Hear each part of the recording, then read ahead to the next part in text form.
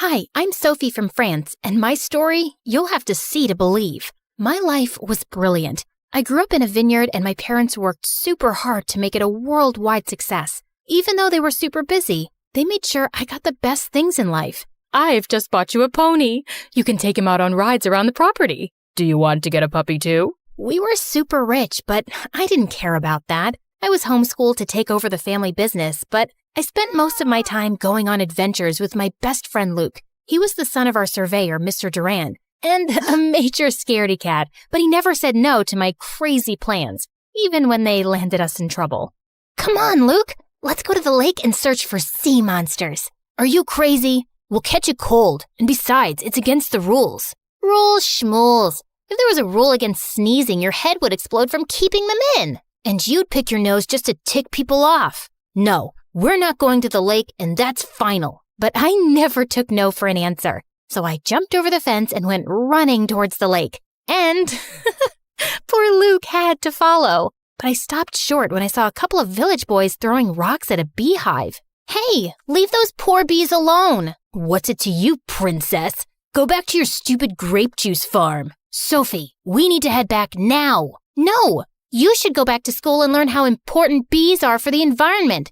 What, Luke? Those aren't bees, Sophie. They're hornets. Just then, a rock tore through the nest, and all the hornets flew out, and they were pissed. But instead of going after the village brats, they attacked Luke and me. We ran for our lives, but we got stung so much that by the time we got home, our faces resembled beach balls, and it hurt. And Luke went ballistic. I told you we shouldn't go. You never listen to me. I'm sick and tired of being your babysitter. Babysitter? The stings really mess with your head. I'm your friend. Friends listen to each other. You're not my friend. Your parents hired me to keep you out of trouble. Luke, stop it. We're honored to serve in any capacity. You might be, but I'm not. She's a reckless maniac. I'm sick of getting hurt because of her. I quit. Mom, what's going on? Sweetie, you're an adventurer, and we didn't want to hold you back. And Luke was the perfect balance to your hyper-personality. So we paid him to keep you safe. We were only doing what was best for you. You think this is best for me? My entire relationship was a lie. What else have you been lying about? Are you two even my parents, or is someone paying you too? I stormed off to my room and didn't speak to anyone for days. Luke left for the city without saying goodbye, and I felt humiliated that I was such a loser. No one would be my friend if I wasn't rich. Mom and Dad arranged playdates with other kids, but it wasn't the same. Every day I missed Luke, and every day I hated him more. But things at the vineyard got worse. Our wine sales went down, and then a freak storm destroyed more than half the vineyard. We had nothing left, and the bank seized the family estate. Suddenly, we were homeless. Don't worry, darling. As long as we're together, we'll be fine. The Durands have invited us to stay with them for a while. Stay with Luke? But he hates us. Beggars can't be choosers, love. And it's been years. I'm sure he's over all that. It'll be cramped in their small house, but it's temporary. But my jaw nearly fell to the floor when I saw their house. It was a mansion with fountains in the garden. Mr. and Mrs. Durand had made a fortune by making the right investments and were super nice. But Luke, I had to blink hard because I couldn't believe how handsome he'd become. His eyes were still as green as I remembered, and the small dimple still appeared near his lips when he smiled. Suddenly, he reached out and touched my hair. You've still got bugs in your hair. Oh, thanks. I didn't know it was there. I guess I'm a real bug magnet. Yeah, you always did attract the creepy crawlers. That was weird, but at least he wasn't angry or rude. After lunch, I was strolling around trying to let out a quiet burp when suddenly I slipped and fell in the pool. Strong arms pulled me out of the water, and I was face to face with Luke, and to my complete humiliation, I burped in his face like a bullfrog. I thought you had changed, but I still have to save you from yourself, and I'm sick of it. Hey, it was an accident. Once a troublemaker, always a troublemaker. Mom, you better hide the good plates or she'll break them in a freak accident. Luke, that's enough. Whatever. I have homework to do anyway. Mr. and Mrs. Durand apologized for Luke's behavior, but I didn't want to be a burden. I spent the night thinking of several business plans to get us back on our feet, but we just didn't have the money. A week later, I was waiting at the bus stop when suddenly a sports car raced by me, drenching me with muddy water. Hey, watch where you're going. I am so sorry. I didn't see you there. You're headed to school, right? Let me give you a ride and we can get you cleaned up. My name is Bella and I'm kind of a big deal there. You should stick with me because you're obviously new and don't mind me saying so, but you look like you got dressed in the dark. I just moved here from the village. OMG! Love that for you. I've always been a city girl. Last year when we went to my family's, Bella talked nonstop till we got to the school, and by the time we were sitting in first period, I knew her entire life story. She was an only child, her mom and dad were rich politicians, and she loved corgis. They have the cutest, slappable butts. I've wanted one for so long, but my parents say I'm too irresponsible, and my boyfriend is super scared of dogs, and OMG, there he is. Babe, come meet my new bestie. Oh, wait, I totally forgot to ask your name. It's Sophie? Whoa, did you just read her mind, Luke? I didn't know you had super normal powers. No, I know her. She's the family friend I told you about. The reckless one. Even turtles look reckless to a chicken like you. Guys, do you know what this means? We can be besties together. Bella was the sweetest girl imaginable. She didn't care whether I was rich or poor. She just liked me for me and took me everywhere with her, even on dates. Oh, wow, babe, this is such a cute bracelet. But you know I'm allergic to pink. But it looks so cute on you, Sophie. Oh, I'm squishy. You should totally have it. Bella, you're crazy. Luke got this for you. I don't mind. See? Our boyfriend doesn't mind. Put it on her, Luke. Our boyfriend? What was going on? My skin tingled as his fingers touched my skin, and Luke stared into my eyes. He was oddly sweet when we weren't at home. And rather than get jealous, Bella clapped and cheered. They were the weirdest couple I'd ever met. But Bella thought I was the weird one. What do you mean you've never read Shakespeare? I was only taught things that would help me run a vineyard. Like, that is hollyroot and will help you with fevers. And that thing you're taking a selfie with is poison ivy. Yikes! Hey, you should make TikToks. OMG, this is the best idea I've ever had. We can go on nature walks, and you can talk about what's poisonous and what isn't. Incredibly, Bella's idea was a hit. I went viral, and people in school started calling me Nature Girl. I even started getting sponsors, and one day, my fans challenged me to participate in Mr. Beast's Squid Game. The contest was tough, and as expected, many people joined the fight. I did my best to win the game, but I lost during the tug of war. Still, it was the best adventure I had ever done. I made tons of new friends as well. Not to mention, seeing Mr. Beast personally is the coolest. My heart jumped when I saw him heading my way. Hi there. Thank you for joining our version of Squid Game. You were great. Thank you, Mr. Beast. We all had a blast, even though we lost. Just being part of your content alone is an experience of a lifetime. Well, making people happy is what my content is all about. I'm glad you had fun. I really did, and it's been quite a long while since I had fun like this. Really? Why is that? Well, sometimes life could get rough all of a sudden. Things happen without warning. That is so true, but no matter what, never stop walking the road to happiness.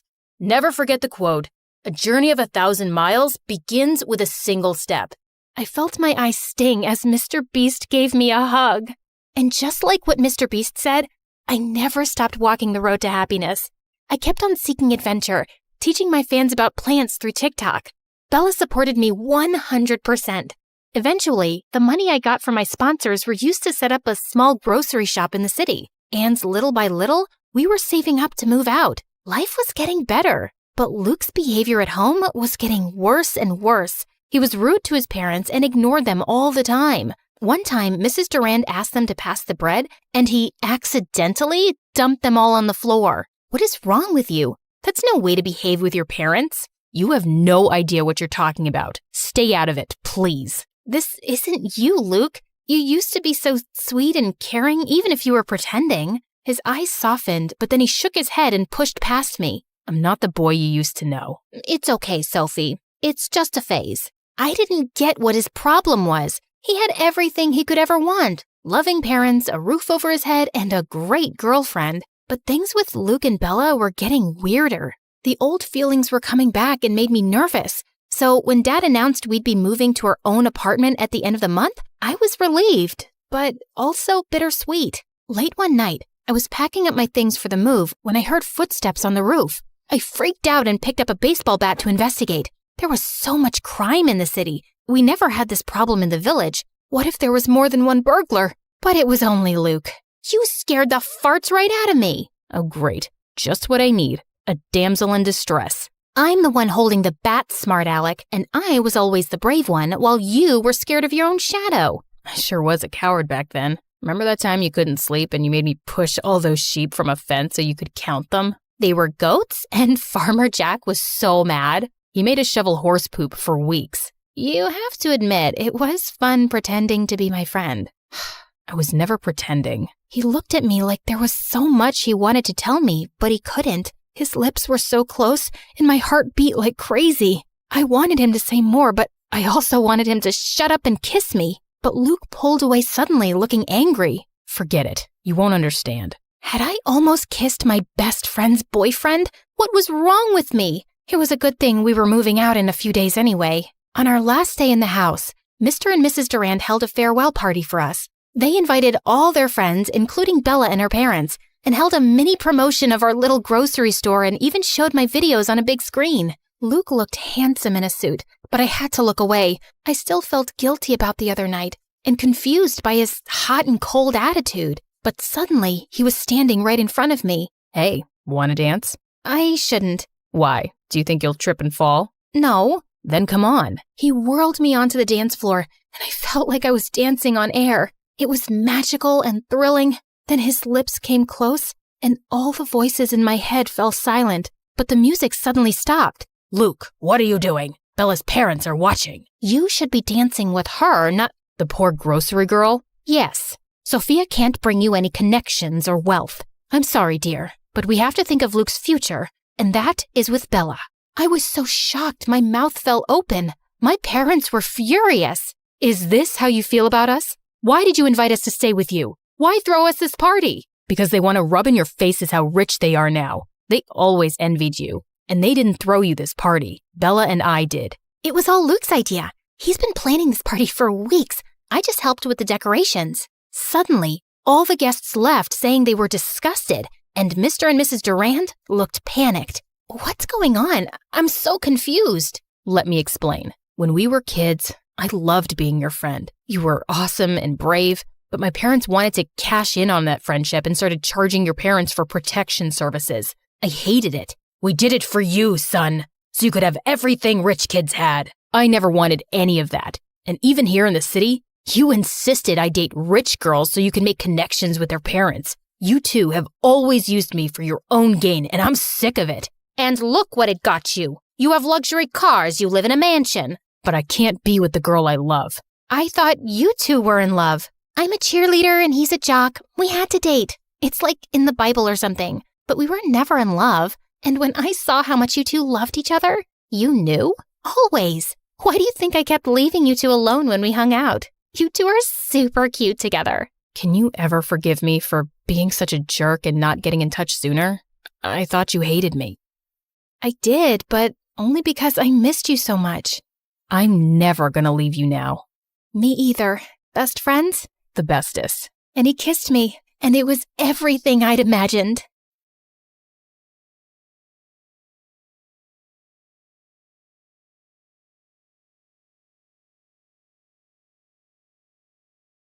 Hi, I'm Blair from Salem, and this is my wacky Halloween story. Don't forget to like and subscribe. I had a good life growing up.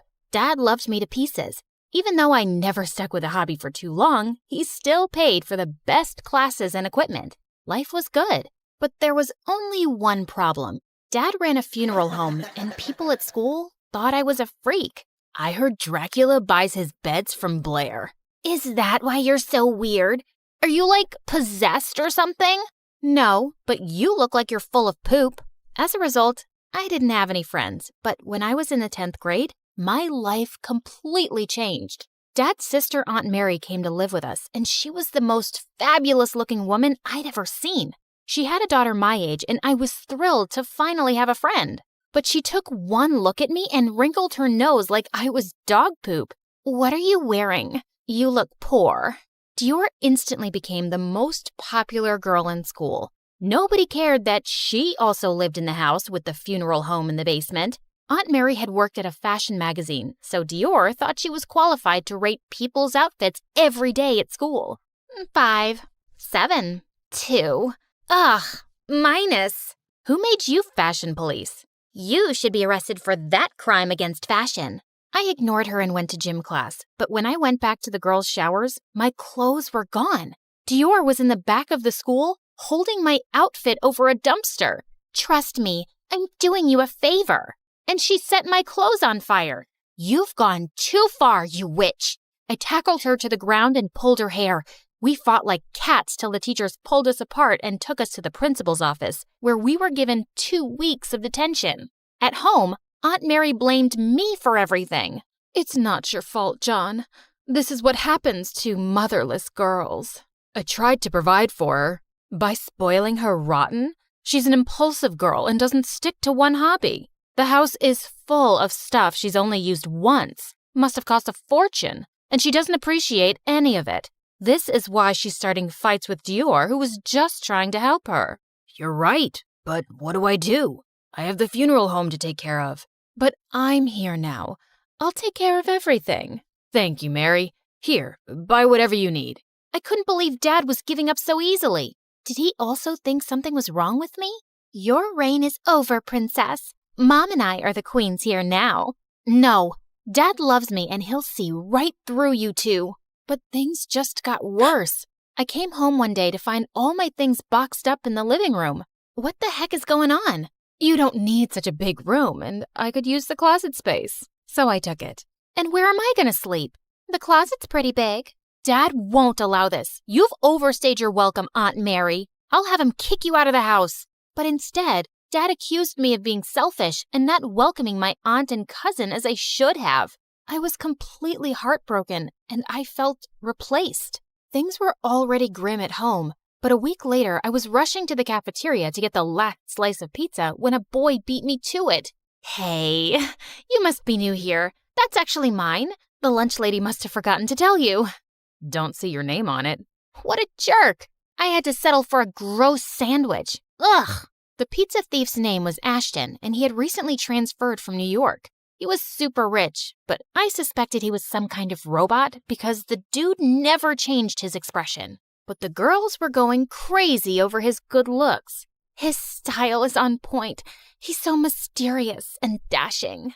I mean, yeah, he was cute, but the guy hardly ever said 2 words. A few days before Halloween, Dior announced she was throwing a party and that there would be a prize for the best costume. I was planning on staying in my dusty, spider-infested attic bedroom, but then I heard Ashton would be there, so I spent hours coming up with the perfect outfit. But when I finally came out of my closet, I got the biggest shock. The party didn't have a horror theme at all. Everyone was dressed up like models and the Kardashians. I looked totally out of place. Oh my God. Blair came dressed as the ghost that's possessing her.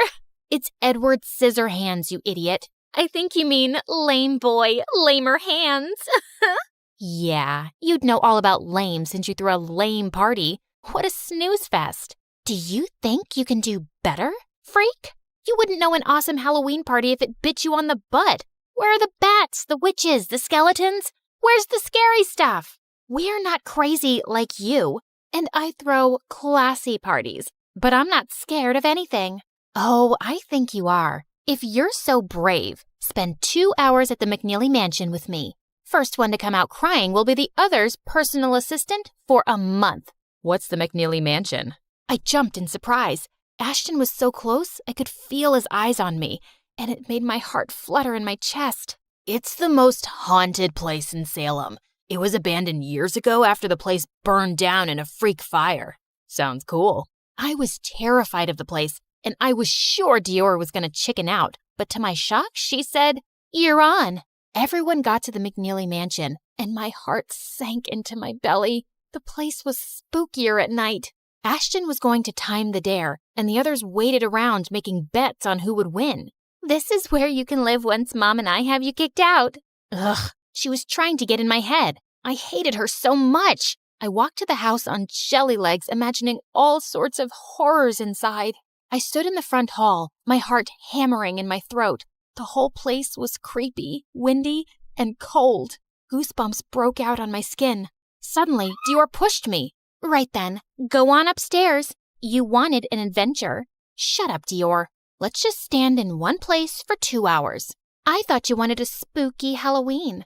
Go find a ghost boyfriend or something. You won't ever get a live boy to date anyway. What is your problem? Why are you so mean to me? Because you're a walking eyesore. Nobody wants you at home. Uncle only gave you everything because he feels sorry that your mom left you. Just get lost already. You are the worst, Dior. You can't treat people like this. Don't tell me what to do. Don't push me. Suddenly, we heard a deep voice behind us. Nasty fights leave nasty scars. I jumped out of my skin in fright, and Dior ran out of the house screaming like a banshee. But there was no monster. The ghost of my imagination was a homeless man with missing teeth.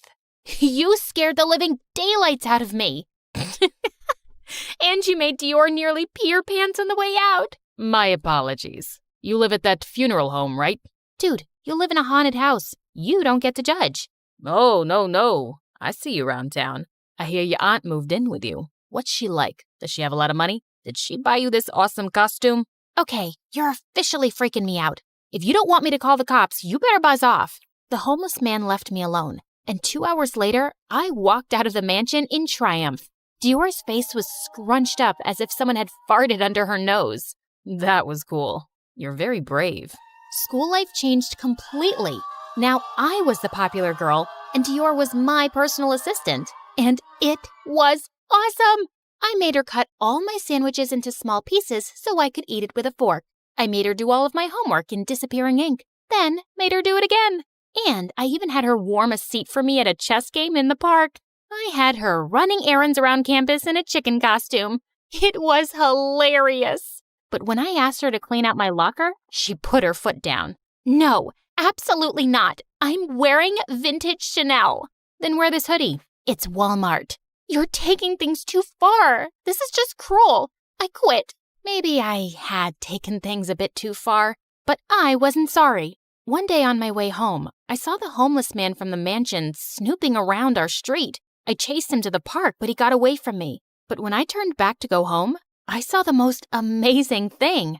Ashton was rolling around on the grass with a cute puppy licking his face, and he was laughing. The sight set butterflies loose in my stomach. The dog playfully ripped the shirt he was wearing, and it fell right off. Oh my God.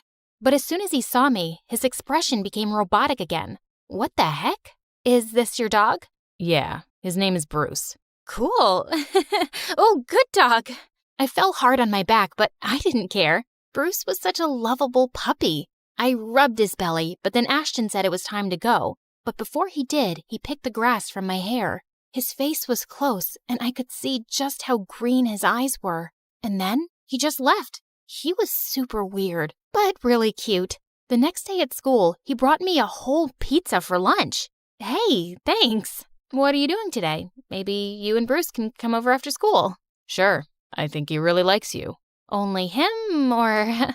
He didn't answer. He turned around, face expressionless, and walked away. I was thinking about why he was the way he was when someone knocked my pizza to the floor. You don't need the extra carbs. What kind of witch magic have you done on Ashton? It's called human decency. You wouldn't know anything about it.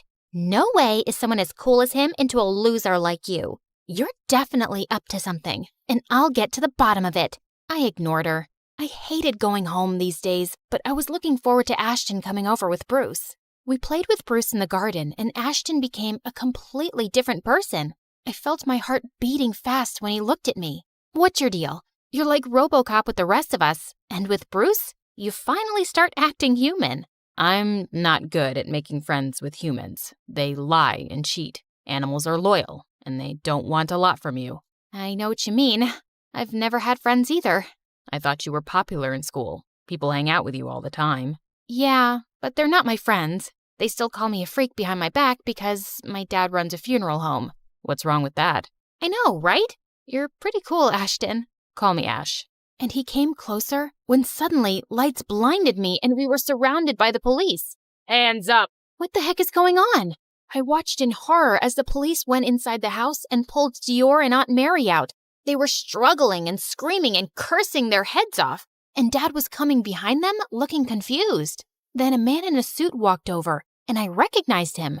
He was the homeless man. Special Agent Curry, we've been following these criminals across 3 states. Criminals? You must be mistaken. This is my sister and my niece, also known as Sticky Fingers Mary and Dastardly Dior. They have stolen from several banks and rich men, and I have a warrant for their arrest.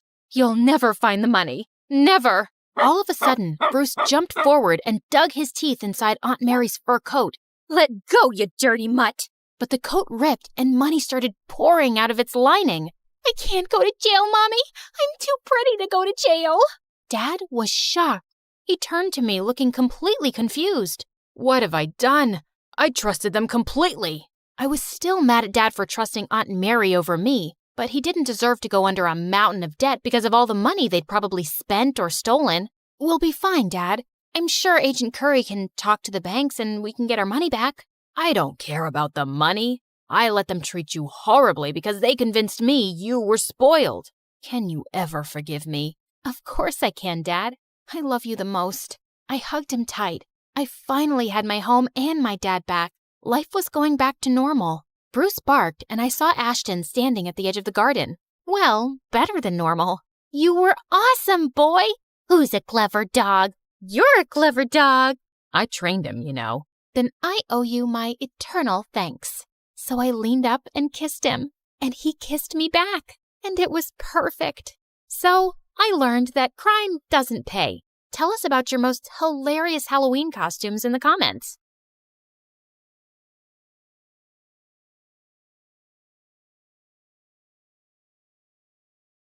Hi, I'm Anna Sorokin, aka Anna Delvey. Con artist? Maybe. Opportunist? Definitely. Icon? Obviously. Anyway, I grew up in a drab, working-class Russian town where I fantasized about a completely different, much more glamorous existence. I refused to turn out like my boring, generic parents. Nope, I was going to pursue fame and fortune, no matter the cost. In high school, I got pretty good at designing my own clothes. And honestly, people noticed.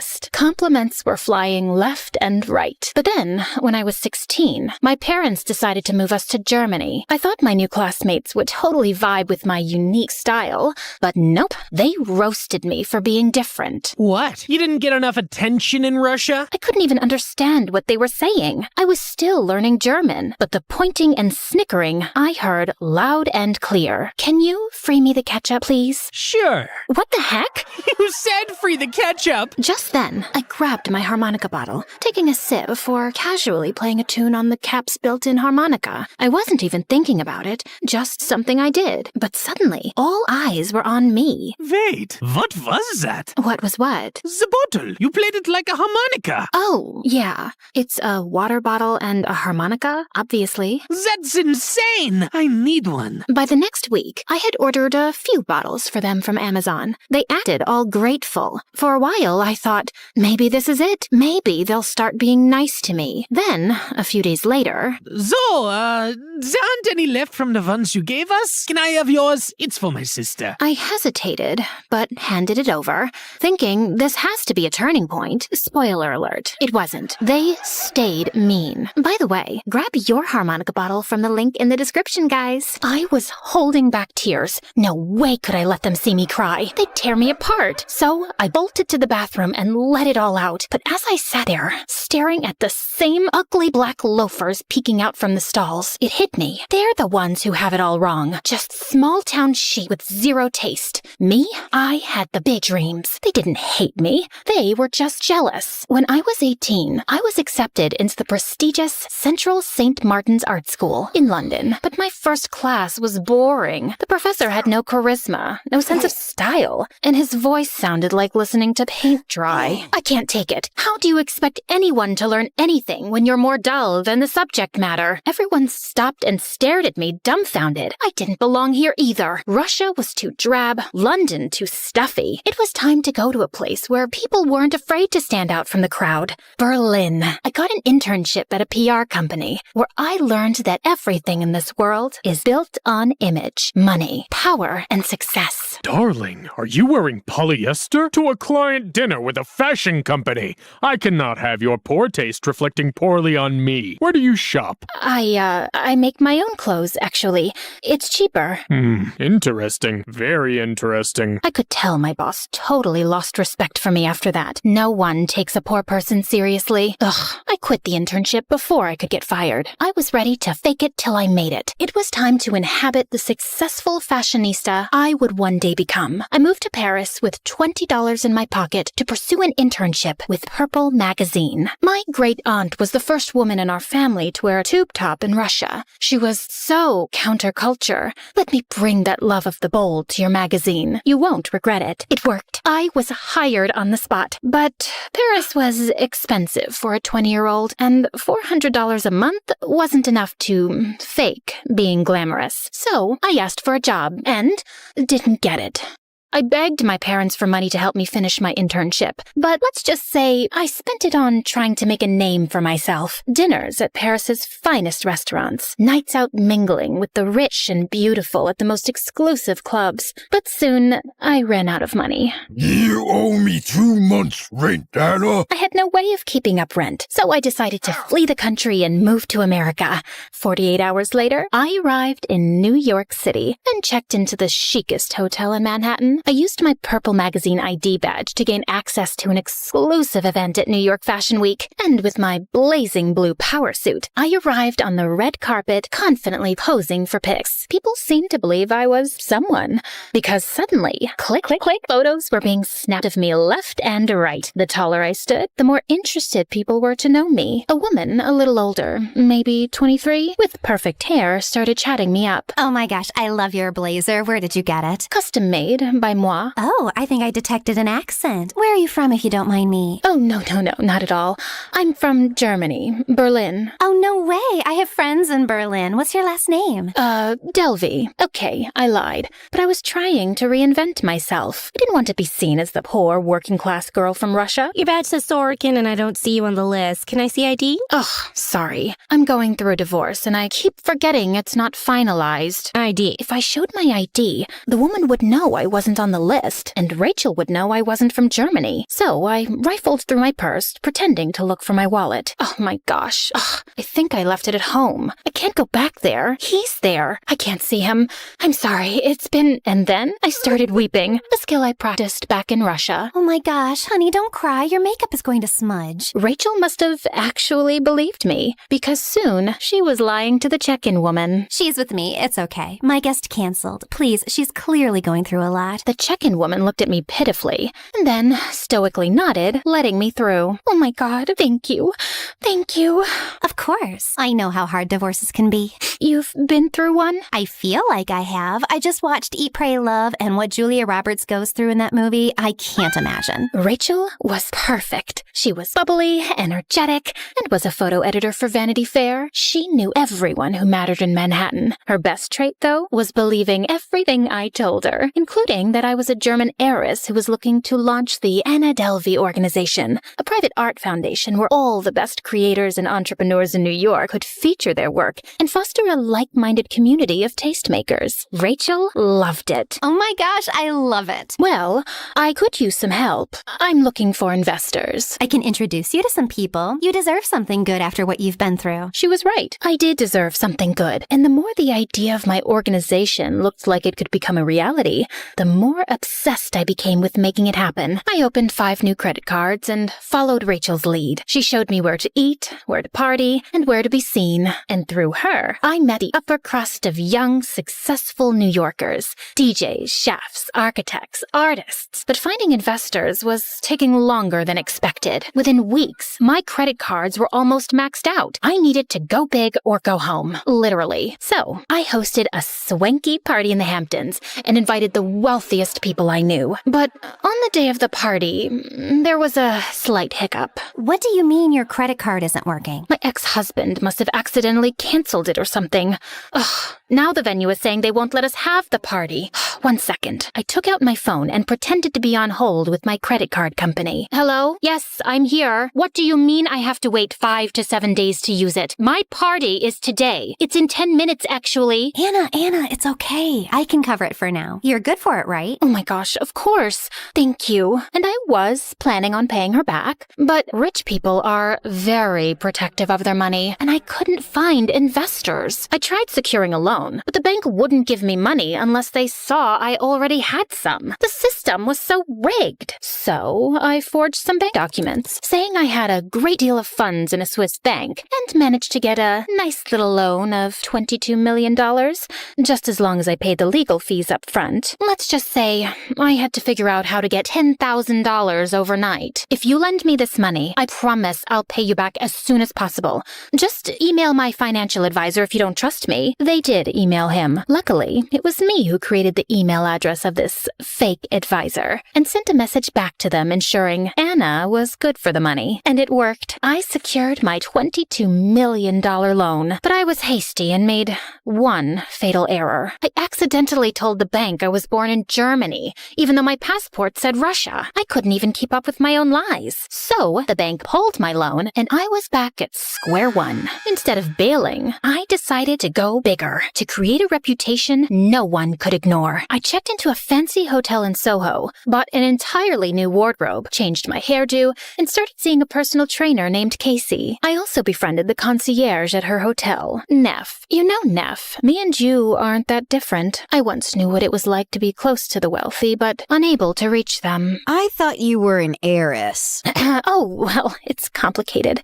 Hey, how about you come with me to that new 5-star French restaurant on Park? My treat. I treated the staff members to spa days and fancy dinners, sparing no expense. But soon, I ran out of money. The hotel owner threatened to kick me out if I didn't pay up. I didn't know what to do. I needed time and space. So I booked a little vacation. With what money, you ask? Oh, just some fake checks in the amount of $80,000 that wouldn't bounce until after I went with Rachel and Casey to Morocco. But when we arrived at the hotel, my credit cards were declined. Anna, what is going on with your finances? You said you own a yacht and you can't even pay for a Caesar salad? It's just a glitch with the credit card company. I promise I'll pay you back. I have the cash back in New York. I'll give it to you first thing when we get there. And I meant it, truly. But when we returned to New York, I was shocked to find that my hotel key wasn't working. Neff? What's happening? Why can't I get in here? You're getting kicked out. They said you owe them $30,000. I have the cash. I just need to go get it from the room. Your stuff isn't in there. They're keeping it and selling it. They gave you a lot of warnings, Anna. And why do you have $30,000 in cash? Who even are you? Who am I?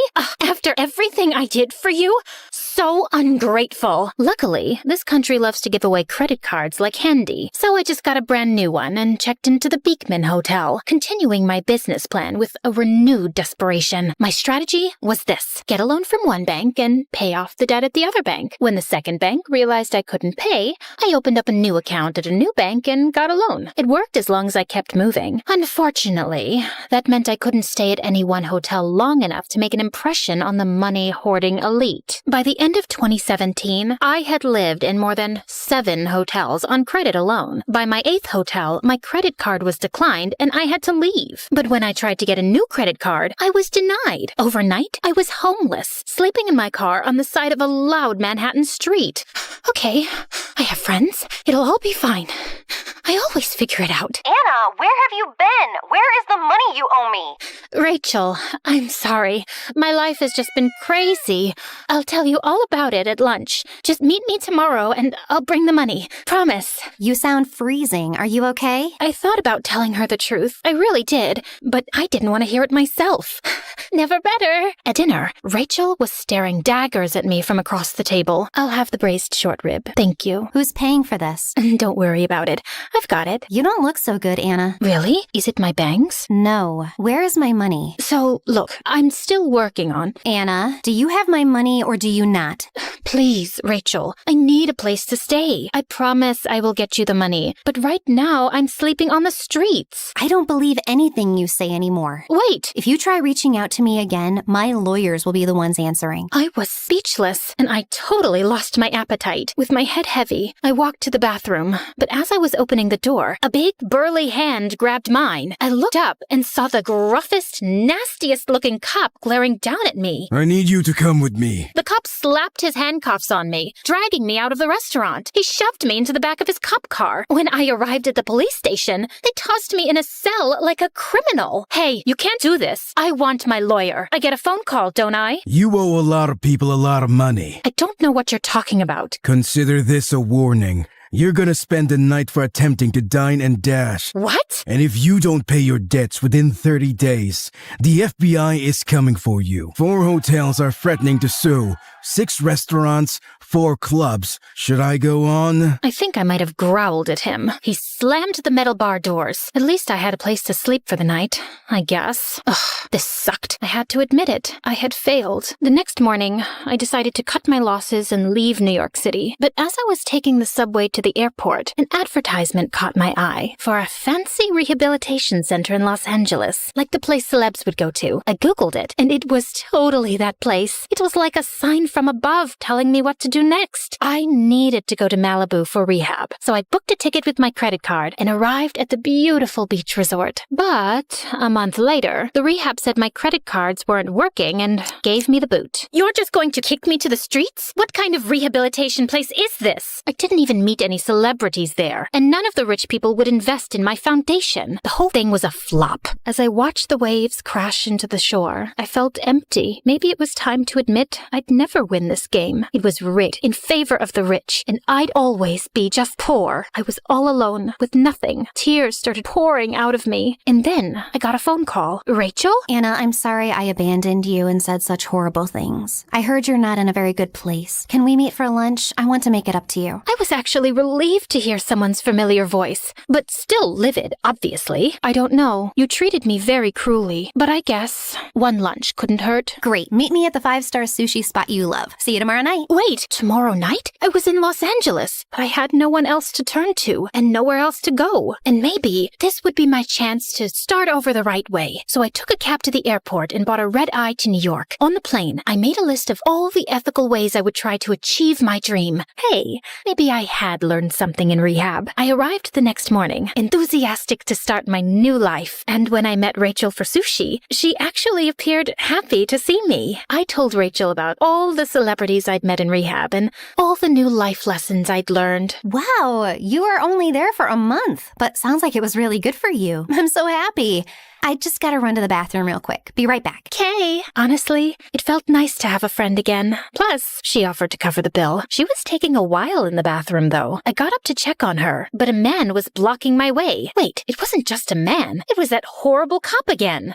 Excuse me? Ma'am, I'm gonna need you to come with me. Ma'am? You're under arrest for failing to pay over $150,000 in debt to credit card companies, hotels, and your peers. You have committed a federal offense. Anything you do or say will be held. The officer slapped handcuffs on my wrist and kept reading me my rights. I was so caught off guard. On my way out, I saw Rachel emerge from the bathroom, smirking. Rachel, help me. Tell them they're wrong. Anna, I'm the one who called them. I did some digging, and I know you were never married. And I know you're not an heiress. And I don't know what else you've been lying about, but I know this for sure. You're a crook and a fraud. Traitor! The cops dragged me out of the restaurant in front of celebrity diners, fashion designers, models, all of the people I had spent years trying to impress. Everyone was staring. It was humiliating. And outside the restaurant, the scene was even more chaotic. Paparazzi were snapping photos left and right. Apparently, Rachel had gone to the press with a juicy story about a fake heiress. I was devastated until I came to a realization. People were taking my photos. They were looking at me. When I got to the police station, I saw my story being televised televised on primetime news. Anna Delvey, a self-proclaimed socialite and heiress from Germany, swindled her way through New York City. She is now standing trial for her crimes. Rachel didn't realize it, but she had finally gotten people to pay attention to me. I started bursting out laughing. I couldn't control myself. What are you laughing about? I did it. Are you confessing? What? No, I did something else. I got famous. Over the next few weeks, I sat in my prison cell sketching ideas for all my fabulous trial outfits. I even got my attorney to arrange a wardrobe styling. I had the chicest outfits for every day I'd be sitting in that dreary courtroom. And if any of the other prisoners were rude to me, I wouldn't let them get away with it. Not anymore. One day, someone called me a fraud and spat in my food. I tackled her to the ground, and we got into a full-on slap fight. The guards pulled us apart and shoved me in solitary confinement. Thank God, I can finally focus on my sketches without all the noise. I had been getting more attention than ever before. I was all over social media, magazines, and TV. The fake heiress, the chic scam artist, the sly socialite. There was even an Instagram dedicated to my courtroom outfits. When a reporter asked if I felt guilty, I simply said, I'd be lying to you and everyone else and to myself if I said I was sorry for anything. I'm just a girl from a poor family who wanted the American dream. Some people get handed money when they're born. Not me. Why should the rich get all the opportunities? I didn't hurt anyone. I just wanted more for myself. And I meant it. What was the point in lying? I had done that enough. I was tired of it. After 2 days of jury deliberation, the verdict was announced. I was on the edge of my seat. Anna Sorokin, aka Delvey, is charged with 2 attempts of grand larceny, larceny in the 2nd degree, and theft of services, and sentenced to 4 to 12 years in prison. 4 to 12 years? I thought only murderers got that kind of time. I guess I'd have to make it worth it. I spent my prison sentence keeping to myself and writing my biography about the fake heiress who went to prison. It was a compelling story after all, and Netflix agreed. While I was in jail, they paid me almost $500,000 to consult on a television show about my life. 2 years later, in 2022, I was released from prison. I had made enough money to rent a flat in Greenwich Village in New York City and was able to serve the rest of my sentence there. I was neighbors with all the greatest creative minds of this century, working on my art, getting the finest food delivered to my door. What else can a girl ask for? Oh, how about a gallery show and $500,000 in sales for my artwork? And let's not forget my latest stint on Dancing with the Stars, though that didn't go over so well. After all I've been through, you're probably wondering, was it all worth it? Well, my criminal years are behind me, I'm a household name, and people are still writing stories about me, and paying me for it. And also you, watching my story right now. So yeah, it wasn't the most conventional route, but I think I pulled it off.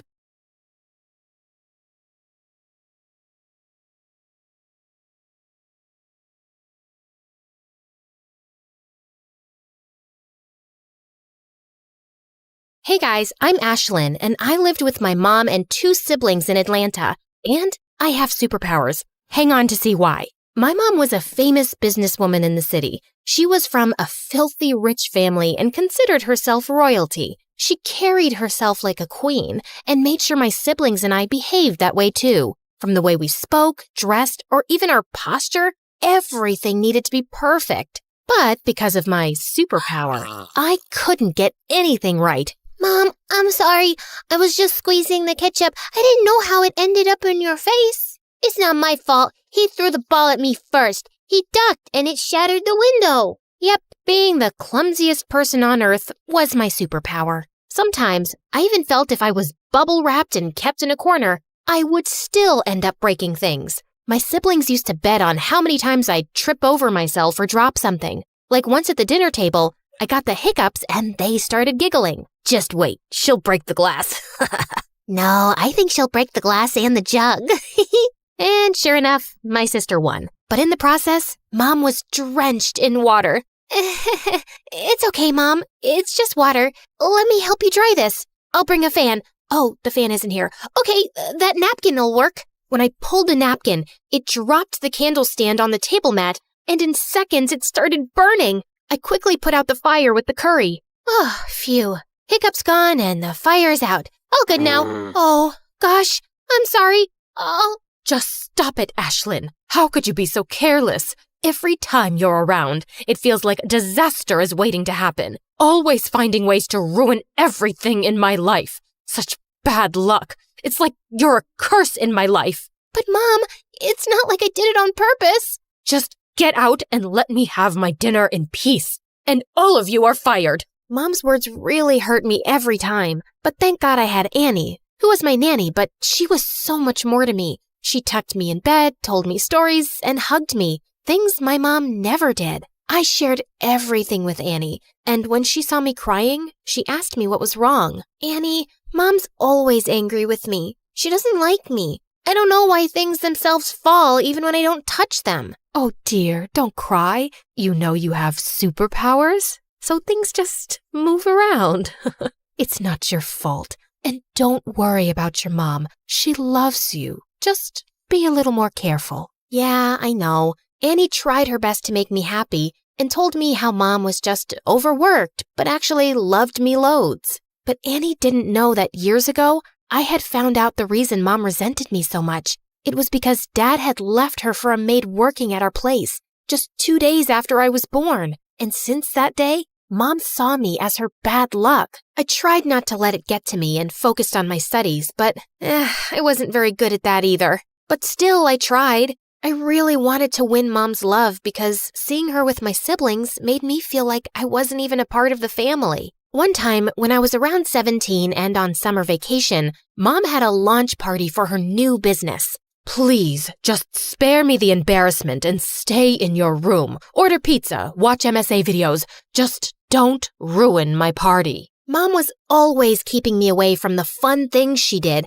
and I was curious, so I decided it would be fun to just peek at the party. The moment I saw the guests dancing, I decided to join them, and it was then that I tripped and fell on a table. Mom was furious. Before she could even say something, Annie came running and started to clean the mess I had made. You ruined! Ma'am, I got it. Please, don't be angry at Ashlyn. Mom forced a smile, and I thought she'd let the matter go. But I couldn't have been more wrong. When I woke up the next morning, I learned from the other servants that Annie was fired. Mom could call me bad luck and whatnot all she wanted. But firing Annie? That was the limit. Mom, that's not fair. It was my mistake. Why did you fire Annie? She was the only one that cared about me in this big house of yours. What? She was just a maid. It was her job to take care of the house and you. I can't take it anymore. You're heartless. I won't live here a minute longer. You want to leave? Fine. One day out in the real world, you'll realize how much you take for granted. I want to see you try. You're not serious. In fact, I am. I left the house in a haze and found myself standing at Annie's door. When she saw me, she was worried and tried to send me back, saying how mad my mother would be. But I was determined, and eventually she invited me into her small house. Have a seat. You must be hungry. I'll get you something to eat. Yeah, I'd like that. But as I sat on the chair, I ended up stuck. Just then, I heard a girl laugh. Bet you never used a chair like that before. No, I didn't. She helped me up and then introduced herself. She was Michaela, Annie's sister, and she was as nice and welcoming as Annie. I really liked their cozy home, even though the things were old and some were even broken. At night, I slept peacefully on the couch, which was far better than my luxurious mattress. But old habits die hard, and the next morning, when I told her I wanted an omelet with a fresh fruit smoothie and a pancake, hearing my words, she looked stunned. Your Highness, this is not your palace, and I'm not your servant. Serve yourself. I'm so sorry. I don't mean it. I can do it myself, but could you please tell me the thing that works like a grrr? What? I just forgot the name of the thing that was used for smoothies. Ah, a blender. Princess, here it is. She left me, and after watching a bunch of videos on how to cook an omelet, I couldn't make it and ended up burning my hand. Michaela came running when she heard me scream. Like, why did you even come here? The real world is a difficult place to survive. I don't know why you would give up such a chill lifestyle for this. Yeah, it might be kind of tough, but I'm confident I can work it out. She was kind enough that she made me breakfast and fed me herself, and in no time, we became friends. It had been several days, and although Mom was angry, I still hoped that my being gone would make her realize my worth, but she hadn't called me once, like I didn't exist to her. One day, when Michaela saw me sulk, she suggested we do something fun. I was totally up for it. We ate popsicles and cotton candy, which had previously been a big no for me, and even rode a bicycle. And it was just one more thing where I ended up with bruises all over my legs that I got by falling several times off the bike. A few days later, the summer vacations were over and Annie got me into Michaela's school so I could finish my final year of high school, since I didn't want to go to my previous one where I would have to face my siblings and even Mom when she'd come to drop them off. On my first day, everyone looked surprised to see me. I guess I might have overdressed. Ugh. Oh wow, Michaela, who is she? She looks so pretty. I love that fragrance she's wearing. All of them were really sweet, and everyone gathered around to chat with me. You have a Gucci bag? Is that a real one? No, thrift store. She bought it from there. You want to fit in or stick out like a sore thumb? Fit in? Good. So from tomorrow, don't dress like you're modeling. Michaela was right. I needed to blend in, so I bought new stuff for myself. Things were going well at school, like really well. I even made friends and started to do well in studies. One day, we were walking down the hallway and I noticed a poster for a speech competition with the topic self-esteem. Michaela suggested that I should participate. I decided to give it a shot since it would be the perfect opportunity for me to voice my ideas, something I couldn't do much around Mom. I worked hard for weeks on my speech, practicing in front of my friends. I was still nervous, but I was determined to do my best. On the day of the competition, I kept my eyes on Michaela and Annie as I stepped onto the stage. I was so relieved when I finished my speech, and I knew I had done a good job. The judges were impressed and announced that I was the winner. I was so shocked and excited. To my surprise, the guest of honor was the mayor, and he took a picture of me with the other winners. My picture was in the newspaper the next day. Just a few days later, as I was lost in the pages of my book, Michaela came running and told me how she had seen my mom go to the principal's office. My heart raced with excitement as I thought maybe finally my mom was proud of me and had come to my school. But then I heard my mom's voice from down the hall yelling at the principal. I gave you permission to give her admission, but that didn't mean you could use my name to publicize your school. Putting her picture in the paper and mentioning she's my daughter was a publicity stunt, right? This school runs on my donations. Do you have any idea how humiliating that is? Mom, why are you saying this? I thought you'd be happy, but all you care about is your name? My mom just gave me a nasty look and walked away. At that moment, it finally sunk in that I'd never be enough for her. I was done trying to make her happy. I was done trying to be someone I wasn't. I went to school the next day like nothing had happened, like my heart wasn't breaking. Throughout the day, Michaela and my friends tried to cheer me up. She asked if I could come and watch them practice their cheerleading routine. I'm glad I did because she did a backflip and landed smoothly on her feet. It was amazing. OMG, I can't believe it. I did it. Yay, I did it. Oh, Ashlyn, girl, you are like my lucky charm. You know, I've been trying this routine since like forever and I could never get it right. Today, you came and I nailed it. Awesome. Congratulations, Michaela. Hey, what happened? Why are you crying? I've been called bad luck my whole life. No one has ever called me their lucky charm. Luck isn't something you're born with. It's something you create. If you focus on the good things in life, you'll be lucky. I stayed with Michaela until we graduated. Then she got a scholarship to a big university while I applied to business school and got in. I was stoked and couldn't wait to start my journey of becoming a business professional. I was in my third year of college when one day, Annie told me how Mom wanted to see me. The company was failing. What? After all these years, she remembers she has a daughter, only when her company is going into the ground? Forget it. But Annie said Mom was sick too and kept insisting I visit her, but I just didn't want to. A few days later, Annie asked me to accompany her for shopping, but she had another idea. And before I knew it, she had driven me straight to Mom's house, and I was so angry. I get why you're mad, but she's still your mom. I know she was mean to you, but Ashlyn, don't let the anger take over. You are better than her. Please do this. For me. Fine, I'm doing this just for you. When I stepped in the house, I couldn't believe my eyes. Mom was sitting in a chair and she looked so weak. The moment she saw me, she had tears in her eyes. It turned out that my brother and sister had both taken their shares of the company and left Mom.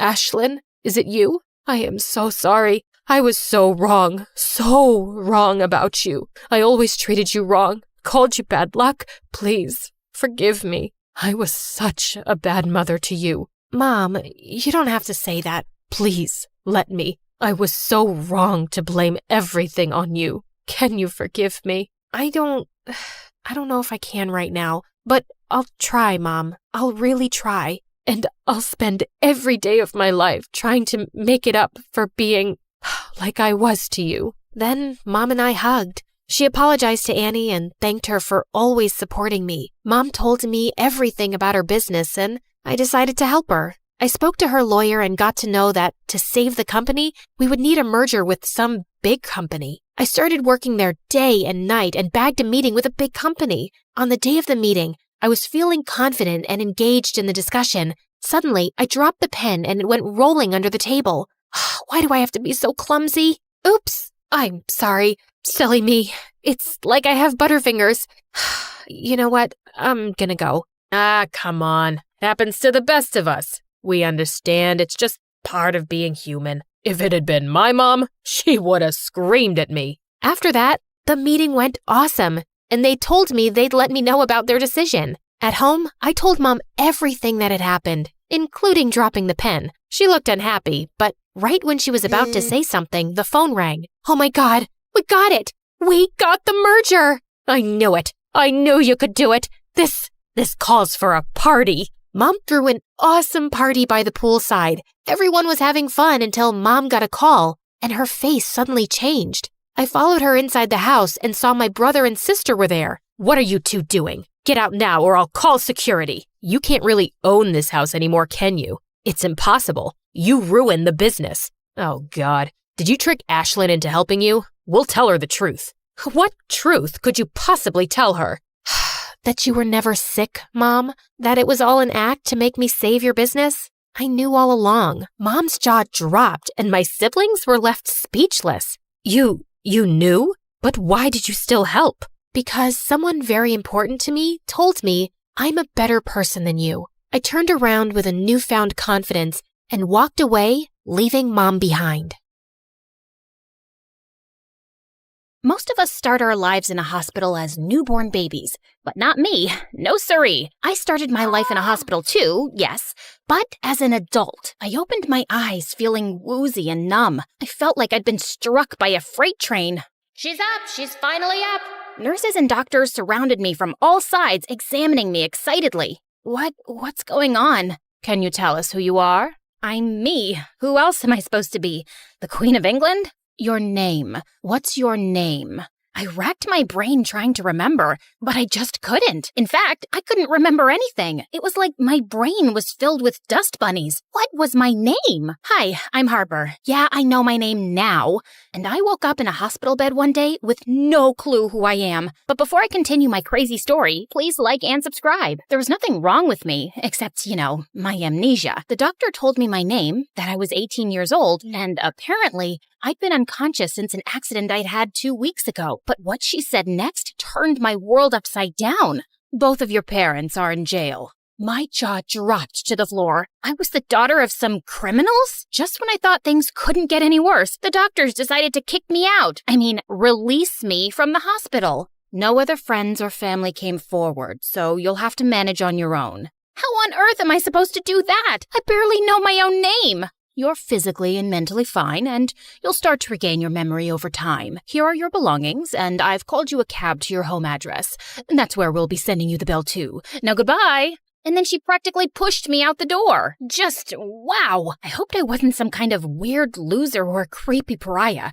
Seriously, what kind of person has no friends or family to show up for them? Forget going home. I needed to find my parents, whatever their names were. They'd give me the answers I needed. I turned my attention to my so-called belongings, which consisted of a purse. I rummaged inside, hoping something would spark a memory, but it just felt like I was going through someone else's stuff. I found a phone, wallet, keys, And a chocolate bar. Yum. I turned on the phone, but it needed a passcode to unlock it. I typed a few different combinations, but none of them worked. And then my phone locked me out for guessing wrong too many times. Just then, a black Mercedes screeched to a stop right in front of me. A really cute boy, a little older than me, poked his head out the window, staring at me in shock. Harper, oh my gosh, are you okay? I've been searching for you everywhere. Who are you? I have amnesia. He jumped out of the car and ran to me. Really? So you don't remember anything? No, duh, that's how amnesia works. This guy was a pretty package, but he wasn't too smart.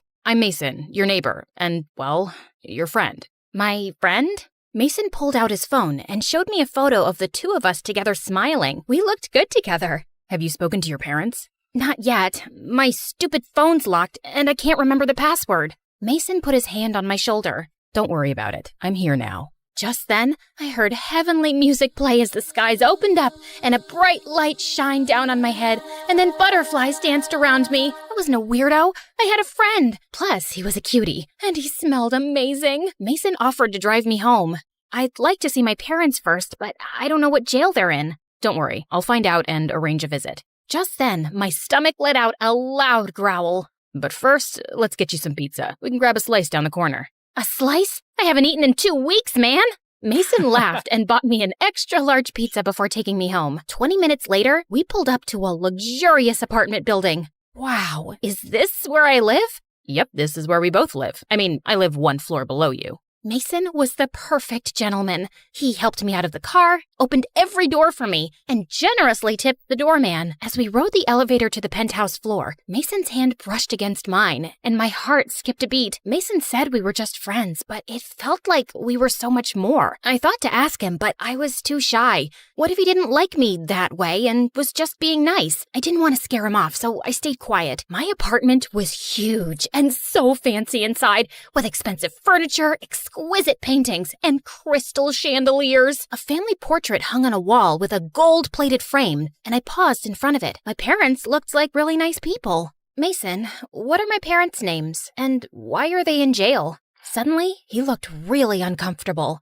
Mr. and Mrs. Harrison did some illegal stuff, but I don't know the details. I'm sorry. Then Mason told me he had to go, and I was all alone in my so-called home. I roamed around, touching and smelling things, trying to get my memory back, but nothing worked. I tried to open my phone again, but I still couldn't unlock it. I started to get tired, so I tossed it on my dresser and went to bed. The next day, Mason showed up at my doorstep looking all swoon-worthy, with his dark eyes and his movie star hair. I've got something for you. He showed me a perfectly wrapped gift. I tore off the paper and found a new phone inside. I know you can't unlock yours, so I got you a new one. Also, I have my best people trying to find out exactly where your parents are. We'll find them soon. I threw my arms around him, absolutely smitten. Later that day, I tried looking up my parents online on my new phone, but nothing about them popped up. I'd just have to wait for my visit. But thank God I had Mason, and we started hanging out every day. At my place, at his place, fancy restaurants, at museums. One day, we were walking in the park, and we saw a bunch of kids running up to an ice cream truck, but one boy was standing on the side with a sad face. Hey kid, what's the matter? I can't afford to get any ice cream. Well, how about I buy you a banana split? Or maybe 2 scoops of cookies and cream? A couple of kids appeared out of nowhere. They didn't have any money for ice cream either. I gave each of them a $100 bill, and they all ran cheering and screaming to the ice cream truck. I turned around to see Mason looking at me with a huge smile. What? Did a bird poop in my hair? I hate when that happens. No, I just think you're wonderful. Then he pulled me into his arms, and my face was inches away from his. Mason, were you and I ever more than friends? No, but I wanted us to be. We can be now. And then he gave me the most amazing kiss, and I practically melted in his arms. A couple days later, Mason took me to the aquarium, but as I saw all these kids with their parents, I felt kind of sad. Hey, are you still thinking about your parents? Yeah, I still don't remember them. Not exactly, but I want to see them and talk to them. Maybe if I do, my memories will come back. Mason sighed and then took my hand in his. Listen, Harper, we've managed to find them, and I can arrange a visit very soon. But before that, there's something you need to know. I should have told you this earlier, but... Before Mason could finish, this girl ran up to us screaming excitedly. OMG, Harper? Is that you? Hey, I'm sorry, I don't remember you. Mason tried to hide behind me. And Mason? Hi, Jackie. I knew it! Knew what? Oh, Harp, you're so hilarious!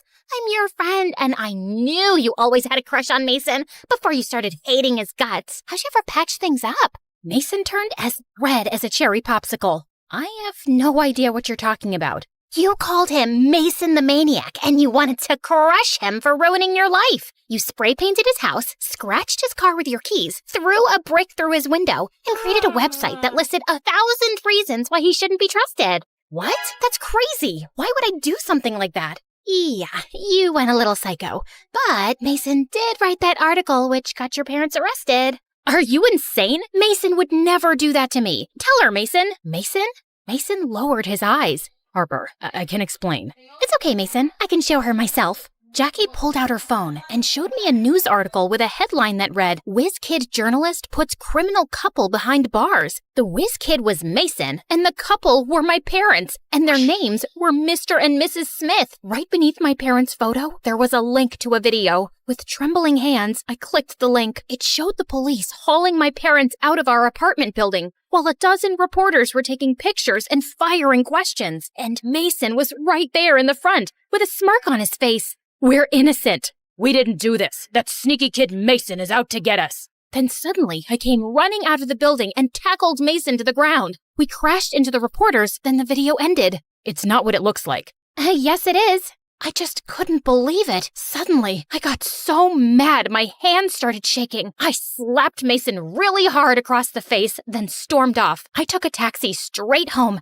and spent the rest of the night crying into my pillow. Mason called me a dozen times, but I refused to answer. He even came to my door with flowers, but I ignored him. I looked my parents up online. I found Mason's article and read all about my parents' crimes. Mason accused them of stealing from tons of banks, museums, and even a children's hospital, but my parents claimed they were innocent, and Mason was a liar. He'd lied to me about being my friend too. No wonder I hated his guts. One night, when I was watching love stories on MSA, no, don't trust him. He's hot, but he's a bad guy. And stuffing my face with ice cream and cookies, I got a call from the apartment building's reception desk. "Ma'am, there's a call for you from your mother. I'm putting you through." I shot up straight as an arrow. My mom was calling me from prison?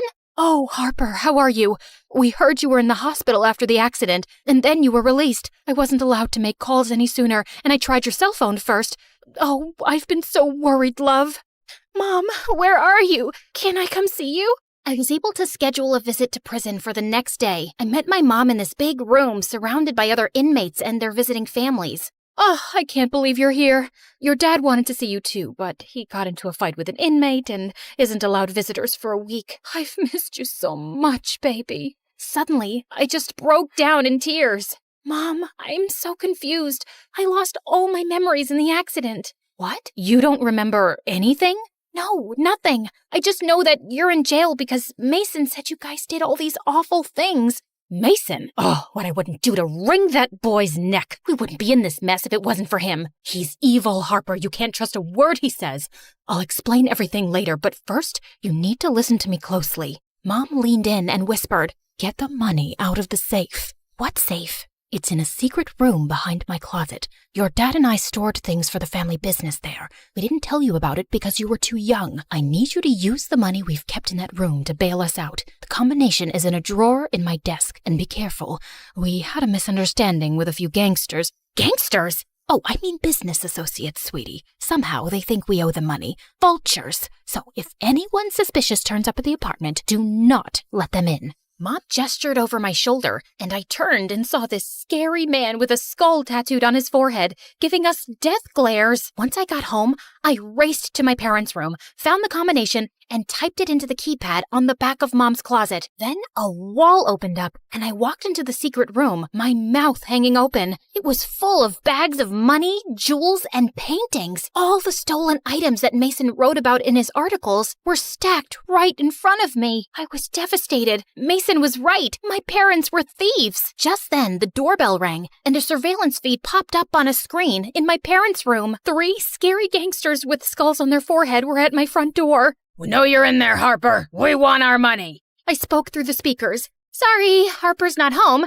She's moved to the moon." The gangsters got really angry and kicked down the main door. I locked my parents' bedroom door, and feeling completely freaked out, I called Mason. Mason answered on the first ring. What's wrong?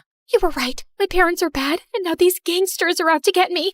What should I do? Mason told me to run to the window. I peeked down and saw him waving at me from the window below. He told me to climb down. Are you crazy? What do I look like, Spider-Man? You used to climb down all the time when we were kids. Well, I don't remember that.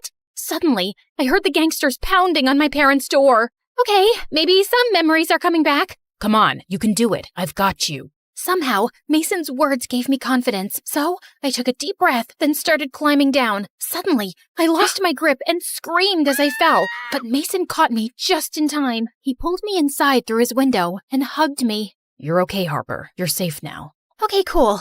This is really nice. You always smell so comforting, like fresh laundry. I still have to call the police. You mind letting me go? We reported the gangsters to the police, and they were arrested and hauled off to jail. After that, Mason walked me back to my apartment. When we got to my door, tears started streaming down my face. Mason, was I a bad person, like my parents? No, you didn't even know they were criminals. Your parents lied to everyone about their business for years. But I did all those horrible things to you. Why did you even go to the hospital to find me? Because it was my fault you got hurt. Mason's words shook me to my core. The day you had the accident, I tried to talk to you about your parents and make you see the truth, but you got so mad you got into your car and drove off. The next day, the police found your abandoned car stuck in a ditch and they said you were missing. Mason showed me a picture of my car in the ditch. Then a memory popped into my head. I think I remember now. It was raining. I was driving really fast and I lost control. I remember crawling out of the car to find help, but after that, everything is a blur.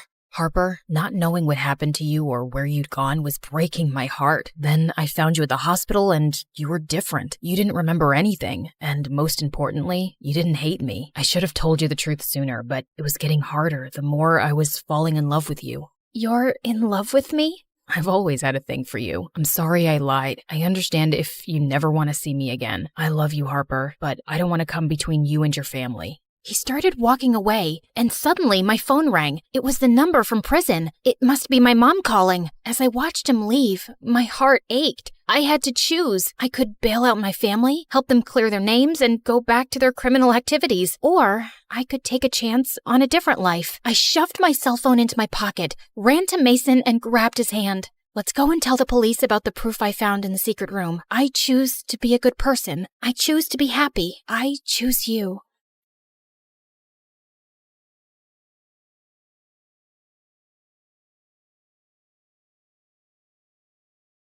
Hi, I'm Shayla from Texas, and I'm a child genius. Before I continue, please like and subscribe. I was only 6 when I discovered I was what people called gifted. I was at my friend's birthday party, and we were having a contest on who could solve a Rubik's Cube first. Well, I solved it in 19 seconds. Mommy, she cheated! That's crazy. How could I cheat? You were watching me the whole time. Stop lying, Shayla. There's no way you could solve the Rubik's Cube that fast. Now go sit in the corner. But that's so unfair. I didn't want to play more party games after that because all the kids kept calling me a cheat. When I got home, I told my parents what happened, and a few days later, they had me tested. And it turned out I had an insanely high IQ, just like my mom, who was a respected neurologist. Cool, right? Well, not exactly. I got moved up 2 grades, which meant I was the youngest in the class. And no one wanted to be friends with a little 6-year-old who was every teacher's favorite. By the time I got to high school, I felt like a total outcast. One night in 9th grade, I was home alone even though it was Valentine's Day, and tons of kids at school were out on dates. Knock, knock. I have a Valentine's Day present for you, sweetie. Thanks. At least I have one Valentine tonight, even if it is just my mom. Here, open this box. I pulled out a bracelet with an infinity symbol on it. What's this? Shayla, people like you and I, we're not like everyone else. We're smarter and 10 times more special. This is an infinity bracelet. And remember that nobody can hold you back from your potential. Do you understand? I think so. After that night with Mom, I decided it was time to change my attitude and stop feeling sorry for myself. So for the first time during lunch, I decided to eat in the cafeteria with everyone else instead of alone in the janitor's closet. Then suddenly, as I was walking, a flyer hit me smack in the face. Greetings, miss. May I interest you in joining the most amazing club in all of Texas? The Humble Mathletes. What are the mathletes? Ugh, ignore him. His name is Nolan and he's the new kid. He's trying to recruit fellow dorks to compete in math tournaments across Texas. Well, I think math is fun. Sign me up. Cool. I don't usually allow younger kids on my team, but I'll make an exception. Ugh. I ended up joining Nolan's math team and the two of us became friends. Nolan wasn't gifted the way I was, but he was still smart and a really sweet guy. Finally, the day of our state tournament arrived and my mom called to tell me that she was coming. I can't believe it. My mom never takes a day off from work. Nolan, we have to win today. I really want to make her proud. Calm down, girl. We're gonna crush this tournament. Nolan pulled me into a hug and for some reason, it made my stomach do cartwheels. The competition went well, but in the final round, Nolan got 2 answers wrong and that cost us the first place trophy. Oh well, second place it is then. How about we celebrate with milkshakes and an MSA marathon? I was about to agree when I saw Mom standing behind me with a very disappointed face. I excused myself to talk to her. Why were you so happy back there? You're not embarrassed that you got second place? Hey, second place is still really good. Shayla, why are you friends with someone like Nolan? He's obviously not very bright. It's his fault you didn't win. Mom, don't talk that way. Nolan is really smart and we've become good friends. Suddenly, Mom took my wrist and started to unclasp the infinity bracelet. What are you doing? I shouldn't have given this to you, Shayla. You don't seem to care much about unlocking your potential. I'll just have to live with the disappointment. No, stop. I do care. I'm gonna make things right. Just give me a chance. I ended up riding home with Dad without saying goodbye to Nolan. And the next day at school, I tried avoiding him until he showed up at my locker. Hey, sunshine. I thought we were gonna celebrate, but you left. Are you okay? Nolan, we can't be friends anymore. What? Why? You want me to be honest? Of course. You're not smart the way I am. You're average at best. And if we continue hanging out, you're just gonna hold me back. I'm so sorry. I ran away before Nolan could answer, feeling horrible. Nolan didn't speak to me again after that, and I didn't blame him. Then 2 months later, my life took a turn. Mom was offered a research position in China. So, does that mean we're moving to China? No, only I'm moving, and I'm divorcing your father. I just can't have anyone in my way right now. But don't worry, you and I will keep in touch. Mom kissed my cheek, and tears filled my eyes. After Mom left, I tried to keep busy and comfort Dad, who wasn't taking the divorce too well. One afternoon, I was sitting on the porch when I saw a van pull into our driveway. A lady came out, and to my surprise, it was my first grade teacher. Mrs. Johnson? Is that you? Shayla? I haven't seen you since they pulled you out of my class to move you up 2 grades. Miss Johnson invited me to dinner that night, but while we were eating, she kept asking me if something was wrong, and I just couldn't hold it in. I told Miss Johnson all about Mom leaving and how hard school was and how much I missed Nolan. It doesn't matter though. I just need to focus on myself and my goals. I remember I was just like you, Shayla. My grades and my dreams meant everything to me, but I realized over time that part of success is also about being happy. No offense, but that sounds like a cheesy quote you'd read on Instagram. Maybe, but it's true. Try doing at least one thing that makes you happy this week, sweetheart. I was exhausted from finals, so that week, I decided to take Miss Johnson's advice. I went to the community pool to sunbathe when I tripped over a crack in the sidewalk. Whoa, easy. Thanks.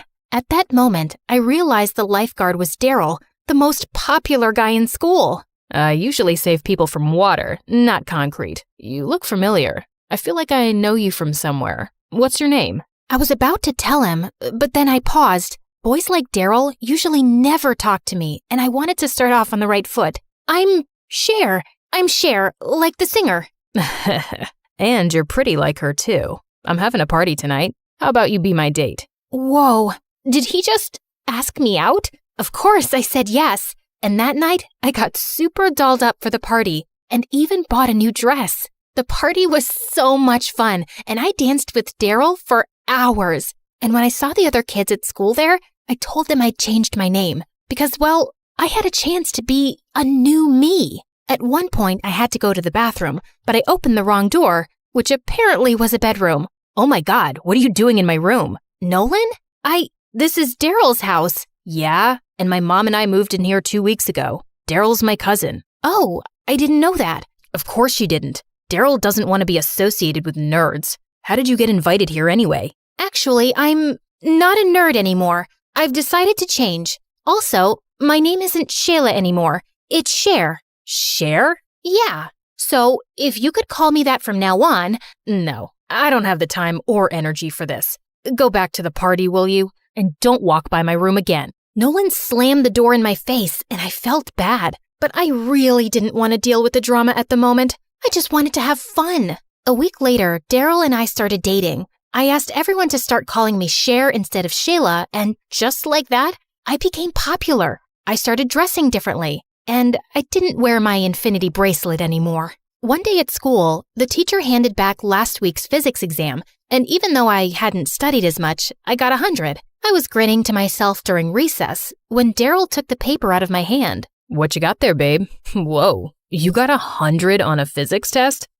What are you, some kind of computer bot? No, my brain just works a little differently than other people. Like a little Miss Smarty Pants? Wait, are you one of those nerds who thinks she's better than the rest of us just because she can memorize a few extra facts? I thought you were cool. I am cool. You know what? It was just dumb luck that I got full marks. Whew, I thought we might have to break up. Daryl and his friends made it clear they hated nerds. So for the next few weeks, I purposely failed all of my tests and didn't do any homework, which they all high-fived me for. The end of the semester school party came around, and the theme was game night. Daryl and his friends just wanted to play foosball and table tennis, but I couldn't help being distracted by a bunch of kids playing trivia. What is a 5-pointed star called in geometry? Time's ticking away, guys. This is a crucial round. Anyone in the room who knows what the answer is? Why would anyone know that, loser face? Can you stop ruining the party and have your geekathon somewhere else? I knew the answer, but of course, I stayed quiet. But I wasn't having any fun with my friends either. Daryl was busy with the boys, and the girls kept commenting how my dress wasn't flattering and how my pink lipstick wasn't a good color on me. Can you stop criticizing me already? At least I don't, have her outfit. That's really hideous. The girl I'd pointed at turned around, and suddenly, I felt really guilty. Why had I said that? Just then, Nolan came and took the girl's hand. Leave my date alone. She looks beautiful tonight. Oh, she's your date? Yup. She joined the mathletes right after you left. Nolan put his arm around the girl, and I tried to push the feeling I had away. Was it jealousy? The party sucked, and I decided to go home early. But when I arrived, Dad called me into the living room and said Mom was on a video call and wanted to talk to me urgently. Shayla, is that really you? I've never seen you wear so much makeup. It's not that much makeup. I was just at a party. Oh, I see. Partying on a school night? Well, that would explain the email I got from your principal today, calling me in for a meeting to discuss your grades. You've been failing your classes? Yeah. I didn't do so well in a few tests, but I can make up for it. Really? Because your principal said that if you fail even one more exam, they'll put you on academic probation. Can you imagine how I felt reading that? Wait, where's your bracelet? Well, it doesn't match with the new clothes I wear now. What? I gave you that bracelet because I wanted to inspire you to live up to your limitless potential. But instead, you've turned out to be a complete disappointment. You know what, Mom? I'm not a little girl anymore. I don't need a stupid bracelet to remind me what I'm capable of. Just like I don't need your validation to feel good about myself. This is the first time you've called me in weeks. I'm your daughter. There's more to me than good grades. You don't value me the way I value you. I am done trying to make our relationship work. As I ran outside my front yard, I suddenly heard a familiar voice. Haven't seen you around in a while. Oh, hi, Miss Johnson. You look lovely tonight. Did you meet a nice boy? Oh, is that why you haven't been stopping by?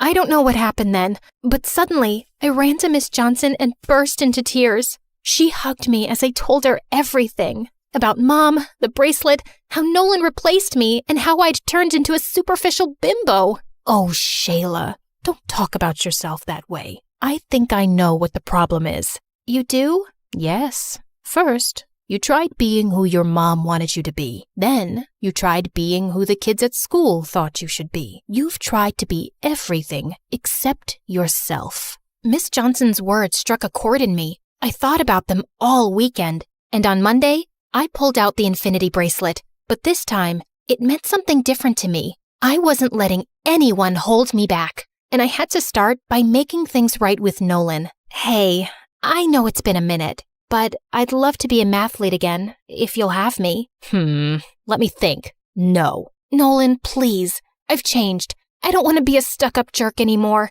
I'll apologize to your girlfriend for mocking her outfit too. Firstly, she's not my girlfriend. She was just my date that night. And secondly, you're a fake, and I just can't take that person seriously. Cher. Just then, Daryl walked over to us. Hey, babe. Want to go with me to a concert tonight? Ugh, why are you talking to him? Because Nolan's my friend.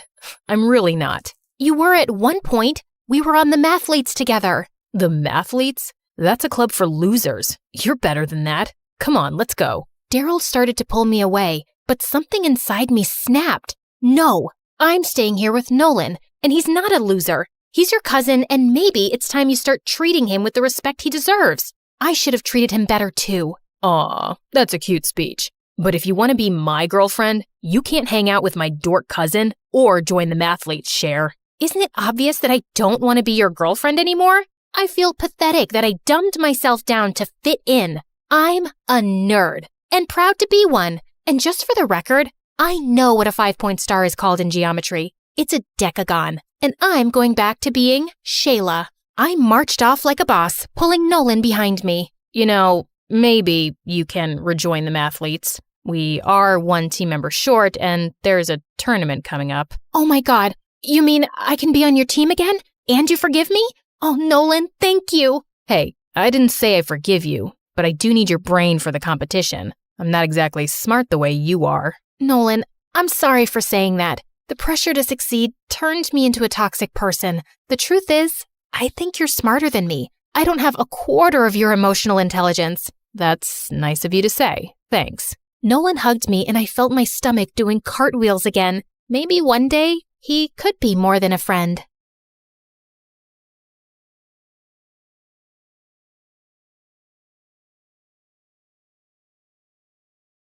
The music was pumping, everyone was dancing, and then suddenly, chaos. People were pushing and shoving, trying to make their way towards the exits. We have to head out immediately. Milo, wait, There's no time. We need to go, now. That was my prom night. It was a disaster, and it was all my fault. Hey everyone, it's Jenna. If you want to hear about my crazy story, make sure to hit that like and subscribe button. I grew up in a small town in the Midwest, where life was slow and predictable. But I've always been the kind of person who likes to push boundaries and have a little fun. My parents were pretty strict when it came to homework and other boring stuff, while all I wanted to do was explore the world and play outdoors with the boys. And it paid off when I got a cute teddy bear as a gift from Milo, my crush. I love that bear more than anything in the world. But eventually, Milo and I grew apart. He wanted to play video games with the boys, while I still wanted to swim in rivers and explore nearby caves. But I had Teddy, my partner in crime. Even my parents had to get special permission for me to bring my Teddy to class, or else I'd throw a major tantrum. Life was amazing, but things changed when Layla, stepped into my 2nd grade class. Look at her. She's still carrying a teddy bear like a baby. Did you forget your pacifier? I kept my cool, but once she even went as far as cleaning the whiteboard with my Teddy. After that, I decided to put it away. I never told my parents what happened with Layla. In fact, they were happy I wasn't obsessed with my Teddy anymore. All they cared about was how good my grades were. You failed yet another exam. But Mom, I was studying really hard. I guess the teacher doesn't like me. Maybe I should have gotten her a birthday present. Come on, be responsible, Jenna. I wanted to prove to Mom and Dad that I could be responsible, so I decided to please them with a bunch of chores while they were away at work. I started with attempting dishes, then vacuuming the living room, but I was left with broken plates and tangled curtains. Talk about a productive day. It's okay, Jenna. You still have a chance to prove yourself. Let's open the books now. Time to prove yourself. Oh no! Panicked, I scrambled to clean up before my parents got home. But just then, I heard the screeching of car tires outside. My heart dropped as I realized they had come home early and would see the mess I'd made. As they walked in, I quickly pretended to be studying. How many bones does the human body have? 0. Is the earth flat? Duh, if it was round, people living on the other side would fall off. I turned around to see my parents staring at me in disbelief. I tried to pretend like I hadn't noticed them coming in. Hey, Mom, Dad, you're home early? What happened here? I was trying to but today's been a really bad day. But like you said, it's all part of life. Unbelievable. Jenna! I just wanted to have fun. And my teenage years were wild with my inseparable twin troublemakers, Sarah and Samantha. They were the ones who introduced me to the world of sneaking out and partying. Looking back, I realized how silly it all was. Like when we decided to skip school and try having a DIY spa day, they wanted to do it at my house, but I knew the wrath of my parents and how strict they were. Trust me, my parents can sniff out trouble from a mile away. We'll be safer at your house. We tried a homemade oatmeal and honey face mask, but it turned out to be a sticky disaster. We looked like we were attacked by a swarm of bees and spent hours cleaning up. It was not the relaxing spa day we had hoped for. Little did we know, that lesson would come in handy sooner than expected. And the next day, we decided to have a bonfire party in their backyard, but the flames quickly got out of control.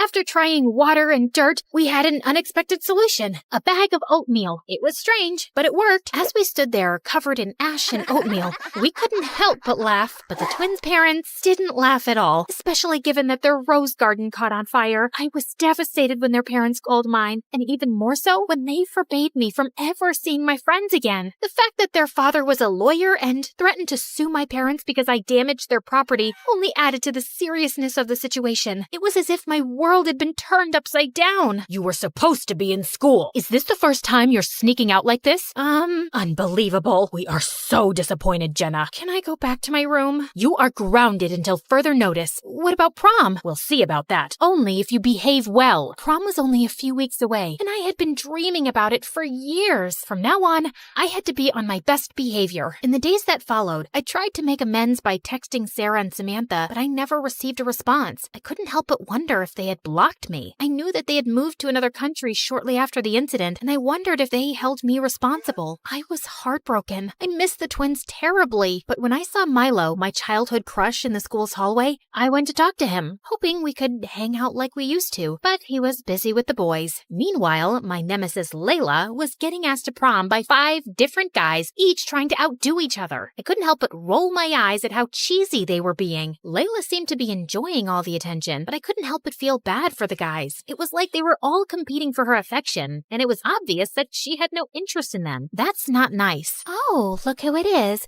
The girl who never gets asked to prom. Of course, Layla was still the same brat she was when we were kids. But she was right. I was still dateless and feeling pretty hopeless. One day, in combined class, I was scribbling notes in my notebook when my phone popped up with Milo's name. My heart skipped a beat. Was he asking me to prom? I tried to act cool, but my hands were shaking. I couldn't believe it. Milo, my forever crush, was asking me to prom. But as I opened the message, it wasn't the love declaration I was hoping for. Instead, it read, "Can you pass me a pencil?"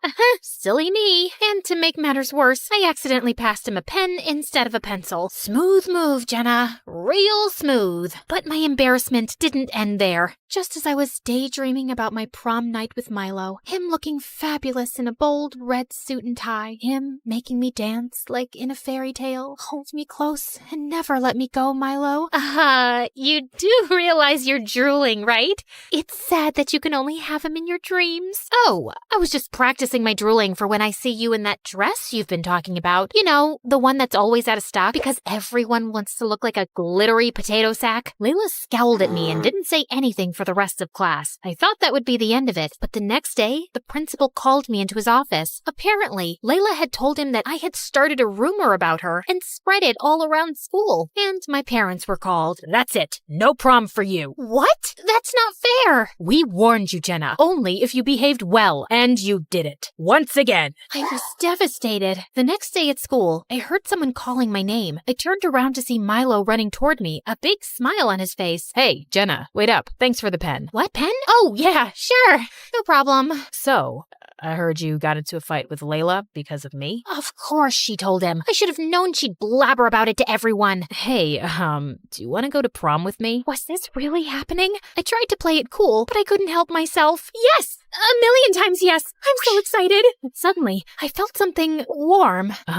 You okay? Hey, can you quickly take off your shirt? My shirt? Why? Wearing your boyfriend's shirt is the latest fashion trend, and I just want to be trendy, you know? To my relief, Milo smiled at me without asking further questions. Yes, I had just peed a little in excitement in front of my crush. I definitely felt embarrassed, but I didn't care. I was going to prom with Milo, and nothing could bring me down. I spent the rest of the day in a haze, trying to come up with a plan. Since I wasn't allowed to go to prom, I couldn't ask Mom to take me shopping for my dress. So I snuck into my mom's closet and searched through her old dresses until I found one. It was a multicolored dress from the 80s. I loved it. I hurried out of the house through my bedroom window so my parents wouldn't see me. It was supposed to be the night of my dreams. But as they say, life doesn't always go according to plan. And boy, was that an understatement for what happened on my prom night. It all started when Milo showed up wearing a Hawaiian shirt, cargo shorts, and flip-flops. And he wasn't driving a limo. He was picking me up with his bike. I couldn't believe it. I tried to hide my disappointment, but I knew it was written all over my face. Are you okay? Yeah, I'm fine. As soon as we arrived at the ballroom, my dress got caught in the bike wheel and ripped apart. Oh no, Mom's gonna kill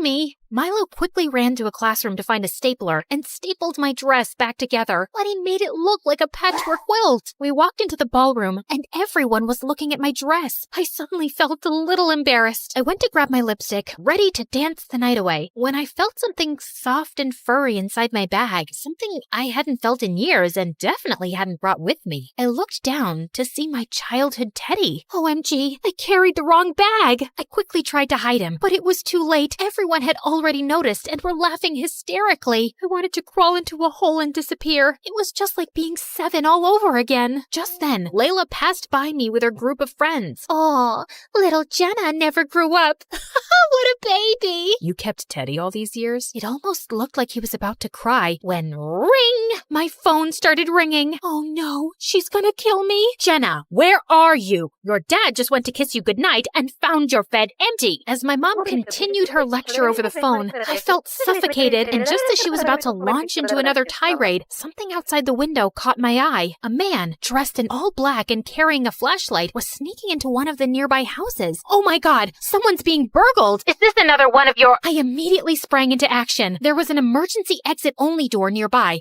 and without thinking twice, I ran through it. Little did I know that the loud alarm would go off, causing the entire school to panic. We have to head out immediately. Milo, wait, There's no time. We need to go. Now. He was right. There was no time. As Milo gathered around with all the students outside, I chased after the burglar, shouting for help. Soon enough, other people joined in the chase, and together we were able to get him and call the police. As we were waiting for the police to arrive, I couldn't help but feel a mix of emotions. I was relieved that no one had been hurt and that the burglar had been caught, but I knew my actions had just caused prom to be canceled. So, you kept Teddy all these years? I did. You forgot me, but I never forgot you. My bad. I missed you, Jenna. And I'm feeling blessed now. I wish we could slow dance. I can't believe prom is canceled. And I can't believe you saved my family from a burglar. What? That was your house? Yes.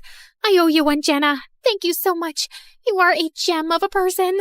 Does this mean we're not enemies anymore? I guess so. When Milo dropped me off at home, I felt nervous about facing my parents. I knew they were going to be mad at me for sneaking out to prom. Mom, Dad, I'm so sorry for everything. You were right. Is this my dress? So funny story. Just as my mom was boiling up like a tea kettle, Milo intervened. He told my parents how I'd saved Layla's house. They might not have believed him, but then my principal called my parents and told them everything. My parents were shocked, but for the first time, I also saw how proud they were of me. It wasn't easy, but they eventually forgave me for my mistakes. I promise, I'm gonna be more responsible and more careful from now on. But just as I was about to bask in my newfound maturity, I'm sorry, Mom, but don't worry, I'll fix it. Oh, please, let it be. I can handle it. Just bubble wrap yourself and sit in the corner.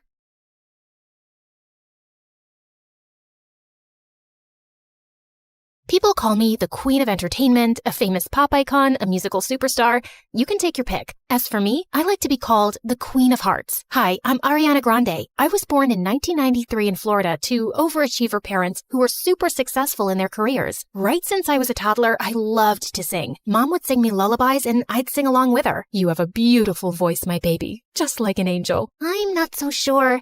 I didn't get selected for the school choir. Don't let that dishearten you, sweetheart, and have confidence in your talent. I'm sure you're meant for greater things. Although I loved singing, I was also fascinated by theater and acting. I performed on stage for the first time when I was 8 in a musical named Annie. Are you nervous, Ari? No, not at all. In fact, I can't wait to set the stage on fire. And I did just that. That musical was a great success, and it marked the beginning of my musical theater journey. After that, I performed in so many other local productions like Beauty and the Beast and The Wizard of Oz. Life was going smoothly, but then my parents got separated. I felt devastated for a while. But thank God I had my pet dogs to keep me going through that tough phase. Just so you know, I have 10 rescue pups. One of them is named Sirius Black. Yeah, I'm quite obsessed with Harry Potter. But then, aren't we all?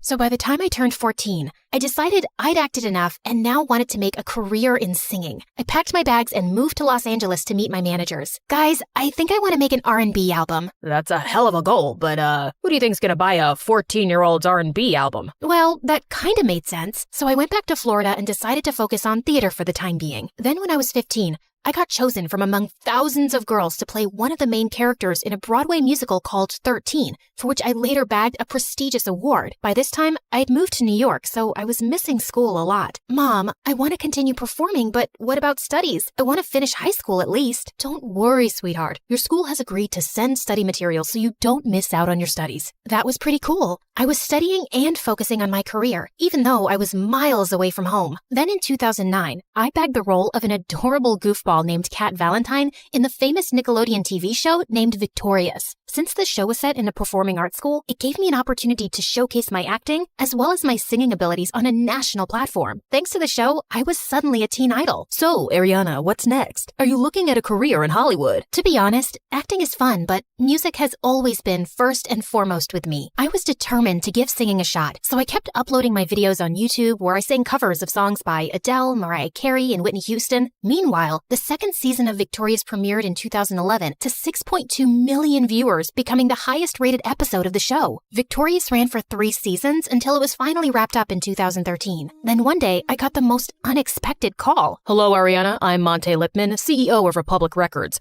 I saw your YouTube videos and I want to sign you up for the label. Are you interested? Yeah, of course. I'd love that. I put down my phone and did a little happy dance. My music career was finally taking off. The next 3 years, I focused completely on my vocals and singing and collaborated with many contemporary artists. The result was my first album, Yours Truly, that debuted at #1 on the US Billboard 200 albums chart, and it sold 138,000 copies in its first week. After that, there was no looking back for me. Today, I've sold over 85 million records worldwide, broke 27 Guinness World Records as a singer, bagged 2 Grammys, and was listed among the 100 most influential persons in the world by Time magazine. So friends, I hope my story inspires you to never give up on your dreams, since miracles do happen.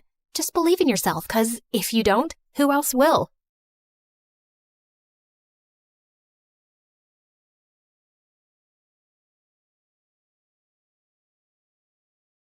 One day, someone knocked on our door and Mom opened it. "Ma'am, please hurry up. Your daughter got into a fight with 3 girls and they're hurt very badly." Mom ran really fast to the store where she saw everything was a mess, like a tornado had swept through. Maggie, where are you?"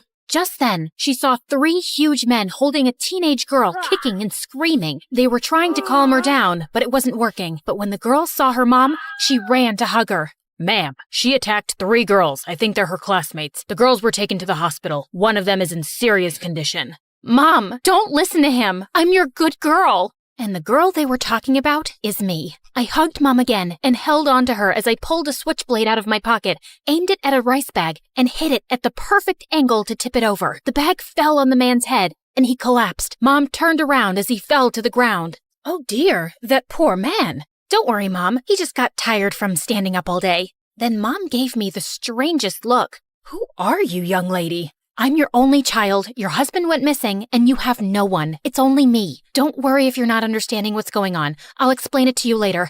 Let's pray those girls are dead by now. No. The girls are dead? No, not dead. I meant bed. I hope they're in bed by now, resting. They're fine, I swear. Then Mom burst into tears. I tried everything to calm her down, but she wouldn't stop crying. I slipped the big security guard a $100 bill and asked if he could give us a ride home. We walked out of the store, and then I realized we were surrounded by the bad guys. Yep, this mission was a disaster. I'm Maggie, and let's just say I have a special set of skills. But before I continue, please like and subscribe. Before I met Mom, I lived in an orphanage in a small town.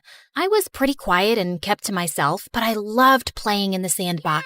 I could build anything if I saw a picture of it first. I built sand castles, sand rockets, sand airplanes, and I even sculpted my favorite teacher. My sand sculptures were so cool, they got lots of attention. The newspaper even came to take my picture once. One day when I was 9, I'd been making a complicated new sandcastle for hours when 3 of the biggest bullies walked up to me. "Your stupid sandcastle is in my way, weirdo. Move it or else." There's plenty of room and I can't move it, dummy. Plus, I was here first. The bully got really mad, then he and his friends smashed my sandcastle to pieces. "Tell anyone and we'll smash your face too." I cried like a baby, and I even told the nuns in the orphanage, but the bullies just denied it. That night, I watched a martial arts movie about a man that fought a dozen bad guys and beat them to a pulp. The next morning, as I was building another castle, the bullies came up to me and tried to push me around, but then I thought about the martial arts movie. And I suddenly started kicking and punching like a ninja. I gave 2 of the bullies a black eye and punched the big one in the nose. They ran off crying to the nuns.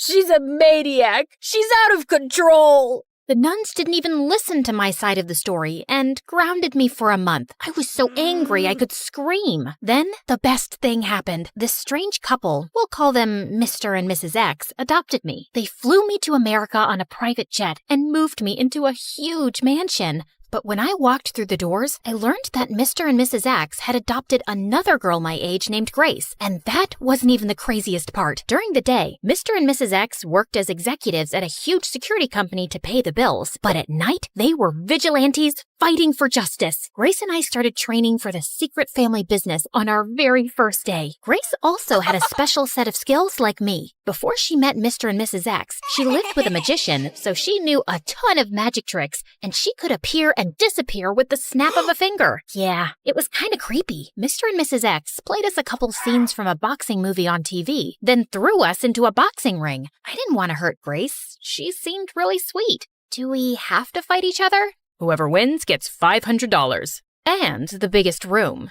The next thing I knew, Grace's fist came flying at my face, and I landed flat on my back. Hey, that's cheating. I wasn't ready. Too bad, loser. Are you gonna cry or get up and fight? Then Grace kicked me. I jumped to my feet, and we fought like a couple of wild dogs. I used my ninja skills to pin her to the ground. After that, Grace and I spent our days learning new skills, like picking locks, driving getaway cars, and swinging from tall buildings. By the time we were 15, every night, Mr. and Mrs. X took us out on missions where we beat up criminals, tied them up, and dropped them off in front of the police station. Mr. X was really nice, and even when we weren't fighting crime, he loved spending time with me. But I always felt like I wasn't Mrs. X's favorite. Whenever I tried to talk to Mrs. X, she'd get bored and start asking about Grace. Mrs. X and Grace even left the house late at night to go on special training missions and refused to let me join them. Sorry, Maggie, there's only room for 2. I felt so left out, and it made me pretty sad. But then I met my best friend Asher. He lived in the house next door, and he always made me smile. We'd play video games, watch MSA videos, and build model airplanes. One time, Asher almost figured out my secret. Why is your watch beeping like that? Maggot, we need you ASAP. The bad guys are... Ah! Was that Grace? Is she okay? Oh, that's nothing. It's just a little game we play sometimes. Actually, I have to go. See ya. I really liked Asher. He was a great friend, but I felt so guilty lying to him all the time. Grace knew I had a crush on Asher, so she loved torturing him. Once he came over to visit me, and she pretended to be sick. Oh no, I don't feel so good. Asher ran over to help her. What's wrong? Is there anything I can do? Then she pulled out a water gun, sprayed him in the face, and then shoved him out the door. Sucker! Grace hung out with the popular kids who she'd turned into her little minions. She loved to brag about how she had more friends, more boyfriends, and better clothes than me. But when Grace and I were in high school, things took a turn. Mr. and Mrs. X lost their jobs at the security company, and money got really tight. Then one night, I caught Mrs. X and Grace stealing a bag of money from a crew of bank robbers instead of turning the money into the police. A couple hours later, reports of the missing money were all over the news. I told Mr. X what Grace and Mrs. X did, and it caused the biggest fight. We're the good guys. You have to give that money back. They'll never know it was us. Plus, I need new shoes. My disguise is too small, and our gadgets are way too old. But stealing is wrong. So is your stupid face. If you don't give it back, then I will.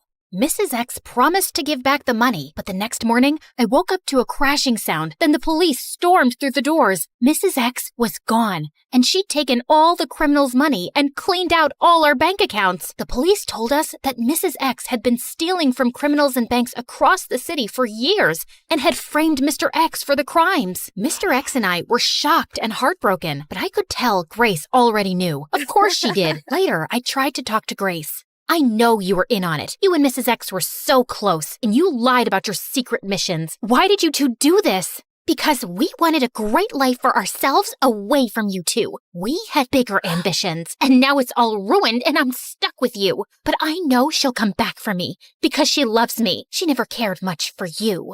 But so much time passed, and Mrs. X never came back or responded to any of our attempts to reach her, and Grace grew bitter and angrier by the day. Asher and I tried to cheer her up. One morning, we made her favorite chocolate waffles. Look, Grace, we made your favorite breakfast. Are you and your idiot friend trying to poison me, you backstabbing jerk? Grace threw a waffle at me and dumped orange juice on Asher's head. My eyes! Then Grace tried to drown me with syrup. Dad rushed in to break it up. Luckily, Asher wasn't hurt too bad, and Grace was grounded for a month. When Grace and I turned 17, Mr. X fell in love with a rich woman named Miss Cherry. Now, when I say rich, I mean really rich. Like she owned 3 mansions, donated millions of dollars to charities, and even had a hospital named after her. And Grace hated Miss Cherry. She slammed doors in her face, gave her dirty looks, and refused to talk to her. I thought Miss Cherry was really nice, though. Even though she was so wealthy, she was sweet and down to earth. We spent hours talking, and she loved helping me with my homework, and she even taught me how to play the piano. For the first time, I felt like I really had a mom. Soon, Miss Cherry and Mr. X got married. Mr. X was called away for a job interview out of the city, and while he was gone for a few days, Grace started acting really weird. She'd sneak out of the house late at night, and when I asked her where she was going, she'd snap at me. Mind your own business, loser. One night, Miss Cherry was cooking, and she accidentally spilled a cup of water. Then she slipped on the water and hit her head hard on the floor. I ran over to help her up, and thankfully, she was conscious soon. But then she started to panic because she didn't even know where she was or who I was. Heck, she didn't even remember her own name. I told her I was Maggie and I was her daughter. I told her to rest while I got her medicine for her throbbing head from the store. As I entered the store, I got an alert on my phone. It was a message from Mr. X. Maggie, listen, I don't have much time. Miss Cherry is in danger. Mrs. X and Grace are going to try to steal all her money. You have to protect her. The video cut off, and just then, I turned to see Grace and her minions behind me. It's over, Maggie. You're outnumbered. Fighting is futile. Mrs. X and I will get Miss Cherry and all her money. You'll have to get through me first. Grace and her minions charged at me, holding breadsticks like swords. We fought in all the aisles, knocking over a dozen displays, and food flew everywhere. By the time we were finished, the grocery store was destroyed. 2 burly security guards grabbed me and pulled me off Grace and her friends. Then out of nowhere, Miss Cherry appeared. Maggie! Maggie, where are you? So, this brings us back to the beginning. Miss Cherry took one look at me and the mess and got really confused and then upset. And I was trying to take her home, but now we were surrounded by the bad guys, Grace and her evil minions. Yeah, she'd called in backup, and there were more of them now. Grace had a big bruise on her forehead, her hair was all messed up, and she looked like a crazy lunatic. Miss Cherry, took one look at the girls and started yelling at me. Maggie, you terrible girl! Look at what you've done! Apologize at once! Then the big security guard pulled off his mask, and it was Mrs. X in disguise. Give us Miss Cherry. We just need to take her for a few hours, have her sign over her wealth to us, and then we'll return her to you to live together happily ever after. There was no way I was going to hand poor Miss Cherry to Mrs. X and Grace, so there was only one thing I could do. Run! I jumped in the air, flipped over their heads, and grabbed a bunch of apple pies off a food cart. One by one at supersonic speed, I hit Grace, Mrs. X, and the minions in the face. They fell down in a daze, and I grabbed Miss Cherry, pulled her into a random car, and drove her straight home. We were almost home when I saw Mrs. X and Grace on my tail in a huge moving van. We had a high-speed chase through the streets. I turned a corner and swerved toward my house and almost hit Asher. Mrs. X and Grace came barreling down the road. I grabbed Asher and Miss Cherry, ran inside the house, and barricaded the doors. Miss Cherry sat down on the couch and took a nap. What's going on? When did you learn to drive? Before I could explain, Mrs. X and Grace jumped through the window.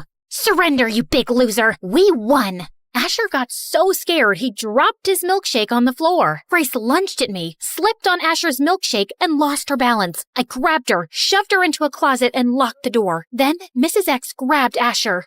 Give me the old lady, or your little friend here is toast. Asher screamed like a banshee and fainted in Mrs. X's arms. Then Miss Cherry appeared out of nowhere. She hit Mrs. X in the head with a vase and knocked her out. Look, I stopped the bad woman. I'm hungry. Who wants ice cream?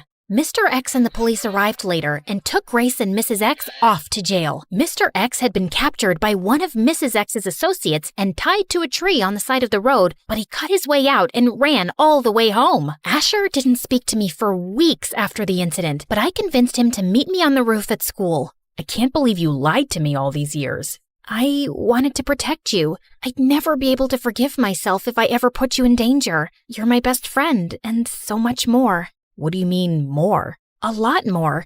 I like you, dummy. Asher leaned in for a kiss.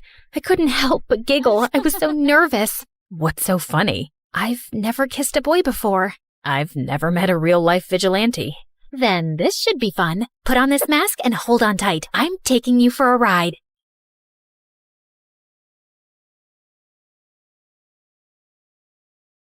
Hey guys, I'm Kinsey from North Carolina, and I have a condition called OCD. That means I worry nonstop about all kinds of things. Like I have to wipe my desk chair 8 times before I can sit on it. I also count my socks 6 times each night to make sure I have enough pairs for the next day. Before I continue, please like and subscribe. Living with my condition was tough and a bit lonely. I was an only child in a super rich family, but our servants were my only friends because everyone at school thought I was a freak. One time, I was sitting in class next to a girl who kept staring at me. What are you doing with your colored pencils? Duh, I'm organizing them so they all face the same way. You've organized them like 50 times. What are you, a robot? Everyone started laughing, except this one boy named Blake. After class, he gave me some chocolates to cheer me up. Don't let those mean kids make you feel bad. You're pretty, you're funny, and you're the best speller in our whole class. He was a sweetheart.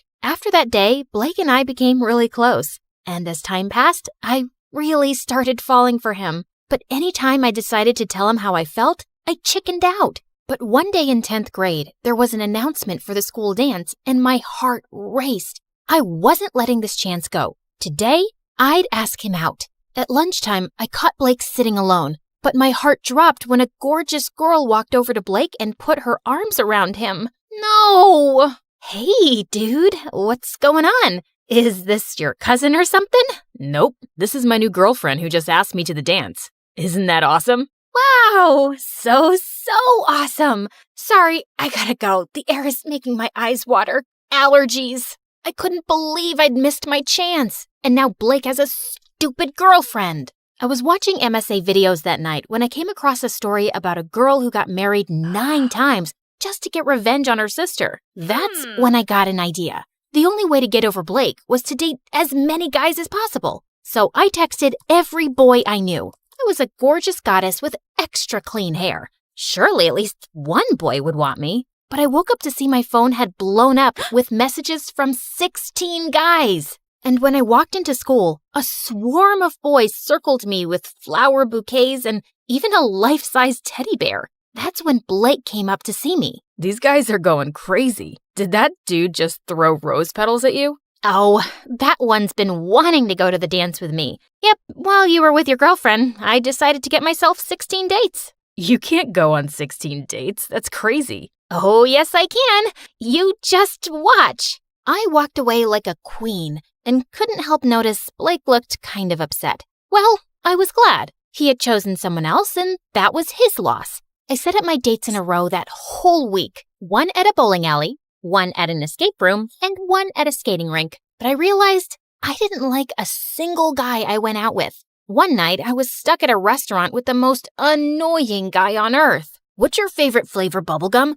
Do you like surfing? Why are you wearing rubber gloves while you eat? I hate bubblegum and swimming in the ocean. And again, I have OCD and don't like touching silverware at public restaurants. Just then, our waiter came by and he looked around my age. Excuse me, miss. You have an emergency call. I jumped up right away and the waiter led me to a counter. Did anyone die? Is my mom sick or worse? They canceled MSA, my favorite channel. Oh, I just made up the emergency call. You just seemed miserable on that date, and I wanted to save you. Oh my God, you're amazing. Thank you. No, you're the worst. You made me think my mom was sick. So, how about I make it up to you after my shift ends? We can go to the park. I have a thing for girls with turquoise gloves. I laughed and immediately agreed to hang out with the guy after his shift. I found out his name was Indigo, and he actually lived close by to me. Actually, I'm homeschooled, so I come here a lot. I don't have a ton of friends. Well, now you have one. From that day on, Indigo and I started hanging out a lot. I had made a commitment to go on every one of my dates. My mission wasn't complete, so every time I'd go on a bad date at his restaurant, Indigo would come up with some excuse to rescue me, and we had the best time laughing over it. Then one day, Blake and I decided to catch up over coffee. How come you and Indigo hang out so much? I thought you were busy dating 16 guys. Now I'm down to 9 guys. I still haven't found anyone yet, but whatever. Indigo's my friend, and I really like him. Oh, so you like him. Didn't you say he doesn't have any friends? That doesn't seem a little off to you or anything. There isn't anything off about him. Why can't you just be happy that I made a new friend? He's the only person besides you who doesn't think I'm a weirdo. I am happy for you. Why wouldn't I be happy? I just don't want you getting hurt since you obviously like him. God, what a drama queen. But the more I hung out with Indigo, I wondered if Blake was onto something. Indigo was lovely, but he also never invited me to his house or told me much about himself. One night, Indigo and I were sitting by the lake, and I decided to ask him about it. I don't tell people about my life. It's too complicated. Well, I don't like hanging out with people who keep secrets. Fine, I'll hang out by myself then. At that second, Indigo ran into the lake and went underwater with his clothes on. What are you doing? The lake is polluted. You don't know what's inside it. I'm going home. Just put your feet in. It feels nice. And remember, you can always take 100 showers after. Do you trust me, Kinsey? I was about to tell Indigo no freaking way, but then I noticed his warm brown eyes and that he was holding his arms out to me. I held his hands tight as I dipped my feet into the water. Oh my God, I'm doing it. I'm amazing. Indigo, this is a really big deal for me. Well, I'm honored to be by your side during such a big moment in your life. Indigo smiled at me, and suddenly I pulled him close and kissed him. I felt my heart race like never before. I fell asleep thinking about Indigo that night. I could still feel his lips. But the next day, I heard a knock on my window, and it was Blake. Blake, what are you doing here? Kinsey, I'm in love with you. I've been in love with you for years, but I never had the guts to tell you. That's why I got a girlfriend, but I ended things between us. You're the only one I want to be with. I couldn't speak. My head was spinning. I'd wanted to hear those words for so long. So, do you love me back? Can you squeeze in a 10th guy to date? Before I could reply, there was another knock at my window, and it was Indigo. Well, I understand everything now. Indigo is the guy you love.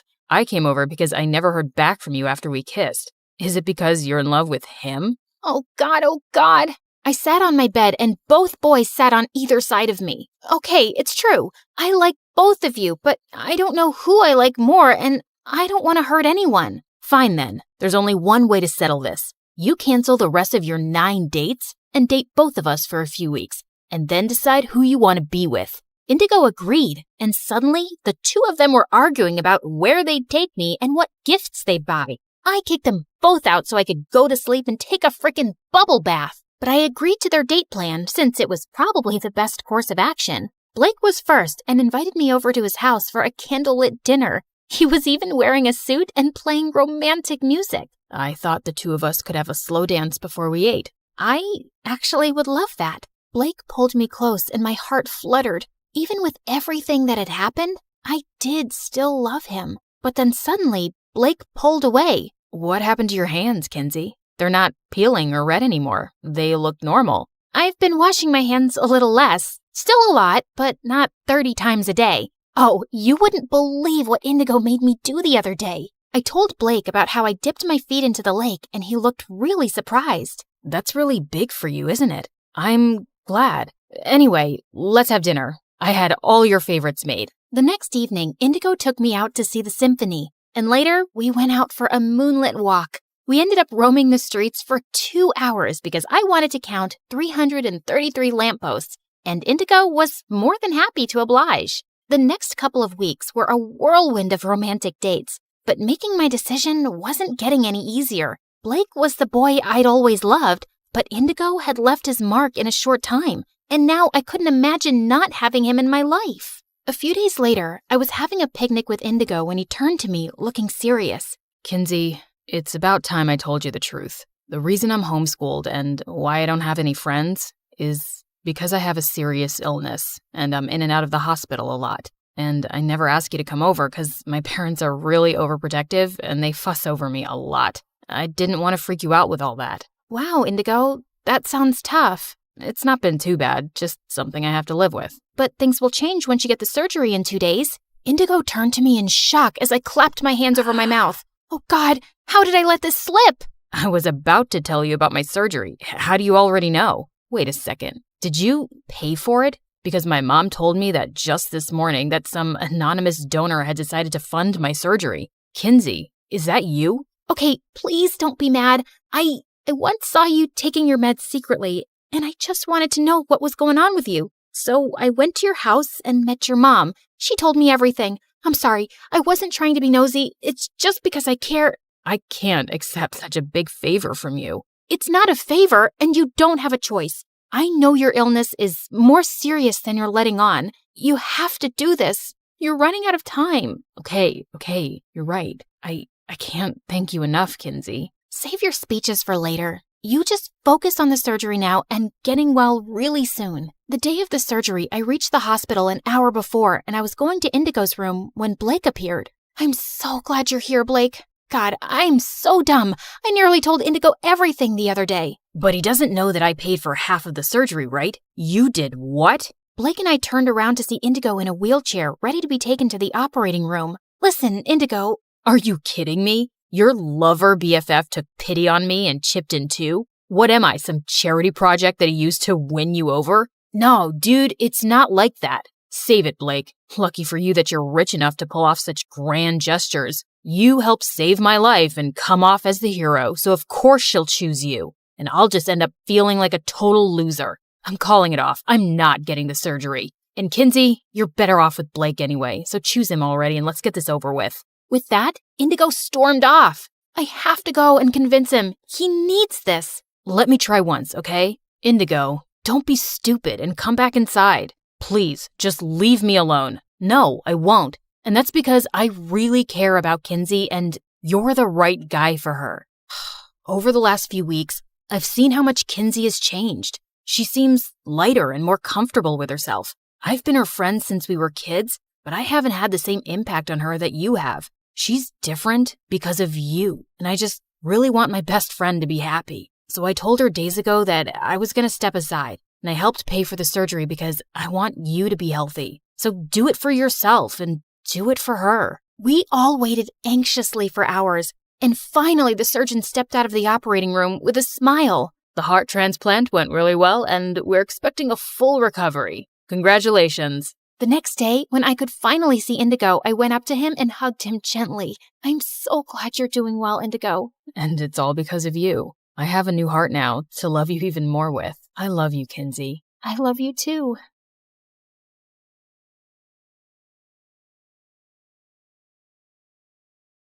Hey there, my name is Tamara, and this is my best friend, Rachel. No, she was gonna say Monica. And who are you? I'm Tamara's best friend, ever since you ditched her for the glitz and glam of New York. I didn't ditch anyone. I'm 16. I just go wherever my parents take me. It looks like they took you to a daycare center because your outfit is something my 4-year-old niece would wear. Sounds like a chic 4-year-old. Now back off. I'm back in Tamara's life, and she doesn't need you anymore. Thanks for babysitting her while I was gone, but bye-bye now. Babysitting? Our friendship is way deeper than that. I mean, my face unlocks her phone. See? That's nothing. I know her bank password. Rachel Tamara Love 112. Top that. Don't yell it. I've got a mole she got removed last year in my necklace. Ew, what? That's nothing. I've got 2 of her baby teeth right here in my earrings. Okay, this is weird enough. There's room for all 3 of us in this story. No, there's not. And with that, the hair pulling started. While they're busy with that, I'll tell you the whole story of how this feud came to be. Growing up, I had an amazing but lonely life. My parents adopted me when they were pretty old, so they couldn't always keep up with the energy of a wannabe actress who was 7 years old. Plus, I was an only child with no pets, so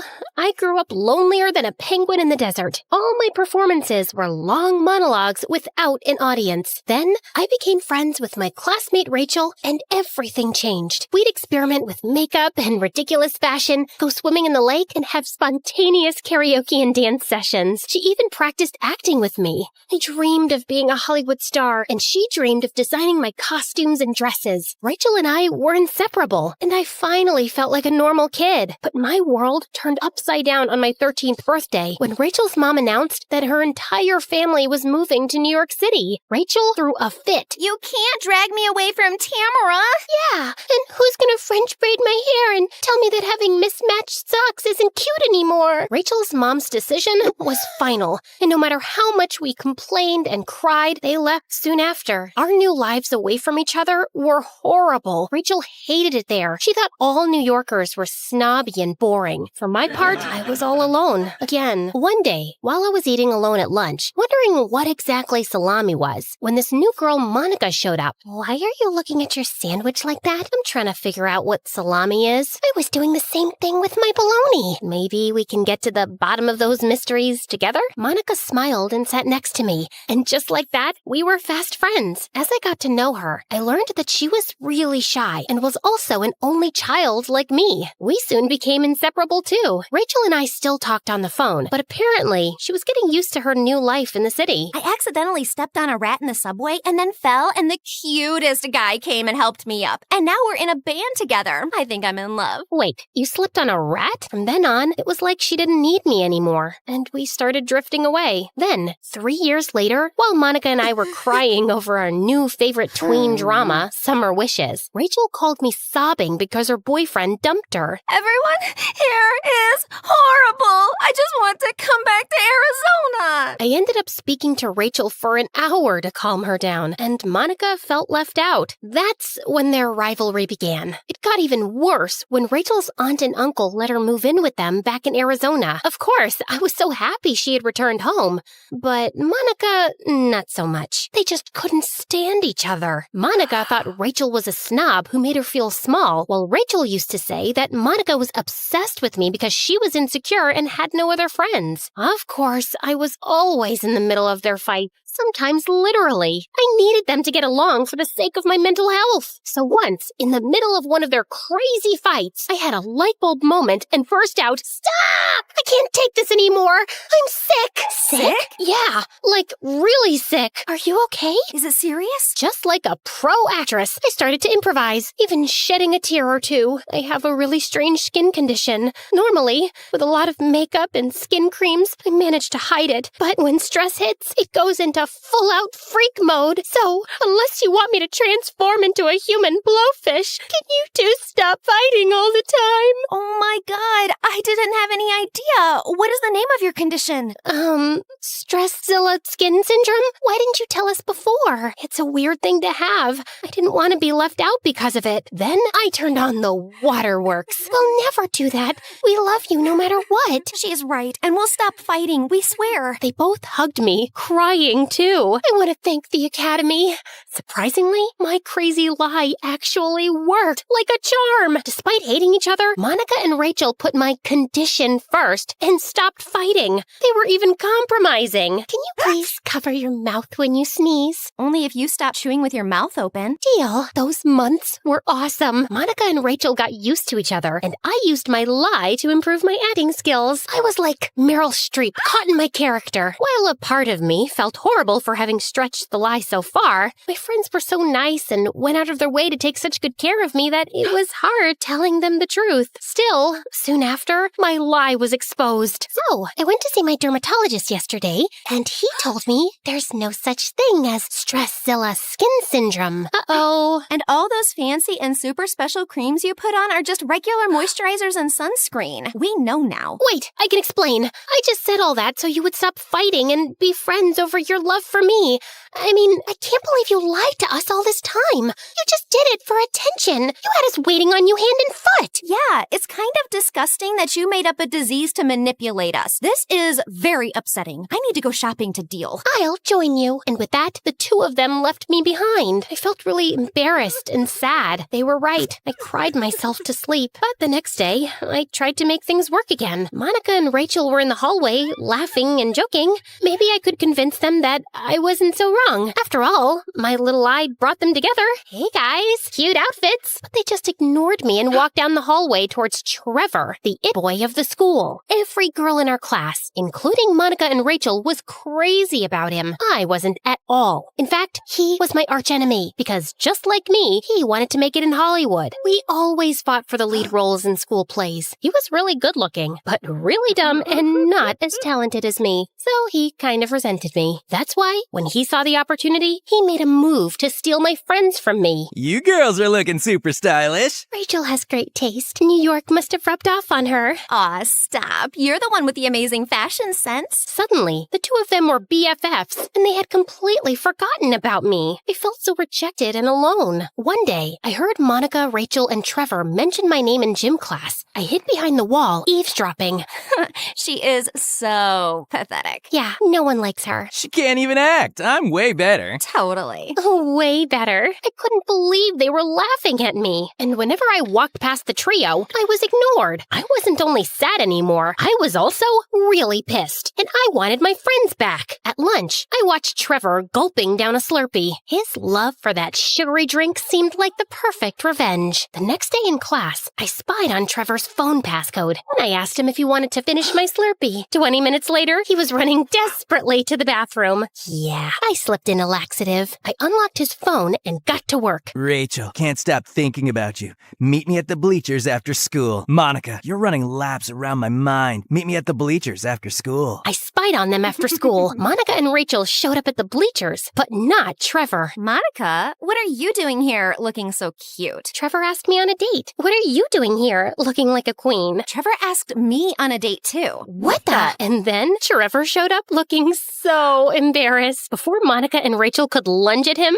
he jumped to his defense. I didn't send those texts. Someone hacked into my phone. Who? Uh-oh. I tried to slip away, but luck was not on my side. A strong breeze blew my hat off my head, and it landed right by the furious trio. They spotted me. Tamara? Yeah? What? Okay, fine. I did it. But how could you guys just replace me with this loser? You know I hate him. He's my nemesis. What? You don't care about us. You're just angry that you aren't the center of attention anymore. You are the ones who can't stop talking about me. Like in gym class? She's so pathetic. No one likes her. I heard it all. Monica and Rachel looked at each other confused. Oh, you overheard us talking about Tamika from our favorite reality show, Cheaters and Liars. Wait, you thought we were talking about you? You may not have Stress-Zilla skin syndrome, but you do have a disease, main character syndrome. You're totally right. Then I got super furious. Maybe because I knew they were right about me. Yeah, I may have main character syndrome, but what about you two? You don't even really like each other. Yes, we do. We're friends. Oh,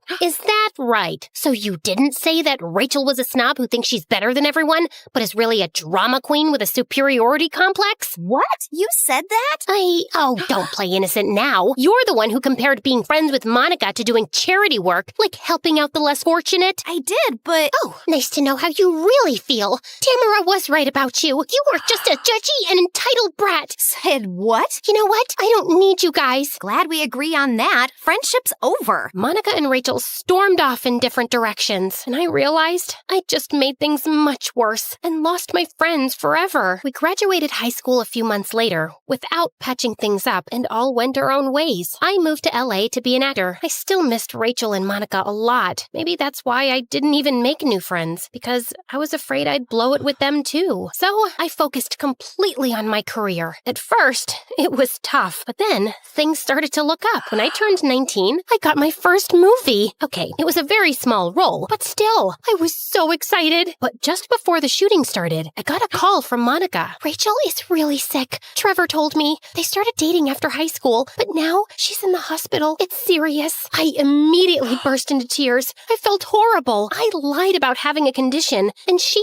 actually got sick, and I wasn't there for her. Well, not anymore. I left LA immediately to visit Rachel in the hospital. When I got there, Monica was by her bedside. We three looked at each other and didn't even need to say sorry or anything. We just hugged as if we'd been together all that time. And then Rachel told us about her situation. I need a new kidney urgently. Trevor was a match and he agreed, but then he got cold feet and dumped me. Forget that jerk. You have us. Always. I wanted to donate my kidney to Rachel, but sadly, I wasn't a match. Neither was Monica. We were both devastated. It's okay. You tried. That's all that matters. Just do me a favor and delete all my embarrassing photos off social media after I'm... No, don't even say it. We're not letting you go anywhere. Not a chance. This is not over. Monica and I started an online campaign to find a donor, but we couldn't find another match for her. There was only one way out. I went to see Trevor and offered him my dream. I talked with the producers of the film. I resigned and convinced them that you can play the part. It's just the part of a waiter, so I guess you can do it. Trevor liked my offer, but still hesitated. I don't know. My kidney is worth way more than a small part. I want to play superheroes and things like that. I did my best not to break his face. Maybe this is your big break. I mean, when the producers see you, they'll be like, that's a rough in the diamond. I mean, a diamond in the rough.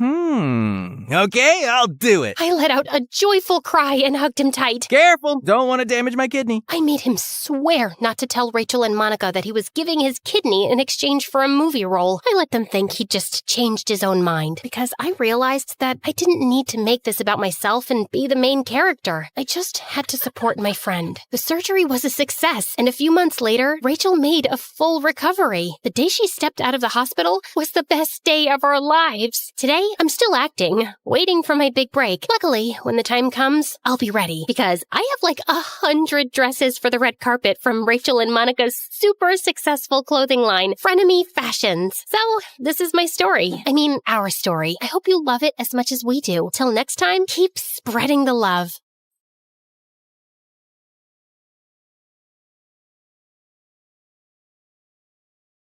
All my life, people have told me I must be magic. Hi, everyone. I'm Tanya from San Francisco. Please like and subscribe to hear my secret. I have a unique skill that makes me popular with almost everyone I meet. When people come to me for advice, I'm able to help them achieve their goals, making the varsity soccer team, asking out their crush, acing a big test. Somehow, I was always able to get them what they wanted. In truth, there was no magic to it. I was a good listener and tried to give the best advice I could. It always just seemed to work out.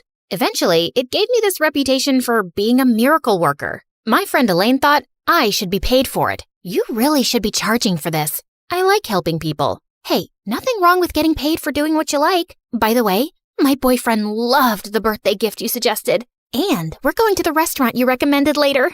Try the chocolate cake. Ironically, my own life was kind of a mess. My grades were good, but not great since I was so caught up with everyone else's problems. I didn't have a boyfriend, and in general, my future seemed both uncertain and scary. Not to mention, I had the most embarrassing dad in the world. A few years back, my dad fell in a manhole on the sidewalk and sued the city. He won so much money in the lawsuit that he quit his job in big tech. Now all he does is sit on the couch and watch YouTube videos. You gotta see this video, honey. A baby panda sneezes and scares its mom. I have school, Dad. You have fun, though. So that was my home life. As helpful as I was to most people, I just couldn't seem to work the same magic for me or my dad. I don't think he even wanted me to be honest. He ignored every job posting I showed him and never left the house, no matter how hard I tried. It scared me to think that I might turn out like him someday, but I always felt better when I helped someone. At school, this really agitated girl stomped up to me in the hall. I talked to my mom about spending the summer in France, and she said no. I knew I should have asked my dad instead. Everyone says your advice is foolproof. Did you give me bad advice on purpose? What? No, of course not. I would never do something like that. Maybe you misunderstood what I told you? I did exactly what you said, word for word, and it blew up in my face. You're a fraud. I was stunned. This had never happened before. I tried to remember what my advice had been, but so many people came to me for help that the details were hazy. Shake it off, Tanya. It was upsetting, but just that morning, 3 people had approached me and said I was a lifesaver. This had to be a weird freak accident. It wouldn't happen again, right? But then later that night, Elaine called me crying. She and her boyfriend Joe had gone to the restaurant I recommended, but the server insulted Joe and they got into a fight. Joe almost got arrested. Why would you tell us to go to that place? The server was a criminal. Maybe he was new. The service was great last time I went. You ruined Joe's birthday. I don't have a crystal ball, you know. I'm a human being. I make mistakes like anyone else. Maybe your boyfriend shouldn't have punched out the waiter. Whatever, Tanya. Keep your advice to yourself from now on. Did you at least try the chocolate cake? I did. It was dry. What was going on? Had I lost my touch? If I couldn't help people anymore, then what was I gonna do? I guess I could try fixing my own life. That night, I dreamed that everyone who ever came to me for advice confronted me and accused me of ruining their lives. No matter where I turned, I couldn't escape. When I woke up, I knew something needed to change. If people only cared about me when I was solving their problems, maybe they didn't really care about me at all. You know what? Fine. You can all solve your own problems from now on. At school, I turned away anyone who asked for something. I didn't like saying no, but it got easier after a few times. During gym class, we were playing dodgeball when a boy approached me. Hey, you're Tanya, right? I'm Matt. I heard you're a miracle worker. I'm retired. Could you make an exception? I'm trying to get my ex to take me back, and you're the only one who can help. Trust me, you don't want my help. What if we help each other? Like a trade. There's gotta be something you want too. That was different. Not many people ever offered anything in return. Not that I expected them to pay me back, but it was nice to be asked. Okay, here's a challenge for you. I want to figure out what my thing is. I spend so much time giving everyone else advice that I've never had a chance to figure out my own goals. If you can help me do that, then I'll help you get your ex back. Sounds like a deal to me. Matt and I met after school to get started. So what do you think I should try first? Send her a dozen roses? Write her a song and play it outside her bedroom window? Do you want her to take you back or file a restraining order? Then what's your great idea? Why did you two break up anyway? She said I don't pay attention. I have some thoughts, but before I tell you, we're focusing on my thing first. Did you come up with any ideas? All he did was smile. Uh-oh, what was I getting myself into? Turns out, Matt had a whole day planned out for us. We explored cool architecture in the city like the Golden Gate Bridge, baked sourdough bread, volunteered at a local animal shelter, and even visited Alcatraz to see what a real prison was like. Matt was patient and a great guide throughout all our adventures. At the end of the day, we stopped at Pier 39 to grab some ice cream. I always loved seeing the sea lions flop around and bark at each other out on the bay. So what do you think? Architect, baker, veterinarian, prison guard? To be honest, I really don't see any of those things being my career. I had a lot of fun, though. Good. I've got more planned for tomorrow. What about your ex? She can wait. Hold on a second. Was someone prioritizing my problems over their own? I could get used to this. The next day, we did it all over again, except this time with brand new activities. We tried photography, fitness classes, and went on a ride-along in a police car. Nothing yet? No. I mean, I'm still having a good time, but I can't picture myself doing any of those things for the rest of my life. Maybe I'm being too picky. Hey, you gotta choose what's right for you. This is everything I had planned, but I can definitely come up with more. You've done a lot already. Let's work on your goal for now. I want you to write a letter to your ex tonight, and tomorrow we'll go over it together. You're giving me homework? You'll survive. The next day, Matt shared his letter with me, and I read it during lunch period. Well, what do you think? This is all about your feelings, your memories, your regrets. There's almost nothing about her. This could be about any girl. I worked really hard on that. You said yourself that she thinks you don't pay attention. This letter doesn't really prove otherwise. What do you like about her? Is she smart, empathetic? Does she tell funny stories? Matt had to think about it. I didn't understand why he found it so difficult. She's a good big sister, and I like how she sings along to every song on the radio, even when she doesn't know the words. That's more like it. Matt revised the letter. I hid around the corner and watched while he approached his ex to give it to her. She looked surprised, but seemed to appreciate the gesture. Finally, progress! More people came up to me that day to ask for help, but I kept turning them down. I even had to say no to a teacher. A football player got really mad when I refused to help him. We all know you're not really retired. I saw you help that Matt kid. Guess you only help guys you like. Excuse me? Who did this jerk think he was? It's not like that. Matt and I are helping each other. So if I take you on a date, you'll help me too? Suddenly, Matt appeared and shoved the football player into a locker. Speaking of your little boyfriend, I'm not her boyfriend. Apologize to her. Just then, I noticed Matt's ex. She looked at me like I'd stolen her boyfriend or something. I didn't stick around to see what happened next. I needed to get away. I'd never been so embarrassed in my life. Everything was such a mess. My recent advice had all backfired. Matt wasn't any closer to getting his ex back. I was fighting with my best friend, and I still had no clue what I wanted to do with my life. When I got home, my dad was snoring on the couch. For all I knew, he hadn't left that spot all day. Ugh! Before, I could at least feel proud about how many people I'd helped. Now, I didn't even have that. The next day at school, I decided to tell Matt our deal was off. What? But what about our plan? You're gonna let some jerk football player push you around? That's easy for you to say. You're not the one who's being treated like an outcast just for saying no to people. And our plan isn't working anyway. I haven't figured out my future, and you haven't gotten your girlfriend back. I don't care about getting her back. For a second, I almost thought I heard him wrong. Then what's the point of everything we've been doing? I cared at first. I really did miss her, but I realized we broke up for a reason. If you want the truth, I'm having fun, and I want to keep spending time with you. I felt so confused. This was too much all at once. Then maybe just ask to hang out like a normal person. I thought you were helping me figure out my future. Tanya, why are you so obsessed with your future? We're in high school. You don't have to figure it all out right now. My dad threw away a great career and now he's a slug. People need a purpose. All I could think about the rest of the day was escaping. We had a big assembly that afternoon and I was considering skipping it and locking myself in my room. But why should I have to leave? They're the one acting like jerks. So in the middle of the assembly, I did something kinda crazy. I stole the mic. Almost every single one of you has come to me for advice. Did I ever say no before? Did I ever ask for anything in return? No. I did my best to help you all because I wanted you to be happy. But the second something goes wrong, or I decide to take some time for myself, what do? You turn on me, talk behind my back, blame me for your problems. Now I know I was just being used. I handed the mic back to the teacher, and she awkwardly cued the cheerleaders to begin their performance. After school, the doorbell rang a bunch of times. I snapped at my dad while I stomped to the door. Don't get up. I'll get it. Honey, you have to see this. A baby tiger pounces and scares the heck out of his mom. Dad, those videos are super old. I opened the door and was surprised to find Elaine on the front steps. She was holding a chocolate cake as a peace offering. It was such a relief to see a friend that I almost cried. We ate chocolate cake on my bed and caught up. I'm sorry. It was totally unfair of me to act like what happened was your fault. All you've ever done is try to help me. And advice should be a two-way street.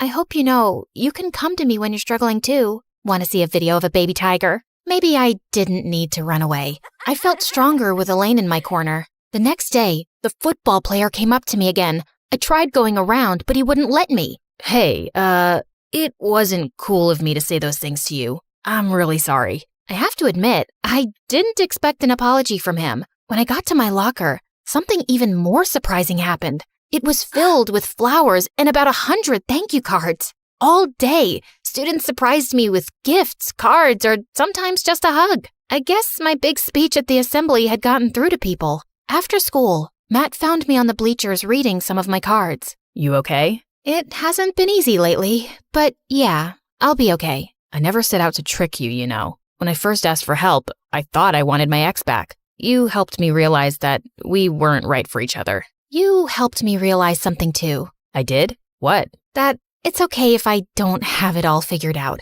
It has to happen naturally. And maybe my dad will never go back to work, but I'm not him. I know I'll find my purpose someday. So I guess we did help each other. I guess so. Maybe we could hang out sometime? Like normal people, instead of as part of some deal? I'd like that. Things got a lot better after that. And I realized something else. That no one can give perfect advice 100% of the time. But that doesn't mean I should stop trying. I liked helping people. I was going to keep doing it, even if sometimes I failed. The people who mattered most to me would be in my corner no matter what. And the times when someone told me I'd made a difference in their lives, no matter how small, made it all worth it.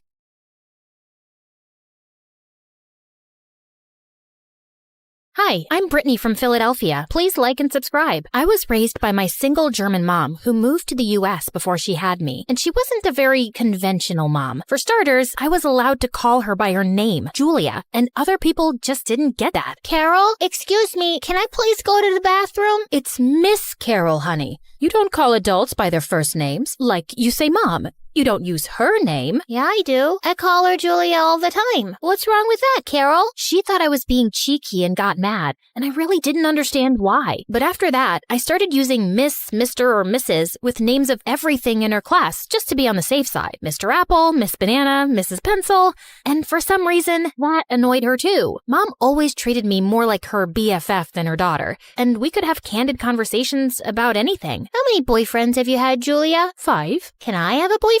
Sure, but I warn you, boys are annoying. Was my dad annoying? He was the worst. Lazy, stupid jerk. He always stole my chocolates. I'm glad he's not around. Okay, is Santa Claus real? Ugh, of course not. I buy your amazing presents, not some fat old men. I thought so, Julia. Life was pretty good, till a woman moved next to us in the 3rd grade. She had a son who seemed to be my age, and Mom and I were excited to welcome them to the neighborhood, but the lady didn't seem too happy to see us. What is it? You woke me up from my nap. Oh, we just brought you a butter pecan pie. A what now? A butter pecan pie. That's just her German accent. Sounds really weird. I'll return the dish once we've eaten it. Okay, danke. What did you say? I said okay, danke. Who are you calling a donkey, you weirdo? And then she smashed the pie in Mom's face. Mom lost it and attacked her, and several neighbors had to stop them from ripping each other's hair out. I tried telling the lady and her son that danke means thank you in German, but they just wouldn't listen. And that was the day an endless war started between the two houses. Alan's mom worked the night shift and slept during the day, so Mom made sure she did everything noisy during that time, like mowing the lawn, hammering nails in the wall for hanging pictures, and playing the drums. Yeah, she bought a drum set just for that purpose. And in turn, we'd often find our washed laundry in the mud, dog poop on our doorstep, our newspaper crosswords always done, and trash outside our gate. Hey, you pick this up before I come and kick your bottom. You should go back inside. There's already enough garbage on the street. Our moms also kept calling the cops on each other. They were playing their music too loud. We were not. They're keeping an illegal animal in that house. We just own a cat, you moron. But you've been keeping lice in your hair and spreading it in the neighborhood. Officer, arrest her. We shared a wall, and one time, Mom was playing music and Alan's mom started banging on the wall. Mom got pissed and banged even harder. Then Alan's mom punched a hole through the living room wall with a broom. You stupid cow. You've ruined my wall. It's not your wall, it's mine. Alan and his mom tossed a bunch of trash through the hole, and of course, we returned the favor. And for me and Alan, our feud didn't even stay at home. We made each other miserable in school with stupid pranks. One day, I discovered slime in my locker, and just then, I heard Alan talking trash about me to his friends in the hallway. I'd had enough, so I threw toilet water on him. Wow, you smell terrible. I'll get you for that, Brittany. Ooh, I'm scared. You gonna get your mom to punish me, you mama's boy? I can take care of myself, you ugly monkey. There was never a moment of peace between us. And then in 9th grade, our moms both came to school for the school play and started fighting over a seat. Hey, that's mine. It doesn't have your name on it. If it did, how would you know? It's not like you can read English. They started shoving and scratching each other. A couple of teachers had to drag them out of the auditorium as Alan and I looked on in horror. Seemed like everyone was talking about us. I don't think I've ever felt so embarrassed in my entire life. Seriously? I wish the ground would swallow me whole. Wow, look at us. We actually agree on something. And honestly, I was getting a little sick of it all. We had done about as many nasty things as we could to each other, and I was beginning to wonder what the point of it was. Julia, why don't we just move and put all this behind us? No. That's exactly what that woman wants, and I won't let her have it. But there were more and more days where I saw Alan, and it wasn't my first instinct to glare at him or call him stupid or throw my drink in his face. And I started noticing a similar change in Alan. I think the two of us had reached the same conclusion. We had outgrown this feud. We weren't friends, like not at all, but we weren't really enemies anymore either, which somehow led us to being partnered for a class project. Oh, great. Stuck with you. Are you gonna set my notebook on fire or stab me with a pencil? Look who's talking. You threw rotten eggs through my bedroom window and put a dead fish in my mailbox. I'm not exactly thrilled about this either. Whatever. Let's just get it over with. We knew there would be a huge fight if either of us told our mothers we were working together, so we kept it a secret and met up in parks and cafes. I didn't expect to enjoy myself, but weirdly, I did. One day, I caught him staring at me. What are you looking at? I always thought your face looked like a rotten tomato, but when you smile, you're kind of cute. Oh yeah? Your face looks like a raisin. Raisins are sweet, and they're good for you. The next day, Alan gave me a basket of golden raisins with a silly note that made me smile. Alan was actually really funny. He made me laugh more than anyone else, and I could almost forget all the things he'd done to make me angry over the years. Brittany, I know our moms hate each other, but I was thinking. You mean you finally got that brain of yours to work? Haha, very funny. Truth is, I don't hate you. I'm not sure if I ever really did. Yeah, I know exactly what you mean. Even after the project was done, we kept sneaking around and hanging out as much as we could, watching movies and taking long walks, and the more time I spent around him, the more I started realizing that I liked him. Alan, I think You've fallen head over heels for me. You've been struck by Cupid's arrow. You can't get enough of me, and you think about me all the time. I wouldn't say all that. Okay, fine. If you were gonna say that you liked me, then you should know that I like you too. So, what should we do about it? I have some ideas. Then Alan pulled me close and kissed me. Our moms were still getting into fights, but that didn't mean we had to be a part of it. When we were in school, we could totally pretend none of that drama was real. And afterwards, we would hang out in places where our moms weren't likely to find us. Sometimes we'd even use the hole connecting our houses to talk after our moms had gone to sleep. Things seemed to finally be going well, mostly. When should we tell our moms? Don't you think it's too soon? Considering that they hate each other, it seems like any time would be bad. Besides, aren't you sick of sneaking around behind their backs? I'm not really used to keeping secrets from my mom. I guess you're right. Why don't you come over for this big family dinner Mom's hosting tomorrow, and I can introduce you as my girlfriend then. She won't make a scene in front of so many people, trust me. That night, I showed up at the party all decked out, and Alan greeted me at the door. Wow, you look amazing. You look good too, aside from the sweat on your forehead. I'm just a little nervous. I'll be fine. The house was filled with guests, and they were really nice to me. A few minutes later, we all went to the dining room, and that's when Alan's mom walked in with the roast chicken and saw me. What is that awful girl doing here, Alan? Alan was about to speak, but then suddenly he pushed me away instead. I have no idea, Mom. She must have snuck in. She has a crush on me, and she's just obsessed, like a psycho stalker. I was so shocked and hurt, I couldn't even move or speak. You horrible child. Get off my property at once or I'll call the police. Alan's mom picked up a bowl full of spaghetti and hurled it at me. I ducked just in time and went running out the door in tears. And when my mom found me sobbing on my bed later, I told her what had happened. She was beyond furious. I'm not going to let them both get away with this. Julia, can't we please just move away? I'm so sick of all this fighting. No, we are staying right here, and we are planning revenge. She came up with all these crazy ideas for how I could embarrass him at school or out in public, and some of them involved his mom. I was getting so frustrated that my brain was about to explode. Just stop! What do you mean, stop? You haven't even heard the rest of the plan. I'm sick of this. I don't want to be part of your stupid plan. There's no need to be rude to your mother. If you have a better plan, share it. OMG, you are not hearing me. I'm tired of this stupid feud, and I don't care about getting revenge on anyone. And I wish you would act like a mother for once. I ran outside and bumped right into Alan. What are you doing here? Brittany, look, I don't have much time. My mom's out, and I wanted to say, I don't care care about what you have to say. We decided to tell your mom about us, and you chickened out and lied about everything. Wait, please. I know I was a jerk and a coward, and I shouldn't have acted like that. I just froze up. Congratulations on your self-awareness. Now get out of my way. You don't understand. My mom's terrifying. She gets that crazy look in her eyes. I can't make her mad. She's really hard on me. But I know that's not a good excuse, and I really am sorry. I love you so much. I want to shout it from the rooftops. I hate hiding things and living like this. What if we didn't have to hide it? Our moms will never see eye to eye. We need to find a way, if you really care enough. Of course I do. Both our moms were on alert because of what had happened, so we had to be extra careful sneaking around and meeting up, which led to some pretty close calls. One night, I even had to climb a tree and leap over Alan's backyard fence when his mom got home from work early. And then a day came when we were hanging out at the park, and suddenly my mom popped out of a bush. Aha! I knew something was going on.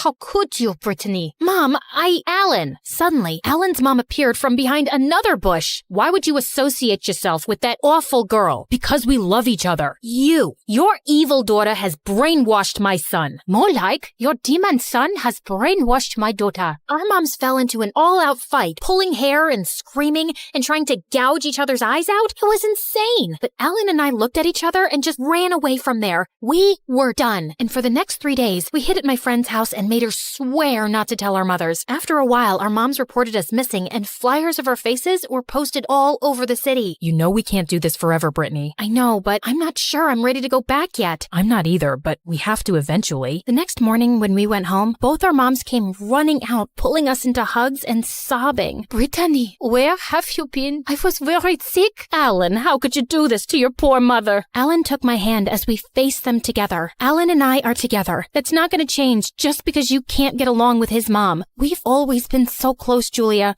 but you're ruining our relationship and making me miserable. I need you to stop being so selfish. Don't make us choose between you two and our relationship. You both need to respect our decision. You don't have to like each other, but you need to respect and tolerate each other if you want us in your lives. You got it? Our moms looked at us and then at each other, and for the first time that I could remember, they didn't start fighting. Instead, they shook hands. All right, this doesn't mean we're friends though, but can we call a truce? Gross. Why would I think we're friends? But yeah, truce. Hi, my name is Valerie and I'm from Seattle. Growing up, I lived on the penthouse floor of the fanciest hotel in the city with the weirdest parents on the planet. My parents owned the hotel and about a dozen more around the world. They were millionaires and everyone in town loved them. They'd wave and smile to the doorman and the guests as they walked into the hotel, but the moment we arrived in our penthouse, everything changed. They'd send me to my room and spend the rest of the night shouting into their cell phones. When I was 5, I asked my dad to read me a bedtime story. As usual, he was busy on the phone. Please, Daddy, it'll only take a second. I asked him again, and he snatched the book out of my hand and threw it out the window. Here's your story. Don't interrupt Daddy when he's on the phone. The end. Now go to your room. When I was 14, my history teacher, Miss Jackson, gave me an assignment to draw my family tree. I asked my mom and dad about it, and their faces turned white. We are your only family. That's all you need to know. What about grandparents or cousins? Do we have any pictures? I could use them for my project. The next day, my teacher was gone. She'd been reassigned to a new school. I was so upset. I knew my parents had something to do with it. When I came home, I confronted them about it, but they swore they didn't do anything. I could tell they were lying. Things at school weren't much better. I was shy and a teeny bit clumsy, and one day in the cafeteria, I tripped over my shoelace and spilled my lunch all over the most popular girl in school. Sorry. She and her minions made it their mission to make my life miserable.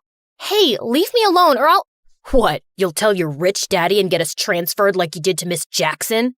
After that, none of the kids in school wanted anything to do with me. My only friend in the world was the doorman's son, Peter. Why did the chicken cross the road? I don't know. Because the sun was in his eyes. Peter always found a way to make me smile. And on days when my parents were away on business, I'd sneak down to the lobby to hang out with Peter. We played chess, he helped me with my algebra homework, and even taught me how to play the harmonica. When I turned 16, things got even worse. My parents spent most of their time away on business, and Peter's dad wasn't working as much as he did before. so I spent most of my days alone in the penthouse. One day, I was wandering around the apartments looking for my calculator. I couldn't find mine, so I went to my parents' office to use theirs, and I saw a painting hanging lopsided on the wall. I walked over and adjusted the picture, and then I heard a clicking sound. What's that? The wall behind the painting wasn't a wall at all. It was a hidden door. I pulled it open and found a huge safe I'd never seen before. The safe had a combination lock. I tried a few numbers, but none of them worked. I started to walk away.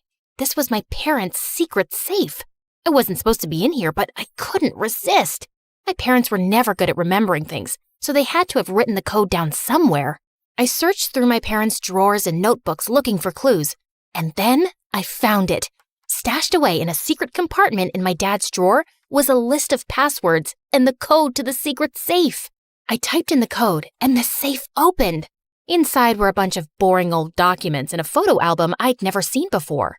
I opened the photo album and saw an old picture of my parents. They were much younger and didn't have any of their fancy clothes and flashy jewelry. They stood in front of a tiny old shack with a baby in their arms, but it wasn't me. Next to the photo was a birth certificate. I had a sister named Raina who was 16 years older than me. I was furious. My parents had lied to me my whole life. On the next few pages were letters from Raina begging my parents to come see her. Raina had a family of her own and wanted to meet me and reconnect with my parents. My fury turned to confusion. Why would my parents hide Raina from me? Why would they shut their own daughter out of their life? I needed answers, and I knew my parents would never give them to me. They'd only lie, or worse. My despicable parents might send Raina and her family away, and I'd never see them again. Raina's address was printed on one of the letters, and she only lived a few hours away. I could take the train and get there by morning. Without thinking, I packed a bag, grabbed some cash from the safe, and hopped on the train. A few hours later, I was on Raina's doorstep. Raina lived in a run-down apartment building. I knocked on her door. The door opened, and I gasped. It was like I was staring at my future self. Aside from her green eyes, we looked exactly alike. Valerie? Raina?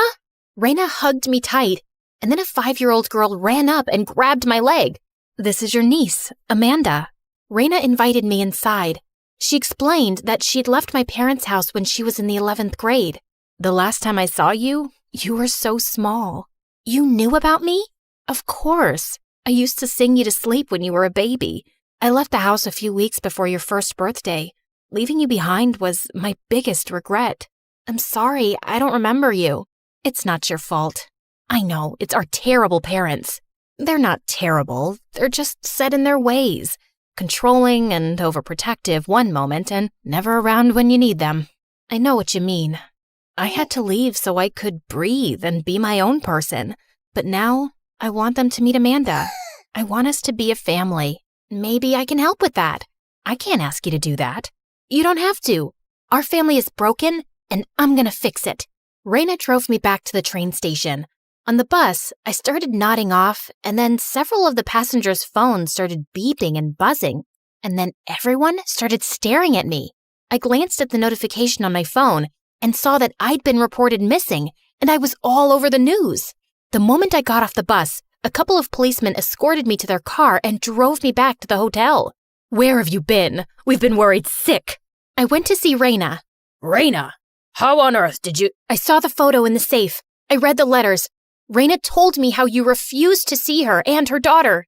That's not the whole story. Spare me your lies. You've never told me a single truth since I was a kid, and that stops today. Your granddaughter, Amanda, wants to meet you. You've got a second chance to make things right with our family. I invited Amanda and Raina over for dinner tomorrow. Hopefully you'll have the decency to be there. Then I stormed off to my room. I heard my parents whispering late into the night. The next morning, they were the nicest they'd been since I could remember. They pulled out all the stops as they prepared for Raina and Amanda's arrival. They brought in the finest chef in the city and bought Amanda a ton of gifts. When Raina and Amanda arrived, my parents were on their best behavior. We sat around the dinner table eating and smiling, and for the first time, it felt like I had a real family. Raina and Amanda moved into the penthouse next door. Raina even took a special interest in my parents' company. My dad offered her a job working beside him, and I got to watch Amanda after school. I read Amanda's stories, took her to the zoo, and taught her to play chess. Amanda and I did everything I'd never had the chance to do with my parents when I was her age. Things were going better than I ever could have imagined. We were all so happy, but a few weeks later, Raina started staying out late. At first, it was 1 or 2 nights a week, and she'd drop Amanda off to stay with us. But 2 nights a week turned into 4, and eventually, Raina started staying out for days at a time. She even stopped showing up at work. One night, I was reading a bedtime story to Amanda, and she was pretty upset. Where's my mommy? I don't know, sweetie. She'll be back soon. Well, you said that 2 days ago. I didn't know what to do. Each time I called to check on Raina, she didn't answer her phone. My parents weren't much help either. Every time I tried to talk to them about Raina, they'd just change the subject and rush off to their room. What's going on with you? Amanda has been worried sick. When did you turn into mom and dad? I thought you were cool. Then she grabbed Amanda's hand and stormed out the door. I was so confused. I wasn't trying to control Raina like our parents. I just wanted her to be more responsible when it came to Amanda. A few days later, my parents hosted their annual gala at the hotel for millionaires and celebrities from around the world. The featured event was the charity auction where fine art and jewelry were auctioned off to raise millions for people in need. Raina was supposed to help with the auction, but as usual, she was a no-show, so I had to take her place. She was supposed to do a final check of the items up for auction to ensure that everything was labeled correctly. I was halfway through my checklist when I heard glass shatter. I turned to see 3 people in masks rushing through the glass doors. I hid behind a large statue as the masked robbers snatched jewels off the counters and stuffed them into their bags. I hit the silent alarm and then the police burst in. The robbers fled. The police caught 2 of them, but one of them headed my way. Just as the robber was about to slip out the back door, I jumped up and tackled him to the ground. I pulled off his mask and saw that it wasn't a man at all. It was my sister, Raina. I was speechless. Raina was arrested and taken to jail. When the police searched Raina's hotel room, they found that she was the ringleader and she'd been planning the heist for weeks. I was sick to my stomach for days. I didn't understand how Raina could do such a thing. And with Raina in jail, Amanda wouldn't have a mother. Our family was broken before, but now we were shattered to pieces. I destroyed our family. You can't blame yourself for this. I'm the reason Raina's in jail. If I hadn't found her and brought her here, then maybe none of this would have happened. Raina has always had problems. She's been in and out of trouble since she was a teenager. Lying, stealing, hanging out with the wrong crowd. We tried to help her when she was in high school, but she ran away. She lied about not wanting us to stay in touch with her. Our home was always open to her, but she refused to see us. We even sent her money to make sure she and Amanda were okay. Why didn't you ever tell me any of this? Raina made it clear that she wanted nothing to do with this family. We knew how much you always wanted a big sister or a big brother. We knew if we told you the truth that you wouldn't understand. It would only hurt you. We're sorry we lied. We didn't know how else to protect you. When Raina came to live with us, we hoped that she'd changed for Amanda's sake. But instead, she fell into her manipulative ways. We're so sorry that she hurt you. I apologized to my parents and eventually forgave them for lying to me.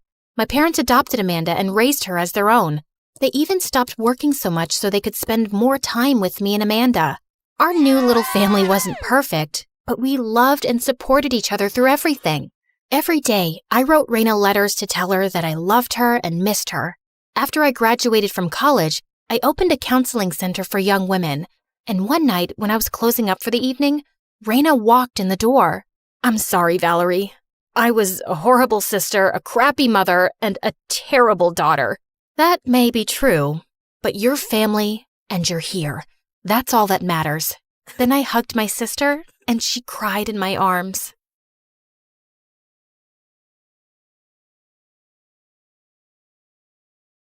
Sadie and I sat down quietly among Mrs. Lancaster's relatives who were glaring at us. Why are we here exactly? Just wait for it. It's going to be fun. Ladies and gentlemen, we are gathered here today for the reading of the late Mrs. Lancaster's will, who was a woman of remarkable character and— Blah, blah, blah, snooze fest. Get to the good part, man.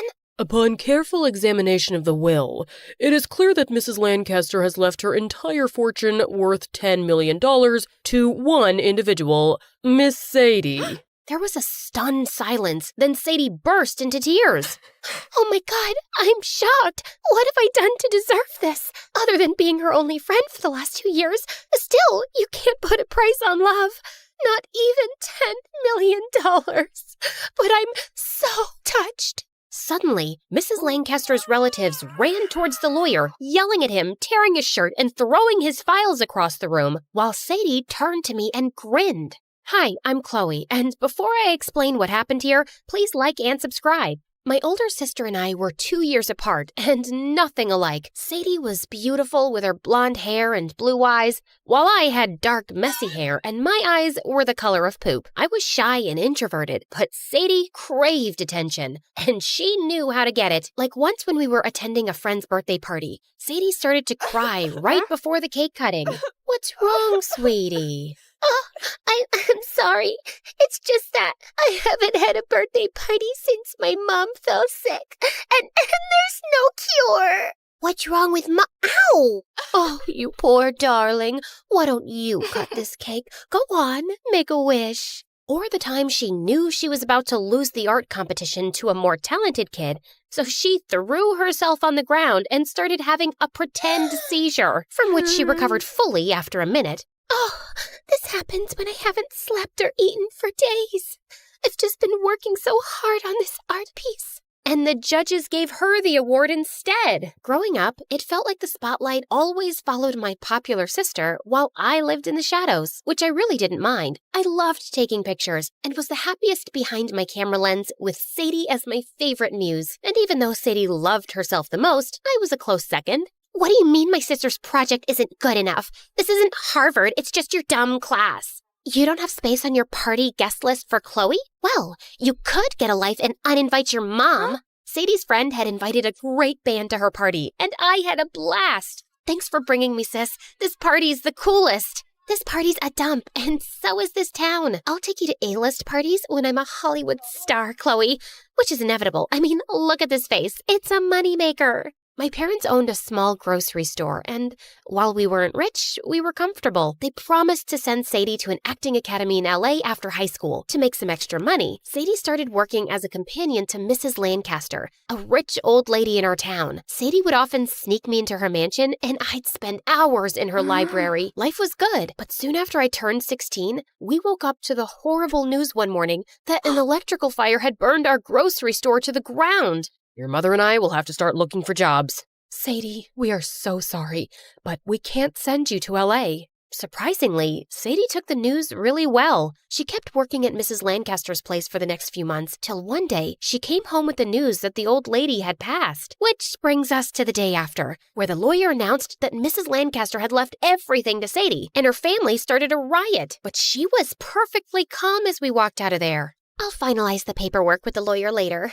Hold on, Sadie. You already knew Mrs. Lancaster was leaving you everything, didn't you? It wasn't a hard guess. She didn't love her family very much. I don't think she loved you that much either. I know you did something. Fine. I just encouraged her to make a new will some time ago. But she decided everything herself. She was like 90 and half crazy, Sadie. The last time I saw her, she accused me of stealing apples from her mother's farm. Can you focus on what's important here? I'm a freaking millionaire now, Chloe. We can't take this money. It's not ours. You're right. It's mine. Just think of how much easier I can make things for Mom and Dad. Don't go telling them your stupid theories and let me help them. After that day, our lives just flipped upside down. We moved into Mrs. Lancaster's mansion. My parents started rebuilding their store, and Sadie hired herself an expensive acting coach. Suddenly, we were eating off silver platters and had maids and butlers. And Sadie was ordering dresses from Paris, shoes from Milan, and perfumes from London. I could send you to an amazing private school, Chloe. No thanks. Could you at least let me upgrade your wardrobe? Not interested. Okay, look, a brand new camera. You should start your photography channel. I'll pay you followers to give you a head start. Can you just stop? Sadie, you made an old lady sign over her fortune to you and robbed her family. How do you even sleep at night? Extremely well on my feather bed and Egyptian cotton sheets. And sometimes, if I can't sleep, I count sheep. But instead of wool, my sheep have dollar bills on them. And instead of jumping on grass, they're jumping on more dollar bills. That helps me sleep like a baby. But I just couldn't accept what Sadie had done, and this created a rift between us. Things really came to a head when Sadie hosted a party one evening where she was showing off a Taylor Swift shoe she'd bought at an auction for $75,000.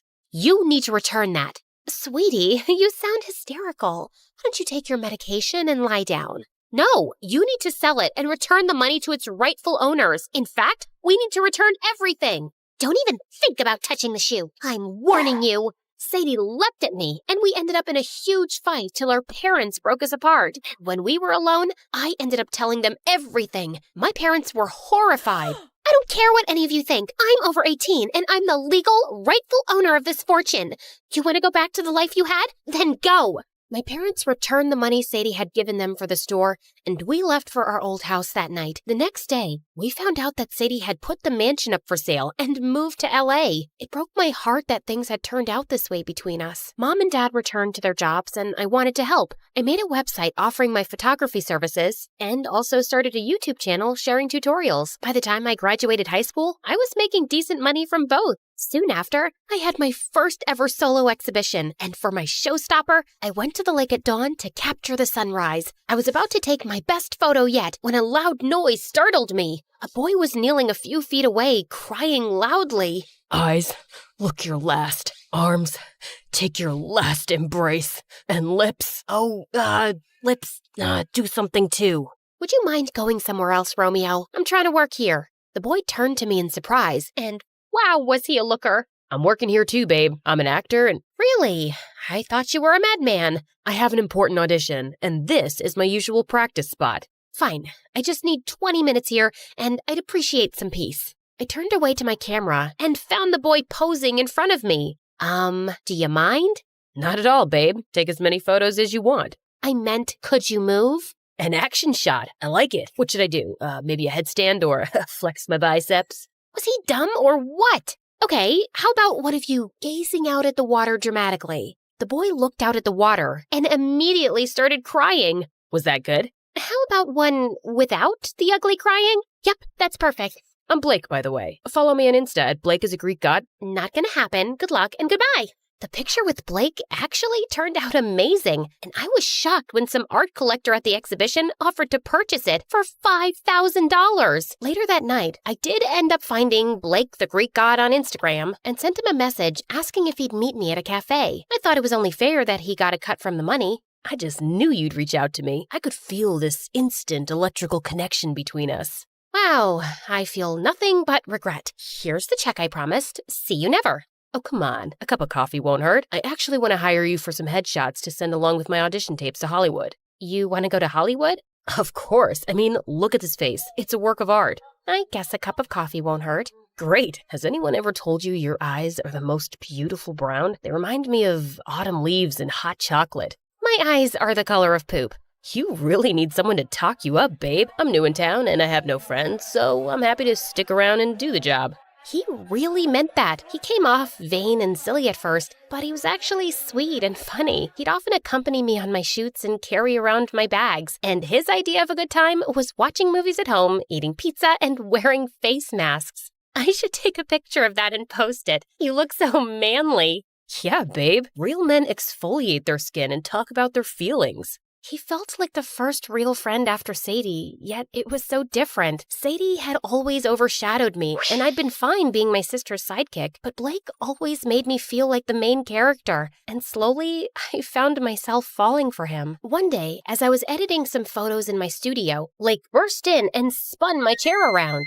We're going to Hollywood, babe. What? A big producer loved my audition tape, and he's casting me in his new movie. Turns out, he was also looking for a photographer for the promo stuff, and I recommended you. That's amazing! I'm so happy for you! For us. And suddenly, his face turned serious. You already know that I'm not well off and Dad's in a wheelchair. His mom used to live in this town, but Dad was in the army and he was posted abroad, so we haven't been able to visit in years. She died 2 years ago, and my family was gonna inherit her wealth, which could have really helped us after Dad's injury. But apparently, Grandma's caregiver tricked her into giving her all her fortune. My blood ran cold at his words. It's been tough, and sometimes I've thought about just giving up the Hollywood dream. But it looks like things are finally turning around, and you're my lucky charm, Chloe. I think I'm in love with you. He pulled me close and kissed me, but it felt terrible. I know, right? Me too.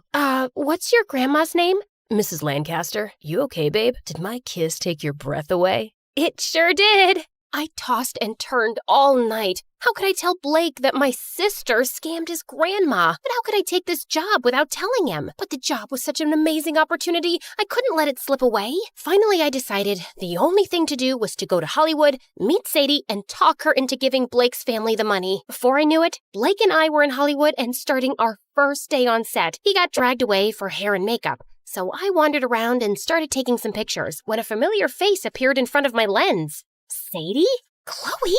What are you doing here? What are you doing here? I work here. Also, my Hollywood name is Sunday. I work here too. I'm the official photographer. Just then, Blake walked over. Hey, babe, I see you've met the heroine. She's a rising star in Hollywood, and I'm really excited about working together. But don't get any ideas, Sunday. The movie romance is fake, 'cause this heart is taken. This was getting so much worse. Of course, I'd meant to meet Sadie, but I hadn't planned on Blake meeting her, let alone working on the same movie. The next few weeks were so difficult. I had to watch my sister doing romantic scenes with my boyfriend, after which they would be whisked off for interviews. And anytime I tried catching Sadie alone, she managed to slip away. So one day, I hid in the trunk of Sadie's car and followed her right to her apartment. I need to talk to you. Unless it's an apology, I don't want to hear it.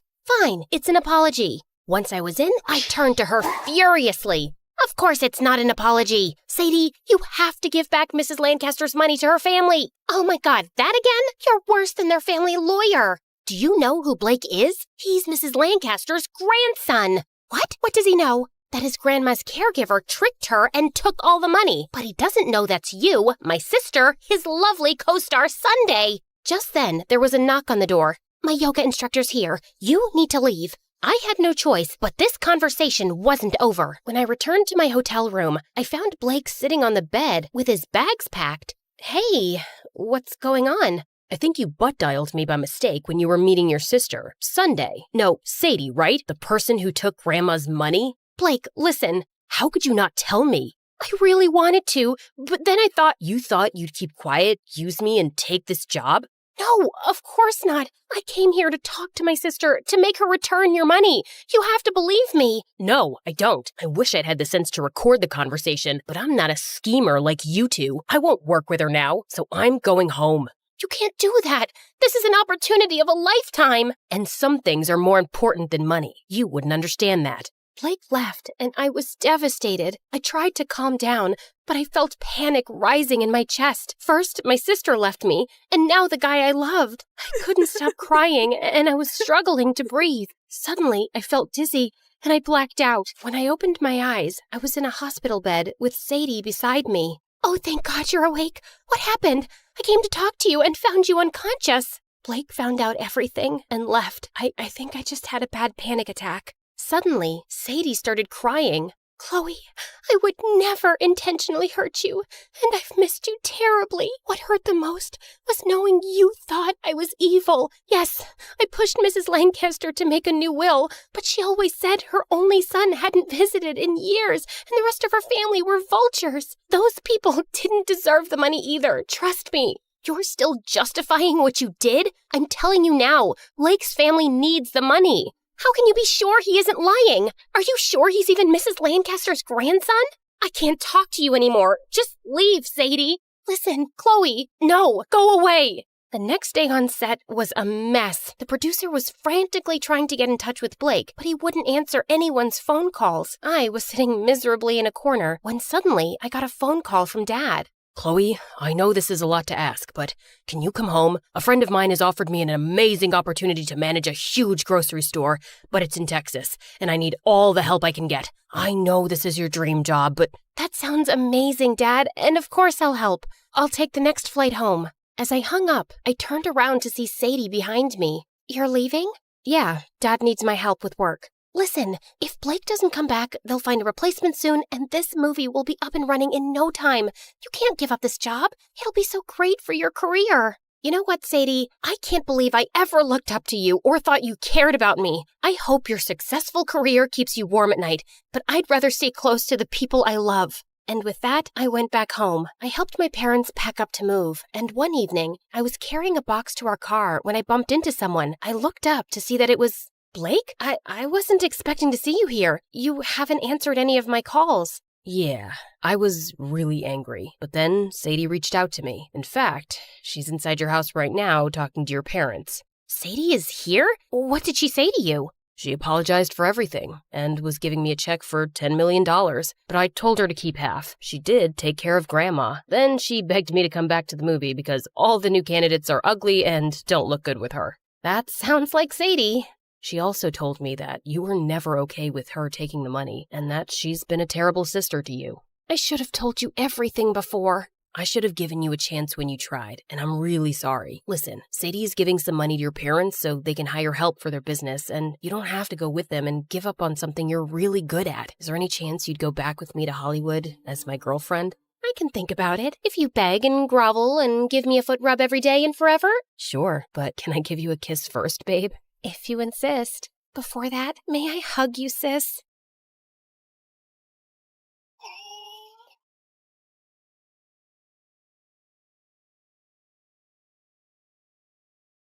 Hi, I'm Liana, and this is my story. Please like and subscribe. My grandfather started a superglue company centuries ago, like 1970 or something, and he made a fortune, because everyone uses superglue, right? You need it for school projects, broken shoe heels, fake eyelashes. I was raised by my single, adoring dad who inherited the family business, and growing up, my life was a fairy tale. I wore clothes from global designers, had food flown in from Europe, and an army of servants waiting on me hand and foot, and I went to the best private school, where I met my BFF forever, Nicolette. She joined my school in the 4th grade, and we were sitting together in art class when our teacher, Mrs. Humphrey, started laughing at my work. Liana, why did you make your elephant blue? It looks so silly. Why, have you seen all the elephants in the world? No, but I know there are no blue ones. How can you be sure until you've seen every elephant? Maybe one is blue. Nicolette, I said there are no blue elephants, and you'll listen to me. Why? I don't even listen to my parents. Everyone, color your elephants blue, purple, yellow, green, the whole rainbow. Mrs. Humphrey carried Nicolette off to the principal, and she was fired. Apparently, Nicolette's dad was even richer than mine, and the principal wasn't about to piss him off. I thought it was cool of her to stand up for me, and we've been friends ever since. And yeah, she can be vain, and she's kind of bossy. Like, we always have to eat where she says or watch the movies she wants. But overall, she's a first-rate bestie. Together, we practically ruled the school. Everyone either wanted to be us or be with us. For my 16th birthday, Dad said he had a special gift for me. Did you buy me an island? Another car? The Eiffel Tower? Eee! A credit card! Yes, darling. It's time for you to understand how things work and how much stuff costs. Oh, thank you, Daddy! And boy, did we make that card work. Nicolette and I went on shopping sprees, got makeovers, then invited our friends for dinner to a fancy new restaurant. We ate till we were about to burst, but the next morning was not so pleasant. How did you spend $30,000 in a day? $3,000 on a handbag, $2,000 on shoes, and $4,000 for a lock of someone's hair? Liana, why? It's Himmen's hair from BTS. $15,000 on 20 pounds of gold-plated onion rings? Oh, those were delish. You have to try them. Okay, I hear you, Daddy. I had no idea it would add up to so much. I gave you the card to learn exactly that. I'll be more careful now, promise. It wasn't so hard because I had new shoes and clothes for a few weeks. Then Nicolette got us invites to a super exclusive costume party, and she'd already taken care of our wardrobe. We're going in some German princesses' gowns. Daddy pulled some major strings to borrow them from the museum. Oh, wow. But do you think that's a good idea? They must be worth a fortune. That's the whole point, duh. You should wear the green one. It'll bring out your eyes. Me? Well, who am I kidding? I can pull off anything. I think we're gonna make some headlines, babe. And we sure did. As we waved at the paparazzi, I didn't realize Nicolette was stepping on my dress, and I walked forward, and then I heard a loud rip. We came under fire in the media for being rich brats who ruined a historical dress, and my dad had to pay a lot in damages. Daddy, it was an accident. No, it was a stupid decision to wear that dress. I'm not always going to be around to clean your messes, and you don't have a clue about money. Do you think it grows on trees? Well, money is paper, and paper comes from trees, so technically... Liana. I'm sorry. I'll make it up to you. Yes, you will. You'll start by paying off your credit card debt of $30,000, and you'll have to figure out how. Till you show me you can act like an adult, I'm cutting you off. And he was dead serious. Why don't you just order another credit card to pay this off? It doesn't work like that. I've got it. Just start your own makeup line. I need money to start that? You've got to meet me halfway, babe. You're shooting down all my ideas. Okay, how about you get one of those job things? What are you qualified to do? Spend money? This is hopeless. And then suddenly, I had an idea. OMG, I should become an influencer and tell other people what to buy.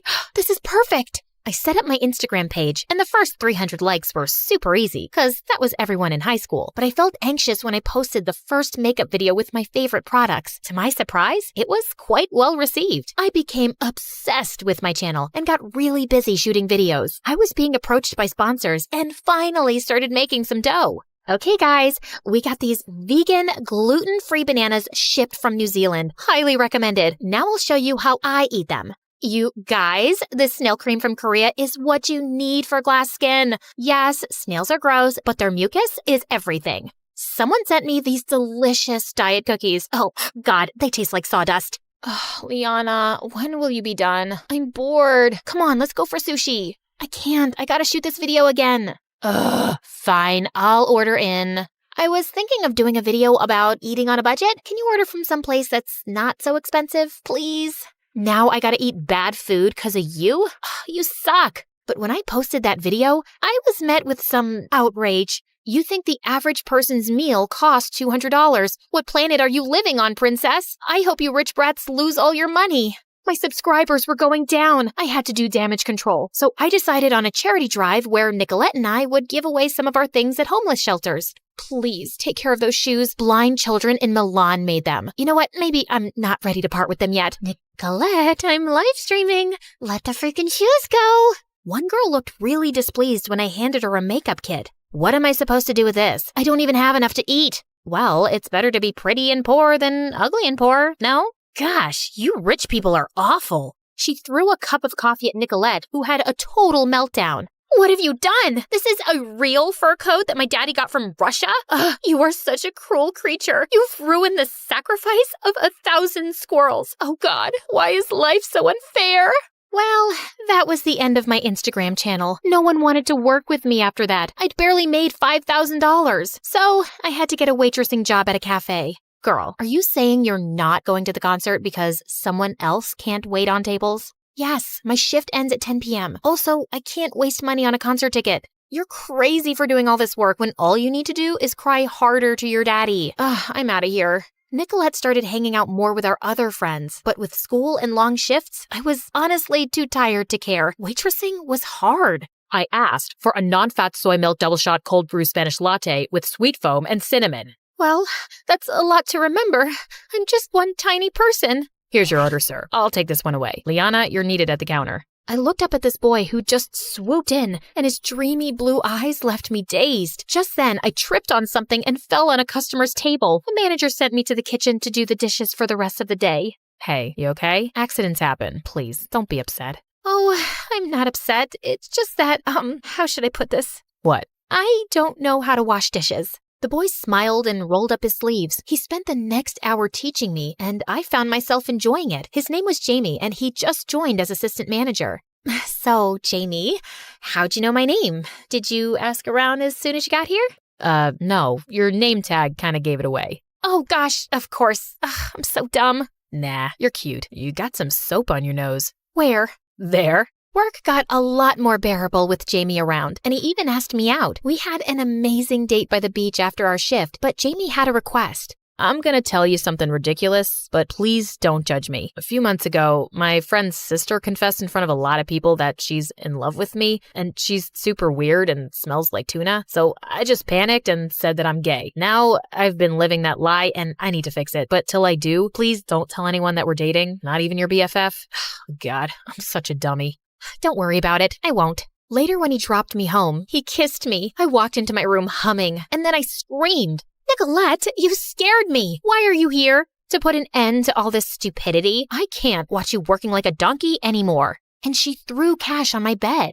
I went into Dad's office and threatened his stupid assistant to give me money. And when he refused, I threw ketchup at him. He cried and said I made him feel unsafe. Like, what does that even mean? Anyway, I think he hates Dad because he gave me double of what I asked for behind Dad's back. So here, take the money. I knew I should have said no, but man, I was so tired of working. So I gave Nicolette a big hug and gave Dad the money, and he returned the credit card. I won't be keeping checks on you anymore, darling. You've proved that you can be responsible. Nicolette and I were back to hanging out, except some evenings I'd be busy with Jamie, and some nights she was away on dates. One day I went to the mall alone when I saw something that made my heart drop. It was Nicolette in Jamie's arms, and they were kissing. What's going on here? How dare you kiss my boyfriend? Oh, what? Have you hit your head somewhere, Liana? Jamie stared at both of us, then ran away at supersonic speed. What the heck? I've been dating Jamie for weeks. He works at the cafe. I know. I dropped by once to see you, but it was your day off, and I met Jamie there. We've been dating since. He told me not to tell anyone.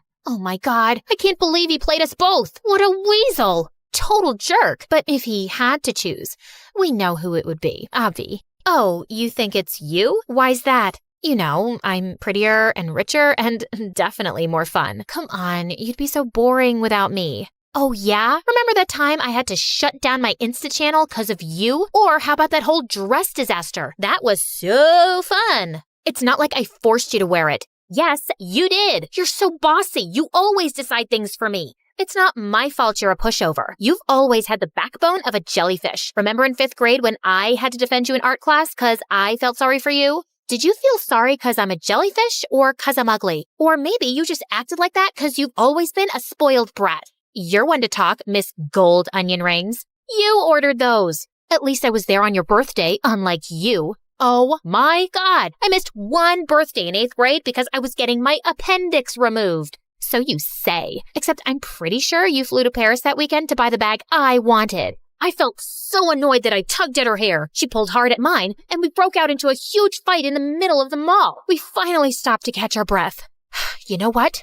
We can't be friends anymore. Why would I want to be friends with you? You've already told me that you think you're better than me, and anyone would choose you over me. Well, we'll see about that. After that, Nicolette and I went to war. We openly declared the end of our friendship in school, and our friends had to choose sides. We always decided the cafeteria menu together, but now we couldn't agree on anything. Liana, we are not eating salads 3 times a week. Fried chicken for the win, am I right, guys? Has no one told you that your butt looks bigger lately? I can tell just by looking at you that you've gained 5 pounds.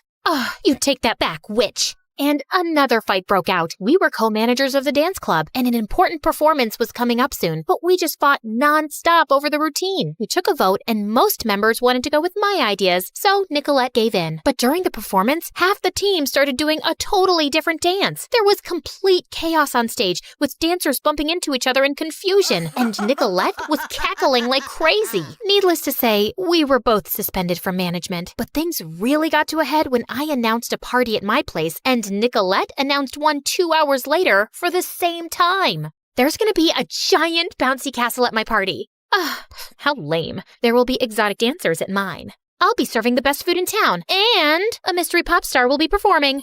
I knew Dad would be away that weekend, and I'd been really good with money lately, so I decided to go all out. The whole school ended up at my place, and I knew Nicolette's heart would burn. But then some kids started fighting, and it turned into a riot. They completely trashed my place, and our security team had to throw everyone out. I felt squeamish with guilt and anxiety. Dad was gonna kill me this time. But the next morning, I got a phone call from the hospital. Dad had been in a car accident on his way back home. My whole world had turned upside down. Dad was in a coma, and the doctors had no idea when he'd wake up, or if. His manager walked me through the hospital bills and explained Dad's finances, but I just felt so overwhelmed. Hey, Liana, I came as soon as I heard. I'm so sorry. Thanks. I'm glad you're here. I'm sorry too, for everything. Me too. I can't believe that stupid Jamie set us off like that. FYI, I got Daddy to get him fired. He deserves that, but I don't think our fight was really about him. Clearly, we've had issues with each other that we just never talked about. Let's just call it a truce now, okay? Of course, and I'm here for you, babe. She did try, but Nicolette was Nicolette, and my responsibilities bored her soon enough. I had an entire household to manage, and I even had to learn more about the family business to make decisions on Dad's behalf. I had some serious growing up to do, and one day when I went to visit Dad, I screamed when I saw him sitting up and smiling. Oh my God, Daddy, please don't scare me like that again. I'm sorry you went through all this alone. My manager tells me you've been handling everything really well, and I am so proud of you, darling. Dad recovered fully soon, and things went back to normal. Well, almost. Hey, babe, let's go to Hawaii to party. Actually, I just want to focus on school and college applications. I hear you, girl. I am so serious about college, too. I need to get in to access my trust fund. But come on, a week away can't hurt. I'm gonna pass, Nicolette. See you around. A year later, I'm doing really well in business school. Nicolette and I keep in touch, but sometimes you realize you've outgrown certain friendships, and it's totally okay to go down your own path.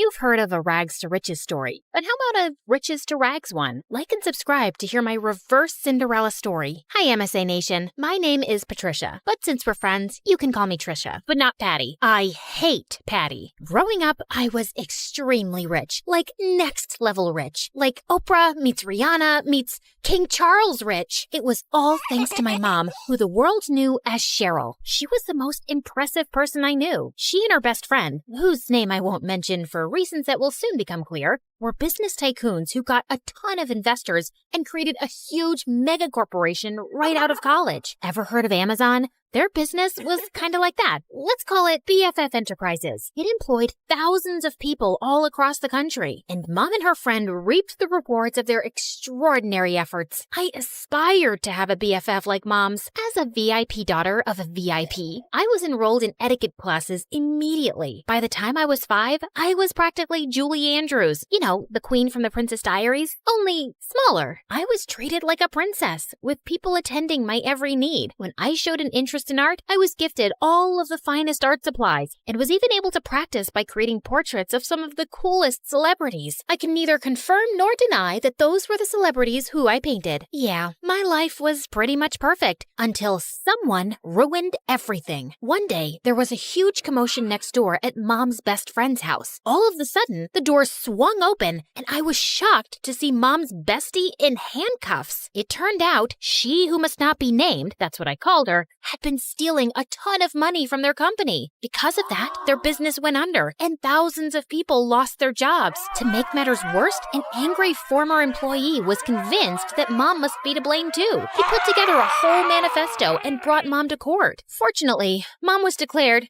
innocent. I knew she always would be, of course. She who must not be named was proven guilty and sent to jail. The employee who had lodged a case against Mom ended up behind bars for defamation too. Mom's name was cleared and she and I lived happily ever after. That's the end of my story. Thanks for tuning in. Just kidding. It got a whole lot worse from there. Even though she was innocent, the public knew Mom as the face of the company, and they were mad. Mom and I weren't exactly well-equipped to fight off an angry mob, so the government intervened for our safety, and we were forced to join the Witness Protection Program and completely change our identities. We were given cover stories and everything. So, remember before when I said my name was Patricia? Well, that was sort of the half-truth. I had a different name before all of this mess. A gorgeous name. But that and everything else were taken from me when she who must not be named ruined my life. I was pulled from my life of glamour and ease and relocated to here. Yeah, the house was a serious downgrade from what I was used to. See what I mean about an opposite Cinderella story? I know this is different from what we're used to. At least we still have each other. One day, we'll live in a big mansion again. I hoped she was right. In the meantime, Mom set up security cameras everywhere. She was afraid someone would somehow find out who we were and try to break in and steal whatever valuables we had left. That fall, I started up at my new school. I thought it would be a breeze. I'd never had any problems making friends before in my fancy school, back when I had money. But here, everyone was staring at me as I walked in. I felt like a total fish out of water. What, are you like from Gossip Girl or something? It got worse in the classroom. May I use the washroom? Mayhaps the princess would like a peasant to escort her. And even worse than that, in the cafeteria. Look, Gossip Girl thinks she's at a royal banquet. Here, have some slop like the rest of us, princess. I was about ready to blow my cover and demand Mom let us move back to our old life when... Hey, leave her alone. Your mama sure would be mad if I told her that this is how you minded your manners. Wow, thank you for that. Don't mention it. Someone has to show you some proper small-town hospitality. I'm Sally. Patricia. Where are you from, Patricia? I grew up in the big city with a ton of money. My paternal grandparents invented trail mix, but my dad walked out on me and my mom and took all of our riches with him. Oh my goodness. I'm so sorry to hear that. We used to have more money too, but, well, it's complicated. It's hard, what with being one of 6 kids. Hey, if you'll let me, I would love to help you learn the ropes of a small-town life on a budget. Under Sally's wing, I started to really get the hang of my new life. She taught me all the tips and tricks to finding the best deals while thrift shopping. $5, final offer. The art of sandwich making. The more cold cuts, the better. Even how to use a lawnmower. She was a hoot. While all the other neighborhood kids were riding bikes, Sally would show up places driving her dad's lawnmower. And you don't need a license for this? Nope.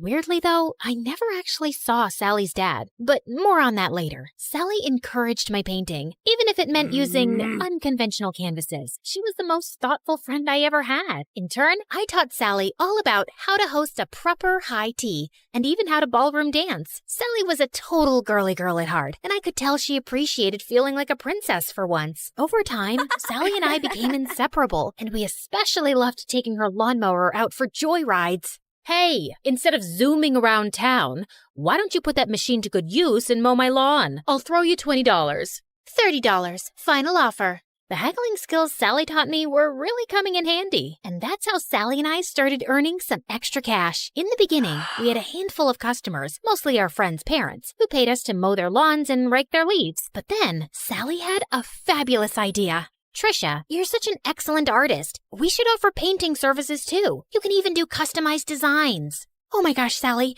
you're a genius. We showed up to the hardware store, excited to get all the materials we'd need to expand our business, but were shocked when we saw the prices. We were in over our heads. I went home, defeated. But then, I thought of someone who just might have some good advice. Janessa, the apple certainly doesn't fall far from the tree. I'd be happy to jumpstart this business for you too. We'll finally have a new way to make money. But first, I want to see your business plan. With Mom's guidance and funding, S&T's Landscaping was born, and with her savvy advertising, our client base expanded quickly. Plus, I was having a blast customizing people's houses with my art. With Sally by my side, I was starting to finally feel at home in this small town. There was just one weird thing. Sally never invited me to her house. She always made excuses why we should meet at my place instead. Oh shoot, I totally forgot. My crazy Uncle Louie's at my house this week. He always brings all 17 of his pet chickens. We should probably just hang out at your house. I fell for it when she told me about Aunt Linda and her 6 boa constrictors, but 17 pet chickens? Yeah, right. One day, curiosity got the better of me. When Sally told me she was heading home after school, I pretended I was going to my place, but I followed her instead. What could she possibly be hiding? I followed Sally to the outskirts of town, the bad neighborhood. Whoa, Sally lives here? The trailer barely looked big enough to hold a twin bed. How could Sally and her 5 siblings and her parents even fit in there? Just then, I lost my balance and fell to the ground with a huge thud. Trisha? Sally, I can explain. I thought Sally was gonna start screaming at me, but instead, she started crying. I'm sorry I never showed you my home. It's just, well, I was embarrassed of this ugly trailer. My dad used to have an excellent job, and we had a big house and a big yard, but Dad lost his job a few years ago and ended up in jail. Ugh, If it wasn't for BFF Enterprises, we would never be in this mess. He was just trying to stand up to their evil owners, and instead Cheryl hired her cronies to make it look like Dad was lying and put him away. It felt like my stomach had dropped out of my butt. Sally's dad was the angry former employee who'd made a case against Mom. Thank goodness Sally had no idea who Mom and I actually were, thanks to our aliases and dye jobs. But why was she blaming Mom when it was really her dad who put us in this mess? I knew I shouldn't say anything or risk Sally getting suspicious, so I ran home before I put my foot in my mouth. Trisha, wait! Was it something I said? I avoided Sally the rest of the week, which wasn't easy. I felt so conflicted. Sally was my best friend, but she hated my mom and blamed her for her dad being in jail. So, I decided to get Mom's advice. I need to talk to you. Sally's dad is your angry former employee who ended up in jail. Oh, come on now, Trisha. What a strange joke. Why was Mom calling me Trisha? At home, she always called me by my real name.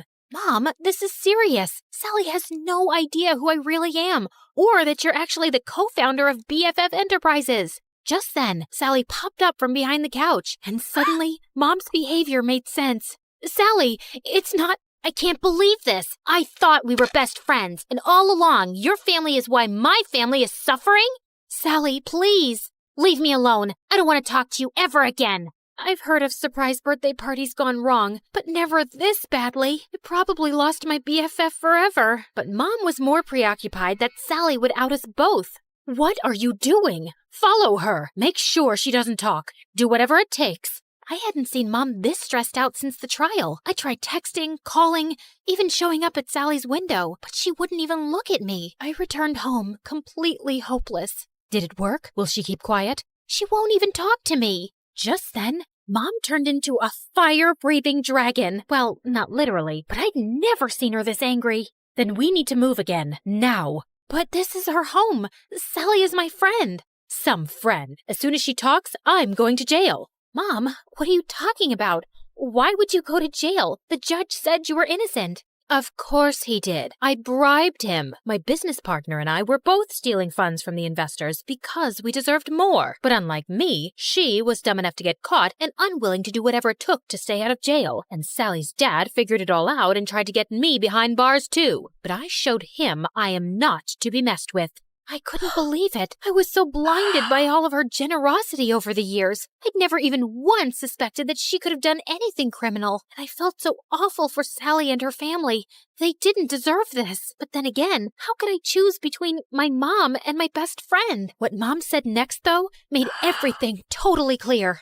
You got us into this mess. Now you have to get us out. Me? I'm just a kid. You're the one who was so greedy that you stole money and ruined your company and all of your employees' lives. You even let your own best friend take the fall. You cared so much about money, you forgot about what really matters, friendship. Trisha, come back here. My name isn't Trisha, Mom. It's Janissa. So, let me reintroduce myself. Hi, MSA Nation. My name is actually Janissa. Pretty, right? Okay, back to the action. I grabbed the security cameras on my way out and headed straight to the police station. It had our conversation and Mom's confession recorded. The police took my mom away, and because I had just turned 18 recently, they let me take care of myself. And that night, the story was all over the news. I knew I'd done the right thing, but I'd never felt lonelier. The next morning, I woke up to a knock at the door. Sally, you have to believe me. I didn't know about my mom. She told me everything for the first time yesterday. I can't believe you did that for me, Patricia. Well, I had to. It was the right thing. I mean, sure, I probably could have bounced from town to town with Mom for years, pretending to be someone I'm not, but I don't want to be like Mom, throwing my friends under the bus and not caring about hurting other people. I would choose friendship over luxury 1,000,000 times. And by the way, my real name is Janissa. It took months, but after campaigning tirelessly, we finally got Sally's dad out of jail and back home where he belonged. With Mom behind bars, I was finally free to come out of hiding. Even though I was totally free to move back to the city, I decided to stay put in this small town. After all, this had become my home. I even asked Sally's family to move in with me. Plus, Sally's dad was able to take over the landscaping business. With him in charge, business is booming. Everyone is just so thrilled that he's back home where he belongs. We did have a company name change, though. I'm just so happy to have my best friend by my side.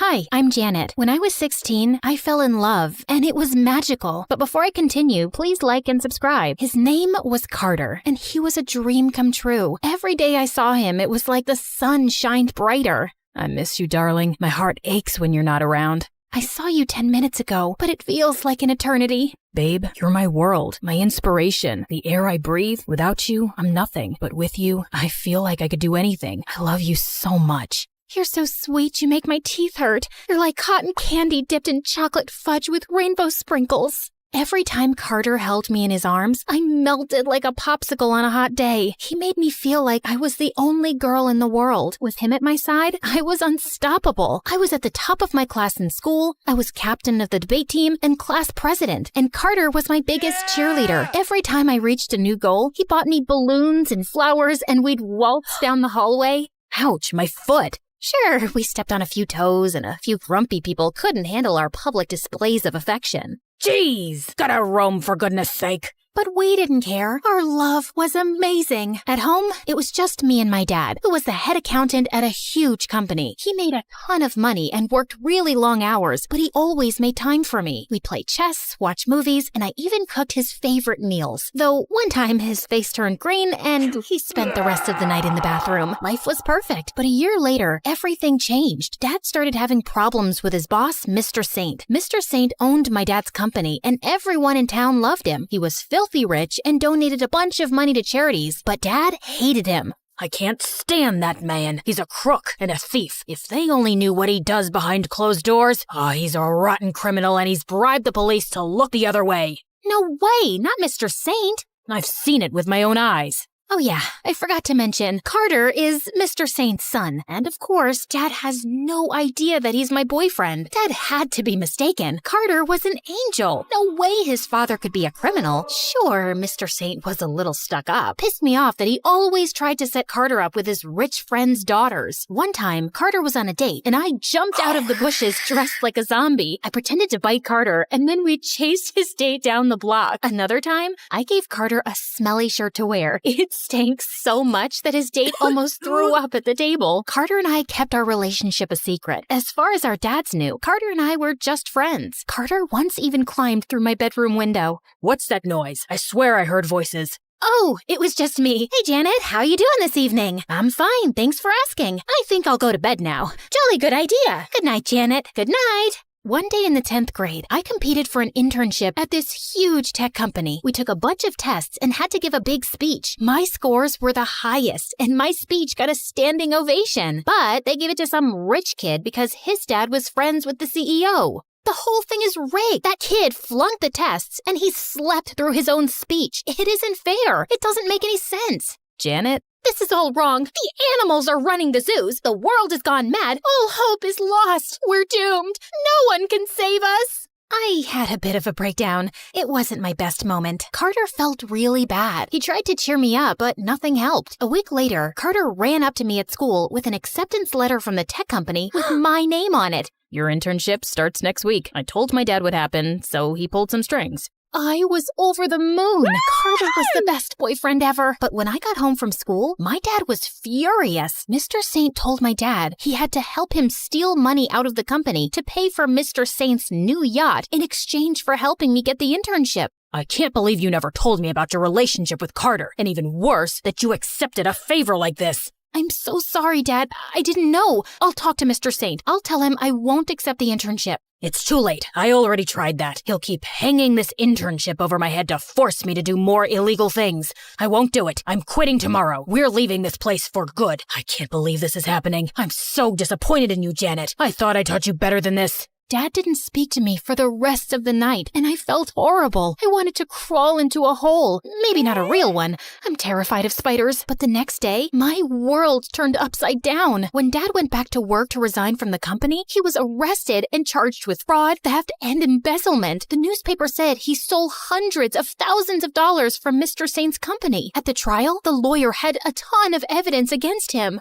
Guilty. The judge sentenced my dad to 20 years in jail. I didn't do it, honey. Mr. Saint framed me. We have to do something. We can tell the judge or go to the press. It'll only make things worse. Mr. Saint has too many connections. Promise me you won't tell anyone. He'll ruin your life just like you ruined mine. My blood boiled at the thought of Mr. Saint getting away with it, but I promised my dad I wouldn't say anything. Soon, we lost our house, and I had to go live with my grandmother in a tiny apartment across town. After the trial, Carter came over to visit. I'm so sorry about your dad. He seemed like such a nice guy. I can't believe he was a crook. I was stunned. I wanted to slap Carter across the face for saying that about my dad. My dad's not a crook. It's your dad that's... I want you to know that I don't care about your dad's crimes. Even if he did try to steal from my dad's company, I forgive him. But most of all, I still love you and I want us to be together. I was about to explode, but before I could say a word, Carter put his finger to my lips. Don't speak. I know this is all a lot, but we'll get through this together. I promise. Our love will triumph over it all. Then he kissed me on my forehead and left. That night, Carter and his dad took their new yacht to some tropical island and he sent me a photo. Seeing Mr. Saint and Carter's stupid smiling faces on that dumb yacht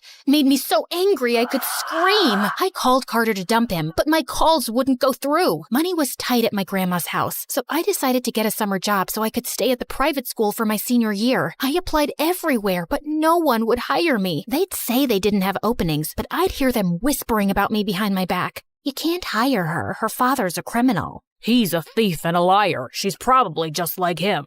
I wanted to punch them in the face, but I kept walking. Everywhere I went, people gossiped about my dad. After a while, I learned to ignore them. Eventually, I found a job at an old electronics store near the edge of town. My first day there, I met a boy named Vincent. Vincent was kind of weird at first. I'd catch him staring at me across the aisles. Every time I'd say hi, he'd walk away. And one time, I was walking home from work, and I caught Vincent taking pictures of me with his phone. What's your problem? I had a feeling it was you. Your dad's that crook that worked for Mr. Saint. Vincent showed me a news article on his phone with a horrible picture of me and my dad from the trial. What's the name of the jail he's in? The jail is called Janet Punches Weirdos. Never heard of it. Weird. Janet punches... I'd had enough. I punched Vincent and shoved him to the ground. My dad is not a crook. He's innocent. That jerk, Mr. Saint, framed him. It was the first time I said it out loud. Vincent was shocked. Then he said something totally unexpected. Join the club. Vincent told me that Mr. Saint framed his dad for a crime a few years ago. My dad was a reporter. He was investigating Mr. Saint. He spent months working undercover as Mr. Saint's butler. He almost had enough evidence to take him down, but before he could finish his story, Mr. Saint found out and planted stolen money in my dad's office. My dad tried to fight it, but Mr. Saint paid off the judge. Vincent's dad made Vincent promise not to say anything too. I can't keep quiet any longer. Neither can I. But what can we do? We both promised our dads we wouldn't say anything. We can finish your dad's story and publish it anonymously. No one would ever know it was us. Yes, I just got an idea. We can finish my dad's story and publish it anonymously. Yes, I just said that. It was my idea. Nuh-uh, it was my idea. I literally just said it 3 seconds ago. No, it's my idea. You're making me angry, Janet. Fine. I'm sorry. It's okay. It's not like I'm angry.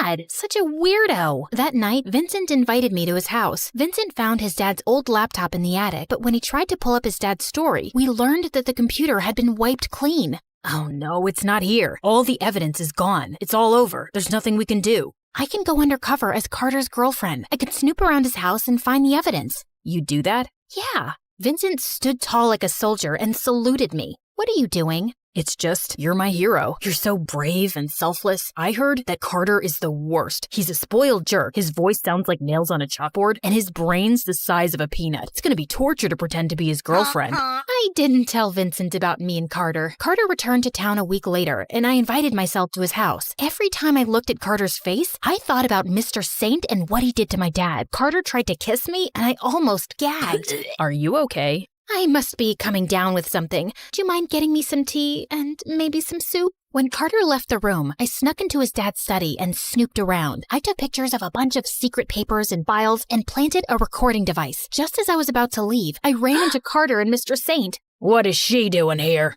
Oh, Mr. Saint, I'm so glad I found you. You saved my life. You're such a good man for exposing my dad and all the horrible things he did. How can I ever repay you? I know, I'll clean your study. I snatched a napkin from Carter and started cleaning. I knocked over an expensive vase, spilled water on the floor, and tossed a bunch of important papers in the trash. She's so grateful, Dad. Isn't she the best? I spent weeks at Carter's house, sending him on crazy errands so I could snoop around. Then, I'd rush over to Vincent's to show him what I'd found. We spent hours combing through the evidence. It was strange spending so much time with Vincent. He and Carter were so different. Vincent wasn't rich, but he was really smart, and his determination was contagious. Vincent and I wrote a bunch of articles that we posted online under a fake name, and before we knew it, the stories went viral, and the police showed up at Mr. Saint's door. We did it. I can't believe it. He's finally going down. Vincent pulled me into his arms, and my heart skipped a beat. What are you doing? I'm not sure. Then Vincent kissed me, and it was magical, but I was so confused. Vincent wasn't even my type. Suddenly, my cell phone rang, and I pulled away. It was Carter, and he wanted to see me.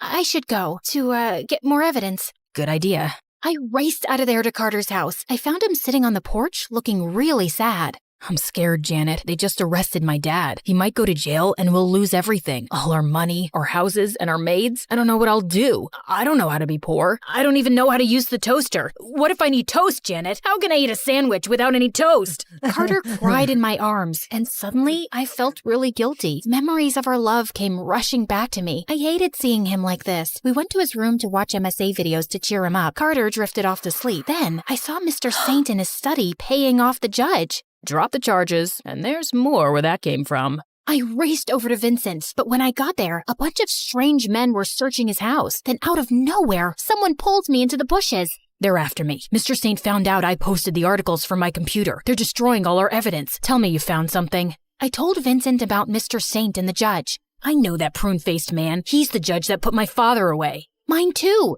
We have to publish another article. This is the proof we need to get our dads out of prison. It's too dangerous. Danger is my middle name. Your middle name is Simon. Yes, that's my second middle name. But the third one is Danger, and the fourth one is Triangle. And, forget it. Just text me the video and I'll finish this. I have to protect you. You're a delicate flower. I'm stronger than you are. You know what I mean. I texted Vincent the video, then he kissed me and ran off. My heart raced as he disappeared into the darkness. But when I got home, something unexpected happened. I walked into my room and saw Carter standing there with a huge smile on his face. It's over. What's over? My dad caught the guy that's been writing all those lies about him. He'll go to jail just like his lying father. Carter turned on the TV. Vincent's face popped up on the screen. He'd been arrested. My heart sank. Then Carter got down on one knee. Will you marry me, Janet? You're my rock and my sunshine. I couldn't have gotten through this without you. Our love saved me. I didn't know what to say. At one time, I dreamed of marrying Carter, but the thought of Vincent rotting in jail made me sick to my stomach. I ran out of there and straight to the police station. I showed them my secret recordings and all the other evidence I'd saved on my phone. The police released Vincent, but when they went to go arrest Mr. Saint, he was gone. He'd left town without a trace. A couple weeks later, my dad and Vincent's dad were finally back home. It broke Carter's heart to learn the truth about his dad. I tried to reach out to him, but he refused to take my calls. I heard he and his mother moved away to a farm where Carter learned to make bread. As for Vincent and I, we fell in love. We studied journalism in college, and after we graduated, we became investigative journalists.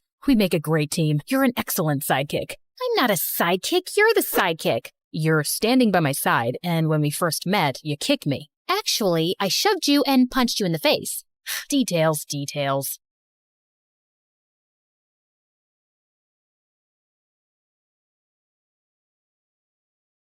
I'd been avoiding this all night, but it was time to face the truth. I was standing in the middle of the dance floor at the winter formal, surrounded by two of the most popular boys in school, Nicholas and Isaac. Nicholas gave me flowers. Isaac jumped in front of Nicholas and started singing me a love song. Nicholas threw a glass of punch in Isaac's face, then gave me a diamond necklace. Both of you, get away from me! How many times do I have to tell you, I don't love you? But we shared a chicken sandwich. I gave you half my fries. What about me? We walked on the beach under the moonlight and kissed under the stars. I liked all your Instagram posts, and I texted you 1,000 smiley face emojis with hearts in their eyes. The hearts were in all of their eyes, Ember. Do you know what that means? Leave her alone, you jerk. She's my girl. No, she's mine.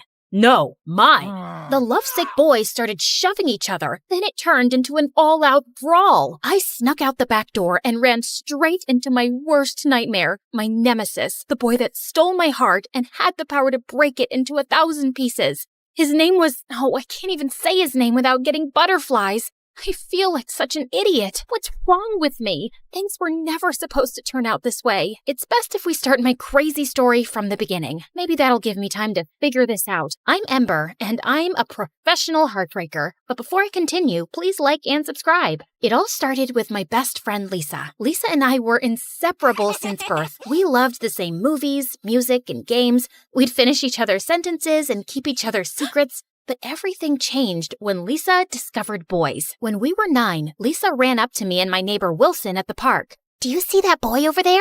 The one that's picking his nose? Of course not. The one that's eating sand? No, the one next to him with the dark hair and dreamy brown eyes. I think I'm in love with him. A day later, Lisa and the boy were a couple. A week after that, the boy broke Lisa's heart and she lost her mind. She cried for days. Wilson and I tried to cheer Lisa up, but nothing worked. Then one day, Lisa walked up to me and Wilson happy as a clam because she'd found another boy. Then he broke her heart and the whole cycle continued over and over and over again. Why do you keep crying over these stupid boys? The last one smelled like a stinky old sock. He didn't smell like a sock. He smelled like a man. But he was only 12. You guys don't get it because you're not as mature as I am. You're only 2 months older than we are. But you know nothing about the magic of love. It went on like that for years until we reached high school and Lisa fell in love with a football player named Nicholas. Yeah, the same guy from the beginning of my story. The one with the horrible singing voice and obsessed with heart emojis. Ember, he's the one. I just know it. You said that about the last boy. No, it's for real this time. I think I'm gonna marry him. A day later, she and Nicholas were Insta-official. They dated for a year, but the whole time he was cheating on her, and it broke Lisa's heart. The same thing happened with another boy at school named Isaac, a smooth-talking, rich model. Yep, he was the second jerk you met in the beginning of the story. Every time Lisa saw Nicholas or Isaac with another girl, she'd break down in tears. She couldn't pay attention in class. She started failing all her tests. Her grades dropped, she stopped coming to school, and eventually couldn't get out of bed. Lisa's parents got so worried about her that they moved away, and I lost my best friend forever. I was devastated. She even refused to contact us and changed her number and deactivated all her social media accounts. Her mom told us to respect her wishes. You still have me. It's not the same, Wilson. After Lisa left, I blamed myself. Nicholas and Isaac were heartbreakers, and all the girls loved them, even though they both had the IQ of a fly and were the most conceited boys on earth. They had a new girl every week and ripped the poor girl's heart to shreds. I should have protected Lisa from those jerks. She was my best friend in the world, but I wasn't there for her. I'm the reason she's gone. That's not true. Lisa made her own decisions. She chose to date those guys. If it's not my fault, why does it hurt so much? A couple years later, in my senior year, I had a major glow-up. My dark olive skin and long curly hair got me so much attention, people thought I was a model or a movie star. Nicholas kept staring at me in gym class. I tried to ignore him, but he cornered me in the hallway. Hey, beautiful. I couldn't help but notice that you're almost as hot as me. I've never seen you around. Is this your first day? No, dummy. We've been in the same classes for 2 years. He looked at me like I was crazy. I'm Ember, Lisa's best friend. I don't know any Lisa. Your ex-girlfriend's Lisa? He shrugged his shoulders like he didn't even care. I wanted to slap him in his stupid jerk face. I'm captain of the football team, you know, and I've got 2% body fat. He lifted up his shirt to show me his washboard abs. Am I supposed to care? You're funny. Let's go out this weekend. I was pissed. First, Nicholas broke Lisa's heart, and now he wanted to go out with me? Suddenly, I had an idea. I could make him pay for what he did to Lisa. So, I said yes. Later that day, Wilson and I were sitting together at lunch. I was helping him fix his battle robot for the robotics club when Isaac walked up. Hey, babe, is your dad a genie? Because you're my wish come true. We should get together. You're not her type. No one asked you, nerd. Wilson's battle robot charged at Isaac. Isaac grabbed the robot and spiked it like a football. Wiper butt, no! Next time, mind your own business. Avenge me. Wilson jumped up to confront Isaac, and I slid between them. I'd love to go out with you, Isaac. I gave Isaac my number, then he walked away. Wilson was totally confused. Why would you go out with that jerk that broke Lisa's heart? I'm gonna go out with both jerks that broke Lisa's heart. I'm gonna make them pay for what they did to Lisa. After that, Wilson and I came up with a master plan. Nicholas was the first target. He was obsessed with sports and super competitive. He was on the basketball team, the football team, and the baseball team. But after a little investigation, Wilson and I discovered that Nicholas was terrified of heights. For our date, I invited Nicholas to a rock climbing gym. As we were walking inside, Nicholas saw a beggar on the street and yelled at him for asking for food. Get your own food, loser. Ugh. Can't understand why these poor people choose to live on the sidewalk. There's an apartment building right across the street. I couldn't believe how insensitive and stupid Nicholas was, but I had to stay focused on my mission. Good question, but tonight's about us. Let's go have some fun. I took his hand and pulled him inside. Nicholas took one look at the rock wall and broke into a sweat. I don't know about this, Ember. Can't we just go to the movies? Are you scared? I didn't know you were a chicken. I'm no chicken. I'm not afraid of anything. I'll climb to the top twice as fast as you. You're on. I raced to the top, and Nicholas struggled to keep up. Come on, Nicholas. You can do it. Just don't look down. Nicholas looked down and freaked out. He started crying like a baby. It took 20 minutes for the instructors to pry him off the wall. Wilson recorded the whole thing on his phone and posted it online. The video went viral in minutes, and Nicholas was the biggest joke. The next day, I went out with Isaac. He got us concert tickets to see a famous pop star. He met me at my door with a huge bouquet of flowers, but when he wasn't looking, I slipped a couple doggy treats in his pocket. As we were walking to his car, my neighbor's huge dog charged towards him. Isaac got so scared, he turned to run, but slipped and fell face first in the mud. His clothes were ruined, and so was his perfect hair. I'm so sorry.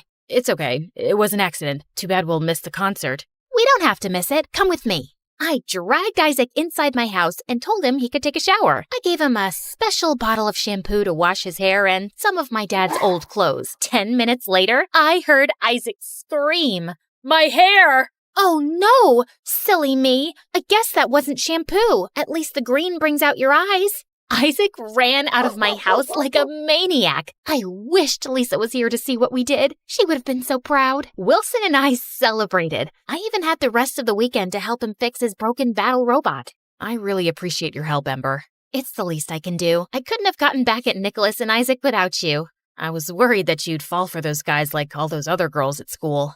Give me some credit. Those guys are the worst. I like guys that are smart and kind. Then Wilson gave me a strange look. I think I like you. I mean, like you, ever since we were kids. I was wondering if maybe we could go out on a real date. I was shocked. I never saw Wilson as anything more than a friend. But as I thought about dating him, I suddenly started to blush. Sorry, I guess that was a dumb idea. I'll leave now. Before I knew it, Wilson was walking out the door.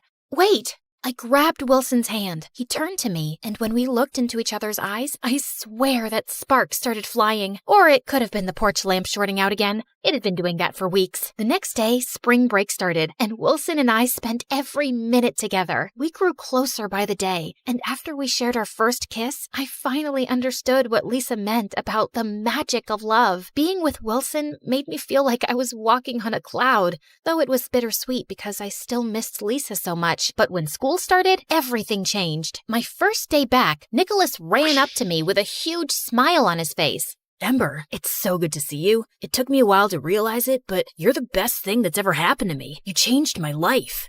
Wait, what? I was totally shocked. I thought Nicholas hated me. You gave me the courage to face my fear of heights, clowns, and strawberries. You're afraid of strawberries? It's the seeds and their pointy ends. They could take an eye out, but that doesn't matter anymore. I've conquered all my fears, and now I'm unstoppable. I'm a new man, and I think I like you. Then Nicholas kissed me on the cheek and waltzed down the hall. After school, Isaac ran up to me in the parking lot with his bright green hair. He hugged me and spun me around. Babe, you're amazing. My hair is a hit. I booked 10 modeling jobs over the break. I wanted to call and tell you, but I was so busy. You're my good luck charm. Before I could say anything, Isaac kissed me. Then out of nowhere, Wilson and Nicholas appeared. Wilson stared at me and Isaac in total disbelief. Nicholas got so mad, he grabbed Isaac and punched him in the nose. Get your hands off my girl. She's not your girl. She's the love of my life. Then I saw an amazing opportunity. My mission wasn't complete. That night, I told Wilson about my new plan. Our mission isn't over. I'll go on a few more dates with Nicholas and Isaac. I'll make them compete for my love. And when I know I've got them hooked, I'll rip their hearts to shreds. I'll just need you to... What about us? We'll keep our relationship a secret until after I break Nicholas and Isaac's hearts. You're not making any sense. I'm your boyfriend. I can't just sit back and watch you date other guys. We have to complete the mission. I don't care about the stupid mission. What are you saying? It's me or them. I chose the mission. I couldn't back off now. It was too important. I owed it to Lisa. After that, Wilson and I broke up. I kept dating Nicholas and Isaac and made them compete for my affection. It was funny seeing them try to one-up each other to win my heart, but every time Wilson saw me with them, he gave me the saddest looks. What are you staring at, nerd?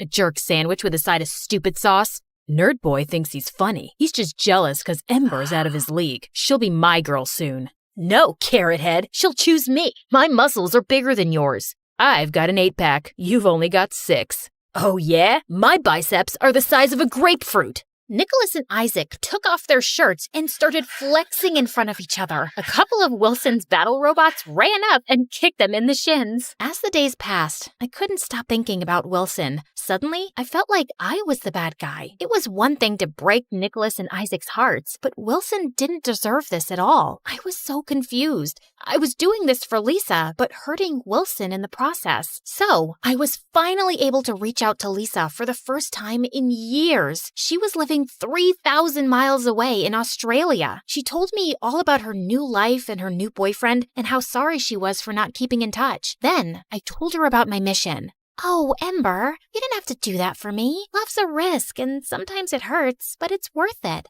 I was trying to break those heartbreakers' hearts and broke Wilson's along the way. I feel like a hypocrite trying to teach those guys not to play with a person's emotions while I was doing the same thing. You made a mistake, and that's okay. We all do. Now you just have to fix it. The next day, I met up with Nicholas and Isaac. It's over. I don't love you. I don't want to see you anymore. They didn't take it very well. They dropped dozens of teddy bears, candy, and love notes at my door, but I sent it all back. I tried to contact Wilson, but he didn't return my calls. And when I went by his house, his mom told me he was out of town at the National Robot Battle Championships. I was proud of Wilson, but so sad I wasn't there to support him like he'd always supported me. He posted a bunch of videos from the competition online. The moment I saw his face and heard his voice, my feelings for him rushed back, and suddenly, I was nursing my own broken heart. A week later, a couple of girls from class encouraged me to go to the winter dance. It was better than sitting in my room all alone, so I agreed to go. So, yeah, now we're back to where we started. Hey, editor, can you speed things up from here? No problem. Okay, here it is. The moment of truth, when I ran out the back door and right into the love of my life. If you haven't guessed it by now, the mystery guy is Wilson, and he looked so different that night. He was confident and happier than I'd ever seen him before. Wilson looked up at me with his big brown eyes, and all my feelings for him were stronger than ever. I'm sorry I hurt you. I was so obsessed with getting revenge for Lisa that I became a colossal jerk. I hope you can forgive me. Maybe someday we can be friends again. I don't know. You did some really dumb stuff. I get it. I ruined our friendship and broke your heart. I understand why you don't want to be friends anymore. I guess this is goodbye. I turned to leave, then Wilson grabbed my hand and smiled. This doesn't have to be the end. Maybe we can fix this. I think it's worth a try. Another mission? Something like that.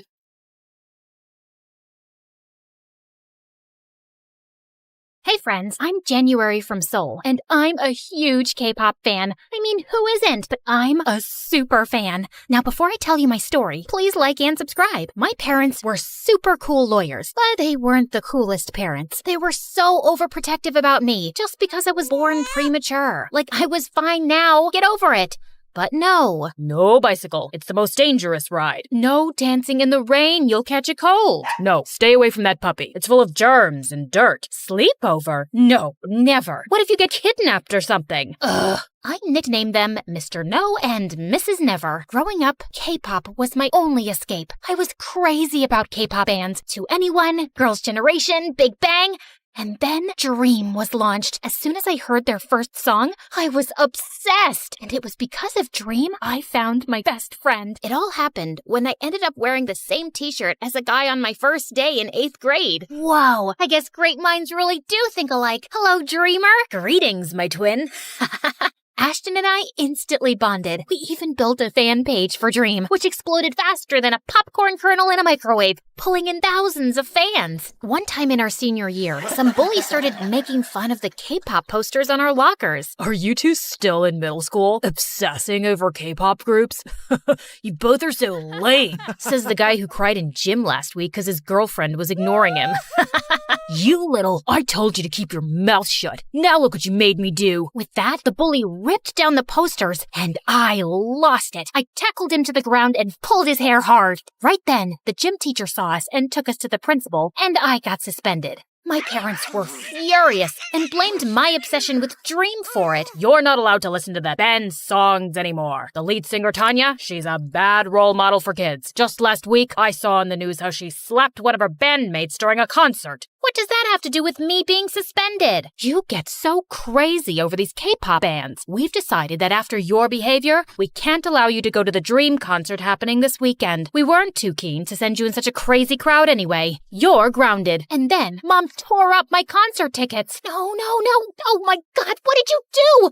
I hate you both. I stormed off to my room, my blood boiling. I called Ashton and told him everything, and he promised to find a way for us to attend. On the night of the concert, just when I'd lost all hope, Ashton came to my room through the window with tickets in his hand. OMG! How did you manage to get them last minute? They must have cost a lot. Don't tell me you took the money from that piggy bank, the one you started back in kindergarten? Desperate times call for desperate measures. Plus, it's totally worth it. I got us special meet and greet tickets too. I'm so excited. Me too! My heart raced as we sneaked out and ran to the venue. But at the concert, the band's performance seemed really off. They weren't harmonizing and even kept bumping into each other. And then suddenly, Tanya smashed her guitar on stage, and her bandmates looked really frustrated. She can be such a drama queen. Hey, you know I adore Tanya, but that's the truth. After the concert, Ashton and I went for the meet and greet, but it turned out the band had canceled it. And suddenly, the fans got angry and went wild. They started running backstage, demanding to see the band members they had paid to meet. Chaos erupted, and fans, including Ashton, were grabbed by the guards. I ran and sneaked into a nearby van and hid under the seat. If they caught me and made me call my parents, it would be catastrophic. Moments later, the van door swung open, revealing a fuming Tanya. The show was a mess. The bands turned against me. They were so rude. As Tanya was climbing into the back of the van, I began to creep out from under the seat to escape, but Tanya saw me. Aha! Caught you. I'm calling security. No, please. Look, I was part of the fans lined up for the meet and greet before things got crazy. I didn't want to cancel that. The band messed up. It's okay. I gotta go. No, nothing is okay. You know how tiring my life is? I'm exhausted with all these contracts, producers, and shows. I have no friends, my bandmates hate me, and now probably my fans too. I just need a break, but I can't even have that because the paparazzi are always on my butt.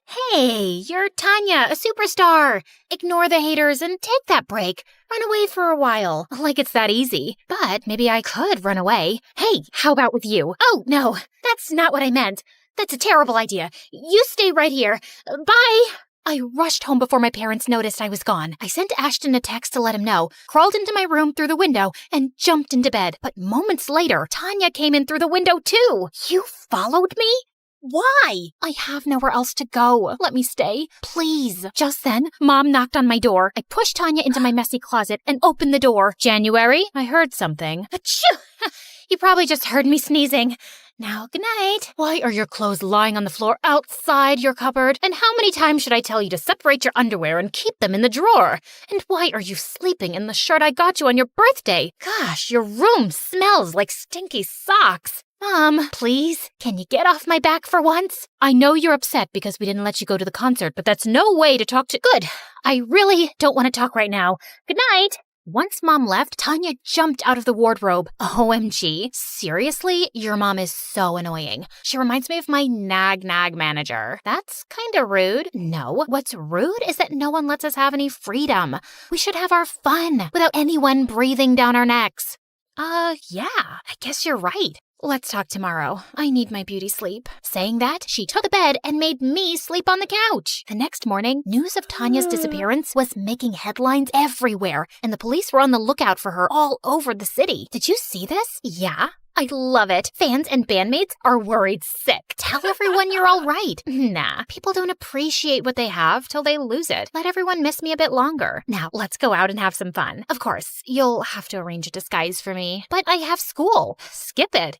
Well, I did have a K-pop star asking me to spend a day with her, so yeah. I skipped school, made sure Tanya was unrecognizable, and then we went to the mall. While we were window shopping, we passed by a kid who was about to eat his ice cream, and Tanya stopped short. I want that. Okay, I can buy you some. No. I want that. His ice cream. It's the perfect ratio of chocolate to vanilla with my favorite toppings and sprinkles. Now here, boy, gimme it. I'm Tanya, the superstar. The boy refused to part with his ice cream and started yelling. Then Tanya knocked it out of his hand to the ground, grabbed me, and told me to run. What the heck was that? And are you trying to get attention by telling people who you are? Who would believe some stupid kid? Come on, let's check out some makeup. At Sephora, a sales girl was a bit rude to me, so Tanya messed up the arrangement of all the products on the shelves while the sales girl wasn't looking, then casually walked out. We both snickered as we saw her from outside, looking angry and confused at the mess.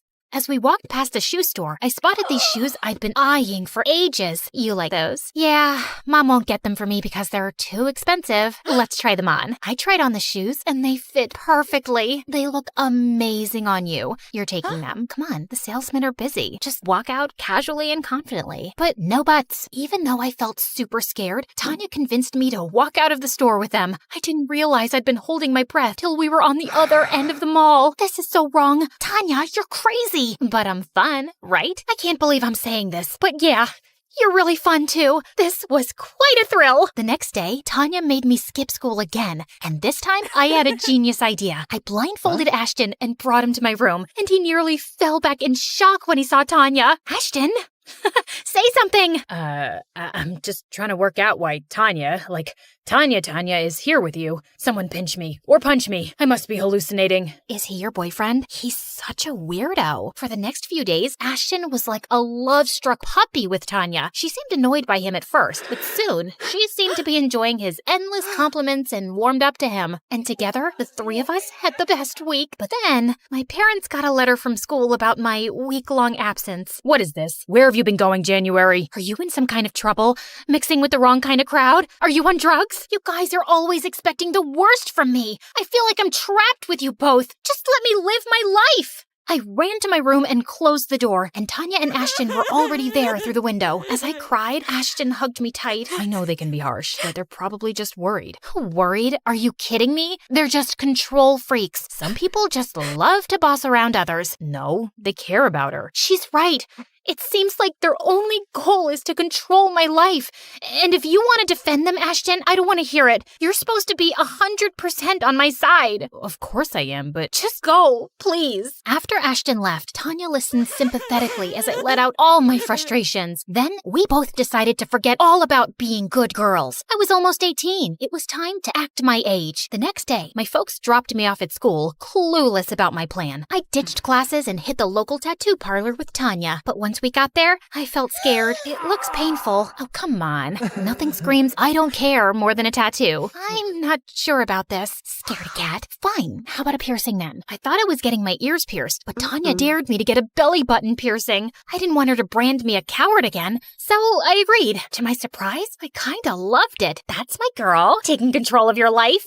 Hell yeah! Tanya kept extending her stay, and I was happy about it. We were having a blast together, and I really wished Ashton was still hanging out with us, but he never replied to any of my texts and even blocked me on social media. One day, as Tanya and I were out at the mall, she went to the bathroom. I was sitting alone when I heard a familiar voice. Can I sit here? What do you want? I've really missed you these past few days. Have you? You didn't try to call me or message me, and even blocked me on social media. So petty. What? I got messages from you to stay away. I was so shocked when Ashton showed me those texts, but I'd never sent them. And guess what? It turned out Ashton's number on social media was blocked from my side, but I was 100% sure I never did that either. How is this possible? Isn't it obvious? It's Tanya. She's playing some sick games. I could never stop being your friend. And Tanya keeps saying your parents are controlling, but she's been manipulating you herself all along. Just then, Tanya appeared, looking furious. Don't listen to him, January. He's lying. Why would he lie? Oh, please. He's crazy. Can't you see how he looks at you? He's like some psycho lover completely obsessed with you. He even admitted it to me,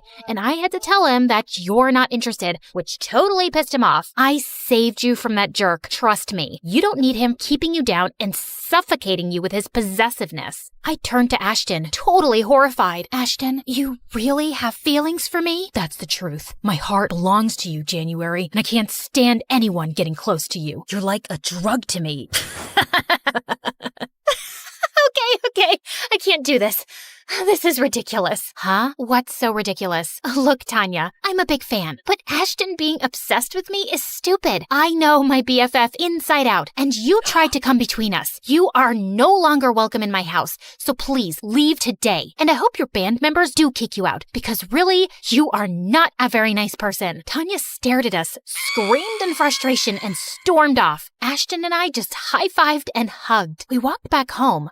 But there, we were in for a surprise. There were cops everywhere. January, Ashton, you're under arrest for kidnapping Tanya. What the what? My parents weren't home, and Ashton had no choice but to let ourselves be taken away in the police car. Oh gosh, they were gonna kill me when they found out everything. I was ready for the shouting of a lifetime when Mom and Dad reached the station, but they turned angrily to the police instead. How dare you arrest our daughter and her friend? Seriously? You have them behind bars without evidence? My parents were pretty good at being lawyers, and in no time, we were out of there. I told my parents everything, and they both hugged me. Mom, Dad, I should have come to you and told you Tanya was hiding out in my room. No, I think this is our fault. We've always been so strict with you, you probably didn't feel comfortable coming to us and talking about it. But we promise you, from now on, we won't be so strict. We will let you learn from your own experiences. It's how you become a better judge of character, too. And no matter what, we'll always have your back. The next day, there was a media frenzy outside my house. Turns out, Tanya had given an interview to TMZ about how she was kidnapped by psycho fans,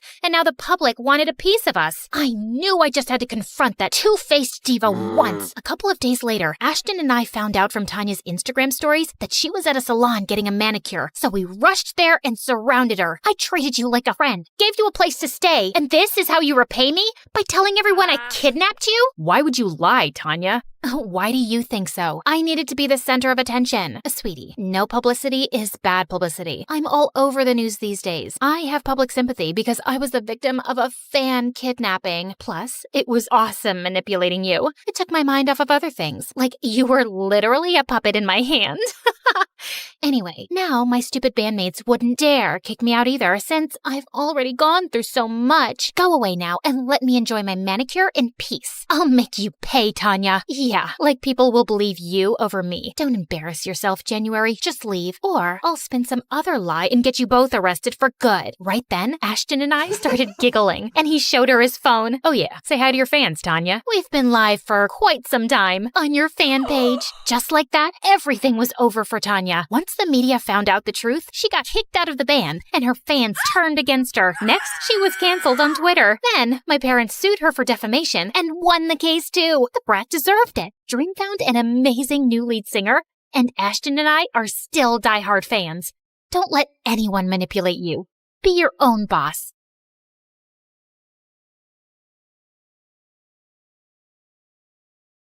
Hi, I'm Kanya. And yes, this is me on top of a skyscraper in Chicago. And that is a massive storm coming in my direction. I was born in Thailand, and my parents divorced when I was just a few months old. Mom left, and Dad raised me on his own. He worked at a very fancy international hotel as part of the waitstaff, and it was a super fun place for a small kid to hang out. I spent days playing in the pool, learning to say hello in a million different languages, and every time I was hungry, I just had to turn my puppy eyes to the cook. Here, the clients didn't even touch it. They said the salad was too green. When it was too warm, Dad and I would go to the roof, eat khao lam, and watch the stars. Wow, they're so bright, it almost looks like it's day. But the brightest star is sitting beside me. Aw, Dad. You'd think I'd miss Mom, but Dad was extra caring. Every morning, Dad made pancakes and braided my hair. He also fought Cook to have first dibs on the hotel's lost and found box. And if there was something super nice, like that shiny pink bag both Cook and I wanted, they ended up pulling each other's hair. I wanted to do something nice for Dad, so when his birthday came up, I broke my piggy bank to get him a present. But I barely had anything. Well, just enough to buy a cheap lottery ticket. It's okay if I don't win. It's the thought that counts. But as the announcer read the lottery numbers, Dad's eyes grew bigger and bigger, and then he let out a loud scream. We had actually won the freaking lottery! Dad knew his greedy relatives would come after him like bees to honey when they found out about his new wealth. So he decided to move to the U.S. with me, and we settled in Chicago. I was 12, and my life had turned upside down overnight. America was cold, and I wasn't used to Western customs. The first time he took me to a fancy restaurant, there were so many knives, forks, and spoons. What do you mean I can't eat spaghetti with chopsticks? They're noodles! But the biggest change was my dad. He invested the money in very successful startups, and we went from being really rich to filthy rich, and we moved into a massive mansion. Anything you want, you let Sebastian know, and he'll get it for you. Sebastian was Dad's personal assistant, and he was glued to his side. Every time I wanted to spend time with Dad, Sebastian was there too, tall and serious like a scarecrow in an expensive suit. He even went with us to the amusement park and followed us on the roller coaster. Does he really have to be here? Yes, I need him to hold my tie down so it doesn't flap in the pictures. Gosh, just buy a tie clip. I wanted Sebastian gone. I started giving him impossible tasks, so when he failed, Dad would get rid of him. Sebastian, I want a copy of the next BTS album, the unpublished one. Sebastian, I want croissants every morning, fresh from Paris. But Sebastian always delivered. One day, I was stuffing down a box of fried chicken and plotting my next request, when suddenly I started choking on a chicken bone. Sebastian was immediately by my side, performing the Heimlich maneuver till I spat it out. Oh my God, you saved my life. Just doing my duty, miss. After that incident, I started warming up to Sebastian, thinking of him as my grumpy guardian angel / fairy godmother. When I started high school, I was nervous about whether my new classmates would like me or make fun of my accent. I'd heard American high schools were brutal, but then I met Diana, a total firecracker. Oh, you're from Thailand? I've always wanted to see the Festival of Lights. Yes, it's pretty amazing. We should totally organize one for our school, right? Everyone loved the idea, and while building lanterns with my classmates, I also got to make new friends quickly. As we watched the lanterns float into the sky, I was so happy to bring a piece of my culture to my new home. Diana became my partner in crime. She introduced me to a world of karaoke nights, greasy hamburgers, baseball games, and sleepovers. We spilled secrets about our crushes and talked about my upcoming 16th birthday. You know your dad is planning a massive Sweet 16 party, right? To be honest, I don't really care about a big party. I'd rather do something meaningful, you know? Sebastian helped me organize a day of volunteering with my friends at the local animal shelter. Dad, however, couldn't help going overboard. He donated a new building to the animal charity, complete with VIP grooming stations. I guess even the 3-legged half-blind cats deserve a blowout. And they look great on my TikTok. Here, let's grab a selfie. At the end of the day, Dad rolled in the biggest cake I'd ever seen. But suddenly, he tripped and fell face forward into the cake. After a moment of horrified silence, I started laughing. I guess now everyone knows how sweet you are, Dad. He laughed too, and I hugged him, getting frosting all over myself. Best birthday ever!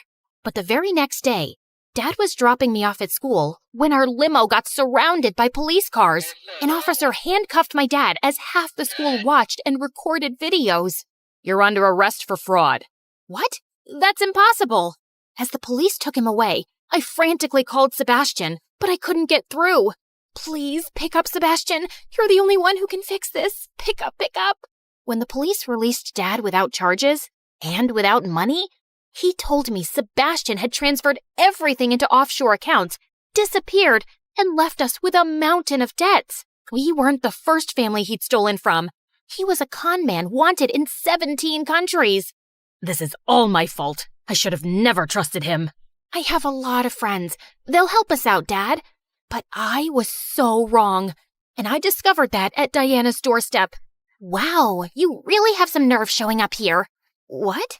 Oh, you thought we could still be friends? Your dad's a criminal, and who knows what you've been up to? Before, you were rich and exotic. Now you're poor and toxic, so scram. She tried to slam the door shut, but I pushed her in so hard that she fell on her butt. My dad's not a criminal. Then he's an idiot who got scammed by a butler. I left before I ended up punching her stupid face. I couldn't believe I ever thought of that snake as a friend. Luckily, not all of my friends were as horrible. One helped Dad find a job as a night guard, and another let us stay in her uncle's apartment. I moved to a public school, and things were not so bad. Except for one thing. The debt collectors. They hounded Dad and even followed me everywhere. One even pretended to be a teacher to get into the school and took my bag. Hey, give me back my bag. You mean my bag? Where's the money, girl? Are you stupid enough to think I carry it around in my school bag? Sebastian took everything, and we're broke, you moron. I don't believe you. Tell your dad to return our money soon, or things are gonna get a lot worse. Of course, I didn't tell Dad. He was already crushed and looked worried all the time. The only time I saw him smiling was when I sent him a selfie I'd taken of us on our old hotel roof. We didn't have much in Thailand, but we were happy. I just had to remind him that happiness was possible here too, but I didn't know how to do that. But then a few months later, I was working part-time at a coffee shop when I overheard two customers chatting about an upcoming meteorite shower. That's it! Dad loved the stars. If I took a picture of the falling stars, it would remind him of us on the rooftop of the hotel in Thailand. It would cheer him up for sure. Chicago boasted a towering skyscraper, over 100 stories high. The roof, reserved for the top-floor hotel clients, was just the spot I needed. On the night of the meteorite shower, I sneaked into the hotel's kitchen wearing a borrowed chef's uniform from work, then went to the Lost and Found. Bingo! I found a perfect fake fur coat and hat. I channeled my inner Paris Hilton and got to the elevators, where a bellhop boy was stationed. He stared at me suspiciously all the way up. You look familiar. Do I know you from somewhere? Unlikely. I don't really mingle with the bellhop crowd. Why? What's wrong with the bellhop crowd? Oh, nothing at all. I'm sure your family's very proud of you. Your mother must have dreamed of a future for you where you press buttons for a living. He turned away silently, and I hopped out of the elevator as we reached the top. I felt bad that I'd offended him, but I was just selling my rich brat role. The view from the top was amazing, but the wind was incredibly strong. As time passed, it intensified, and a thunderstorm loomed on the horizon. Just as I was about to give up, a multitude of shooting stars lit up the sky. I took countless pictures before running back home, and I burst through the front door. Dad, look! Dad! I stopped short when I saw the whole place had been trashed. I ran into the kitchen where I found a strange woman looking anxious. Who are you? What happened here? And where's my dad? Oh, thank God you're here. Kanya, I'm your mother. What the what now? I didn't even know she was American. I know you don't remember me, but your dad asked me if I could take care of you, so here I am. Excuse me? You're about 16 years too late. I'm sorry.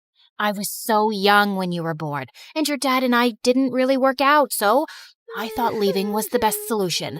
I knew he'd take good care of you. You're right. He did a great job, and I want him back. I ran out and called my dad crying. I'm sorry it has to be this way, sweetie. The debt collectors are getting too dangerous, and I need to draw them away from you, so I'm leaving for good. I love you, and I'll miss you terribly. You have to leave this house immediately and go stay with your mom. And you have to do what she tells you. I may not be able to call or text you again. No, Dad, wait! But he had already hung up. Dad was gone, and now I had to leave my house and my school and go live with this stranger at the other end of the city? And she forced me to wear a wig and contact lenses to make myself unrecognizable. I did what she said, but I just wasn't ready to accept her as my parent. I made it my life's mission to find Sebastian and make him return our money so Dad could pay off his debts and come home. I started visiting police stations every day, but no officer wanted to help me until I bumped into... Hey, it's you. Bellhop boy? You recognize me? Yeah, your disguise isn't that great. Also, my name's Enzo, and you owe me a tip. I am so sorry about that encounter. How about I buy you an apology coffee? Better make it an extra large. It turned out that Enzo had started a new job at the police station as an IT assistant, and he recognized me from the viral video about my dad's arrest. So now you want to catch this Sebastian guy? Yeah, but I don't know how or where to start. Let me see if I can dig up some info. You'll really help me? Let's say I'm tired of asking. Have you tried switching it off and on again every time something doesn't work around here? Like a couple of Sherlock Holmes, we started tracking famous rich people's social media accounts because such people were usually Sebastian's targets. He's like a tick, looking for the fattest victim to suck on. But Sebastian was also sly, and he knew the police were on his tracks, so no matter how many pictures we looked at, we couldn't find him. Until one day... Wait, isn't that him on the yacht with Siley Myrus? OMG! Yes, even with the mustache, I'd recognize that sleazebag anywhere. Okay, let's zoom in on the boat name and... Found him! He's in Greece, posing as a pet masseuse for TikTok canine stars? The next day, I bought a flight to Greece with the last of my savings while Enzo alerted the local police. Together, we descended on Sebastian. Drop the poodle. You're under arrest. Give me back my money. Your disguise is dumb, and I've already gambled all the money away, stupid. I kicked him in the shin as the police carried him off. I was happy he was caught, but the money was gone. With no chance to pay off our debts, Dad would be on the run forever. That night, I went walking on the beach, and I saw the sky was filled with stars. I took a picture of it and sent it to Dad, but he didn't reply. After I returned to the States, I decided to start mending things with Mom. It wasn't easy, but she was the parent I had now, and I could see how hard she was trying.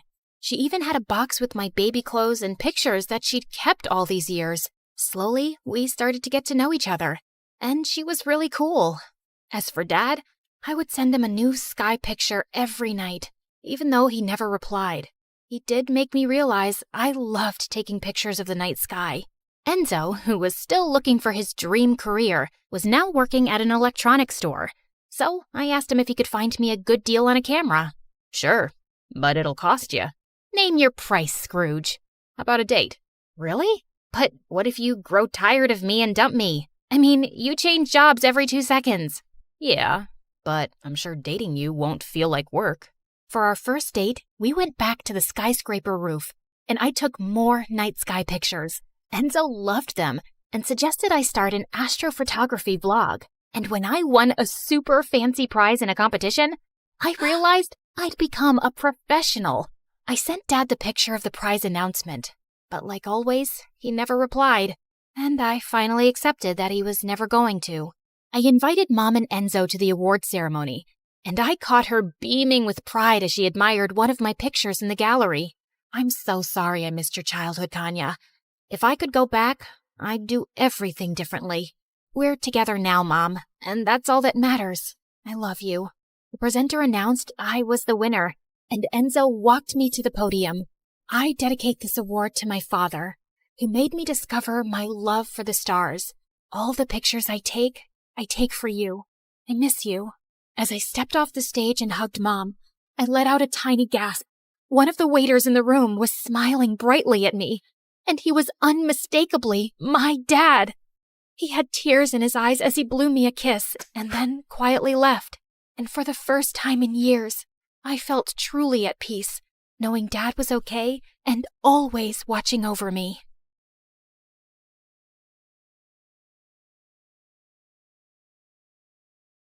I woke up in the middle of the night feeling extra thirsty and almost passed out when I saw the time. It was 3 a.m., the devil's hour. I tried to go back to sleep, but I just couldn't. Come on, girl. Ghosts aren't real, but dehydration is. So hold yourself together and get your ice-cold water.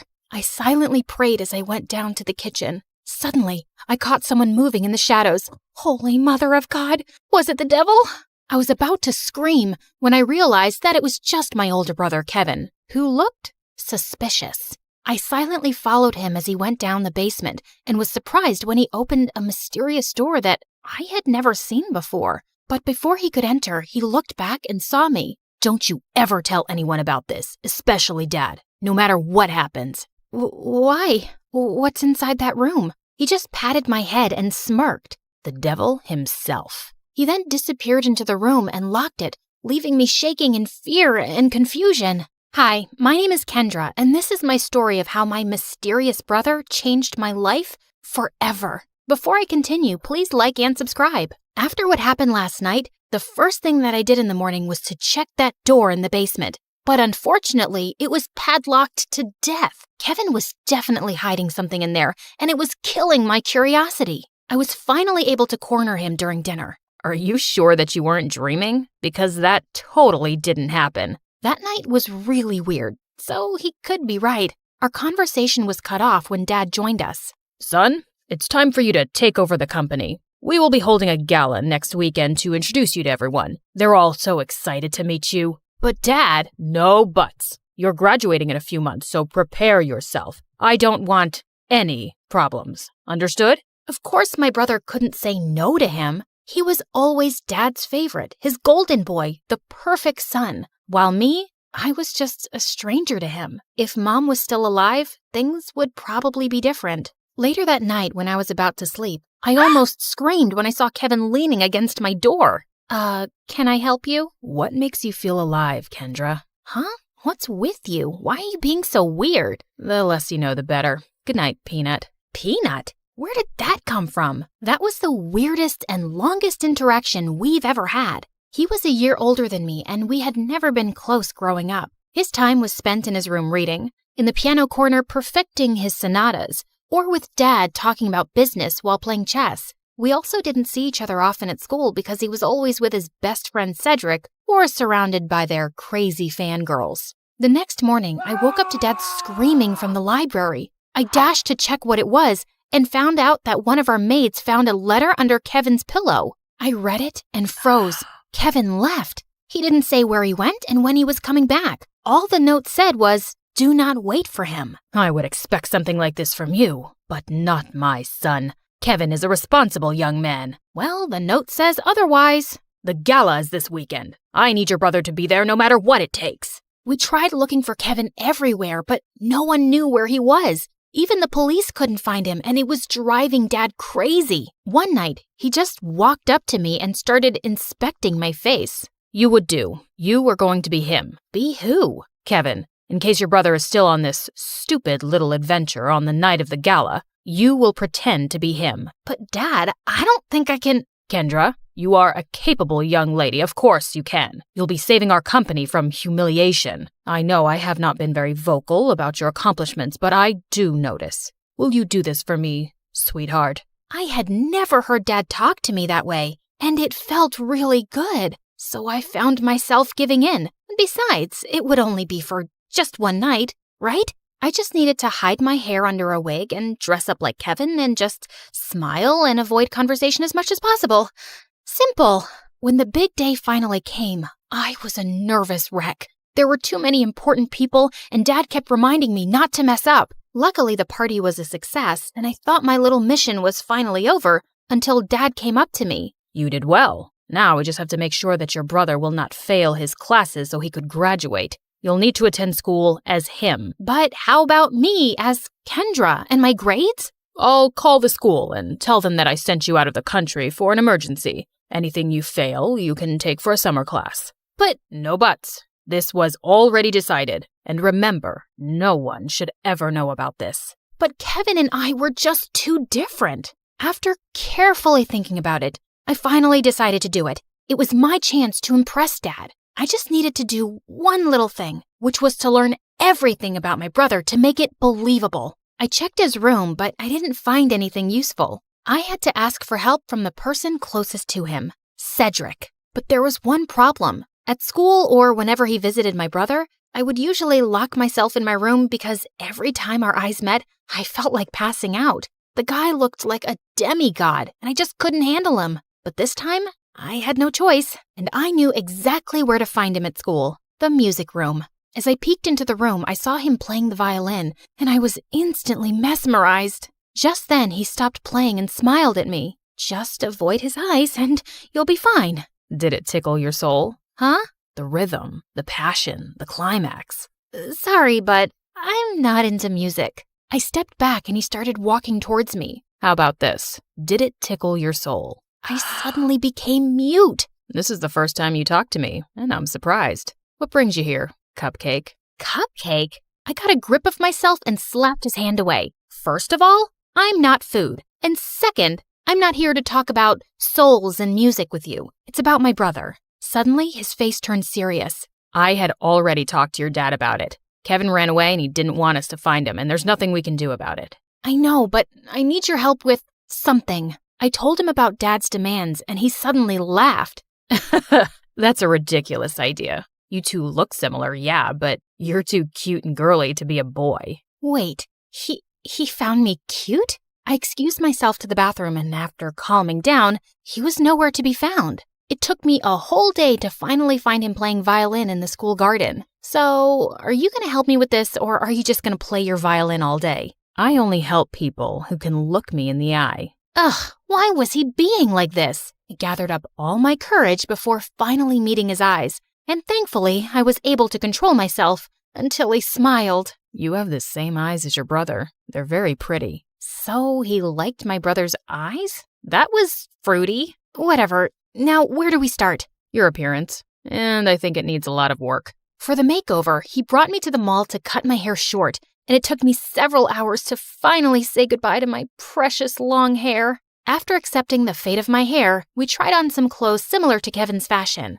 As I walked out in a leather jacket, he came up to me to zip it up. He was so close, I could hardly breathe. Looks perfect now. He then taught me about my brother's stance, walk, and gestures. I told you to walk faster, not like a gangster. And stick out your chest more. Think of yourself as the hunkiest man alive. Like this? He held my hips to guide me, and I felt like exploding from the sparks. Just then, I noticed some girls around drooling over us. Both guys are so cute. I'll take either of them.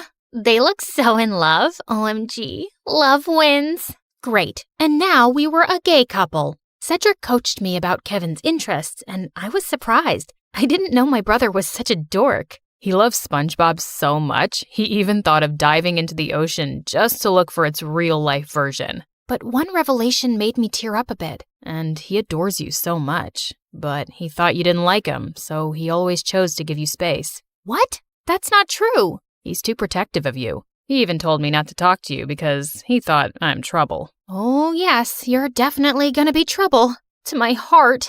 That weekend, we continued practicing until I looked convincing enough, and when we finally got to school, I just stayed close to him and smiled at people from time to time. I was doing an excellent job at being my brother until it was lunchtime. We sat at their usual table for lunch when suddenly someone sat on my lap and kissed my cheek. It was Lauren, the prettiest and coolest chick at school. What in the frickin' pregnant duck is happening? What? You hate my kisses now?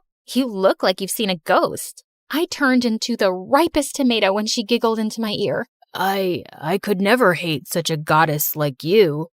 Wow. Since when did you become this cheesy? I gave Cedric a panicked look, but the jerk was trying his best not to burst out laughing. I kicked his leg under the table and his wince was satisfying. I then excused myself in the bathroom and dragged him with me. There, he revealed that Kevin had been dating Lauren for a while now, and I had no idea about it. Lauren had been all over me for the next several days. This was totally normal, of course, except for the little detail that I was not her actual boyfriend. And through all of this, Cedric remained an unhelpful idiot who was clearly enjoying my discomfort. We were walking to our last class when someone suddenly grabbed and pushed me against the wall. You're acting weird lately, and I like it. Before she could kiss me, I acted like there was a bug inside my shirt and ran away. I needed to talk to Cedric. As usual, I found him in the music room. We need to tell Lauren. Suddenly, Lauren appeared from behind me. Tell me what? Wait a minute. Don't tell me that you guys are dating? What? Cedric finally stopped playing the violin and grinned at me. I'm straight, but I don't know about your boyfriend. Aw, baby. You know I would accept you however you identify, right? Well, that's good to hear. Lauren looked like she bought it, and I just found myself exploding. I'm not Kevin. I'm not your boyfriend. I'm his sister Kendra pretending to be him. I then explained everything to her. Oh, okay. Explains why you look and act differently. That's it? No violent reaction whatsoever? I'm used to Kevin's quirks. So, anything I can do to help with this mission? Just don't tell anyone about this. Got it, baby. Despite knowing the truth, she still kissed me on the cheek and it made Cedric laugh. I started hanging out with both of them since then. They would talk fondly about my brother and share things about him that I didn't know. It made me realize that he wasn't as boring as I thought he was. One day, Cedric dragged me to the music room and asked me to listen to his new composition. It was a wrong move to come with him, because the way his fingers moved and his handsome face played with the painfully sweet tune screamed danger to my heart. I calmed myself down and hyped him up when he was done. You really like playing the violin, don't you? I like to touch people's hearts with classical music. How about you? What makes you happy, Kendra? I'm curious. I ended up telling him about my passion, which was fashion designing. I used to draw my designs every day, but when Dad saw it, he burned all of them. He found it lame and useless to his company. I'm sorry to say this, but your dad is the biggest jerk in the world. He treats you and Kevin as assets to his company, and never as a son and daughter. You're right, but it just made me crave for his love and approval. Someday, I hope you'll be able to find the courage to do what you need to do. You have me now, you know. I'll take care of you. He leaned in closer, and I thought he was going to kiss me, but to my surprise, he pulled away and walked back to the platform to play again. What was that all about? After the incident in the music room, I started thinking that maybe Cedric liked me too, until one day I heard him talking to Lauren in an empty classroom. You like Kendra, don't you? What are you talking about? She's off limits. And besides, she's just like the little sister I never had. Those words were enough for me to accept the truth, that Cedric will just be my dream. To distract myself, I invited Lauren for a sleepover, and as she was trying on some of my favorite clothes, I couldn't help but admire how beautiful she was. Just then, I found her smirking at me through the mirror. Are you falling in love with me now? What? No, I wish I was as pretty as you. Oh, honey, you are prettier than me, and not to mention cute. She ended up knocking on my drawers, spilling some things. There was one thing that suddenly caught my attention. A peanut. What was it doing there? Suddenly, I remembered Kevin calling me a peanut before he ran away. Why don't we crack it open? Maybe he left a secret message or something. And he actually did. I'm finally alive. Wait a minute. That night before he left, he asked me what makes me feel alive. Lauren and I then came up with a mission to find the answer to that question. Your brother is too mysterious sometimes. Maybe Cedric knows something. But unfortunately, he was useless. One day, Dad suddenly called me and started asking about Lauren. I learned that she's dating your brother. Her parents and I are talking about a very important business deal. We will have dinner with them tomorrow night. Make sure to be extra attentive to her. I thought it wouldn't be much of a problem until they suddenly decided to marry us off with Dad knowing that I was Kendra. He was crazier than I thought. Do you think Kevin will be home by then? I don't know if he's ever coming back. I can't believe you dated an idiot. Watch your words, honey. That's my idiot. Well, we need to find your idiot ASAP. The next day, we met up with Cedric in a cafe to talk about finding my brother. We don't even know what makes him feel alive. Shouldn't we just wait for him to come back? Our parents are talking about marriage, for Pete's sake. We're running out of time. Do you know what my parents would do if they found out they were being played? Out of panic, I remembered something again. The mysterious door in the basement. I told them about it, and we waited for Dad to be out before destroying the padlocked door, only to find out that it was actually a dark room where Kevin developed all his photographs, and it was connected to his room. And all those pictures were related to an island that only meant one thing. Kevin was staying on one of them. It makes sense now that he always disappears on weekends. I also found a camera in his bag one time, but I never saw it again. And why didn't you both tell me about this earlier? You're both idiots. And with that, the three of us were off to an adventure to get my brother back. As we traveled, I kept on flirting with Lauren to avoid Cedric. And for a moment, I thought I saw his deadly glare through the rearview mirror. Was he jealous? I wished. In a span of 2 days, we had already visited 7 islands, but there was no luck. Just when we were about to give up, we suddenly spotted someone resting on a hammock. It was Kevin. He looked shocked to see us. Suddenly, he glared at Cedric. Dude, you told them? Wait, you knew? Let me explain. No, you knew. And you kept silent while I was going crazy trying to find a way to bring back my brother so I could get me back. Kendra was equally furious. Babe, I can explain. Shut it, Kevin. You're not my favorite person right now. Kendra. Later. I need to speak to my brother. I walked away and Kevin followed me. Now start explaining the reason I'm sacrificing my identity. I'm sorry, Peanut. I didn't mean for you to be tangled up in my mess. I felt stuck and suffocated because of Dad's expectations. I always knew I would have to take over the company someday, but I didn't know it would be this soon. I thought I would have enough time to still do what I love, to enjoy every island and see its beauty through my lens. But suddenly, I didn't even have a year, so I panicked and I ran away. I'm such a coward. It didn't take a second for me to melt. No, that's the bravest thing I've seen you do. All our lives, I've only ever seen you nod to Dad's every demand. I'm proud of this version of you. I convinced him to come back, but he ended up convincing me to ditch Dad and come with him. After everything that happened, I just realized one thing. Dad wasn't worth it. So I agreed. Lauren is amazing, you know. She didn't deserve to be left without a word. I know, Peanut. I guess I have a lot of making up to do. Good luck, Walnut. Later that day, he spent his time making it up to Lauren and talking to Cedric, while I was left alone doodling some cute dresses on the sand. My brother then came up to me and asked me something. Are you mad at Cedric? I asked him not to tell anyone. Keeping this from you must have been very hard for him. I understand, but you like him, don't you? What? No, I mean... Don't worry. I finally gave him the go signal. You two can kiss or whatever. As soon as he left, Cedric walked up to me with an earth-shattering smile. Can we talk? I couldn't look at him in the eye again. About us. I've always fancied you, you know. More than violins. I felt like melting at his confession. I told him about the reason why I'd been avoiding him all these years, and he responded to it by finally kissing me on the lips. Thank God I didn't pass out. So, did it tickle your soul this time? Yes. Finally.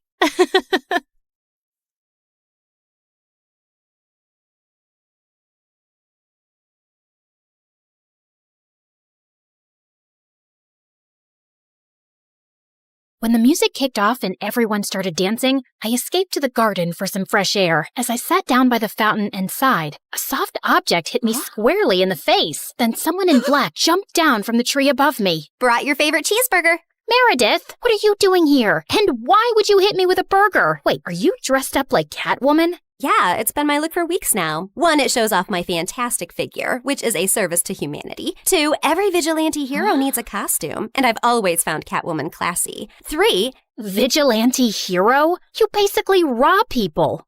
Yeah, like Robin Hood, stealing from the rich and giving to the poor. You steal for yourself. I am the poor. And what's all this you nonsense? Last time I checked, we were a team. But sis, what's taking so long with this mission? It's not that simple. It's pretty simple. You make this rich dude fall for you, get access to his vault, steal the painting, and we run off to Bora Bora. Are you having trouble making him fall for you? Maybe he hates your eyebrows. I don't know, but I feel like punching you in the face every time I see your eyebrows, which is basically every time I see your face. Shut up, Em. Everything's going fine. Okay, but hurry up. This catsuit is giving me a butt rash, even though I use baby powder under it. I want to put it away soon and retire on a beach in a bikini. Aren't you looking forward to it?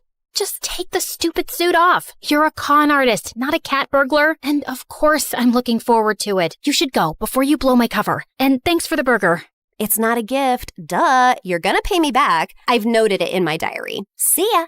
I couldn't help laughing as I saw her clumsily climb the wall, then fall over to the other side. But as I turned away, I felt troubled. The problem wasn't about making this rich guy I had to rob fall for me. He already had. The problem was, I'd fallen for him too. Let's start from the start, okay? Hi, I'm Claire, originally from Connecticut. And yes, you might have heard some fun words being used for me. Deceitful witch, manipulative liar, and con artist might come up, none of which is an exaggeration. But people change, okay? Before I tell you my crazy story, please like and subscribe. My mother was born into what she always called old money, which basically means her family had been rich for a long time and their wealth was passed down generations. Unfortunately, it skipped our generation. Apparently, my dad was extremely charming and swept Mom off her feet when she was just 20. She married him against her parents' wishes and they cut her off from their wealth. Then, 2 years later, Mom gave birth to twins, Dad met another woman, and he abandoned us. At least he left us the house in a nice neighborhood, but my grandparents refused to help Mom out and said she had to live with her decisions. Mom, how are you feeling now? Like my organs are shutting down one by one. So, same as this morning then. Here's some chicken soup. There's no chicken in it. Well, you asked for chicken soup when there was no chickens in the fridge, so I guess we all have to use our imaginations, don't we? Oh, the soup at my parents' house always had chunks of chicken and big fat prawns. What has life come to now? I was raised as a creature of luxury. I'm like that fairy tale princess who couldn't sleep because of a single pea under her mattress. So you say, but there's a bunch of sharp pebbles under your mattress and you sleep like a log and snore like a bear. What? How could you put pebbles? I do not snore. Leave me to decompose, please. Well, you have to return to your waitressing job, so get well soon, Mom. Shall not. I loved Mom, but she was basically a spoiled, selfish child who just couldn't adapt to her changing fortunes and start acting like a freaking parent. My sister Meredith and I were twins, but we looked nothing alike. With her soft blonde hair and big baby blues, she looked like the kind of sweet soul who saved kittens from trees, helped old people across the road, and sang to birds. She didn't look like she had an ounce of evil in her, which wasn't true, like at all. But we'll come back to that later. From an early age, it was clear to me and Meredith that we had to be resourceful for money. I started doing odd jobs for our rich neighbors in the 8th grade, like raking their gardens, walking their dogs, and babysitting their kids. But Meredith was always finding more creative ways, like taking stupid boys in her class on paid exclusive tours to an alien site she'd discovered in the nearby forest. I'd seen her digging up the crater where the spaceship had landed, or selling youth water to high school girls, claiming she'd traveled far to the Fountain of Youth over summer break and had a limited supply. They actually thought she was telling the truth because it tasted different. Yeah, that's because she was filling up bottles from the neighbor's gross jacuzzi. People eventually caught on and stopped buying from her, and that's when she started stealing from me. But whenever I'd confront her, she'd throw a tantrum and deny it like I'd accused her of killing someone. So the next time, I hid money in my diary and made my latest entry. Dear Diary, guess what? What? When Mom took Meredith to the hospital for her sore throat the other day, the doctors made a shocking discovery. Meredith has a rare, incurable disease. She only has a few more months with us. We've decided not to tell her so she isn't scared and lives the rest of her short life in peace. Yes, I'm sad, but not that much because my baby sister is going to a better place and leaving me all her stuff. I knew my trick had worked when Meredith came down one morning with swollen eyes. When Mom asked her what was wrong, she burst into tears about her incurable disease. Where would you get an idea like that? Yes, Meredith. Please, tell Mom where you got this idea from. You wrote it in your... Wait, you chubby witch! You made me believe I was dying! Meredith lunged at me and we went rolling all over the kitchen floor. But she ended up getting grounded for a month for stealing and invading my privacy. I soon started missing her at dinner time though. So late one night, I snuck into her room with ice cream to find her playing darts with my face as the target. I'm sorry you're stuck here, but you did steal from me. I know we don't have a lot right now, but we'll work hard and make money in the future.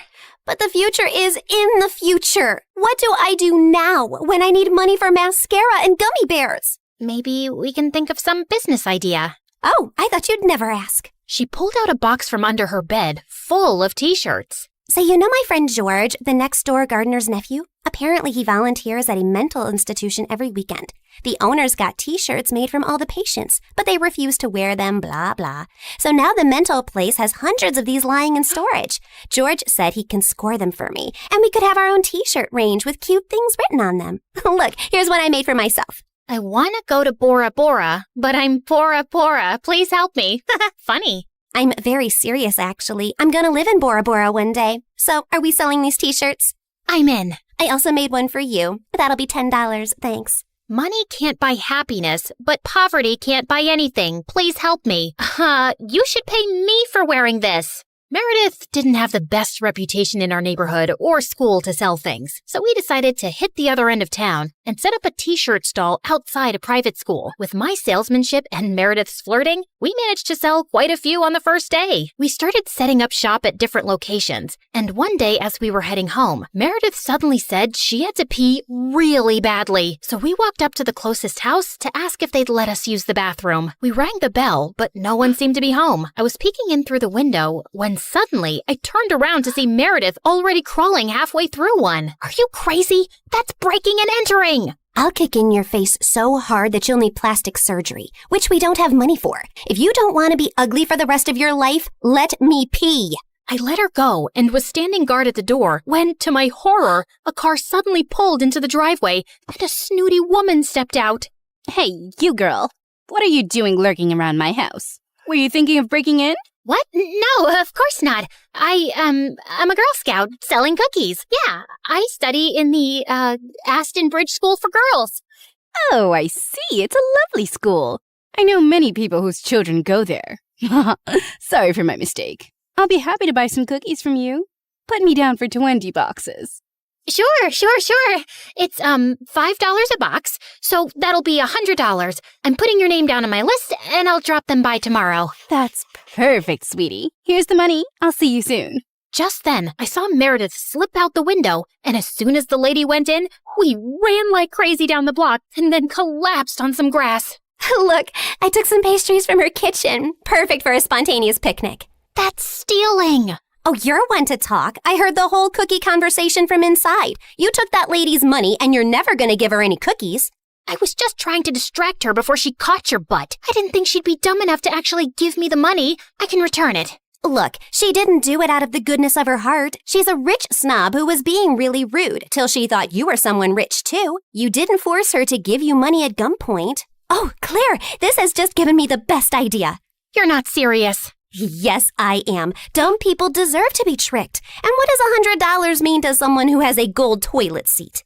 I knew it was wrong, but it was also so easy. And before I knew it, Meredith and I were wearing private school uniforms and hitting different neighborhoods, collecting money for Girl Scout cookies that we had no intention to deliver. We made $2,000 in a month. But one day, when we went up to a rich old lady's house, she invited us in and even offered us cake as we signed her up. How many boxes will that be, ma'am? Oh, none, thank you. You see, I don't buy imaginary cookies. What? I'd heard that there were 2 conning Girl Scouts in town, and I was ready for you. I've called the police, and you 2 will end up in a detention center. Just then, there was a loud bang, and the power went out. In the confusion, Meredith kicked the old lady and yelled, "Run!" As we were sprinting down the street, I suddenly noticed a nerdy-looking boy my age running beside us too, grinning and waving at us. Hey, hold on. Who are you? I'm your new neighbor, Freddie. I'm the one who saved you from that old crow. What? I'm so confused right now. New neighbor? You moved into the house next to ours? Why are you here? I was bored and saw you girls leaving your house, so I followed you for fun. Don't worry, I won't tell anyone about your little cookie secret. When I heard that old lady threatening you, I went to the main circuit board and pulled out a wire with my tweezer, which I always keep handy.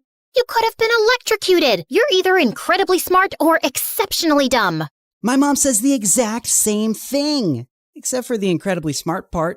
Listen, you geek, what do you want? If you think you're going to get a cut of our profits. No, my parents are well off. They're neurosurgeons. I just want to be friends.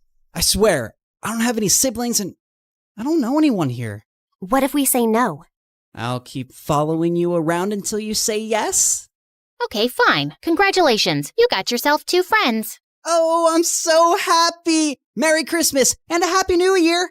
And from that day on, that goof really did become our best friend, especially mine. He was like the sibling I never had. I mean, the nice sibling who did my nails and watched the channel I wanted to watch on TV without arguing. He was also really generous. I didn't want to take advantage of it, but Meredith and Mom had no problem keeping all the gifts he was always getting us. We decided to lay low with our conning activities in case the old lady had actually told the police about us. But soon after we joined the 11th grade, a new drama unfolded in our lives. A family moved into the huge white house across the street. Apparently, the couple who'd bought the place was loaded, and they had 5 teenage boys.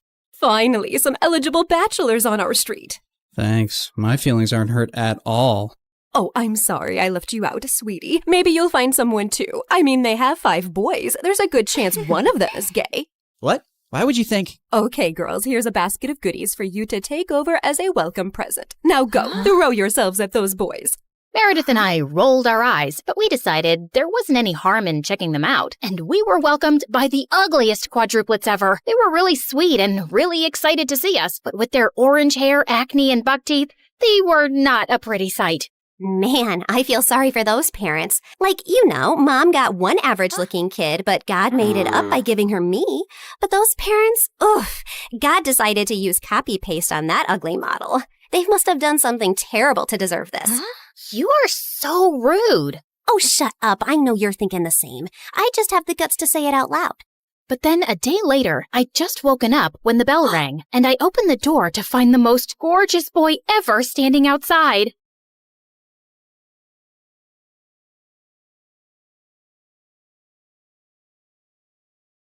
Hello, everyone. My name is Diana. Before we get into my story, please like and subscribe. I was born in a tiny town in America, in an old house where my mom had grown up. Our cleaning lady once told me that Mom used to be the most beautiful woman around, and when she walked by, everyone stopped to look at her. She'd left for Hollywood, but she returned when she was pregnant with me. But the version of Mom I knew was not very glamorous. She hardly left the house and spent all day watching soap operas. She was obsessed and was always trying to copy the actress.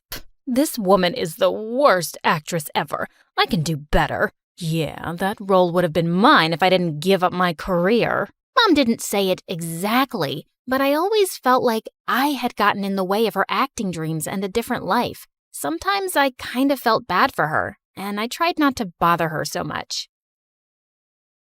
She came in wearing jewelry and some flowy silk gown that was too tight. Did she think she was at the Oscars? She catwalked down the hallway and flirted with all my male teachers. It was so embarrassing. Why did you have to act that way, Mom? Couldn't you just be normal? What? I'm just being myself. I'm an actress. Looking and being a certain way is all part of it. Mom, I'm just a kid. I don't care about your acting and all that. I just want you to be a normal mom. Over time, Mom and I grew more distant, and by the time I was 12, we were living like housemates that barely spoke to each other. One time in 8th grade, I'd asked to borrow some of her clothes for a talent show, but I didn't bother inviting her. To my surprise, though, Mom walked in halfway into the show, and she looked totally normal, just like all the other parents. But soon after, a girl was performing a one-man show, and suddenly, I saw Mom running up to the stage and grabbing the mic from her.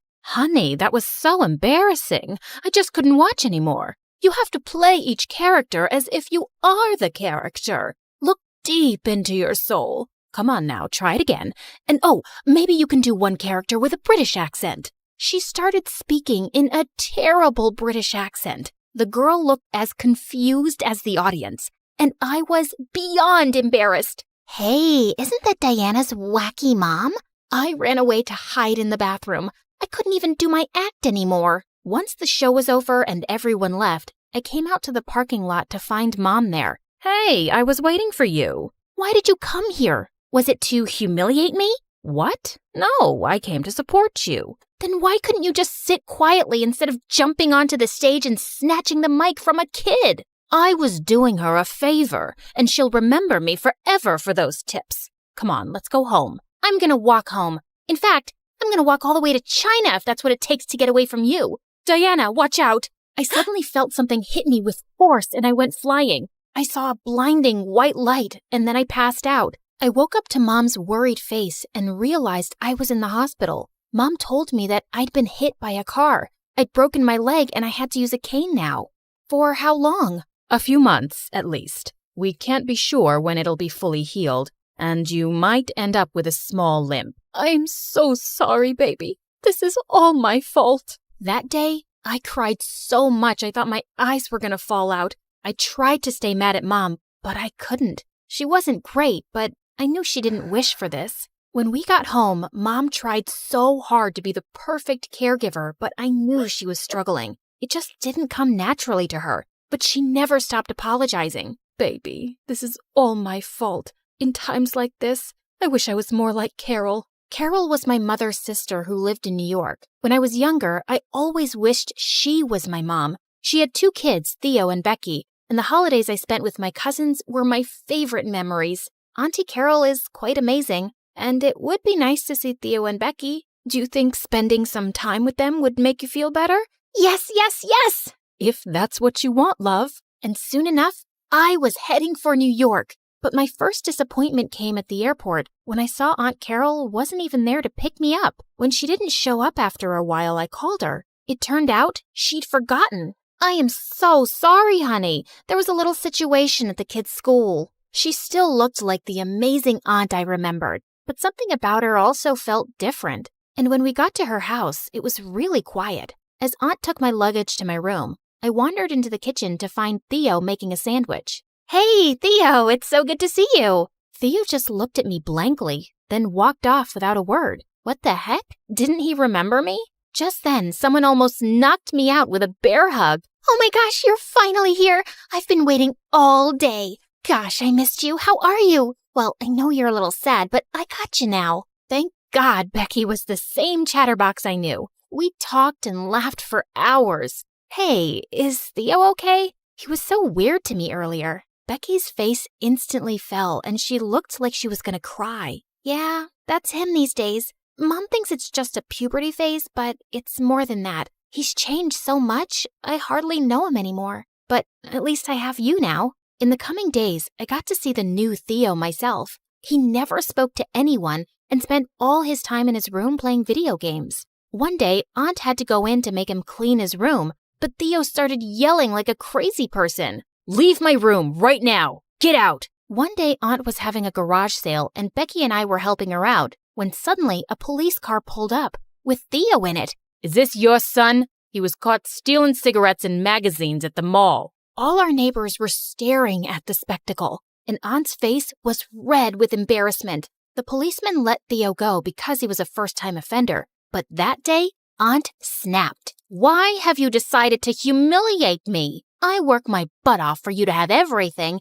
and you go around stealing? And what, you're smoking now? That's none of your business. And if my allowance was enough, I wouldn't have to go around stealing, would I? So maybe you're not working hard enough. Hey, stop that. You're being rude. You know your mom works so hard. Who asked you? This is a family matter, and just because your mom dumped you here doesn't mean you get to butt into everything.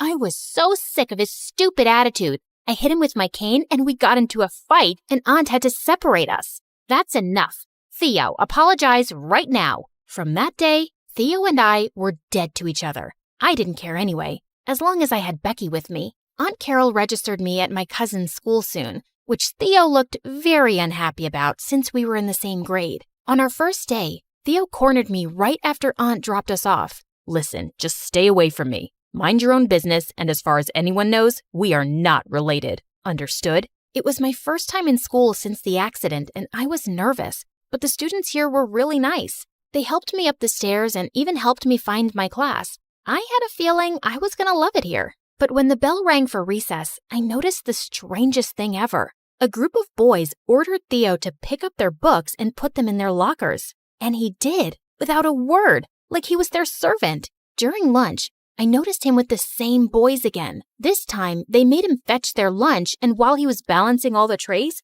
someone bumped into him and he fell down, and those jerks all laughed at him. Hey, what's the deal with that boy? Oh, that poor boy is Theo, and that blonde guy in their group is Billy, and the rest are his minions. They've been hurting Theo forever. One time, Theo reported Billy and got him into detention, and since then, it's gotten so much worse. Like they're really trying to punish him. Sometimes I feel bad about not helping him, but we're all scared of those jerks. My heart broke into a million pieces. Theo was being bullied by monsters. And why hadn't Becky said anything? You must know what Theo was going through. Why haven't you told Aunt all this time? Diana, Mom works for the company Billy's dad owns, and you don't know how far Billy can go to make someone miserable. He's a spoiled brat, and if he asked his dad, Mom would lose her job in a second.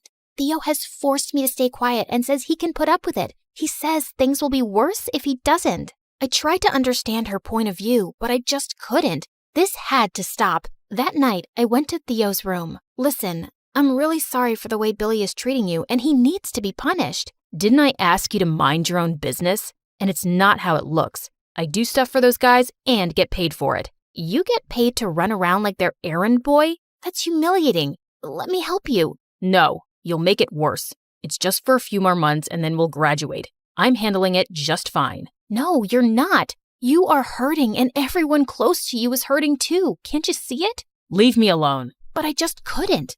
So the next day, I made videos every time I saw Billy bully him, then sent them to the principal's email address. The next day, I felt a million butterflies when I found out that Billy had just been called in by the principal and suspended for 2 weeks. Not long enough, but a little justice. But when I got home, Theo was furious. I told you to leave it alone. He's gonna come back and have my head. No, he won't. The principal knows now. You are such a dumb, nosy idiot. You think the principal will actually take serious action against someone like Billy? Thanks for ruining my life. For the entire 2 weeks, he was so paranoid and looking over his shoulder. And the day Billy was supposed to be back, I noticed tears in Theo's eyes on our way to school. I silently prayed that he'd leave Theo alone and that I hadn't made things worse. But during lunch that day, I noticed a crowd gathered outside. I got closer and saw Theo surrounded by Billy and his boys. OMG, they were gonna hurt him. Hey, leave him alone. Stop it. But no one heard me. Then suddenly, I felt a huge force rush through my legs, and I charged forward and hit Billy in the knees with my cane. He fell to the ground and stared at me furiously. Theo had grabbed Billy by the collar and punched him in the face. No one messes with my cousin. Luckily, someone had called the principal to the scene, and everyone said that Billy tried to hurt me. The principal told him he was expelled. You can't do that. Do you know who my father is? Oh, yes, I know, son. And I'm sure he wouldn't want word getting out that his son goes around beating kids with disabilities. That wouldn't be good for his reputation. You hurt a girl with a cane. I'll talk to your father right now. Billy was indeed expelled, and his minions were suspended for the rest of the term. Billy's father also reached out to Aunt Carol to apologize and promise that his son would not be bothering her family again. After it was all over, Aunt Carol turned to Theo in tears. I should have known. I'm such a bad mom. No, you're not, Mom. You're the best, and I'm sorry for all the hurt I've caused you. And then he pulled me into their hug, too. Thank you for everything. I really owe you one. I'm just happy to have you back, cousin. From that day, things changed. Theo started to get better and becoming his old self, and my leg had started recovering, too. I could now walk for short distances without my cane, and I didn't have a limp. One day, we were having dinner when someone knocked on the door. It was Mom, and she looked different. For the first time, she looked happy. She told us she'd gotten an opportunity to be in a big movie in LA, but she'd turned it down to take me home. I'm so happy you're getting better. I want to be there for you during your recovery. I'm learning slowly, but I do want to be the best mom for you, really. Mom, I really appreciate that, but you have to take that role. You'd be crazy to turn it down. What? It's your dream, and I'm happy here. Go to LA, become the biggest movie star, then come back to me. I know you love me, and I love you too. But sometimes the best way to show love to someone is by loving yourself.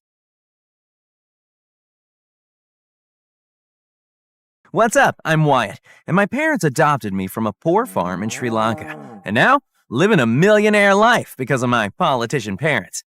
Well, I'm not a fan of rich life, but shh, don't tell my parents I said that. I mean, I'm grateful for what they've given me, but rich people always boss people around for the craziest things. I asked for a gold-plated toilet seat, not this regular one. What? Are you stupid? Mom, who cares? It's just a toilet seat. No one's going to rate our bathroom on the luxury loo leaderboard. So I spent all my free time jamming on a guitar with my best buddy in the whole world, Kevin. Time for the next gig, you in? I met Kevin at a local band tryout, and we've been close ever since. We got in the band and started playing local charities. It felt so awesome to bring so many people joy. One day we were playing at the local soup kitchen, and I heard a commotion. A bully was cornering one of the most beautiful girls I'd ever seen. I found twigs in the soup you made. I want my money back. It's free, and I saw you put those in there. I was about to step in when the girl poured soup all over the bully's head. Security came and threw her out. I ran outside to tell her how cool she was, but it was too late. She was gone. But when I got back to Kevin's, he had the biggest smirk on his face. Do you remember that cute girl who souped that bully? Duh. Well, her name's Gabby, and I asked her out. So she's kind of my girlfriend now. I felt like a giant rock had been stuck in my throat. But you guys, what was I supposed to do? There's a bro code. That's awesome, Kev. But as they started dating, I started to see less and less of Kevin. And whenever we did hang out, all he would ever talk about was Gabby. You know, Gabby supports her entire family. She has like 17 jobs. Wow. And the next day, my parents had a huge surprise waiting for me. There was a pretty girl twirling in my kitchen. She batted her eyelashes in slow motion. Honestly, it was a little ridiculous. Hello, I'm Olivia. I'm Wyatt, and why are you here? Well, son, it's your 18th birthday, and your present is Olivia. She's gonna be your wife. My what? Did you really think we'd leave your matchmaking up to fate? But your mother and I were in an arranged marriage. Look how happy we are. I was definitely not convinced. Olivia's living with us until the wedding. You'll have plenty of time to get to know her. I tried it first for my parents' sake, but everything about Olivia rubbed me the wrong way. Every time she opened her mouth, I felt like some brain cells had died. One time, we went on her family's yacht for a week and sailed past the farm where I was born. Ew, I could never be that poor. How sad and pathetic. That really made me want to throw her overboard. Wyatt, remember, you're a gentleman. I needed out of this. A life with Olivia would be a life tied to the very type of person I hated most.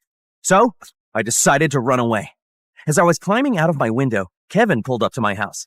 How could I forget? We were supposed to practice together. Bro, what are you doing? My parents want me to marry this total snozberry. I'm running away. What? Wyatt, you can't give your life up.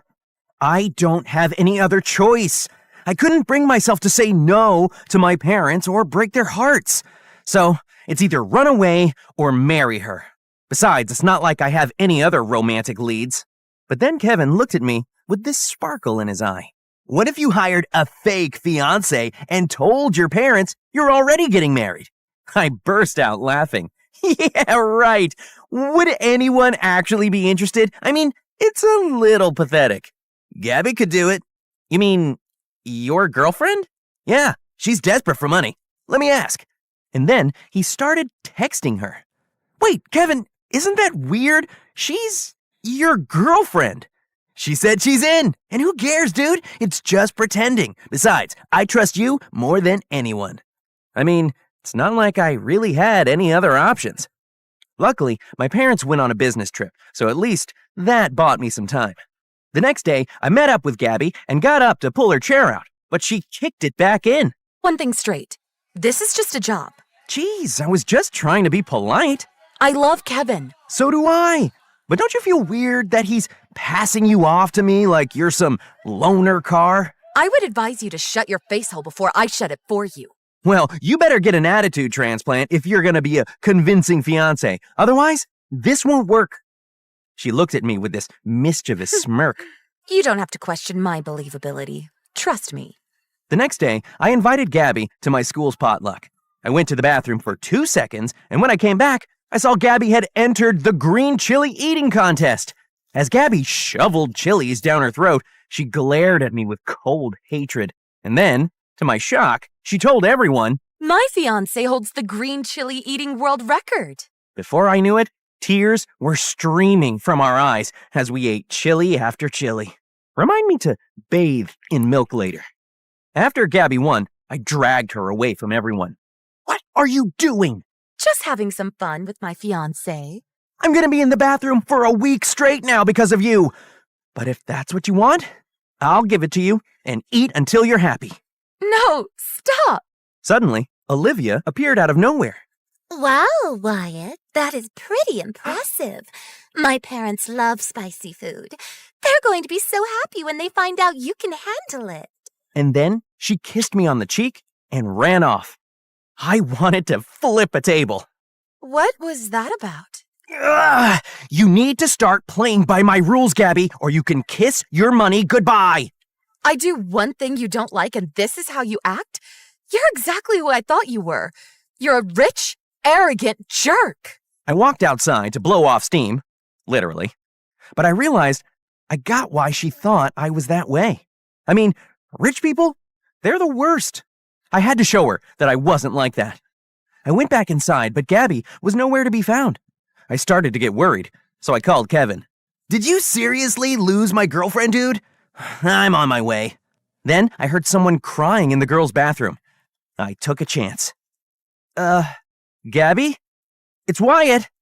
I wanted to apologize. She unlocked the door, but when she opened it, I was shocked to see Gabby was covered in Jell-O. What happened? That girl who kissed you on the cheek threw a whole Jell-O cake in my face. Olivia. So maybe she was starting to get the message. I was almost a little excited when...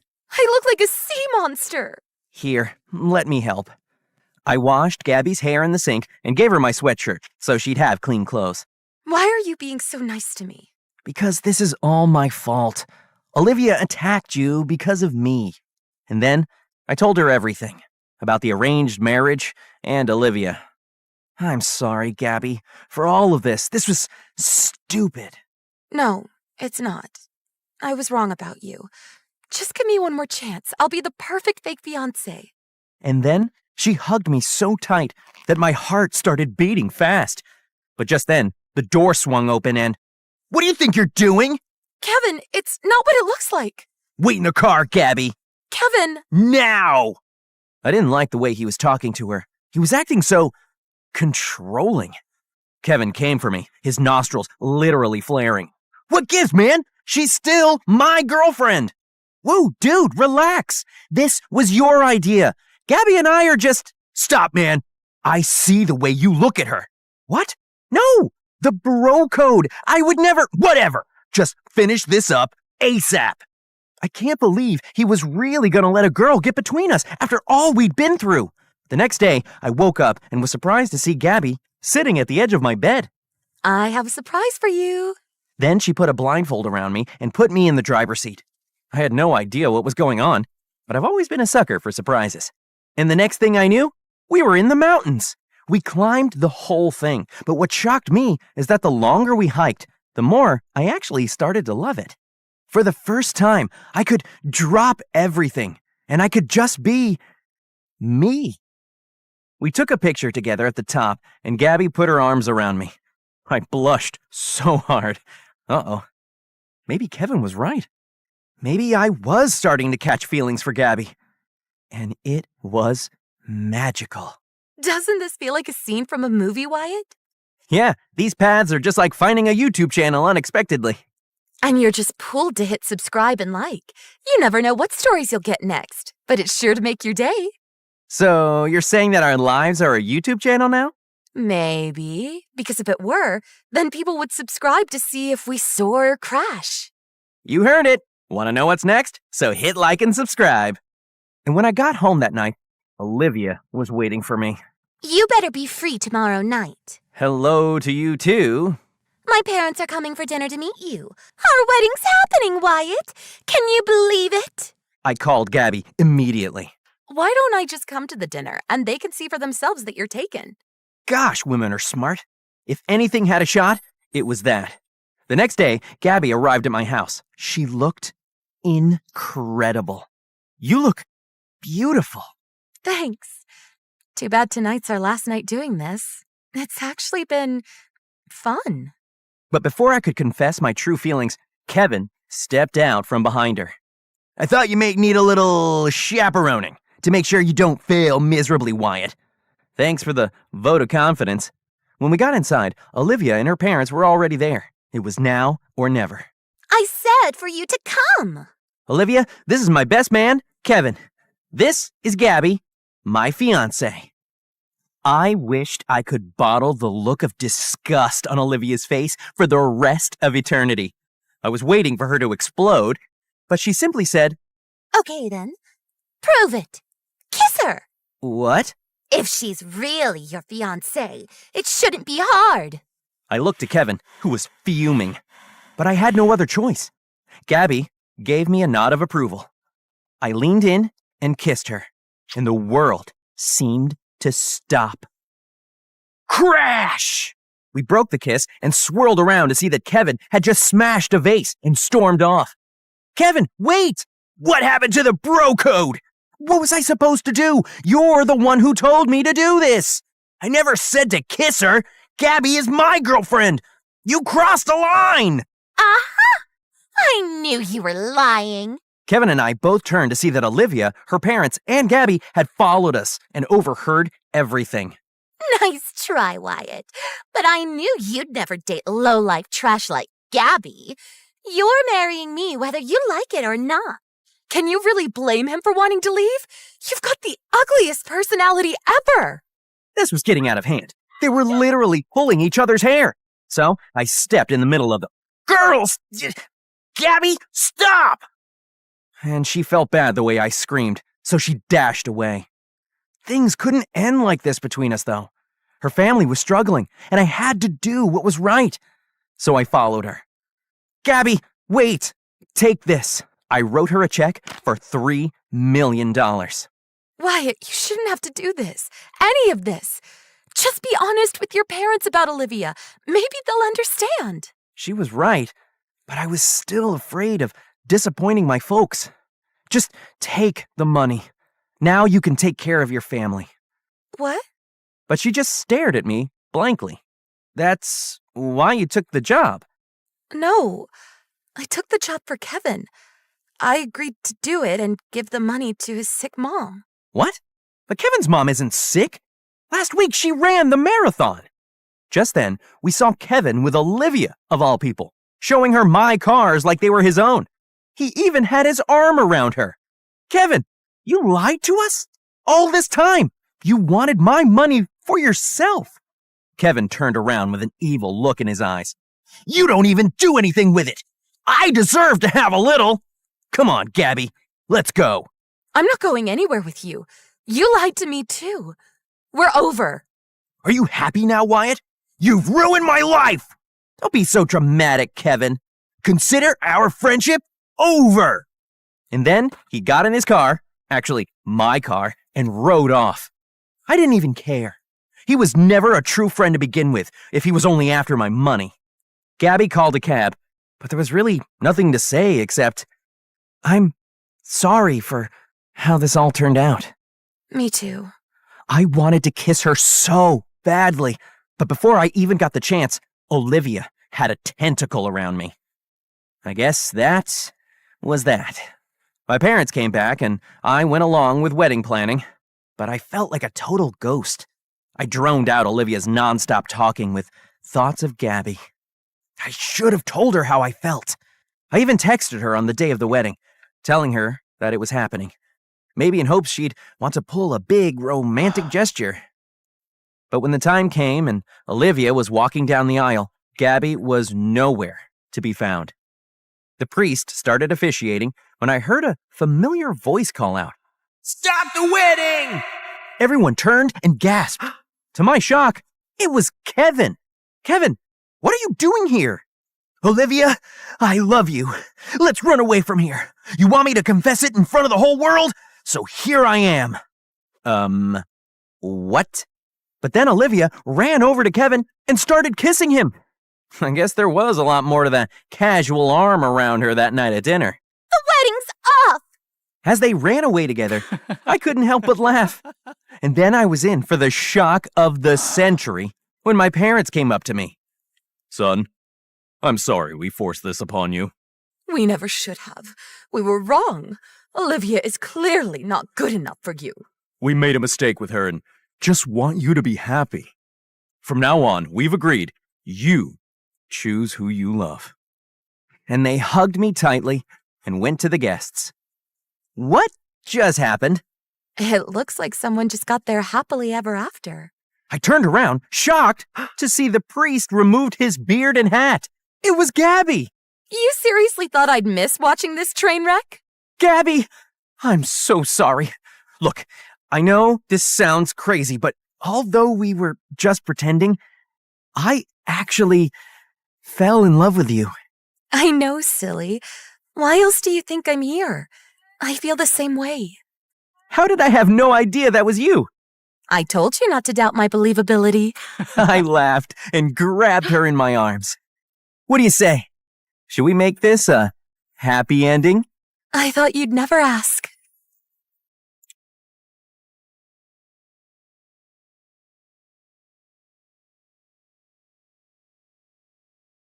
and I opened the door to find the most gorgeous boy ever standing outside. Hello, I'm Eric. We got some of your mail. I came to return it. I just stared at him, dumbstruck, feeling acutely aware of how terrible I looked. Just then, Meredith pushed me out of the way. Hey, thanks. You're such a lifesaver. Haven't seen you around before. I just moved into the house across the street. The big white one with the quadruplets? Yeah, they're my brothers. What? No, they can't be related to you. They're very unattractive. Meredith, can't you ever sugarcoat anything? I am sugarcoating. Did I call them ugly ogres? I am so sorry.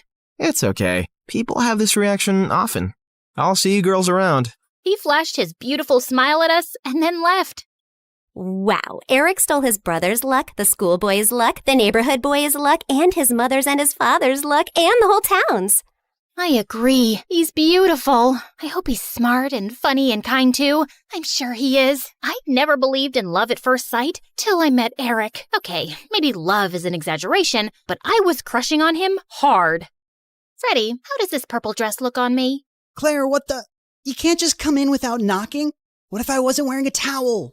Well, you are, so unclench your butt. Now, what do you think about the dress? Hey, Freddie, I want your opinion on this red dress. Oh, hi, Claire. I didn't know you were here. Have some respect for my privacy. What are you talking about? Actually, I don't care. Now tell me, I look hot, right? Of course I look hot. I could wear a potato sack and I'd look hot. I can do hot in my sleep. What's the dress for? The party at Eric's place? What, did you think you're the only one who got invited? The red's a bit much for a casual housewarming party, no? Yeah, you're right. It's more of a second date dress. Thanks, I'll look for something else. And your dress looks lovely. I am not your sister, and you can't treat me like this. I am a man. Okay, thanks for the newsflash. Come on, Claire, let's go before Freddie has a heart attack. The party was coming up soon, but I knew there would be many guests, and I wouldn't really get a chance to talk to Eric then. So I decided to drop by to borrow some sugar one evening. But my heart sank when I spotted Meredith and Eric in the kitchen, and they were kissing. I couldn't believe that witch. It was so obvious I was crushing on Eric, wasn't it? Can you give me some mashed potatoes, Claire? I lifted a spoonful and threw it straight at her face. Claire! What the heck? Oh, I'm sorry. You didn't want them on your face? You should have been clearer then. You got a problem with me? What a genius. Since you're so smart, I'm sure you already knew I liked Eric, but you went after him anyway. Yeah, I saw you two kissing. Oh my God, what? You like Eric? I had no idea. You should have been clearer too. Cut it out, okay? You knew. Did not. Okay, so now that you know, will you stop seeing him? No, duh. Are you really into him? Not really. I barely know him, but he's cute and rich and he likes me. You did see that he was kissing me back, right? I flung another dollop of mashed potato straight in her eye and stormed off. Fine, that jerk could have Eric. I wasn't even going to go to the party now. But on the night of the party, when I heard music floating from across the street, I couldn't help myself. Eric had just known Meredith for 2 days. This battle wasn't over yet. I knew I looked smoking hot as I marched up to Eric and Meredith in her stupid red dress. She looked furious to see me before she turned sickly sweet. Oh, hi. I thought you were unwell and not coming, honey. How are you doing now, honey? I'm good, honey. How are you, honey? I'm great, honey. Do you like my honey, honey? What honey? Honey? The honey, honey. I see no honey. Honey? What's happening here? Don't worry about it. Let's go get some honey, honey. We don't have any honey, Meredith. Honey! You ruined it. You should have ended the sentence with honey. Don't mind her, Eric. You already know she's rude. And she has a vile temper. She once tried stealing money from an old lady and kicked her hard when she resisted. Oh, so that's how it's gonna be, huh? Eric, did you know that Claire is so dumb? I told her when we were kids that if she ate bluebells, her eyes would turn blue like mine. She ate a bunch and then pooped her pants in school.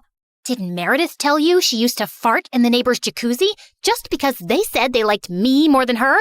It went on for a month. Oh, how about the time you dropped Mom's toothbrush in the toilet and just put it right back? Imagine someone being so awful to their own mother. Meredith has a boyfriend who works in a mental institution, and he steals the patient's clothes from there for her. Imagine doing that to sick people. Claire keeps acting like she doesn't know her best friend is in love with her, and she keeps using him for his money.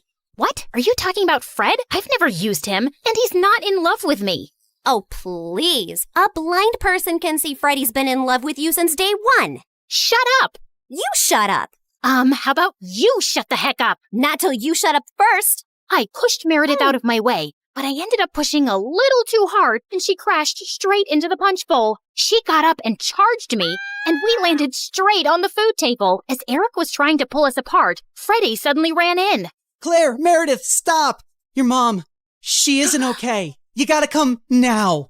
We ran outside to see Mom unconscious and being wheeled into an ambulance. Since Freddie's dad was a neurosurgeon, he took Mom's case and ran tests for weeks to discover that she had some inflammation in her brain for unknown reasons, which had sent her into a coma. Freddie's dad decided to enter her name in a clinical trial for rare brain diseases since she met all the criteria.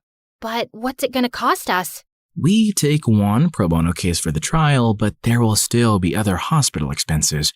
And you girls will have to figure out something soon. Do you have any relatives?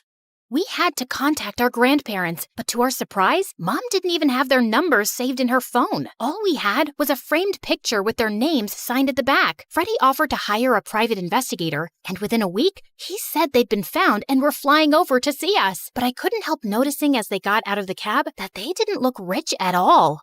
Those paupers are our grandparents? They're definitely the people from the picture. Why do Grandma's shoes look like something out of a museum? And Grandpa's coat is missing 3 buttons. The old lady hobbled towards us and hugged us tight. Oh, girls, it's so good to see you. We had no idea we had granddaughters till yesterday. You look nothing like our son, though. Your son? No, we're your daughter's kids. Oh, honey, we don't have a daughter. The private investigator who tracked us down did say our daughter was looking for us, but we just assumed that was our son who ran away from home 18 years ago. He was always saying he'd change into a woman one day. What? Our mom used to be a man? No, this is crazy. Look at this picture. Does this woman look anything like your son? Our son is ugly, and I remember this woman. Alfred, you remember this beautiful lady came to stay at our motel many years ago? She disappeared suddenly one night, and the next day some mafia men turned up looking for her. Ah, yes. Those men kept turning up for weeks. They seemed like bad news. I'm happy to hear the lady is okay. So, you're not her parents? Then why does she have this picture of you guys? She took it from the motel. I don't know why. I'm so tired, dear. Can I rest for a little while? No, if you're not our rich grandparents, you gotta go. Taxi! Meredith sent them packing immediately, and we just stood staring at each other. When was Mom in a motel? And why were there bad men after her? She told us all our lives these random people are our grandparents. What else has she been lying about? Apparently, a lot of things. When we checked out if she had any health insurance, she couldn't be found in the system. I went to the diner where she'd been working for years to see if the manager could help, only to find out that no one there had ever seen her. We had no clue where she'd been going all this time while she was pretending to work, or where she got her salary from. Meredith and I tore up Mom's room looking for more clues. We didn't find anything in the closets or under the bed, but I pulled the rug away and came across a loose floorboard. We pried it open to find a laptop and so many fake IDs and passports, all belonging to Mom. Oh my God. Mom? As a French redhead? Her hair is black here, and she's Swedish. We opened the laptop, but we couldn't get past the security code. We asked Freddie to come over and told him everything. And when he went over the laptop, he let out a low whistle. Whoa, this is heavy encryption and insane firewalls. Is your mom from the CIA or something? Have you ever seen her using this laptop? Yeah, I have once, but she told me she borrowed it from a friend to watch Keeping Up with the Kardashians. Who is this woman? We really had no idea, except that her hair dye started fading soon, and we discovered she was a natural blonde. We still desperately needed the money and contemplated selling the house, but we couldn't even find any documents for it. For the first time in my life, I felt overwhelmed and completely out of ideas. Then one night, as Meredith and I were sitting on the porch, Freddie joined us, looking grim. I need to tell you guys something about the clinical trial. There's only a 50% chance that your mom will get the drug that could make her well. What do you mean? Doesn't everyone get the drug? No, half the patients get a placebo drug. Oh god, I did something really wrong. I checked the files of everyone on the clinical trial, and your mom has been assigned the placebo drug. She's not gonna get the treatment. So that's it? We're just gonna sit back and watch, knowing there's no chance of her getting better? Make your dad give her the drug! I can't. Dad would lose his medical license if anyone thought he interfered with the trial. Then why did you even tell us, Freddie? Freddie looked at me silently. He told us because he and his dad can't do anything, but we can. Whatever you plan, I can't be part of it, but you have to do it soon. The trial starts next week. Thank you, Freddie. You don't know what this means to us. Of course. I'd do anything for you, Claire. For the first time, I saw what had maybe been so obvious all along. Freddie was in love with me, and I was about to use it to my advantage.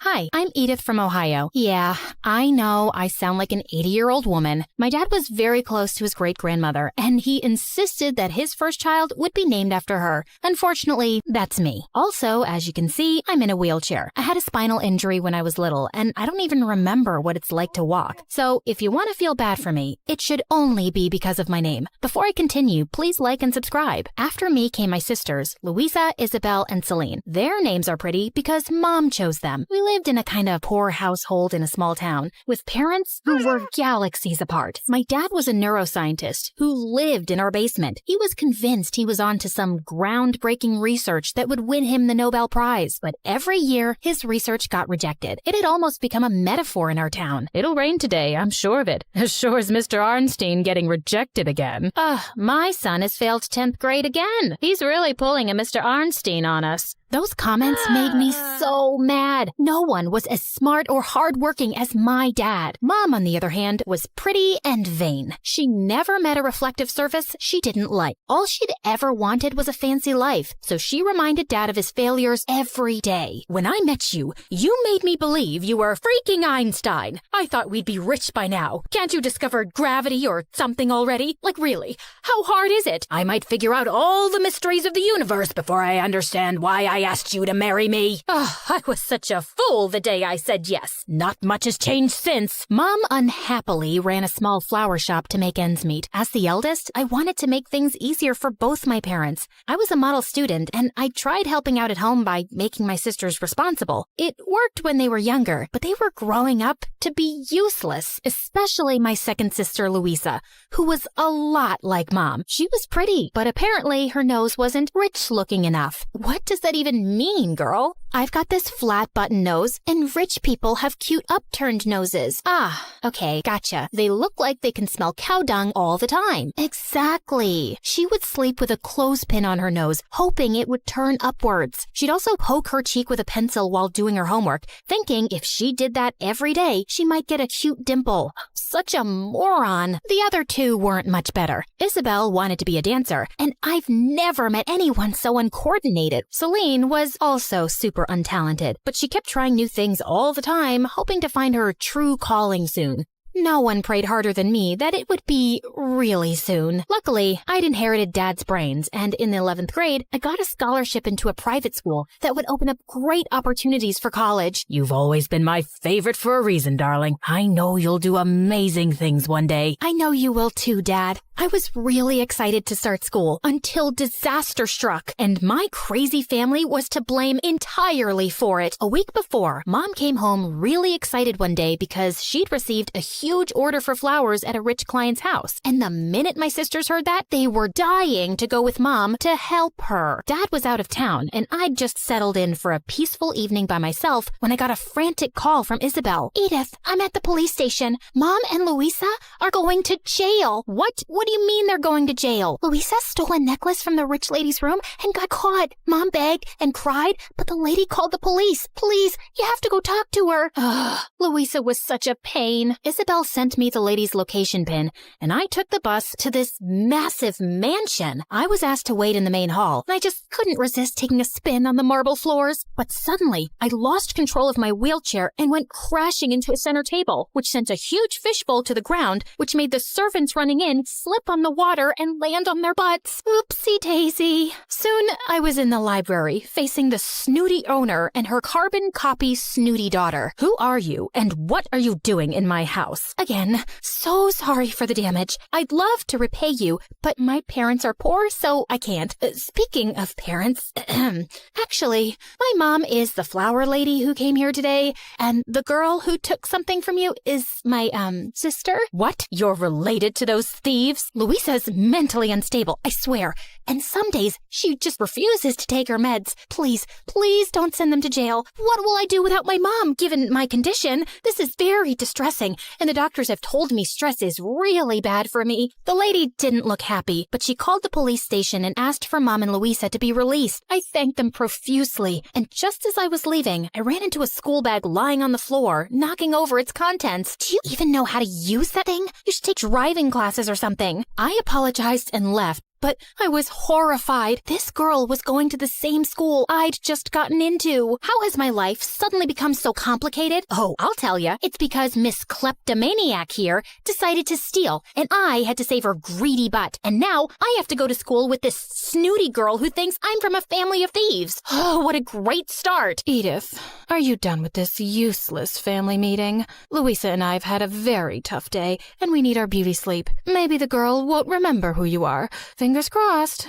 Yeah, right. In fact, as luck would have it, that girl and I were in the same class. Her name was Haley, and the minute she saw me, her face went from shock to a wide grin. Uh-oh. And soon, Haley became my arch nemesis. Apparently, she was the smartest kid in class till I turned up. She was also beautiful and wealthy, and she was dating the star basketball player Cody. And Cody was fine. But Haley still didn't like being knocked off the #1 student spot. How about we make a deal, Edith? You can act a little less smart in class, and I won't tell everyone how we really know each other. I won't be doing that, thanks. I can make your life miserable, you know. You really want to make the wheelchair girl's life miserable? How would it make you look if I started telling people you're bullying me? It'll tank your popularity, and you might even get suspended, or worse. And Haley knew I was right. We just never got along and continued to compete in class. I always got the highest marks in subjects like math and physics, but she beat me in history and literature. She knew she couldn't openly bother me, but she tried in sneakier ways. Like one morning when I wheeled into literature class, our teacher, Miss Agatha, was looking furious, and everyone was staring at me. And that's when I saw the chalkboard. On the lower half it said, Miss Agatha should change her name because she is not cool like Agatha Christie. In fact, she is dull and ugly and stupid. I think she was a toad in another life. She is...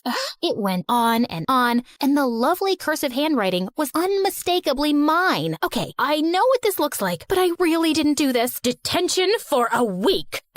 This Haley was good. She'd copied my handwriting to perfection. I didn't take her prank sitting down, though. Well, I'm always sitting down, but you know what I mean. I just had a lot of accidents around her. Oops, sorry, lost control. That jacket looks new, huh?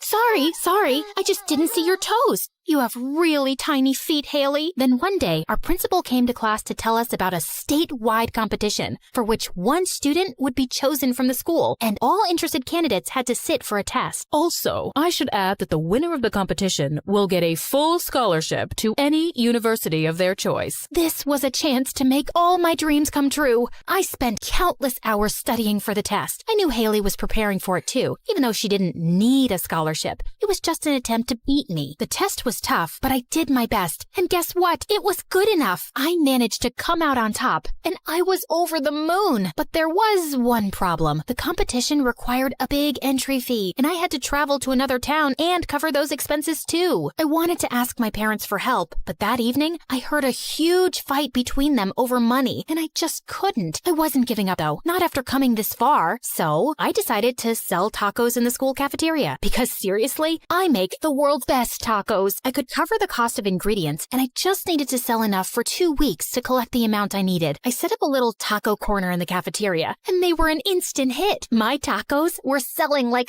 hotcakes, till the awful lunch ladies in the cafeteria reported me to the principal, and I was informed that I couldn't sell food on school premises. So the next day, as soon as school ended, I was ready with my taco stall right outside the school gate. Technically not on school premises, so no one could say anything to me. Even some friends joined me in selling them, and the first few days, things were going great. But suddenly, things started going very wrong. Students started getting sick in school with similar symptoms, and parents poured in with complaints. The principal launched an investigation, and it wasn't long before they discovered the problem: my tacos. I was suspended for 2 weeks, but worse than that, Haley was chosen for the competition instead, and I was devastated. I didn't even tell anyone at home I was suspended. They all thought I had spring break. But 3 days later, the most unlikely thing happened. Cody, Haley's boyfriend, came to visit me at home.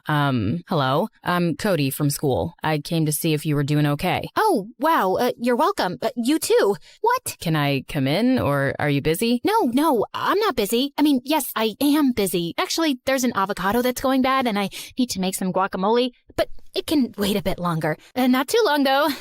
What was I even saying? And that afternoon, Cody told me that Haley had sabotaged my taco business. She'd mentioned something about bringing you down, and I thought she was kidding. She got someone to mix something into your food, which made everyone sick. I am so sorry. I couldn't believe that someone could be so heartless, and there was nothing I could even do about it, and I just started to cry. There'll be other chances, Edith, and I can't believe you started a business and made that much money. You're really cool and brave. After that, Cody started visiting regularly during my suspension, and we'd have fun and joke around. He really made me feel seen, and we could talk about anything. Do you feel people act weird around you sometimes? Yeah, most people get so awkward when they see a wheelchair. Like, they don't know if they need to express sympathy or if they should just ignore it completely. But really, I'm fine, and I just want people to act normal. Do you wish you could walk someday? More than anything in the world. I dream about it all the time. Cody pressed my hand and smiled warmly, and my heart fluttered. And when I went back inside, my stupid sisters were waiting for me with huge grins. You like him. You want to hug him. You want to kiss him. You want to... Shut up, Louisa. He's just a friend. You may be book smart, but you don't know the first thing about boys. He's not coming over every day because he likes you as a friend. And if you're not interested in dating him, I can. I mean, it would be a crime to let this rich, yummy boy go. Shut up, Louisa. He's mine. When my suspension ended, I was back to school, ready to work hard again. Actually, I was looking forward to seeing Cody more than anything, but to my disappointment, I found him right next to Haley. I gave him a small wave, then he just looked away. Well, I guess things were back to normal. Cody had just felt bad for me, and he tried to make me feel better. He was still gonna choose Haley because she was everything a guy could want. Soon enough, the spring dance was on everyone's mind, but I wasn't even thinking about it till one day in the cafeteria. I was reading by myself when Cody sat and joined me. Edith, I'm sorry I've been avoiding you. Will you go to the spring dance with me? What? But what about Haley? You stole my boyfriend. You act like this poor little wheelchair girl, but you're so cunning. And I'm done keeping your stupid little secret too. Hey everyone, did Edith ever tell you that her sister's a thief who stole something from my house? Who knows? Maybe dishonesty runs in the family, and Edith's lying and she can't actually walk. That's enough. I broke up with you because I don't love you, Haley. Please, just back off and stop spreading lies about Edith. No one's buying them, least of all me. Haley stared at us furiously, then screamed and stormed off. So, where were we? Oh yeah, the spring dance. Go with me? Since you're desperate, sure. We had an amazing time dancing away, and then we went out for a breather and shared our first kiss. Well, my first kiss ever, and it was magical. But when I got back home, I found Dad in the lounge in tears. Dad, what's wrong? Are you okay? I'm more than okay, honey.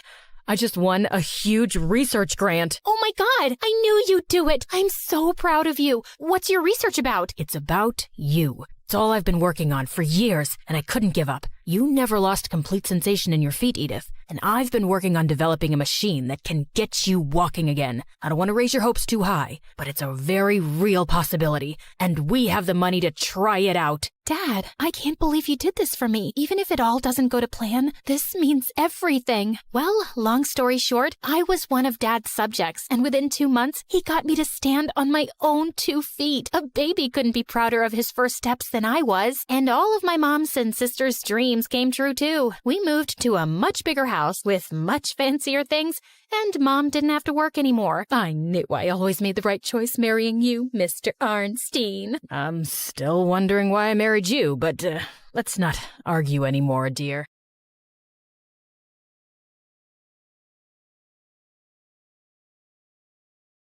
Hey everyone, I'm Nia. Please like and subscribe. Most stories around here start off with unhappy families. But growing up, I always felt like I'd lucked out with mine. We weren't very rich, but we were always comfortable. Mom and Dad completely doted on me. And even after being together since high school, they were still crazy about each other, which they didn't hide. Even though I sometimes found them embarrassing, I secretly loved how in love they were. The only thing they ever disagreed on was me playing soccer. I'd always been sporty, and when Dad enrolled me in the local girls' football club at 10, the wires in my brain connected the second I kicked the ball. 2 extra hours of training every day till the big match, okay? You're pushing her too hard, honey. She needs to focus on school right now. She's born to be a football star. Once in 7th grade, I was walking back home from practice when I spotted 2 older boys roughing up a skinny boy my age. Well, hello, Mr. Lame. Looks like you're a poet. What's that around your neck? A woman's necklace? Please, give it back. It's my mom's. As they kept teasing him, I charged towards them, kicking one bully hard in the knees and headbutting the other. Don't you morons know there's some lines you just don't cross? Then I grabbed the skinny boy's things, took his hand, and made a run for it. The bullies came after us, but we hid behind a garbage dump as they ran past. Hey,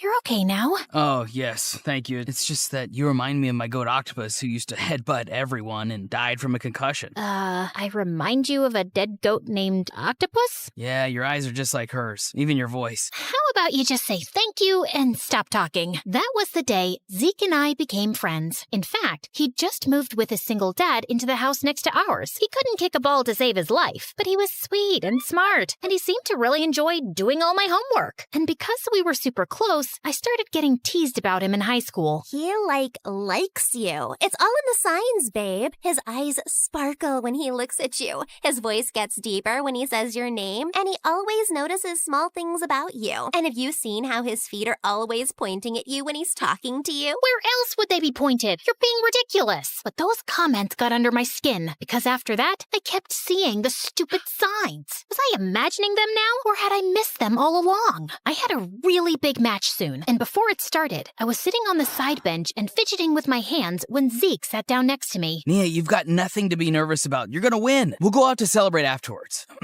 And there's, also something I need to tell you. What is it? It can wait a few more hours. Just came to wish you luck. He gave me this strange look as he left, and my heart fluttered. Jeez, what was that? But all thoughts vanished as soon as the match started. It was an intense one, with our team having a slight lead. But as I was hovering near the goalie, an opponent kicked the ball hard and sent it flying at my face. I was knocked back, and my head hit the metal goalpost. Then everything went black. When I opened my eyes next, I found myself alone in a hospital room. I couldn't recall why I was there. Feeling panicked, I tried running out, but my legs felt like jelly, and I found myself falling face forward, straight into someone's strong arms. I looked up into the warm brown eyes of a tall, really cute guy who instantly pulled me into a tight hug. Nia, oh my god, I can't believe you're finally awake. Nia, how do you know my... Oh my god, Zeke? Is that you? Why do you look so different? I just upgraded my wardrobe a bit. A bit? You look like the lead singer of a boy band. Also, how are you suddenly taller? Nia, you might want to sit down for this. And what he told me next knocked the wind out of me. 3 years? I've been in a coma for 3 years? I didn't even know how to begin processing this. And when I asked him to call my parents, Zeke went pale. I don't know if I should tell you this. Well, it's kind of important. Okay, I should, but don't get upset, because you might. Spit it out. I don't want to send you back into a coma. I swear to God, I will twist your arm so hard. Okay, your parents got divorced and your dad has a girlfriend who seems to be a total witch. What? I'd lost 3 years. My parents were divorced. My dad had a witch girlfriend, and my geeky best friend had become hot. After the doctors had run all their tests, I was told I'd need physiotherapy, but I was ready to be discharged. Soon after, Mom and Dad both arrived at the hospital, and we had a teary reunion. Mom said she'd take me home with her and answer all my questions about their divorce. As we went down to the hospital entrance, suddenly, 4 men in black suits surrounded us, but no one else looked surprised. I think I'll leave this first. I wouldn't want the crowd outside to overwhelm Nia.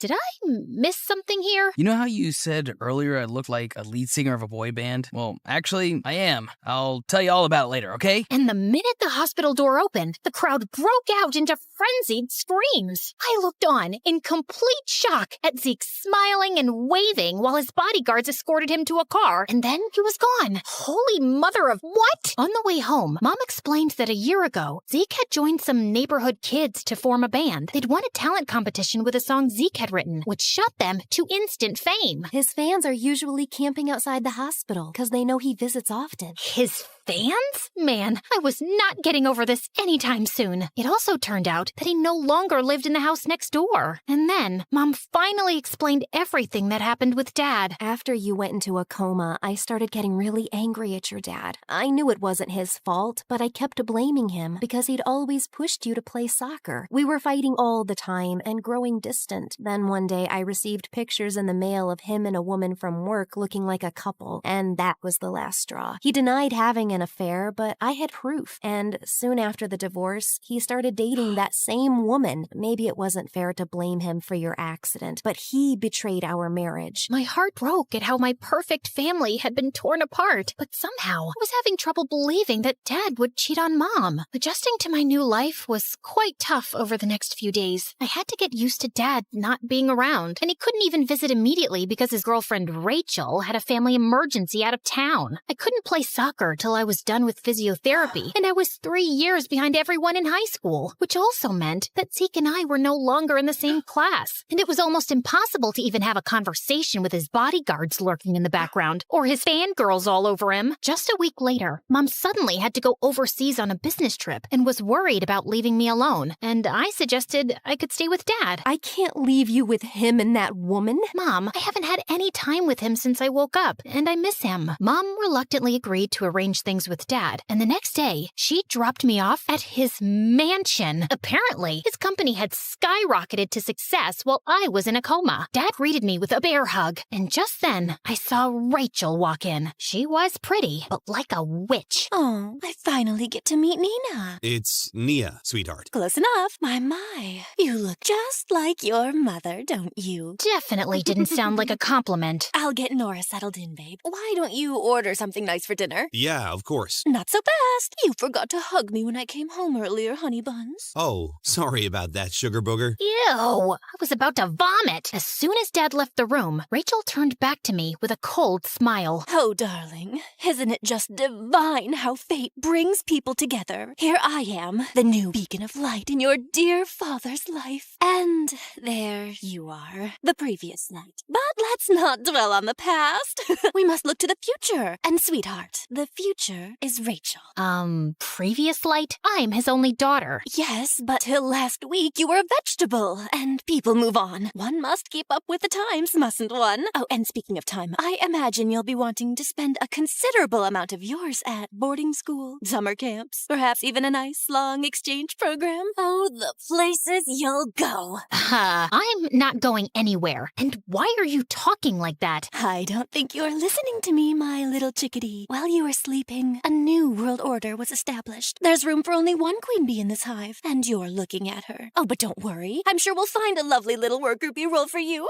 Good job, Aunt Rachel. You've been practicing that speech all morning, and you nailed it. A boy my age walked in behind us, and he was drop-dead gorgeous. Rachel just made a face and introduced him as her nephew, Brian, who was staying with her for some modeling gigs in town. As the two of us talked, I felt rather relieved that Brian was around. He seemed cool and fun, and easy on the eyes, too. Later that evening, we decided to play Twister, and we couldn't stop laughing as we got tangled up. Left foot yellow. As Brian reached over awkwardly, his elbow bumped into a table, and the huge vase on it wobbled. We both jumped up to catch it, and Brian ended up wrapping his arms around me instead of the vase before we collapsed on the floor. Just then, the door opened, and we found Zeke looking down at us. Am I interrupting something? Oh, no, nothing. What are you doing here? I dropped by at your place and your mom was just leaving for the airport. She told me you were here, and I thought you could use some company. Well, luckily for her, I'm staying with my aunt here for the next few weeks, too. Wait a minute, you're that boy band singer, right? I'm shooting a shampoo commercial with you tomorrow. Ah, right. You're the model. Small world. As Brian excused himself, I told Zeke about how weird Rachel was. I just don't know what Dad sees in her. Also, I'm finding it hard to accept that Dad cheated on Mom. I want to find out more about how exactly Rachel ended up in Dad's life. Yeah, she's shady. Don't worry. If there's some dirt, we'll dig it up. We? I doubt a celebrity like you has the time. I'll always make time for you, Nia. I remembered what Mom had said about him visiting me in the hospital often, and my heart skipped a beat. I'd be careful of Rachel during your stay. And maybe you should stay away from that Brian dude, too. I mean, he is her nephew. He seems nothing like her, though. Wait, you're not jealous, are you? No, why? I mean, that would... Of course not.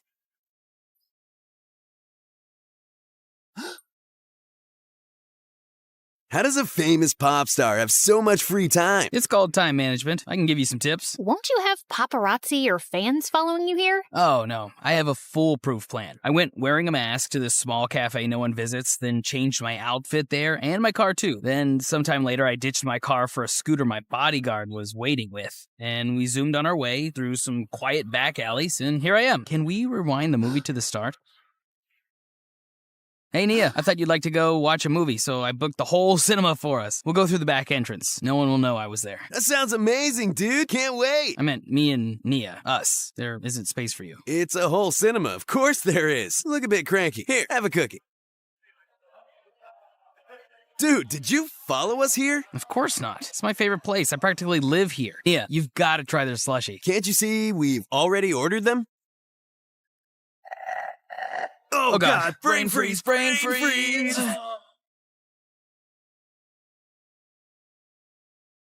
I've got thighs of steel. You can't beat me. Watch me, buddy. I can do this all day while singing. Do I need to be here for this? They seemed to be fighting for my attention, but I was beginning to feel rather ignored. And worse, whenever I tried to spend any time alone with Dad and talk to him about what happened between him and Mom, Rachel made sure I couldn't. Sorry, honey. A bee slipped into Rachel's dress and the poor thing's traumatized. We'll go to the mall another time. Sorry, honey. Rachel didn't receive an important package and she's very upset.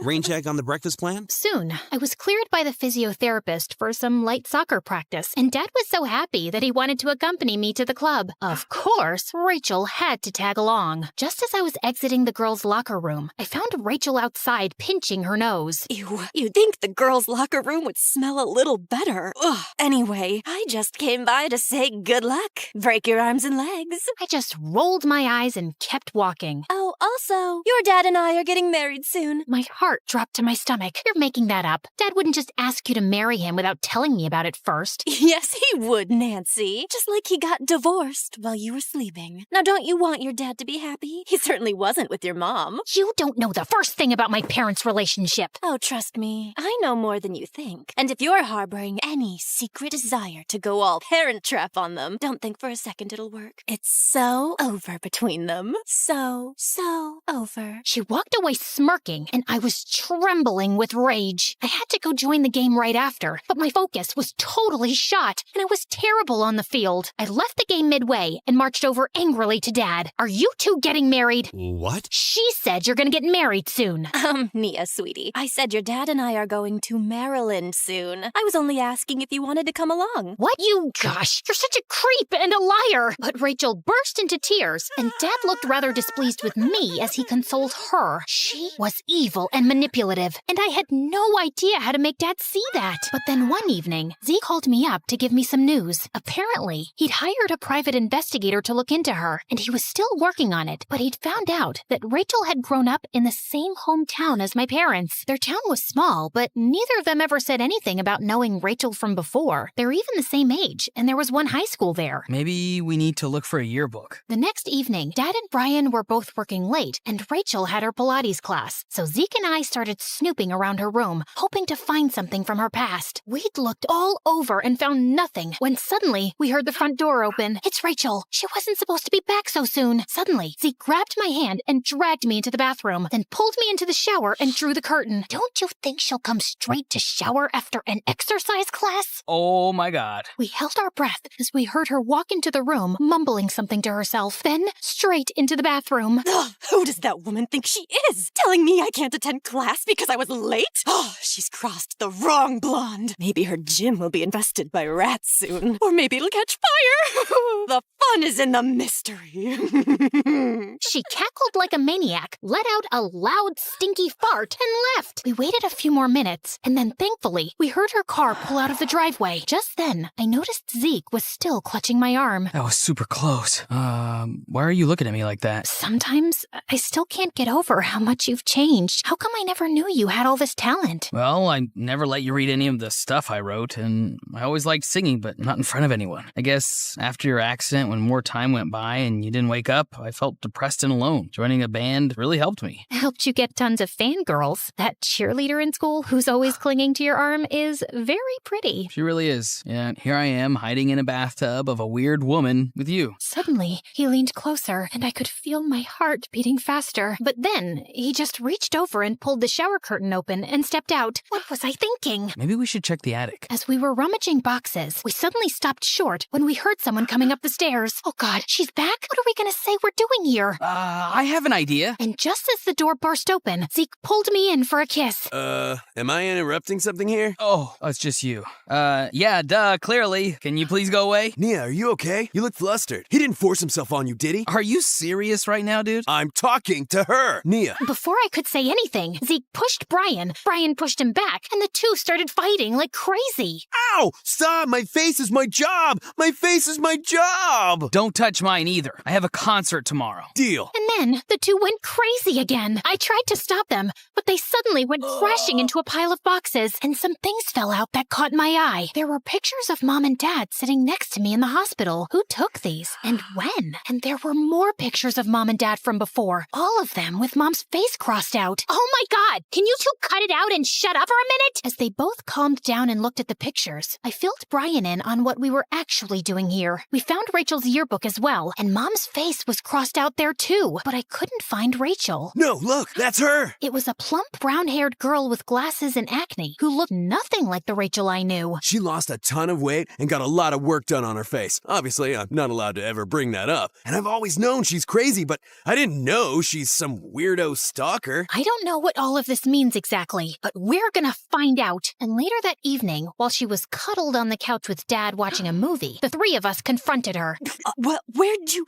What are you doing? What are all these pictures? You'll have to ask Rachel. Also, did you know she used to attend high school with you? What? As Dad looked at Rachel, she suddenly lost it and wiped everything off the table. Of course you wouldn't remember me. You wouldn't even look at someone like me in high school. I've loved you since we were kids. But you were always so obsessed with Nia's stupid mother. I've kept tabs on your life since you left town, and I heard your kid had been in an accident and your marriage was on the rocks. I hired a private investigator to find out more. I just wanted to be near you, darling, to comfort you. I still loved you so much, so I joined your company and we instantly got close. I was going through an awful time, and I appreciated having a friend.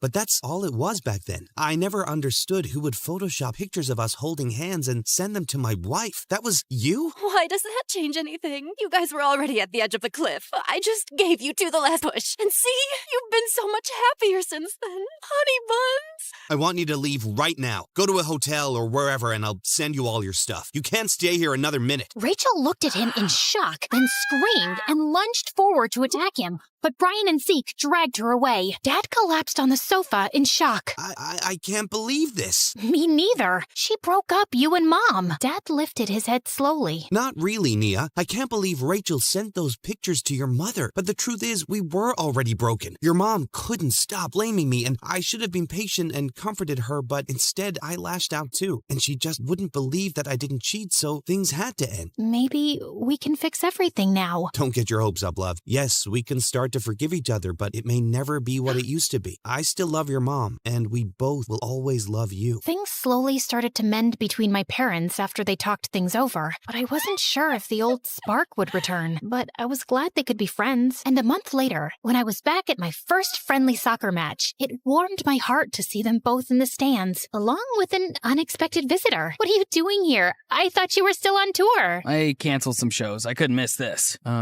So is Brian here? No. I mean, we're still friends, but I didn't think he'd come right after he asked me out, and I turned him down. I could literally see Zeke's eyes light up. Aw, poor guy. You're not fooling anyone. I gotta go. The match is about to start. How about this time you finish it and let me take you somewhere to tell you that I like you and have ever since the day we first met? I'm picking the restaurant.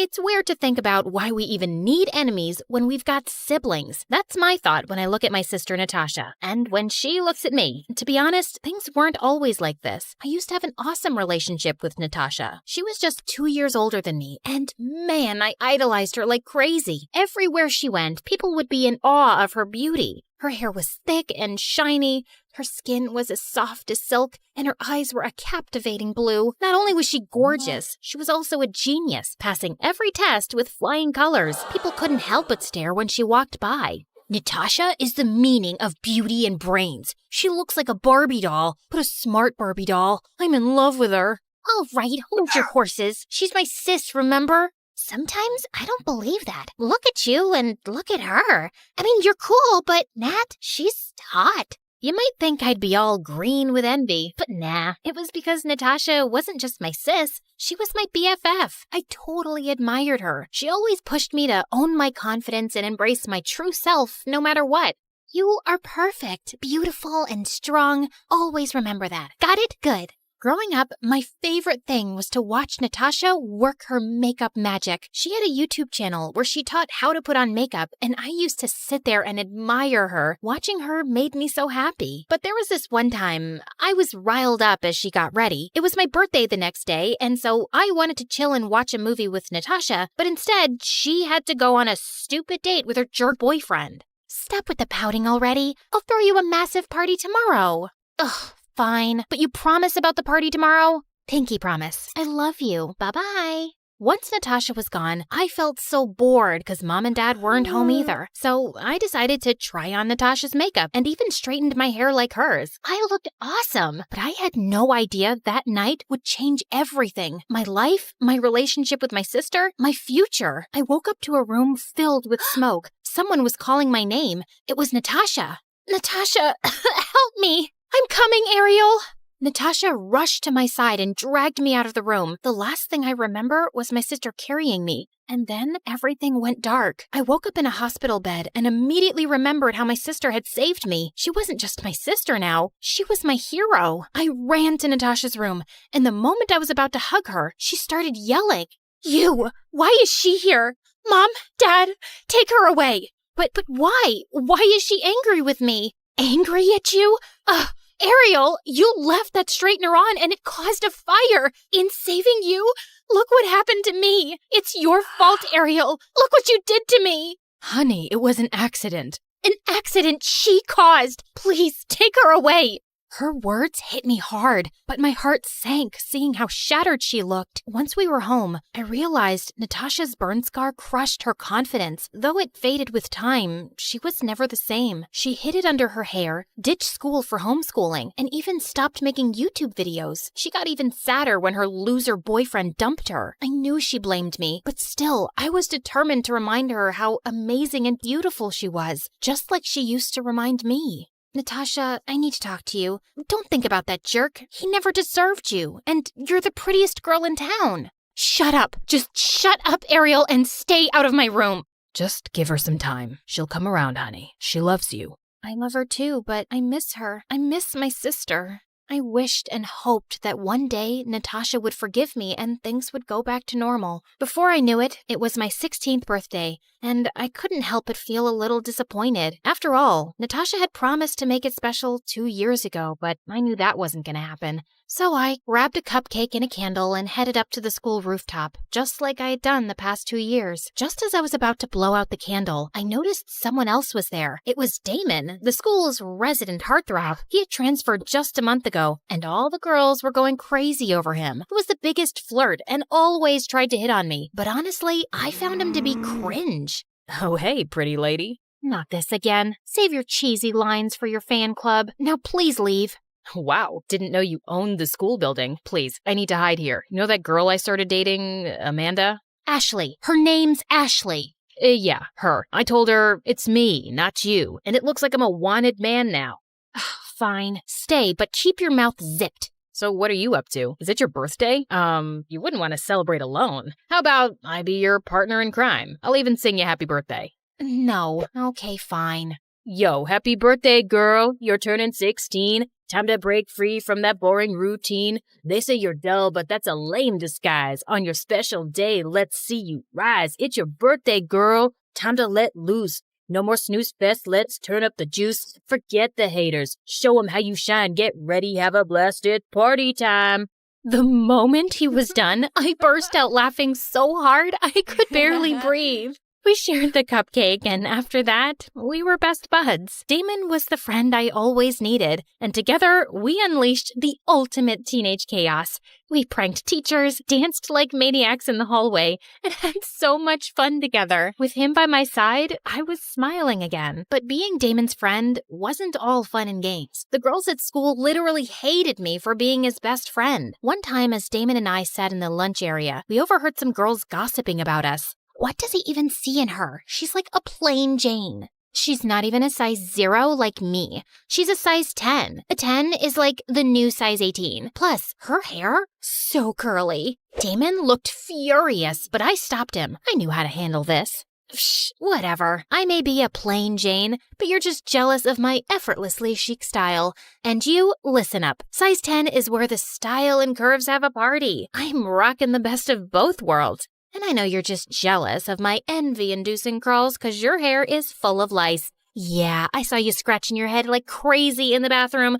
Might want to keep your distance, girls. Everyone started to giggle, and her friends left her table in an instant, which made her super pissed. And all of a sudden, she lunged at me like a furious cat. But I pushed her away. Damon grabbed my hand, and we ran out of the cafeteria. Once outside, I looked down to see my shirt had been torn by that witch. Damon suggested I go home and change, so we headed to my place. It was the first time I was taking Damon home. Since the accident, I had never invited anyone to my place. Wait here. I'll be back in 2 minutes. Gotcha. Just as I was done changing, I heard a loud scream. It was Natasha. I ran downstairs, only to find Natasha holding Damon in a chokehold. Ariel, call 911, now! I caught a thief. I won't let him hurt you. Honestly, it felt good to hear her say my name, after what felt like forever. Ariel, who's this cutie? She's my sister. Nat, this is Damon, my friend from school. You can relax. Oh, I am sorry. Since you're out of your room, can I get you something? Can I make you, lunch? Want to watch a movie together? Want to go out? Natasha looked at me like I was crazy, and Damon stared at her, completely shocked. He awkwardly offered her his hand, but the moment she did, Natasha covered her scar and sprinted to her room, slamming the door shut. Damon was left there standing completely confused. Did I do something wrong? I shook my head and left the house with Damon. On our way back to school, I told him the entire story. After hearing it all, Damon suggested I keep trying to talk to Natasha. He said she still cared for me, considering she had protected me and thought Damon was a thief. He was right. I shouldn't give up on the love Natasha and I had. I kept trying to make things better between my sister and me. I cooked her favorite meals, baked her favorite treats. I sent her sweet texts and reminded her of all the good times we had together. But nothing. Even Damon tried to help me. He started coming over more and more, and whenever Natasha was out of her room, he'd tell her lame jokes and would try to chat with her. While at the start, she ignored him like he didn't exist. Slowly, I noticed how Natasha started to smile at his jokes and sometimes even spoke to him. I was happy, but to be honest, I couldn't help but feel a tad bit jealous that she'd respond to him and not me. One time, it was Valentine's Day and we had this fun fair at school. Damon came to pick me up, and just as I stepped out of my room, I spotted him outside Natasha's room. "What are you doing?" "Nothing." "Doesn't look like nothing to me. Show me." My heart sank when I saw Natasha's name on the box. I didn't know what to think. "You can't do this." "Nope, you can't give it to her. First, she won't accept it, and second, I don't want you flirting with my sister. She's been hurt in the past too, and I know you, Damon. You're the biggest flirt in school." He tried to protest, but I was having none of it. I felt my head spinning, and the urge to go to the fun fair suddenly disappeared. The next few days were a struggle. I was so mad at Damon and refused to talk to him, but he kept calling. Trying to ignore him, I focused on my college applications. I had applied to a ton of colleges and was accepted in most of them. I just needed to make a choice about where to go. Just as I was lost in my thoughts, Damon appeared out of nowhere. "No, I don't want to talk." "You have to, please. Just listen to me. Ariel, I really like your sister. A lot. I wasn't expecting you to be jealous. I'm sorry, I didn't know you had this big fat crush on me." OMG, me having a crush on you? Ugh, I was mad because I don't want to see Natasha get hurt again. Her ex-boyfriend dumped her when she needed him the most. Damon, you're my buddy, but I know what a big flirt you are. My sister deserves the best. So please, listen, I know I don't have the best reputation when it comes to dating, but I promise I won't hurt her. The few times I have talked to her, I realized what an amazing person she is. I just wish she could see herself the way I see her, the way you see her, beautiful inside out. Damon's words shocked me. The funny guy suddenly showed he cared for Natasha. I had to step back and give my blessings, with a warning to break his bones if he hurt my sister. That night, Natasha came to me and she was fuming. You think I'm some pathetic, lonely girl? You told your friend to ask me out, didn't you? Are you taking pity on me? Is he taking pity on me? Are you crazy? Why would he pity you? You're a beautiful, smart, amazing girl. He likes you for who you are, Nat. Just stay out of my life. I hate you, Ariel. I know you hate me, Natasha. And you know what? Maybe I hate myself too. For what I did. I've been hating myself the past 2 years. It was the first time in my life I was talking to Natasha this way, but I needed to let it all out. Every time you ignore me, I feel like someone hit me in the gut. That day when the accident happened, I tried to style my hair like yours, wanting to be just as amazing. I love you so much, but I guess it's too late. You just told me you hate me for the first time. Well, let me put your mind at ease. I won't be here for long. I got accepted into a college far away. You won't be seeing me as much. I guess it would be for the best. Saying those words, Natasha turned to leave, but her foot slipped and she was about to go tumbling down the stairs, but thank God I caught her just in time. But I ended up with a twisted ankle as a result and let out a scream. Mom and Dad came rushing.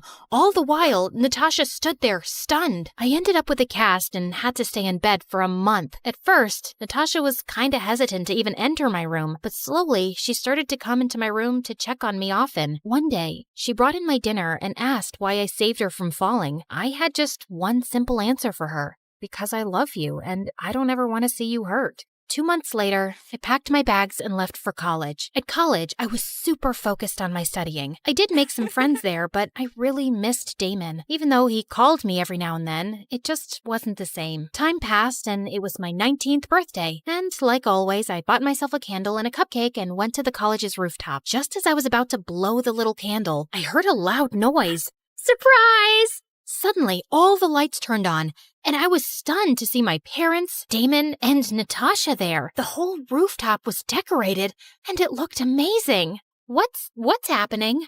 your wedding ceremony. Duh, it's your birthday, dummy. Wow, thanks. Don't thank me. Thank your sister. She was the one who said she needed to keep a promise she made to you. This was her plan. She did everything. I just supported her like the good boyfriend I am. What? Natasha and Damon were a thing now? Wow, a lot had happened back home. Damon told me how happy Natasha made him, and seeing how radiant and confident she looked, I could tell he made her feel the same way. Happy birthday, Ariel. How are you doing?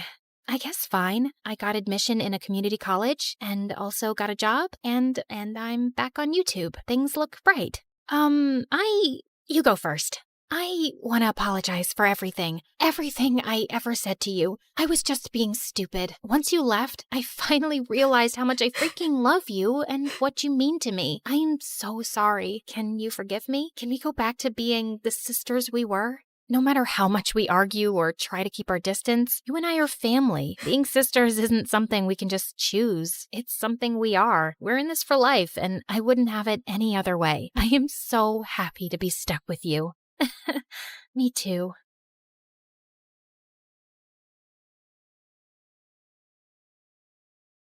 I was on my way back to the sorority house after a party when I saw it, and it left my blood boiling. The entire place was covered in toilet paper, and the inside was turned upside down. It was like a tornado flew in and destroyed everything in its path. On the living room wall were the spray-painted words, "Happy Halloween, Princess." I knew exactly who my culprit was. Stupid frat boys! You are all dead meat! Hey, I'm Rue from New York, and my life was pretty great until I decided to take my revenge on the frat boys on campus. Like and subscribe so I can tell you how a simple plan turned into something I could never have imagined. And trust me, it's not what you think. My dad was very successful, so some people called me spoiled, but it's not wrong to have everything you want if you deserve it, right? The frat boys hate us. Well, me most of all. I mean, is it really my fault that I'm one of the richest and most popular girls in school? Every time I walk by, they have to say something. Hey, princess, didn't bring your carriage to university? You weren't there to pull it, so I got my brand new, one-of-a-kind Rolls Royce. See? Makes your car look like a wagon. We always got on each other's nerves. When I saw what they did to our sorority house, I knew I would get revenge. One night, I sneaked into the frat house when none of them were there, blocked the drains and the sinks and the showers, and opened up all the taps in the house. Try going to swim practice in your own house, boys.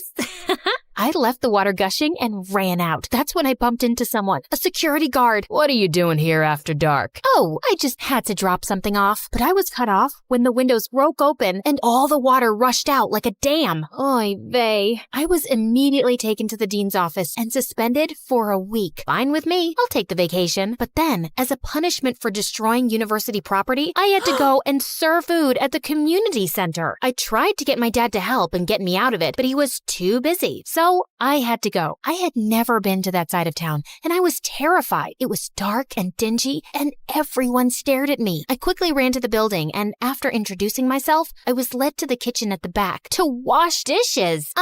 I'm sorry, but I've never washed dishes in my life. I don't know how. I have faith in you. Here, don't want to stain your pretty dress. My birthday is next Friday. I won't be stuck here doing dishes and get all smelly, am I? Isn't there something else I can do, like counting money? I'm really good at that. There's no money to count here. No money? Then why does this place even exist? Never mind. Look, you want to leave as soon as possible, right? The best way to do that is to start washing dishes. Go ahead. I'll watch and make sure you're doing it right. It wasn't like I had a choice, so I picked up a spoon and wait. I got drenched. OMG! You said this was supposed to be easy. It usually is. You know, it's not nice to laugh at someone's misery. True, but you gotta admit, it was pretty funny. Why are you here? Just to help out. No, I mean, what did you do to get sent here?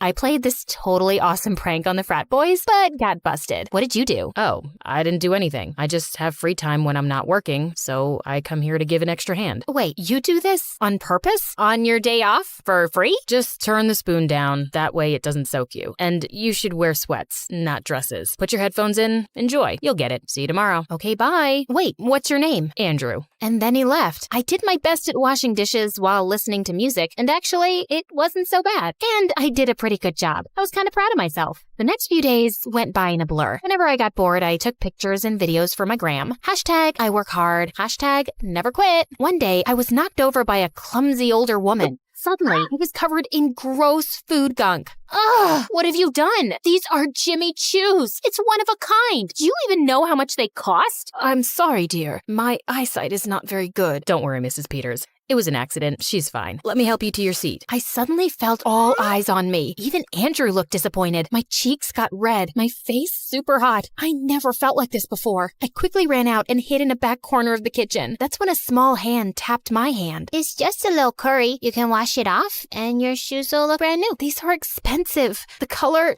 you won't understand. Are you one of the people we serve? Where are your parents? No, I'm Joey. Mommy's busy at work, and Drew's my neighbor. He brings me here to make sure I'm not alone, so my mom doesn't need to pay for a babysitter. He asked me to check on you, make sure you're okay. He did? I can't believe I just yelled at that old lady. Why does he even care how I feel? Oh, I don't think I belong here. He told me you're a rich girl. You're only here because you got in trouble. I couldn't be mad. It was true. But deep down, for some reason, it hurt. That's what he thought of me? I guess the question was, why did I even care what Andrew thought of me? At the end of the day, I decided to talk to him. Andrew, I'm really sorry. Look, Rue, it's one thing to not want to do dishes, but these people need help. You come to work parading your diamond earrings in front of people who can't even afford to eat. I asked you not to dress like that. I did stop dressing up, and not that you need to know, but these are my mother's. She lives far away, and this is the only way I can have her with me all the time. I was so upset, I rushed out before he could respond. I couldn't understand why I was getting so worked up. I barely knew him. I don't think I had a crush. I don't know what it was. That night, instead of scrolling on my phone or shopping, I went to the storeroom and looked at the old pictures of my mom that my dad had put away. I found some old videos my mom had made of us. I loved watching how mom and dad both cared for me. I didn't know when, but I fell asleep on the floor. I woke up to the sound of the wind. There was a huge storm outside overnight. My phone was lit up with hurricane warnings. The next day, it took over an hour to get to the community center because of all the trees on the street. The minute I got there, my jaw dropped. There were more than 100 people there, wrapped in blankets, and some of them were even crying. It was chaos. Where the heck have you been? We need all the help we can get. What's going on? Why are there so many people? The hurricane destroyed or damaged some houses. All these people have nowhere else to go right now. They really need our help today. Okay. What do you need? I'll show you. And I'm sorry about what I said about your earrings. Oh, thanks.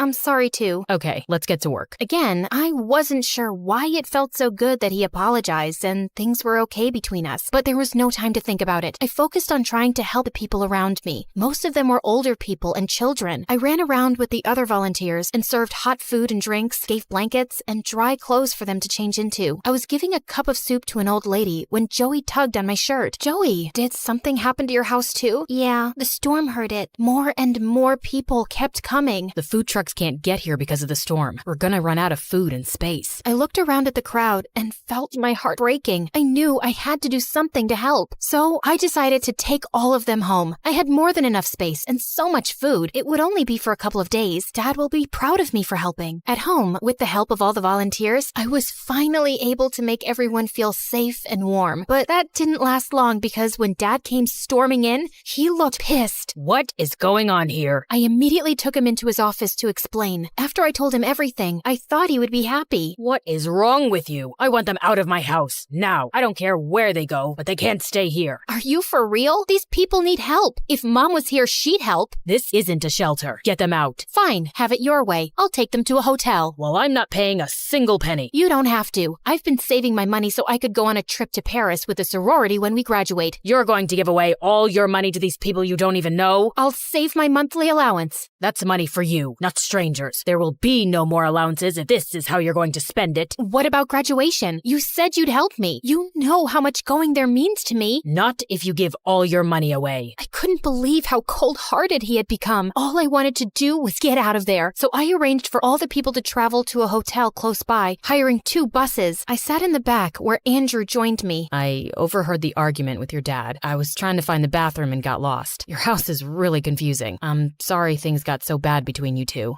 I can't believe he changed so much. I guess that's what you must think of all rich people. Joey told me that's what you call me. I shouldn't have judged you. You're going out of your way to help these people you don't even know with your own money. Sorry about your Paris trip. That sounded like it would have been fun. The other girls wanted to go for fun, but for me, never mind. It's okay. This is more important. We finally arrived at the hotel, and I went straight to the manager and spoke to him. He was more than willing to help, but he informed me that he had limited rooms left and that the money I had wouldn't be enough to cover an entire week of their stay and food. He needed to pay his staff. My mind went blank. What should I do now? I tried not to freak out in front of everyone who was looking at me for answers. And then I saw the mirror and I saw my diamond earrings, my mom's earrings. Here, will this do? Please? My puppy dog eyes worked because he agreed.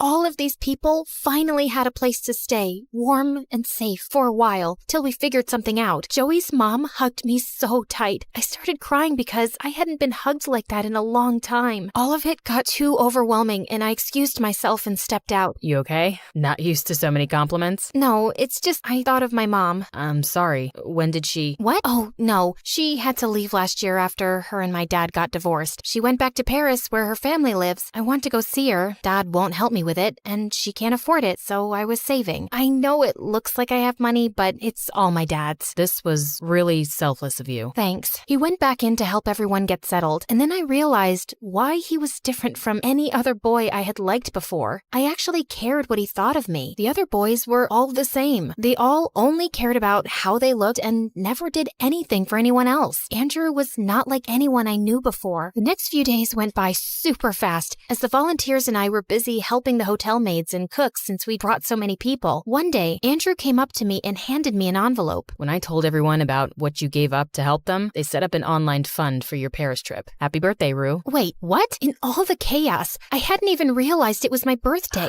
I can't believe he remembered. I wanted nothing more in the world than to go to Paris and see my mom, but I couldn't accept the money when all the people here still needed so much help. So I gave it all to the shelter to fix all the damaged homes. On our last day at the hotel, as we were all getting ready to leave in the lobby, Joey ran up to me with a newspaper in hand. Look, Lou, it's you! And he was right. Right there in the newspaper was a picture of me and the story about how I helped so many people and what I gave up to do it. I was shocked. I always wanted to be famous, but I never thought it would be from something like this. Thank you so much, sweetheart. You're like an angel who came and saved us. So we all wanted to do something for you too. Oh, no, please. The donation was for you. She's not talking about those donations. She's talking about these donations. Andrew opened the lobby door, and outside were hundreds of people from town who heard about what happened and what I did. They were all leaving donations for my trip. You helped people, so people helped you back. All of a sudden, people began to applaud for me, and so that's how a shallow, spoiled girl became a criminal, and then something more. And I even got a little extra to bring a friend along. Come on, Andrew.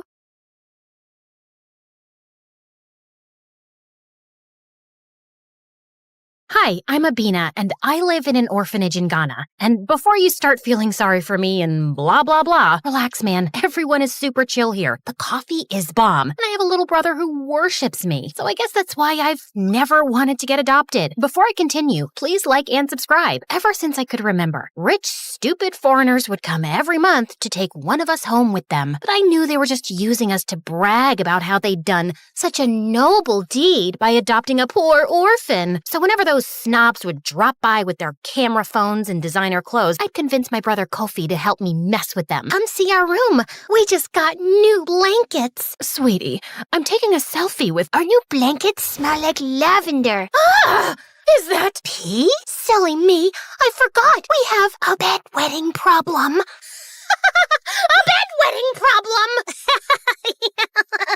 The woman ended up bursting into tears from the awful smell. So traumatic. But one day, the warden had had enough of my behavior. You're 14 years old now, and Kofi's 8. It's important for your development to have parents. So the next time a visitor arrives, you better behave yourself. I was about to refuse, but I wanted Kofi to be happy and healthy, so I gave in. Except when a couple finally decided to take us home, I immediately disliked them. Apparently, they were both philanthropists who loved doing charity work. They were just too sweet, and I had a bad feeling about these people. Just like that, they whisked us from our beloved home to some mansion in America. Who wants to see their new room? Do you want to see your big boy bed, my cutie-wootie widow mouse? Ew, gross. We hate mice, and don't talk to Kofi like he's a baby. Of course, dear.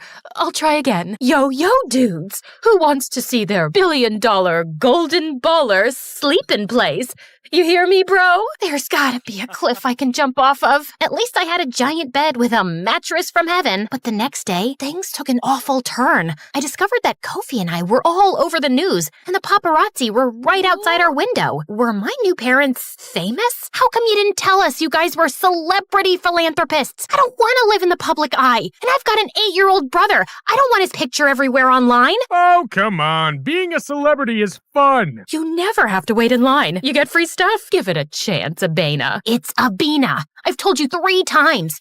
You know what? Just call me Abby, since I'm an American now. Mom looked hurt when I said that, and from that day on, things went downhill. Mom and I fought about everything imaginable. Like, she'd get mad because I hated being interviewed by reporters, or because I hated the itchy $1,000 clothes she bought me, or the fact that she kept feeding Kofi fancy food that he wasn't used to, even though I told her to just give us something more simple. By the time school started, I was exhausted from all the media attention, and I didn't want a bunch of kids coming up to me since I was the famous Ghanaian orphan that they were fascinated with. So I decided to ditch class and hang out in the school garden. Then suddenly, I heard a voice near me. Hey, are you okay? I looked over to see a boy my age with neon hair dressed in rags. Even the clothes I wore at the orphanage were nicer than his. No? I don't know. My parents are annoying. Your biceps are gorgeous. Never mind. The guy just laughed, and suddenly, I found myself pouring my heart to a total stranger about everything that had happened. I found out his name was Carter, and we went to the same school. He apparently skipped classes regularly so he'd have enough energy to work nighttime shifts, and it was all because his parents barely had enough money to buy food. I felt bad for Carter, but I was kind of relieved to finally meet someone here who wasn't rich. He ended up walking me home, but when we arrived, Mom greeted us at the door, and she immediately asked Carter to leave. Abby, I know that boy. He lives in a trailer outside our neighborhood. I want you to stay away from him. He's a criminal. You'll be in danger, and people will think my daughter's mixed up with a crook. Because your publicity image is all you care about, right? You don't actually care about my safety. Well, guess what? You're not my real mom, which means I don't have to listen to you. Mom grounded me after I said that, but I didn't let that stop me. Carter and I started hanging out all the time. Sometimes we'd ditch class together, and sometimes he'd sneak in through my window so we could watch MSA videos together on my TV. I'm so glad you watched these on YouTube instead of TikTok. Promise me you'll never watch MSA on TikTok and fry your brain, please. I didn't believe Mom about the criminal nonsense until one day I noticed Carter take off his baseball cap to reveal a clump of shiny jewelry. Please tell me he didn't steal all that. Abby, you know I have a family to support. Yeah, I feel bad for stealing, but a job washing dishes can only pay so much. Look, I get it, but you don't have to become a thief. No wonder Mom thinks you're a delinquent. Maybe I'll ask her to give you some money. She and my dad love bragging about how they give to charity. Then suddenly, Carter got this really serious look on his face, and then he told me something disturbing. My parents were known for being frauds. Kofi and I hadn't been the first kids they'd taken home. Apparently, they'd foster them for a year or two, use them to get publicity, and then they'd send them somewhere else. That makes no sense. They took me home and signed the papers. Are you sure? Because they've never adopted an actual kid before. Look, I don't know the logistics. I just don't want you getting hurt. I know it's only been a short time, but I've grown to care about you, Abby. I was about to confront Mom and Dad when I got home, but when I arrived, I was hit with awful news. Kofi was in the hospital due to food poisoning, and he was really sick. This is all your fault. I told you a million times not to feed my brother fancy food like caviar because he's not used to it. Now he's sick, and it's all because you two were too stuck up to give him something like rice and beans. Abby, it's not fair to blame us for something like this. The food poisoning could have been from anything. Plus, he'll be fine. Why are you making such a big deal about food poisoning? It's not about the freaking food poisoning. It's about you two being selfish, irresponsible jerks that don't care about us. Mom and Dad apologized and reassured me, but I didn't listen. I knew now that Carter was right. My brother and I weren't safe with these people. So as soon as Kofi was better, I crafted a plan to run away from home. Carter said Kofi and I could stay with his family in the meantime, while he would help find new parents who weren't horribly selfish. So one night at 1 a.m., I turned off the location services on my phone and helped Kofi sneak out the window. I don't want to run away. These people are nice and they take good care of us. They seem nice, Kofi, but they don't really care about us. We'll be living in another foster home in another year. Trust me. Says who? Your new boyfriend Carter, who you've known for like 5 minutes, and who also happens to be a thief? I know you're not actually this dumb. It's not like he wants to be a thief. He has a family to support, and I still would trust a thief over any adoptive parents who could hurt us. Carter picked us up in his car a few minutes later, but Kofi wasn't speaking to me. I felt bad, but I was doing the right thing by protecting us, right? Besides, Carter's parents were happy to let us stay with them for the time being. Yeah, they lived in a one-bedroom trailer, and Kofi and I had to sleep on a floor mattress, but it was still so much better than staying with parents who didn't care about us. The next morning, Carter told me that he had disguises in case the cops came looking for us. No, I want to go back home. You can't do this to us. You can't take us away from Mom and Dad just because you heard some rumor to live in a one-bedroom trailer with your boyfriend. It's not like I have a choice. I'm doing this for you and your safety. Mom and Dad are frauds. Why? Because they like bragging to the media about how they adopted us? Big deal. They still care about us, and they're still giving us a great life. You're just trying to find excuses to run away because of what happened 6 years ago. Right then, Carter asked me what my brother was talking about, but I wanted to change the subject. I didn't tell Carter about how my parents had gone missing at work one day, and no one had ever been able to find them. And that's why we'd been at the freaking orphanage in the first place. You'll do anything to avoid being hurt again. You'd even rather live with your criminal boyfriend and believe a ridiculous rumor than let another family take care of us. I knew Kofi was right, and maybe staying with Carter wasn't the best option, especially because as days passed, I learned that he wasn't just poor, and he didn't just steal to support his family. I was drifting off to sleep one night when I heard laughing outside, and I opened the door to find him sitting with a bunch of guys and unwrapping towels filled with money. No, do not tell me you're in a gang. Well, we all have families to feed, and now that you and Kofi are staying with us, I want to make sure I can support you guys. I don't want all of us to have to live in a one-bedroom trailer. Here, babe, I stole $50,000 just for you and your brother. Carter, I can't accept this. You can't keep stealing. It's wrong, and I don't think we should be together either. I appreciate what you're doing for me, but I think it's best if Kofi and I leave. No, please, don't leave me. You're the only thing that makes me happy. Nobody at school wants to be friends with me because I'm a poor loser, and no one in the neighborhood wants to associate with me because I'm a thief.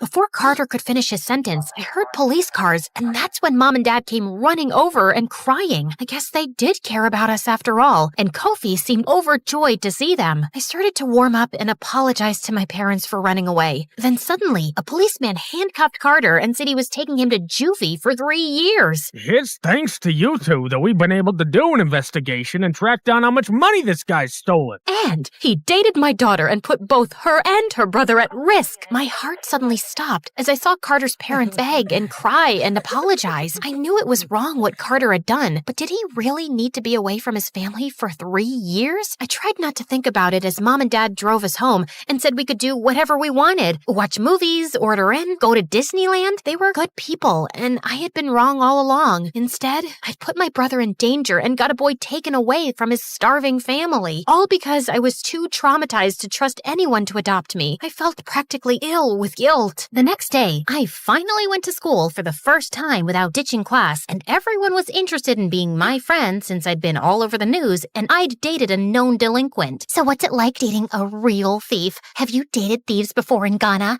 Is it true? All of them have rock hard abs.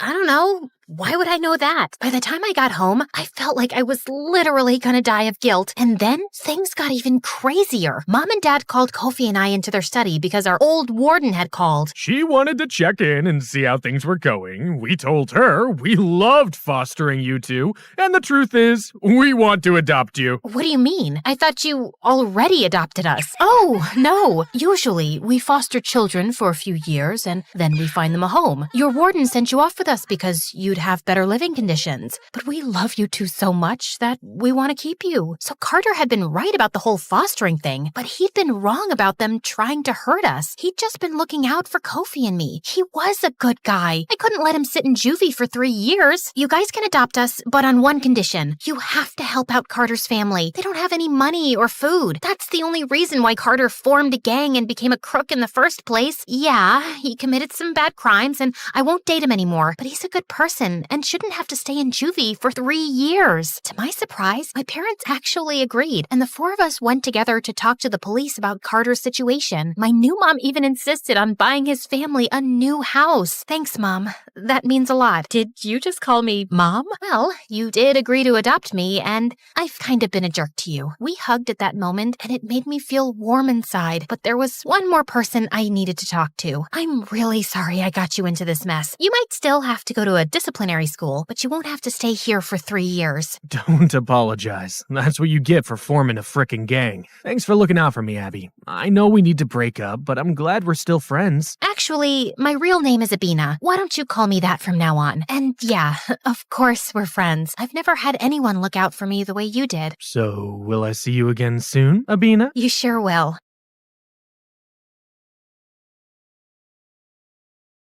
Wondering why I'm running down the streets of New York at night in the pouring rain with a mob of angry girls chasing me? I'll tell you when I catch my breath. I turned a corner and ran down an alley, only to find a dead end. I looked around frantically and burst through a tiny door that led into a dingy cafe, which was empty, except for a boy sweeping the floor. Quick, I need you to hide me. He just stared at me silently. Sometime today would be nice, buddy. What's the magic word? I don't know. Hurry up. That's not one word. Jesus Christ! Wrong again. Please is the magic word.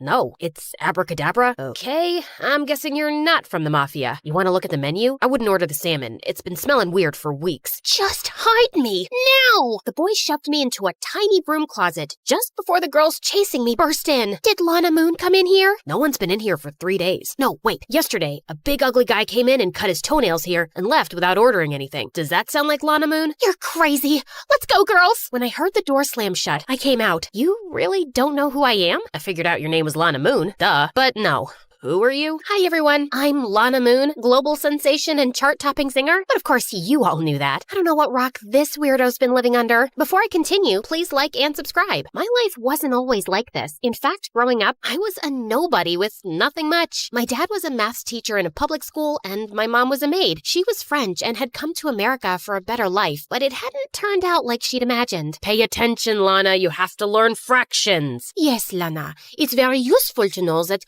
half your father's miserable salary goes to rent, and 1/3 goes to bills. How much is left for buying us something nice?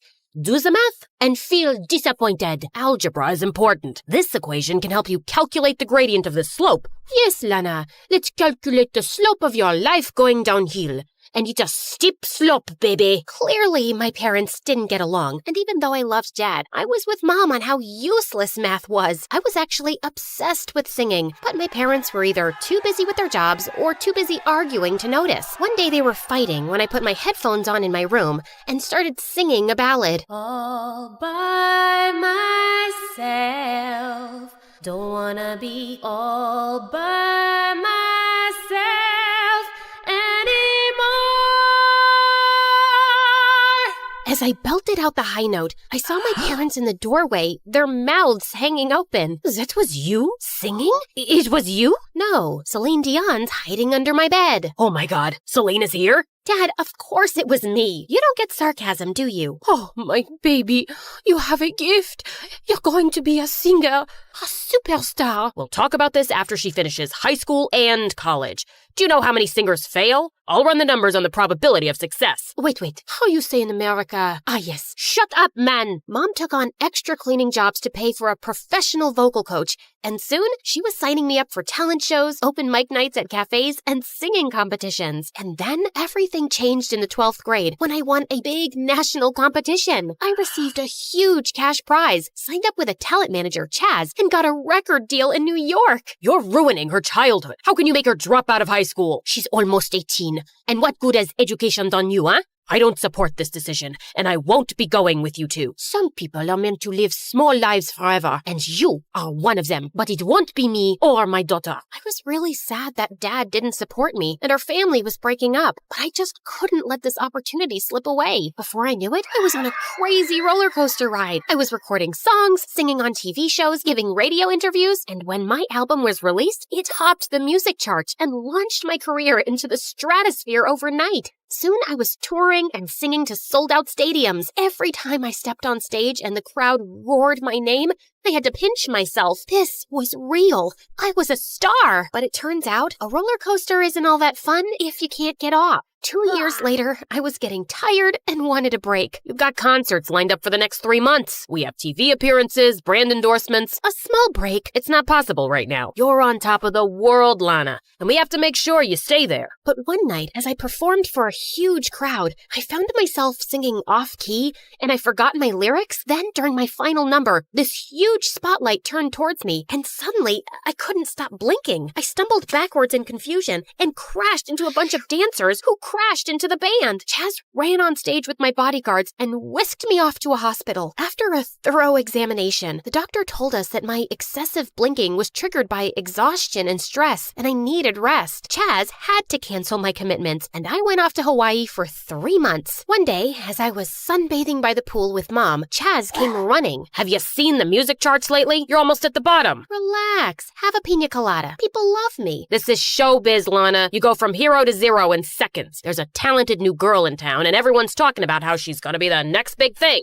He wasn't kidding. The girl was some exotic foreign beauty who wrote her own lyrics and played 5 different instruments, and America was obsessed. I still had my fans, but my popularity was definitely taking a hit. What do you mean you found another face for your makeup brand? You're Lana Moon's backup singer. Ever heard of a thing called loyalty? Okay then, jump off a cliff. I returned to my work and started recording again. One day after my session, Chaz dragged me off to my dressing room, and I flipped out when I saw who was inside. I'm guessing I don't need to introduce myself. Oh my God, you're Xander, the lead singer for the hottest boy band in the world. Come on, I have a poster of you in my bedroom, and now you're here in the flesh? No, scratch that. It's my mother who has a poster of you in her bedroom. No, wait. That sounds way worse. It's okay. I have a poster of me too. I've heard your songs, Lana. You're very talented. Who? Me? Yes, you. Also, I was wondering if you'd go to dinner with me tomorrow night. She'll be there. I can speak for myself, Chaz.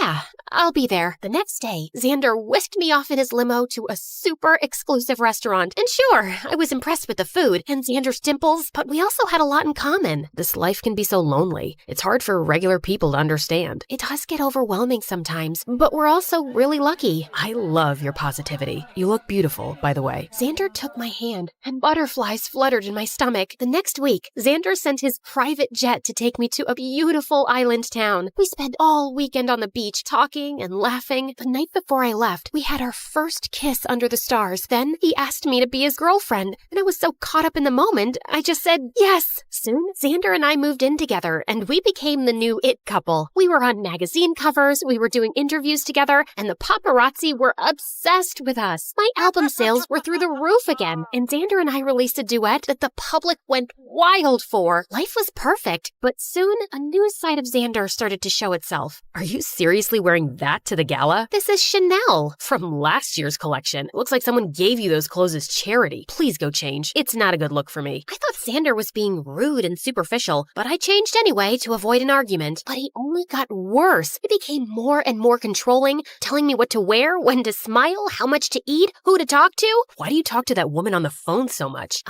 Because she's my mom? How come you don't talk to your family? I ditched all those bottom feeders years ago. All anyone wants from me is money. I honestly felt a little bad for him, but I hated his attitude with me. I felt suffocated and like I wasn't my own person anymore. Soon we had an interview on a popular late-night show, and Xander was unbearable. He kept undermining my opinions and interrupting me, or just talked non-stop about himself. As we walked out of the studio, Xander took my hand, but I shook it off. What are you doing?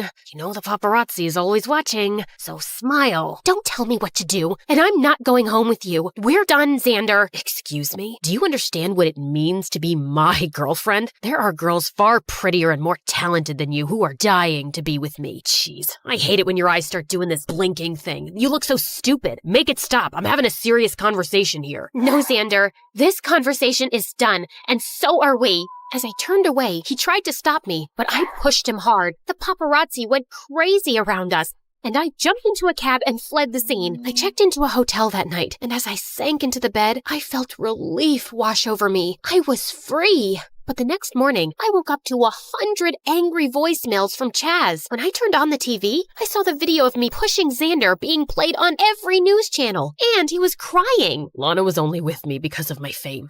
Her manager set us up because her career was tanking. I really fell in love with her, though. I did everything she said, bought her everything she asked for. But after the interview last night, she told me she was seeing someone else. Lana Moon is a cheater, a liar, and a gold digger. That jerk! I checked Twitter and TikTok and found thousands of comments calling for a boycott of my album and tour. I moved back to my own place and released an official statement saying Xander was lying and just couldn't accept the relationship was over. My fans were supportive, but his fangirls were insane. They were camping outside my house, chanting protests and egging my windows. After a week of this nonsense, I slipped out one night, climbing over the back wall. But as I was sipping my favorite latte at a cafe, some of those girls spotted me. It's her. I can't believe you treated Xander that way. You need to apologize to that precious angel. That's when they started chasing me, and I ended up with the crazy boy in the weird cafe. His name was Kenny, and he offered me a dry sweatshirt and a cup of tea as I told him my story. He was fascinated, especially when he saw Xander's picture. Whoa, you were dating this guy? I don't think I've ever seen someone so proportionate. And those cheekbones, you could grate cheese off of them. Sorry,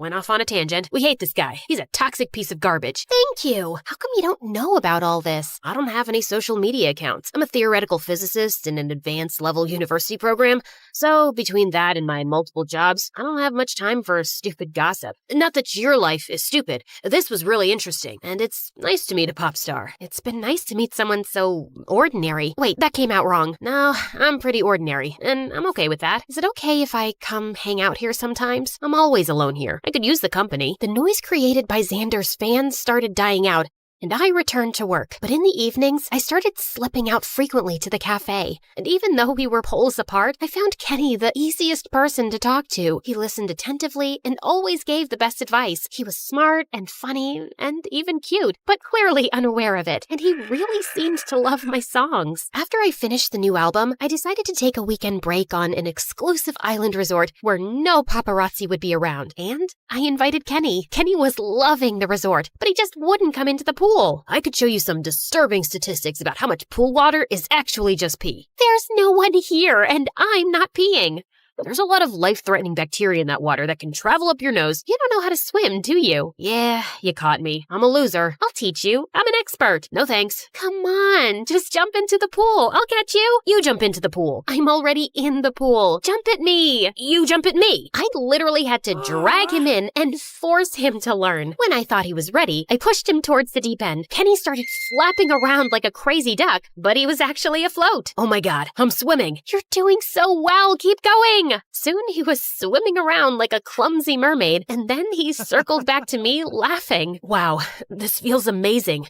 Thank you. Thank you. And then suddenly, he kissed me, and I kissed him back. We broke apart and stared at each other, but just then, Xander turned up at the pool. What are you doing here? Are you stalking me? Maybe. Is that a crime?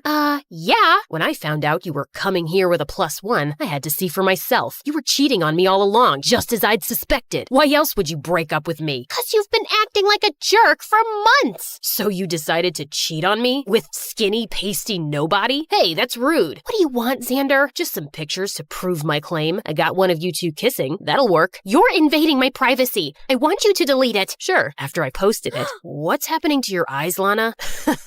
Is that the first time you're seeing Miss Blinks a lot? Listen, dude, if you don't stop bothering Lana right now, I will punch your face. It won't hurt that much because I'm not that strong, but it'll still be embarrassing for someone like you to get punched by a pasty physicist. Give it your best shot, chicken legs. No one is doing anything. As I stepped forward to stop them, I suddenly slipped on some water and hit my head, and then I blacked out. When I finally came around, I was in a hospital with Chaz and Mom beside me. Oh, my baby, you're awake. Where am I? You were taken to a hospital on the island, but we had you transferred to the city. You've been unconscious for 3 days. We kept the news quiet, though. How are you feeling? I think I'm okay. Then take a look at this. Chaz shoved a phone in my face, and the picture of me kissing Kenny was everywhere. Xander was claiming it was taken by a private investigator while he and I were still together. This isn't true. And that maniac posted this when I could have been in a coma? Who is this boy you're kissing? I'm in entitled to some privacy. No, you're not. You're a public figure, Lana, and I'm your manager. I need to know everything about this boy before I decide how to handle this story. He's a nobody, okay? Just an ordinary guy I randomly met. A distraction.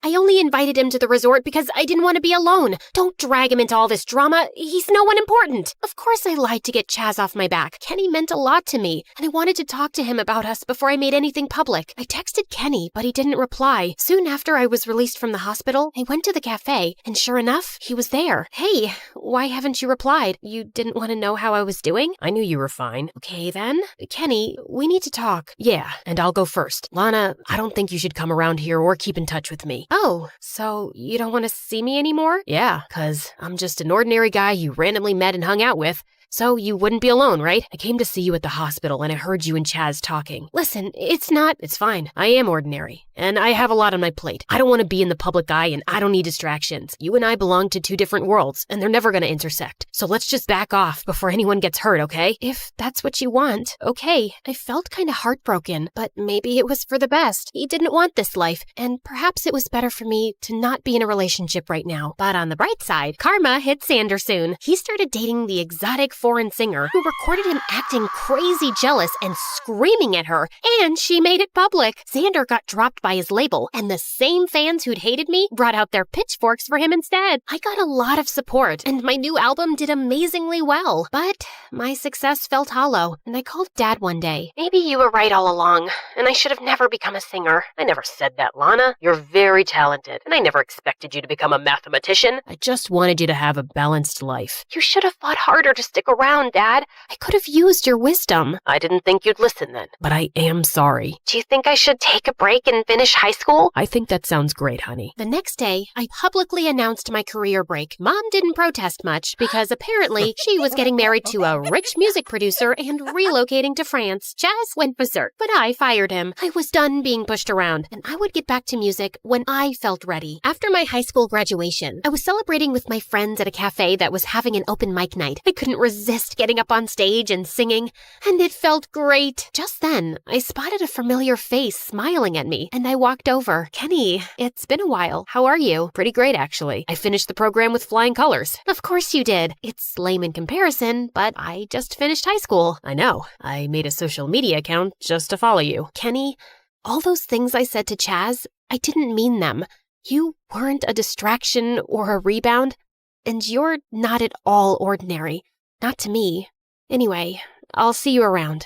Are you free for dinner? I know this shady cafe that's great if you want to get food poisoning. And good tea. We could talk more? Sounds good to me.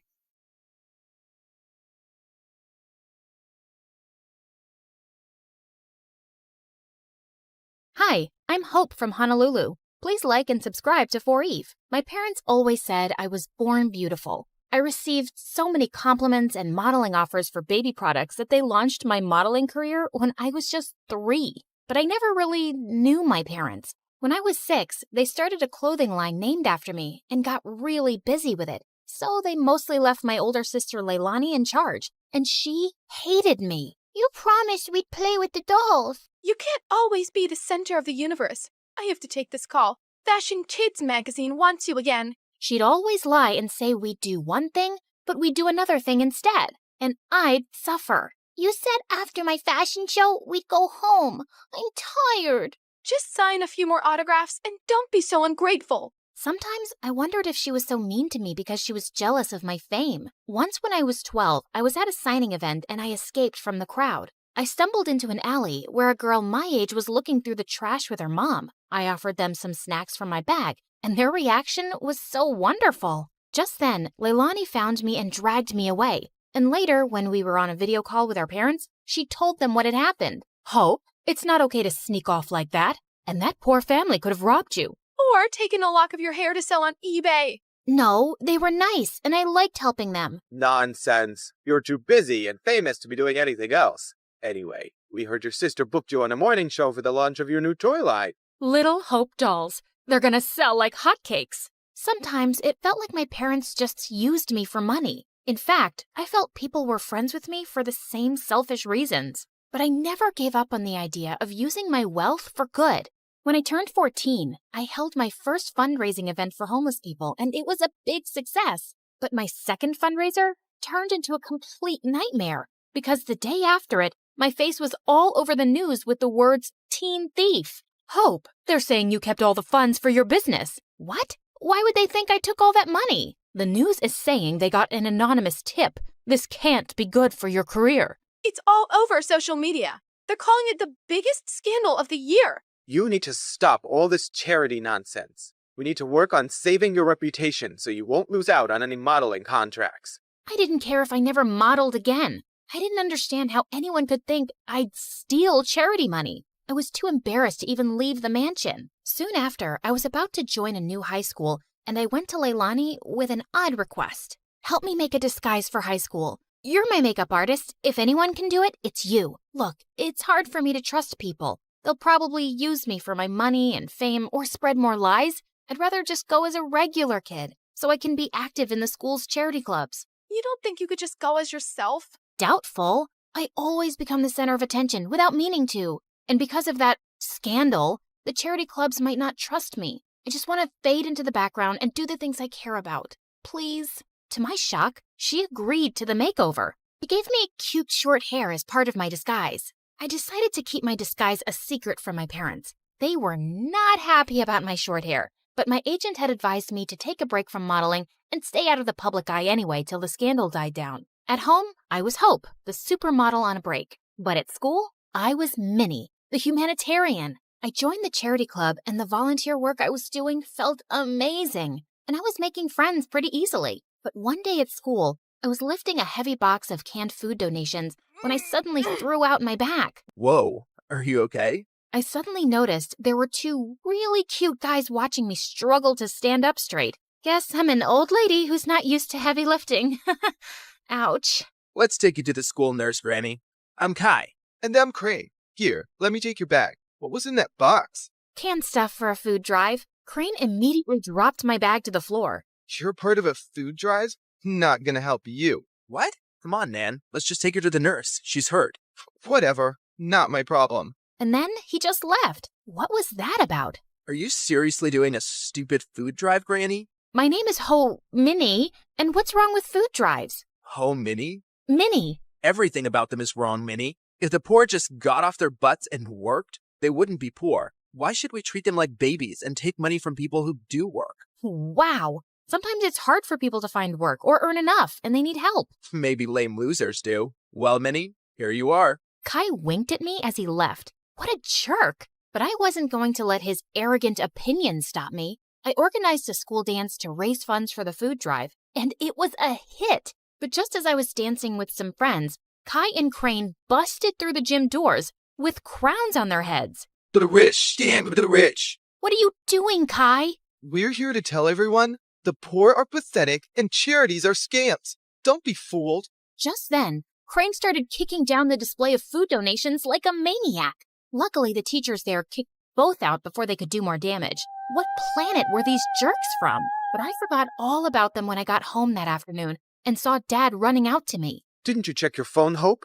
I think the battery died. What's wrong? Your mom and sister got into a car accident, but the doctor said they'll be okay. They both had some broken bones and will need bed rest. I started to cry, and Dad hugged me. I couldn't remember the last time he'd done that, and I decided I'd stay home for the next few weeks to take care of Mom and Leilani. The next evening, my bodyguard drove me down to the food bank to drop off the school's donations. To my shock, I saw Kai step out of his car in front of us, and he was dropping off bags of donations. What the hot fudge? I snapped a picture of him, and I confronted Kai in the school hallway the next day. Saw you at the shelter last night. What are you talking about? This? How did you... Okay, please, listen. Crane is against charity work, not me. He convinced me to think that way a long time ago, but I don't agree with him anymore. Years ago, Crane's family fell into a big scam by some fake charity, and they lost a huge fortune. Oh, no. Yeah, his dad had to work so hard just to get them back on their feet. Now, he talks trash about all charities, and he doesn't trust the poor. He actually enjoys shutting charity work down in public. He bullied me into crashing that dance. And well, I'm sorry I did, really. He looked really sincere. If that's the truth, I understand. But you gotta stand up to Crane sometime. You can't keep pretending to be someone you're not. Kai offered to walk me to class, but I explained I was just there to collect my books as I was homeschooling for a while. He asked for my number, and I kinda left with butterflies in my stomach. Kai and I texted every day for weeks, and he even started coming over. I kept saying it was best to give my mom and sister space to recover, so we'd always hang out in my backyard. Keeping Minnie away from my parents and Hope away from Kai was getting exhausting. I was also developing the biggest crush on the real Kai. He was nothing like the jerk I'd first met. Once I found him waiting for me in my backyard with the most amazing picnic laid out. Hey, what's all this? Just a little surprise for your big day. Happy birthday, Minnie. Kai, my birthday isn't for another 5 months. What? Really? I looked for you over social media, but I couldn't find you because you're apparently the world's most private person. Then I went to go check the school records, and I guess I got the wrong Minnie. I guess so. But thanks anyway. It's the nicest thing anyone's ever done for me. Just as I sat down, Kai opened a bottle of soda, and the cork went flying straight into my eye. Oh my god. I am so sorry, Minnie. Wait, stop rubbing your eye and let me see. He lifted my chin gently as he looked deep into my eyes. Your eyes. They're... Yes? They're what? They're not the same color. What? Suddenly I realized that my contact lens had fallen out. Oh, my lens must have popped out when I rubbed my eye. I wear them for my eyesight because I'm as blind as a bat.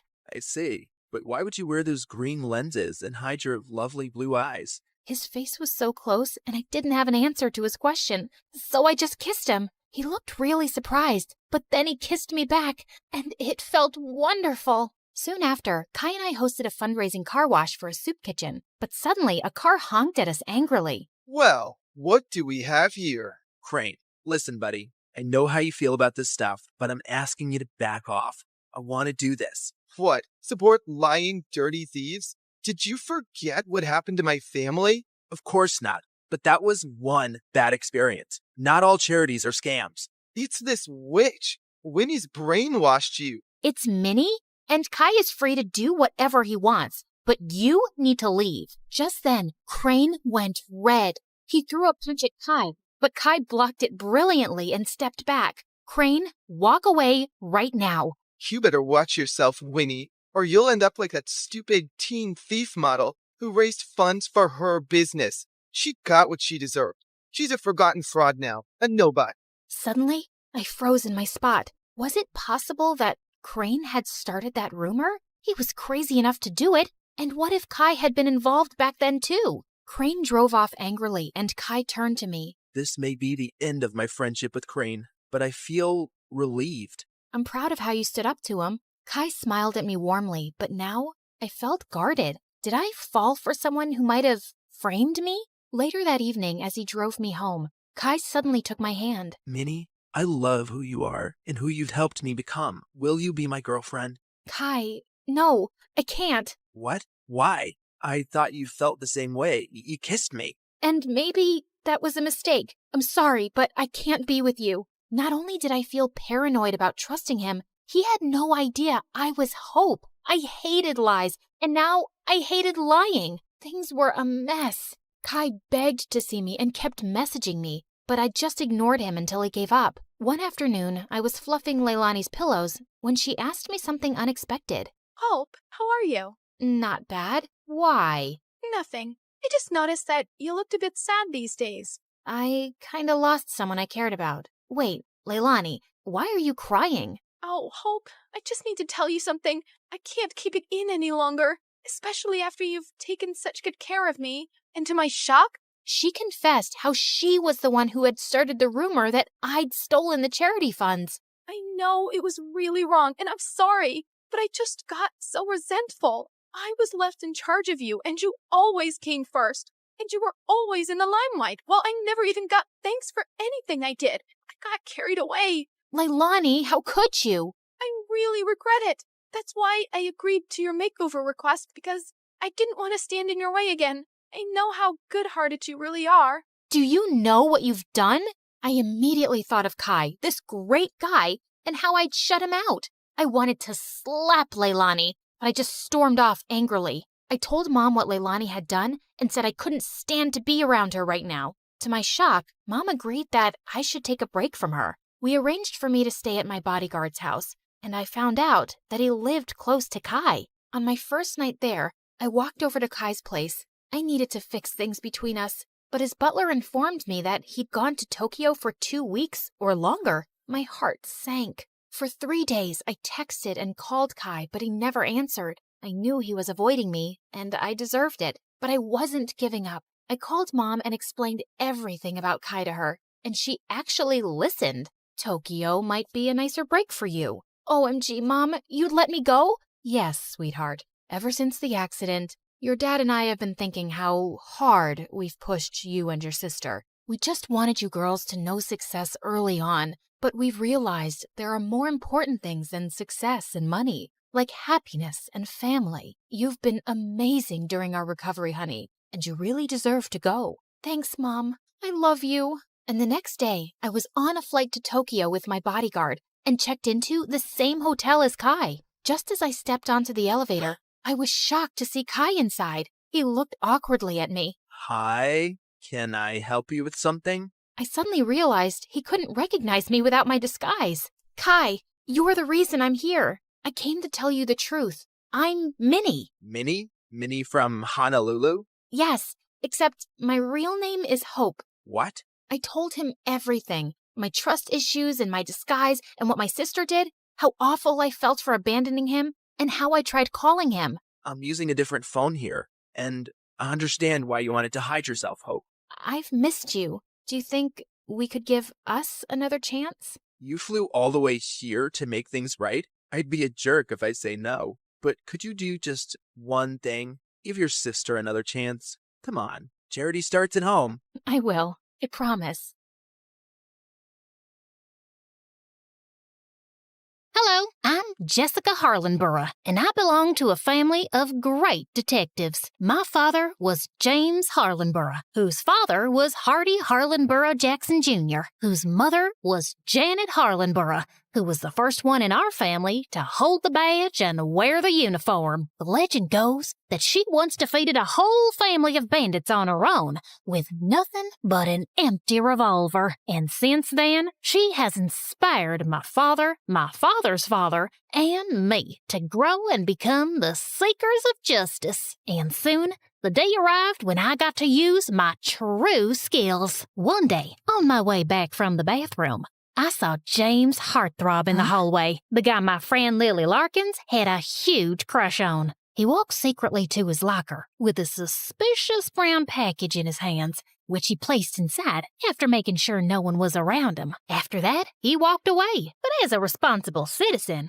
and the head of the Student Welfare Association, I followed him to a corner as he made a phone call, and I heard every word. I secured the package. Good job. We will execute our plan tomorrow at noon. If everything goes well, we'll not only succeed in our goals, but we'll also leave enough money to be comfortable for the rest of our lives. As soon as he ended the call, he looked sideways again. I made sure I was hidden from view. Then I noticed him take out a pair of glasses with a golden frame from his pocket. He clicked on them, and a holographic display of a building appeared in front of him. It looked super familiar, but I couldn't quite place where I'd seen that building before. What was he planning to do there? After staring intently at it for some seconds, James put the glasses back into his pocket and walked away quickly. As I was still processing everything, Lily suddenly popped up from behind me. Hey, Jessica, what are you doing? Come on, we need to go. The football match is about to start, and James Heartthrob is leading the team. I can't tell you how excited I am to see him play. Yeah, I'm doing nothing. Let's go to the game. While I walked to the field with her, I kept thinking about that package. After a recent security scare, all students' bags were checked at the gate, and it would be difficult to bring in a package wrapped up like that. And who was James talking to? I was sure in my bones that something big and evil was about to go down, and I had to stop it. Halfway through the game, while Lily was busy cheering for James Heartthrob, I snuck out of there and made my way to James's locker. Having noticed the password earlier, I unlocked it, and the package was there.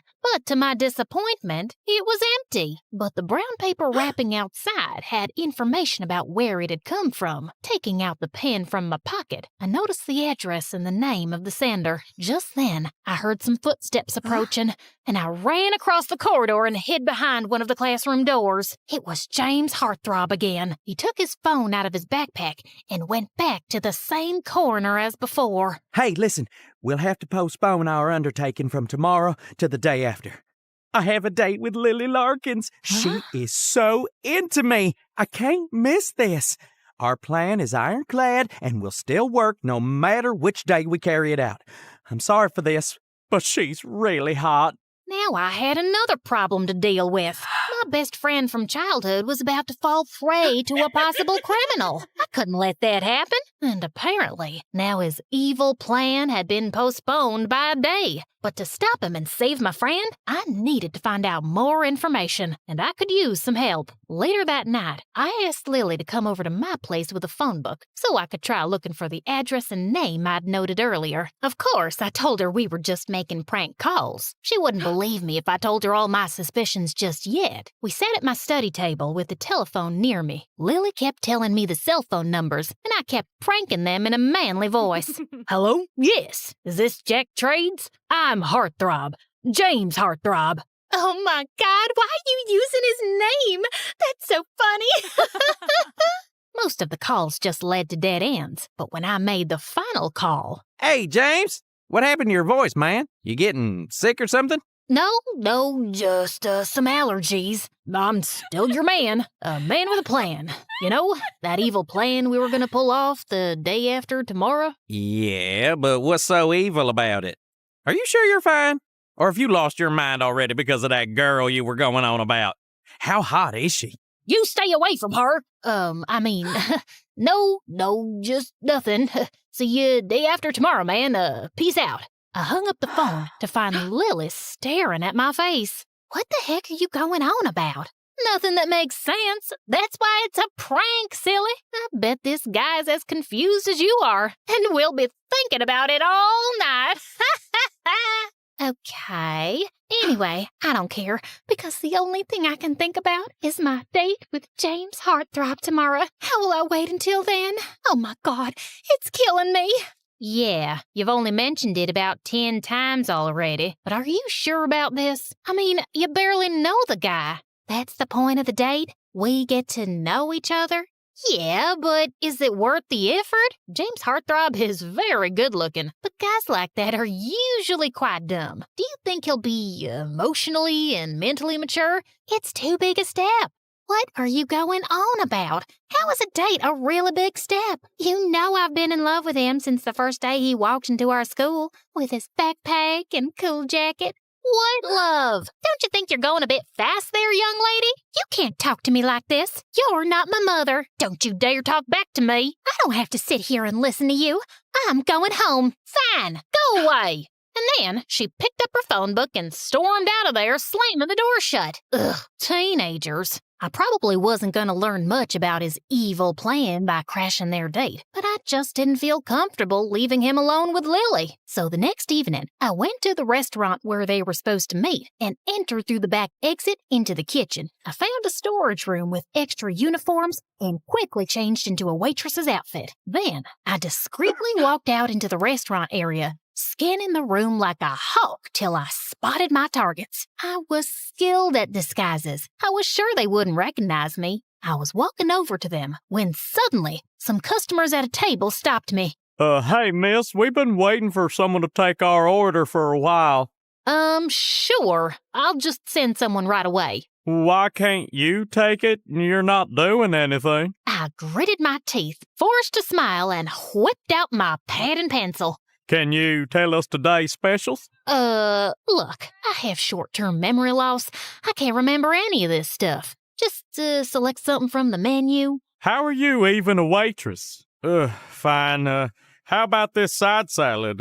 Is it good? It's amazing. Great choice. What's it served on the side of? I guess on the side of your plate. Are we done here? My family hasn't even ordered yet. Get us another waitress. You're useless. I told you that 5 minutes ago. I walked off and went back to my mission, annoyed that I'd lost precious time. As I got close to Lily and that heartthrob, I pretended to be working. When I felt someone tug at my skirt, it was the annoying customer's kid. You didn't take my order? Not now, kid. Go away. I'm hungry, you witch. I want a piece of chocolate cake. Just buzz off, will ya? I pulled my skirt away from him, and he suddenly dropped onto the floor and started bawling loudly. She pushed me! She pushed me so hard! Oh my God, you little liar. Jessica? The entire restaurant was suddenly staring at me, and I got thrown out within seconds by the management. Lily and James followed me outside. What the heck just happened back there? Why are you dressed as a waitress? Because I work here, or I did before I got fired. Since when do you work here, and why? Since today. It was my first day, and my last day. And why? 'Cause I have bills to pay. I'm sorry to hear that. Here, take this tip. Hope it helps a bit. And then he handed me $100, just like that. I hadn't even waited on him. I guess he had plenty of money from all his evil ventures. And now that I was face to face with him, maybe I could make him give away something about his plans. Wow, that's very generous. Thank you. You must be rich. And I guess you'll be very rich soon if your trades go well, eh? You know what I mean, huh? I really don't. Oh, come on. Are you really saying you're a jack of all trades and a master of none? What does that even mean? Wait a sec. Are you talking about Jack Trades? Do you know him? Are you a friend or a girlfriend? No, I don't know any Jack Trades. I just remembered. I have a movie to catch in 15 minutes. I'll see you tomorrow, Lily. And with that, I ran off. Wow, this guy was cunning. Instead of giving anything away, he'd started questioning me instead. As I was walking down the street, I passed by a building and then suddenly stopped in my tracks. I slowly walked back to face the building from the front, and then it hit me. Texas State Bank. That was the building that had been in the hologram. And then it all clicked into place. James Heartthrob was planning to rob Texas State Bank with Jack Trades as an accomplice. Of course that would make them super rich. But I was gonna get 'em.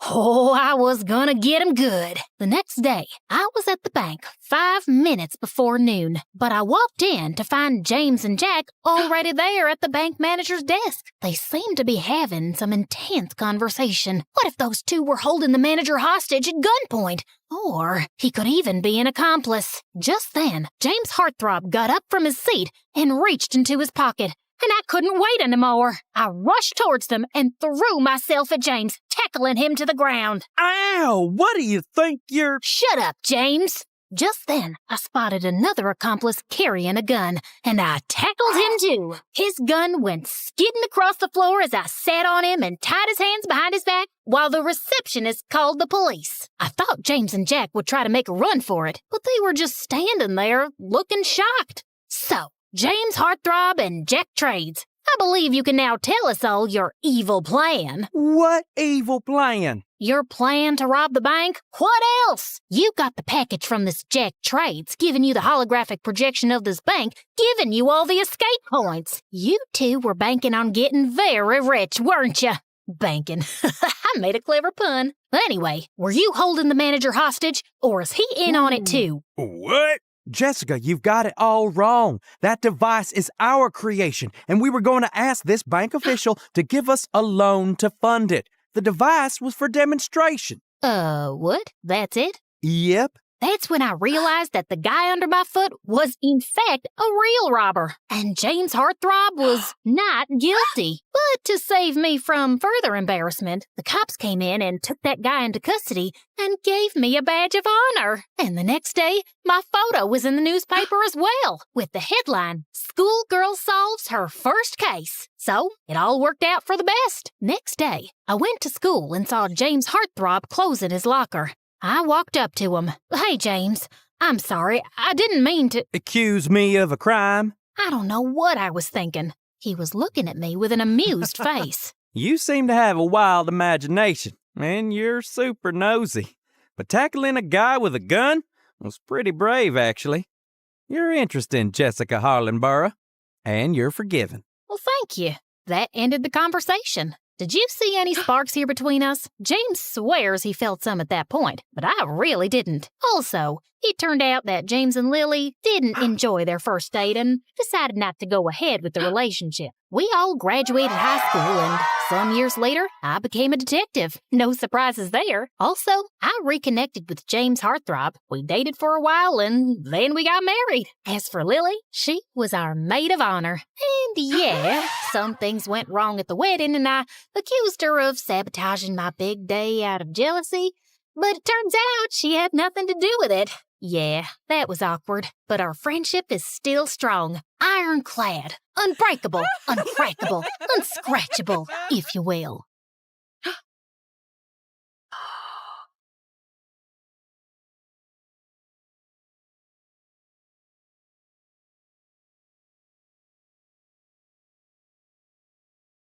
Hey guys, I'm Eva from Canada.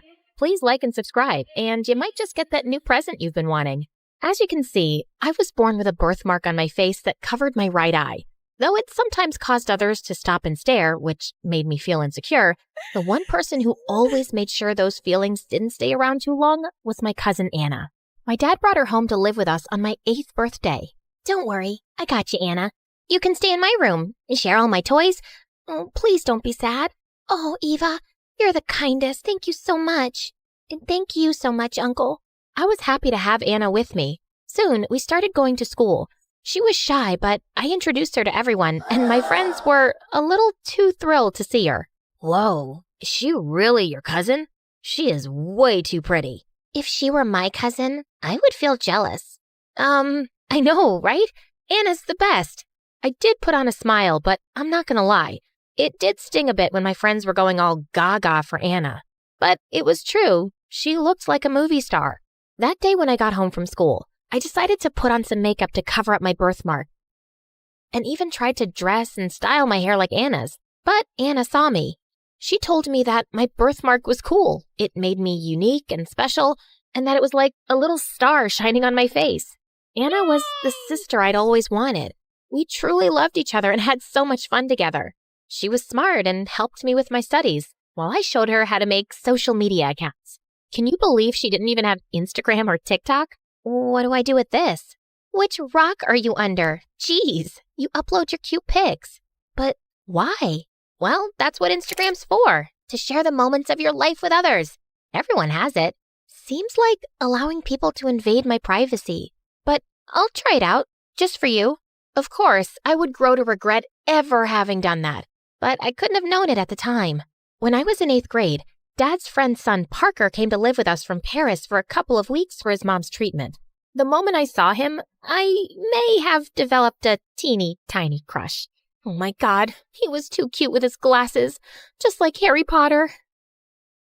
Parker seemed kinda uptight, no doubt due to all the stress he was under. His mom was in the hospital and all.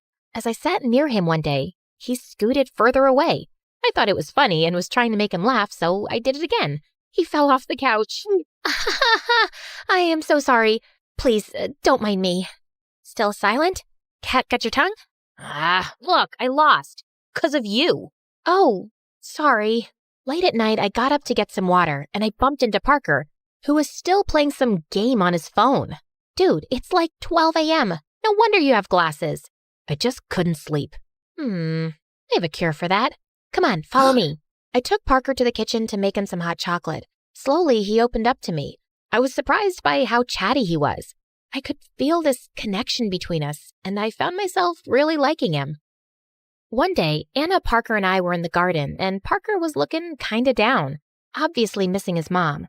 I could see that he was getting a bit emotional, so I tried to think of something to lighten the mood. Hey, let's play a game. And let's see who hangs upside down from the tree and for how long. Oh, no. Okay, how about a bubble making competition? Right then, I tripped over a rock, and thank God Parker caught me before I fell. My heart was fluttering. Then the gum popped and splattered all over his face and glasses. I wanted to help him clean it up, but before I had the chance, here, let me help you. Anna took off Parker's glasses and started wiping them down, and he just stood there and stared at her. I just couldn't help but feel a bit jealous. Parker stayed with us for 2 weeks while his mom recovered, and I got pretty attached to him. I was glad his mom was okay, but it was kind of sad to see him go. I missed our talks. One day when I was studying with Anna, I saw unread messages from Parker on Anna's Instagram account, the one I had made for her and she never used. Well, I knew Anna was obviously not interested in replying to him, so I decided to chat with him from her account. And then I made an account like hers to talk to him. I mean, it wasn't like we would be seeing Parker anytime soon anyway, right? I just thought it would be fun to get to know him more. And I was right. We talked about everything under the sun. But the more we talked, the more I realized we had a lot in common. We both loved Chinese food and taking pictures of nature. He even told me the story about his first breakup in kindergarten. And I told him my secret, how I was afraid of heights. I think I was falling in love, but I couldn't even tell him because he thought I was Anna. One day, as Anna and I were hanging out, I got a message from Parker that absolutely rocked me. He was coming to town and would be staying at our place. OMG, this was gonna be mad. I was up all night and decided that I'd tell him the truth when I met him. But once he arrived, he had his eyes only on Anna. Someone got handsome. Whoa, was he always this huggy? Why is he talking to me like he's known me forever? How would I know? I just got a fist bump. I had managed to make the guy I loved fall in love with the one person I was always jealous of. Parker was totally head over heels for Anna, and she seemed to be liking the attention. But still, I held on to a tiny bit of hope that maybe, if I told him the truth, he'd feel something for me too. I tried so many times to tell him, but every time I was about to, I'd chicken out and my heart would sink.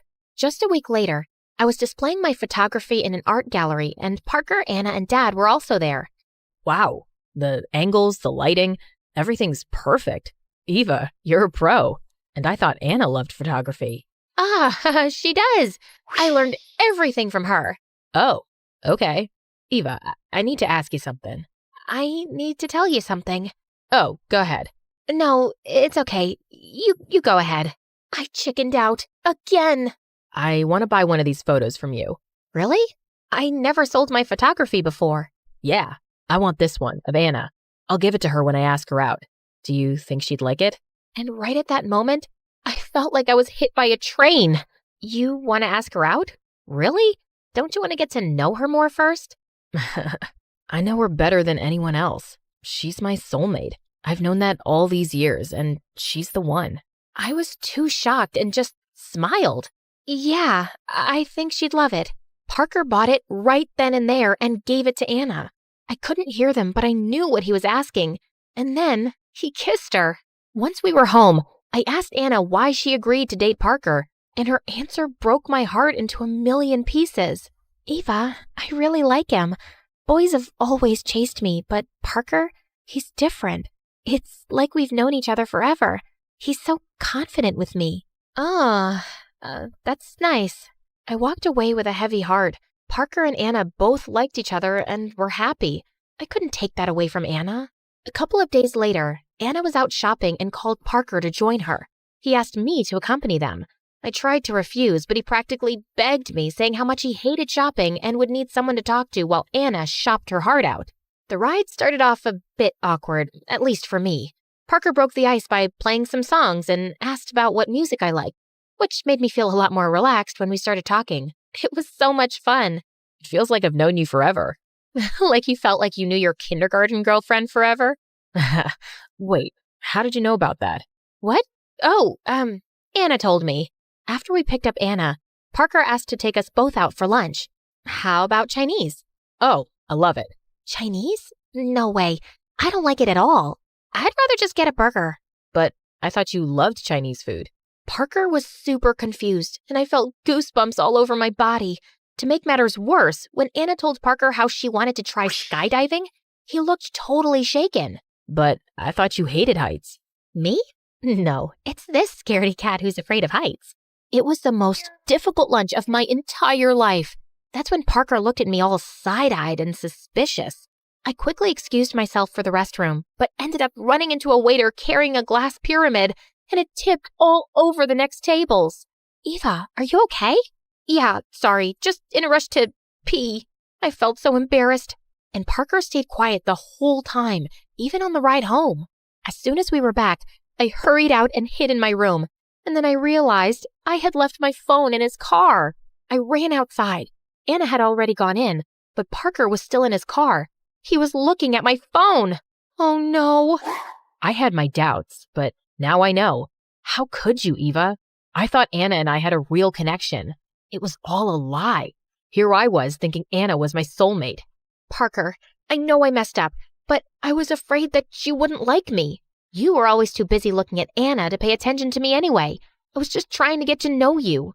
But then I fell in love with you and couldn't stop myself. You couldn't stop yourself? That's your excuse?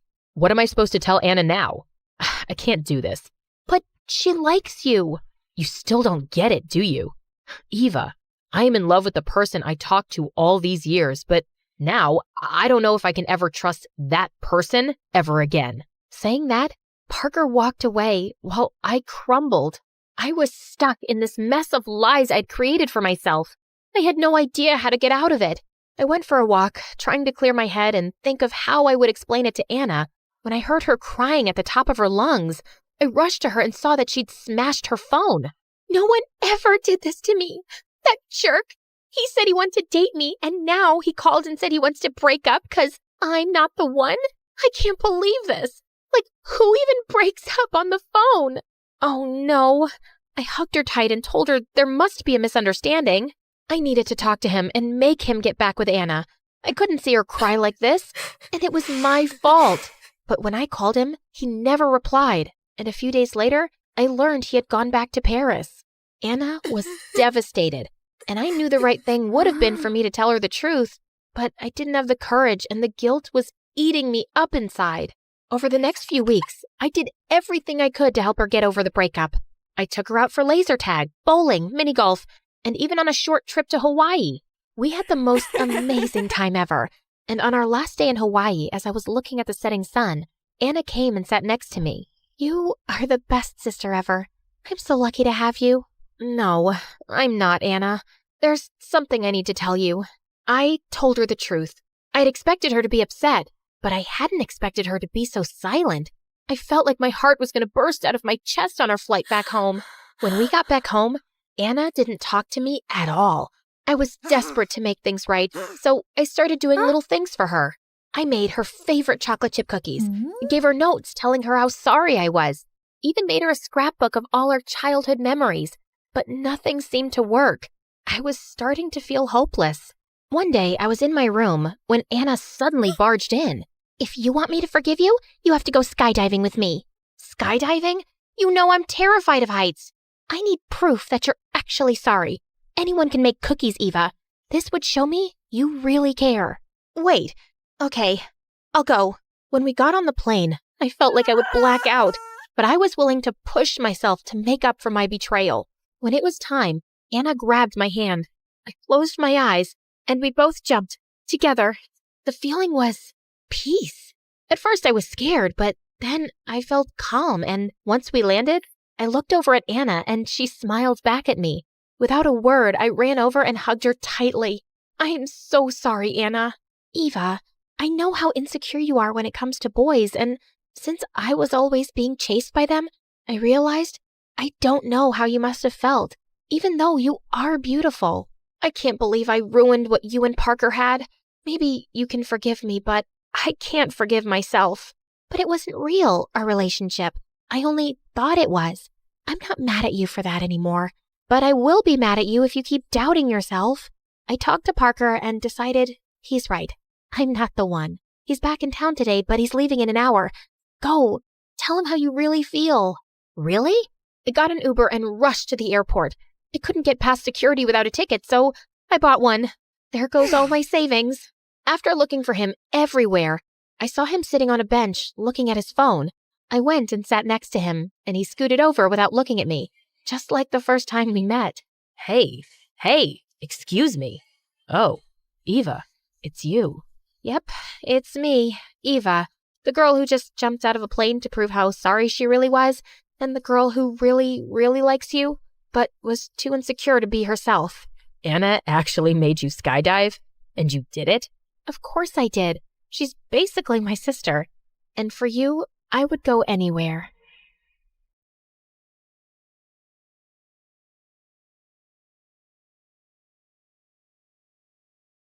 Hey there, I'm Sandra from Italy. Please like and subscribe. I live in Rome, but I couldn't see anything of this beautiful city for years. Ever since my dad ran away when I was only 8 years old, my mom locked me up in my room for no reason. You should have been home 2 minutes ago, young lady. Your bracelet doesn't match your school uniform. I told you to brush your teeth in circles. Phew.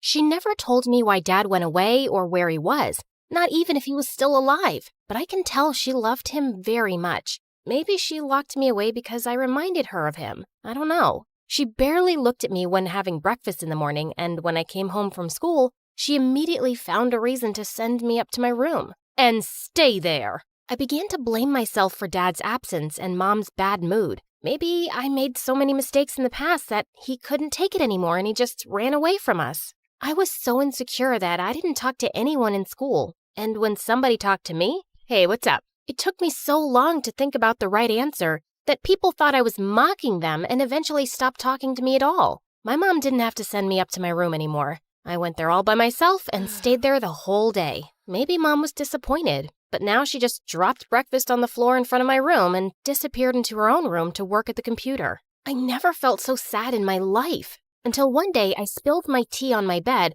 and took away the mattress to blow dry it. What's this? It was a poem. And my dad wrote it, for me. I just couldn't believe it. The poem was quite sad, but I felt happier than I ever had before. I danced through my room and read it over and over again until I knew it by heart. Only when I bumped into the mattress, stumbled over the teacup and fell, I realized I was going to be totally late for school. So many mistakes, again. No. I'm sorry, Dad. I panicked, grabbed my bag, and ran out of the house to catch the next bus. With my head hanging down, I got on the bus, which obviously was empty because everyone was in school already. I just slumped down on the seat, mumbling to myself. I was startled when I heard someone play a cool jazz tune on the saxophone. I turned around and found that the bus actually wasn't empty. On the last seat in the back was a girl, maybe 2 years older than me. She had sliced and slashed her school uniform into a punk outfit, just lounged around in the bus like she was home and played her saxophone, all while being late. Awesome. I just couldn't take my eyes off her. Then she looked at me and stopped playing. What's up, sis? Why did you stop, miss? The girl smiled. I couldn't believe what I just said. Did I just rhyme on the fly? Did I inherit this skill from my dad? I guess I wanted to appear cool to her, but I immediately turned red like a tomato. But she just laughed it off and told me how funky I was. Nobody ever told me something nice like that. I'm Romana, by the way. Just call me Rome. How cool is this? I was just blown away. By the time we had to get off the bus, we had already become friends. She was such a great inspiration. I even cut my hair and changed my look, and my confidence increased a lot. I started to set the clock so I would be awake before my mom. I prepared my own breakfast and just left a note on the table before leaving. Don't you worry, I'll be back in a hurry. I don't know if Mom was happy to finally see me grow up a little. I don't know if she was able to be happy at all. But from then on, she stopped blaming me for everything and sending me to my room. She even looked at me from time to time. She never smiled, but I didn't care because I had a new friend, a new look, and people in school started talking to me again. You, changed a lot. And it's not even all I got. Do you know who that was? I guess a boy without any flaws. Well, you see, Miss Rossi, I found a poem in my bed, and when I read it, my mattress was attacked me, and I was only feeling comfortable talking to people when rhyming. It was my only skill, and I desperately wanted to avoid being a nobody again. I didn't even realize I scared off the most popular boy in school, Valentino. When did the Roman Empire end? In 476, it was totally spent. I just couldn't let it go. 2 weeks passed, and people stopped talking to me again because it was impossible to have a normal conversation with me. And when I tried talking to others, hey, what's up in the cup? They just ignored me. And there I was, back in my room, being a nobody again. And I really didn't like Mom's sad, I knew it all along face. I watched some MSA videos on my phone and didn't hear the doorbell ringing. Sandra! Sandra! When I rushed down to open the door, I was very happy to see Rome, the only person I could talk to in a normal way. And don't you dare play that horrible instrument in here. She came to ask me what was wrong, so I told her about the poem and about my dad I knew so little about. You gotta confront your mom, sis. Ain't no other way. Well, you just met her. Listen, if I had a mom, I'd talk the living daylights out of her. I was shocked and asked her what she meant by this. Rome told me she was raised in an orphanage and never knew her parents. She told me that she was even bullied for being sad, that she got used to being all alone, and all she had was the jazz music coming out of the nurse's room, who didn't care about the orphans. Now she's living with an elite foster family who never approved of her playing the saxophone and doesn't treat her like a daughter at all. Want to know why I play the sax all day? I was so sad I couldn't even nod and just looked at her with tears in my eyes. Because it's my only friend, and it tells me beautiful stories. But you got me now, Rome. Gotta go, sis. Just talk to your mom, okay? Now Rome had tears in her eyes, too. She stood up and left my room. Before she left the house, she used her saxophone to wake up my mom, who had fallen asleep in front of her computer. Mom was furious and stormed into my room, thinking Rome was still there. Didn't I tell you to... Where's that crazy girl? I mustered all my courage, handed her dad's poem, and asked her to tell me everything she knew. She read the poem, looked at me with a stern face, then told me to come down to the living room with her and made me sit on the sofa. She went to the basement and came back up with a huge box in her hands. Without saying a word, she dropped several thousand letters on the floor and looked down at them with her arms crossed and her lips pressed together. My dad wrote a letter every day for 7 years, and not one of them was opened. I took them to my room and opened them all. Reading them took me 4 days straight without any sleep. My mom didn't even make me try to go to school. The letters were full of beautiful poems, dried flowers for Mom, and cute little drawings for me. He wrote how much he missed me, asked my mom to let him come back, and apologized for running away. But none of the letters mentioned the reason why he ran away. My head was spinning when I finished. Where are you, Dad? I had to ask my mom, and I felt so bad for Rome. I didn't call her the whole time. But before I could even grab my phone, I fell asleep. The wonderful smell of fresh blueberry muffins woke me up in the afternoon the next day. Rome was sitting on the edge of my bed, holding them under my nose like smelling salt. I am so glad you're alive, sis. Rome told me my mom had let her in to make sure I was all right during the last 4 days, but I wouldn't even notice her peeking into my room. I hugged Rome tight before gobbling up 3 muffins in 2 seconds. You should consider taking a shower, you know. Now that the muffins were gone, I realized they smelled a lot better than I did. Suddenly, my mom stepped into the room. You should consider taking a shower, you know. It was just impossible to keep myself together. I leapt up and grabbed my mom by the shoulders. For the first time in years, my mom embraced me and didn't let go until I calmed down. She did love me. Where is Dad? Why didn't you open the letters? Why didn't you show them to me? Why didn't you let him come back? I gotta go practice, ladies. When Rome had left, Mom told me that Dad always dreamt about being a successful poet. He used to read his poems to her before they went to sleep, and Mom loved it. But his dream never became a reality, and we were slowly running out of all the money we had saved. So I told him to stop writing and get a job or care for you so I could get a job. But he just said everything was going to be all right and kept on writing. Until my mom threw him out and got a home office job to pay the bills. She was sending me to my room not because she hated me, but because she wanted to get her work done to earn the money we needed to keep our little house. He hasn't sent a letter for almost half a year now. I didn't know what to think of my dad anymore, but I loved his poems and just had to see him. All his letters had his address on the back. To my surprise, Mom agreed to go see him. We went to an old apartment building and took a deep breath before knocking on his door, but nobody answered. When we knocked a second time, an old lady opened the door. She told us that she had moved in a few months ago and knew nothing of my dad. I was devastated, and when I saw Mom's sad, I knew it all along face again, I was furious. I ran home and locked myself up in my room. When I was right in the middle of crying my heart out, a message from Rome arrived on my phone. Got a surprise for you, sis. Make sure to be taking that shower. I showered for ages as if I was trying to wash off all the sorrow I felt. After that, I met Rome in the park. She just had to take one look at me to know that I didn't see my dad. Instead of greeting her, I just sat down on a bench and stared at the ground. You can come out now. From behind a large tree, Valentino suddenly emerged carrying a book in his hands. He walked up and stood right next to Rome. I thought they were together now, so I couldn't think of anything better than congratulations, and looked down at the ground again. Don't be silly, sis. I don't date younger boys, duh. But we are kind of together. I didn't understand what was going on, but it did sound interesting. We formed a hip-hop trio. You know there's only 2 of you, right? And you will be the singer. Did you know that Pretty Boy here is a great drummer? This was all too much. I didn't know what to say.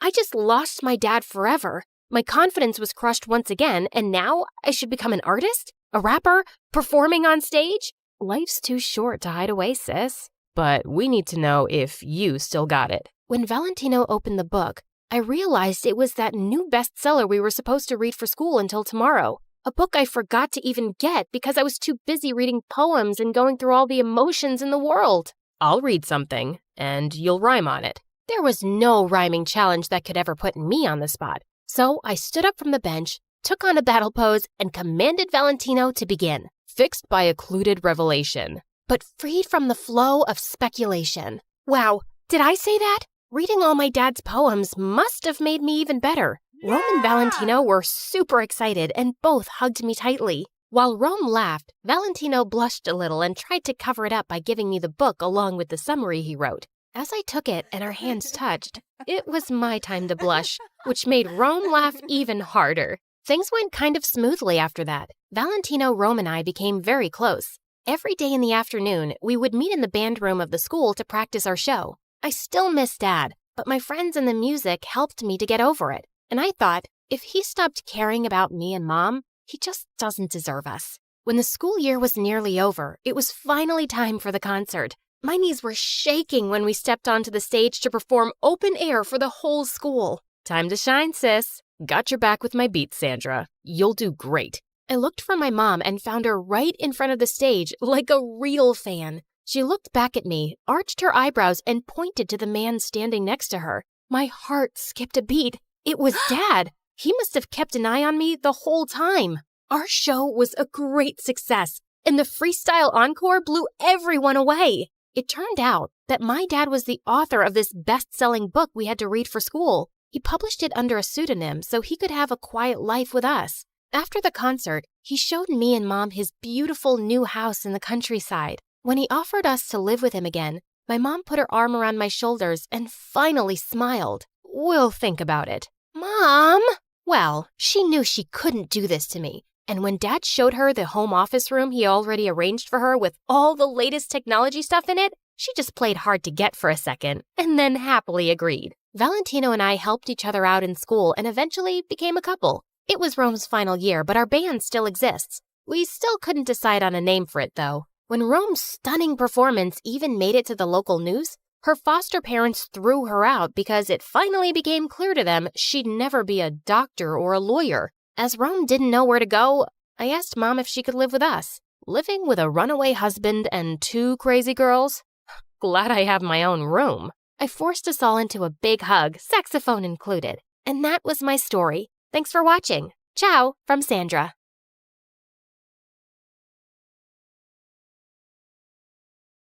A large chair swiveled around to reveal a tiny, skinny guy. What? You think all mafia bosses are tall, fat, bald, and wear gold rings? Sorry to disappoint you with my looks, but trust me, I am every bit as ruthless. Something about his steely gray eyes sent a shiver down my spine. I believed him. His name was Pierre Soufflé, which was obviously a lie, and the job he had for us was to steal a priceless painting from a museum and replace it with a fake. That's the painting? It's, tiny. What's your problem with tiny things and people? It's also kind of stupid. What is that? A raccoon eating a cheeseburger? It's worth $10 million, so the joke's on you, dummy. Now, the owner of the painting has allowed the museum to borrow it for only 3 days, so we don't have a lot of time. Wouldn't it be easier to steal it from the owner's house? Everyone, look at Lady Einstein coming up with brilliant ideas. Why didn't we think of that ourselves? Happy to help.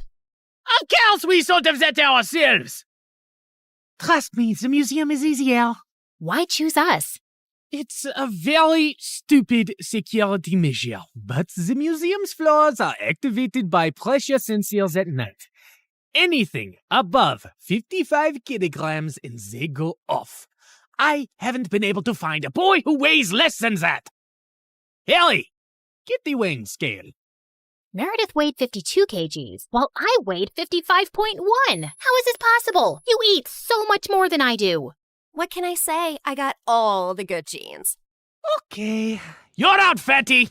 Meredith, you're my leading lady. The plan was to enter the museum through its large air ducts, carrying the fake painting with us. We first had to make a stop in the security room and disable all the cameras and alarms. Then we'd crawl back through the ducts till we reached the exhibit area, and I'd lower Meredith down along with the painting so she could switch them out. As Meredith made it to the bottom, I dropped the painting to her, and she missed it. And we heard a loud crack. Oh my God, did you break the frame? Me? It's your fault. Who told you to throw it like that? I was expecting you to catch it. But what was I thinking? You made us lose the Frisbee tournament in 8th grade because you're so bad at catching things. Unless it's someone's boyfriend. Seriously? You were so distracted by that hot boy on the bleachers, your throwing skills were completely off. FYI, that boy was totally into me. Why are we even talking about Frisbees and boys right now? You started it. No, I didn't. Okay, shut up. Let me think how to fix this. Are you trying to glue it together with your saliva? You got a better idea? Any idea would be a better idea than that. Look, it's a museum. They must fix broken, ancient things here all the time, right? I'm looking at the floor map, and there are some offices in the left wing.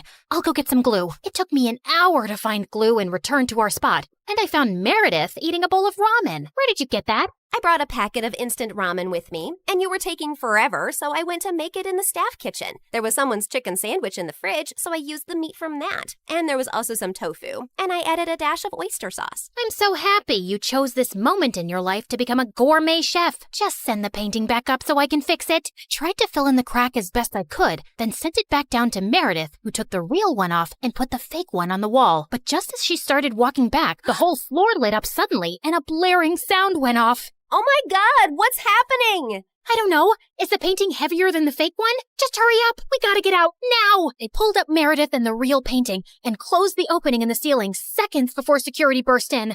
We crawled down the ducts and out of the building as fast as we could. We ran a few blocks down where Pierre's van was waiting for us, and we sped away. Oh, I would have preferred if you hadn't alerted all of New York about the break-in. Now I'll have to move this painting around with cops crawling all over the city. Never mind. Here's your check, and Claire, try to lose some weight. Au revoir. And without warning, we were dumped on a dark street. We scrambled to our feet, headed for the subway, and made it home. It was all over the news the next morning that someone had broken into the museum and switched off all the security systems. But apparently, nothing had been stolen, except a chicken sandwich and a block of tofu from the staff kitchen. You ate the entire block? Hey, I'm not the one who needs to watch her weight. I do not need to. Whatever. Listen, I've been meaning to talk to you about something. It'll have to wait. I got a hair appointment. We'll talk over dinner? Yeah, sure. I was gonna tell Meredith that I wanted a break from this life, and I wasn't sure how she'd react. As I sat in a cafe later, I suddenly found a cute guy next to my table. Mind if I sit here? There are no other empty seats. I won't disturb you. I promise. We actually ended up talking for over an hour, and I found him sweet and charming. I'd love to meet you again if you're free. I don't live in New York, but I come every weekend. You come here for work? No, actually, I came to visit my mom, who's admitted in the hospital here for a medical trial. She has some rare brain issue that sent her into a coma. Oh, I'm sorry to hear that. How long has she been in a coma? 6 years now. It's been the toughest thing I've ever dealt with. Actually, she was part of this other really promising clinical trial before, but that didn't work for her. He was in a hospital in Connecticut. As he kept talking, I suddenly felt like I was spinning around very fast, and I could hear my heartbeat in my ears. My chest felt heavy, and I could barely breathe. I don't know what I said to the boy, but I just ran out of there and didn't stop till I got to our hotel room. Hey, I was about to call you. What's wrong? Claire, are we in trouble? I am a terrible person. Hey, you're not that terrible, just a bit ugly. You don't have cops after you, do you? Meredith, I met someone. It's not a cop, is it? No, I met a random guy in a cafe, and his mom was in a clinical trial. I hope this gets interesting at some point. in a hospital in Connecticut. Oh my God, the same hospital Mom was in? And the same trial? What a small world. No, it's not the same trial. It's a different hospital, too. Okay, I'm bored again. The coincidence made me interested for a bit. Meredith, his mom's been in a coma for 6 years. We did that to someone. Didn't you just say it's not the same trial? Yes, but for a few seconds, I thought it was the same trial. And I just realized for the first time today that we did something awful to someone out there. When we switched the patient files, we took away someone else's chance to get better. You realized this just now? Are you dumb or something? Of course that's what we did. I mean, I never really thought about it like this. It was just a name on a file. But meeting someone who's going through that with their mom for years, it just made it so real. We're really bad people. Not really bad, if you consider all the bad people in the world. Okay, look, we didn't have a choice. If I had to do something like that to save Mom all over again, I'd do it in a heartbeat. Okay, so we did that to save Mom, but what about everything else? We had a choice to not continue living this life, but we didn't stop, and I want to stop. What's the big deal, man? It's not like we're stealing from poor people. It doesn't matter who we steal from. It's not about them. It's about us and the people we've become. I don't want to be this person anymore. Look, just calm down. I'll get you a pina colada and everything will seem better. But I pushed her away angrily and she landed on the floor. She looked up at me, stunned. No, I am done. Meredith and I barely spoke over the next few days, and I had no idea what was going through her head. But I'd made my decision. I was going to go home. I sent Freddie a text to say I'd be coming next week, and he called me back. Hey, I'm actually in New York with my parents for the weekend. Can we catch up? The moment I saw Freddie, I just burst into tears, and he hugged me tight. As we talked over dinner, he assured me that he'd talk to Meredith and try to make her come home too. We had just stepped out of the restaurant and walked 2 blocks down when suddenly a black van screeched to a halt beside us, and some men pulled us in, handcuffing and blindfolding us. When our blindfolds came off, I realized we were in Pierre's quarters, and I found Meredith there too. What's going on here? Welcome. We just gathered here to discuss a teensy-weensy, itsy-bitsy issue. Now, Meredith, go ahead and tell them the moronic thing of titanic proportions that you just did. Apparently, Meredith had found her way to Pierre's headquarters and stolen the real painting from him. She had then tried to sell it to a buyer she'd arranged, and while the exchange was about to happen on the docks, the cops had showed up. Meredith had barely managed to escape, but the buyer and the painting were in police custody. The police didn't let it get out in the news, but they knew the real painting had been stolen and replaced with a fake. They were probably watching every dock, airport, and train station to see if someone would try and move it out. And your sister practically handed it to them. What were you thinking? It's your whole quitting the biz talk that made me do it. I did it for us, so we could sell the painting and retire to Bora Bora for good. And what the heck is Freddie doing here? Hi, guys. I'm Freddie. Old friend. Nice to meet you. Not terrified at all. You made me lose a fortune, and you double-crossed me. And Pierre does not take betrayal well. Harry! Sam! Yes, sir! You know what to do. Boss? I'm not really sure how I feel about punching a girl. Yeah, boss, I am not really comfortable with this. Maybe we can just punch the boy. I'm not really a boy. I used to be a girl. Ask Claire and Meredith, we practically grew up like sisters. Please don't hurt him. He has nothing to do with this. Silence! You buffoons! I didn't say hurt anyone yet. I just wanted you to threaten them. But of course, you're useless. I'll do myself. Torture Harry and Sam after this meeting. Now, get lost. Then Pierre shifted his cold gaze to me. That painting is everything to me, and I want it back. And now the only way we can get it is from the owner himself. You, Claire, will be executing this mission. The heir of that painting is a young, charming millionaire. And you will get to know him, become his girlfriend, kiss, cuddle, yada, yada. You need to earn his trust completely, so he lets you into his life and his home. Then, when the time is right, you'll steal the painting from a high-security vault inside his house and bring it back to me. You will do this if you care about your moon sister and this girl/boy and his family and your mother and your stupid husband and your whole neighborhood.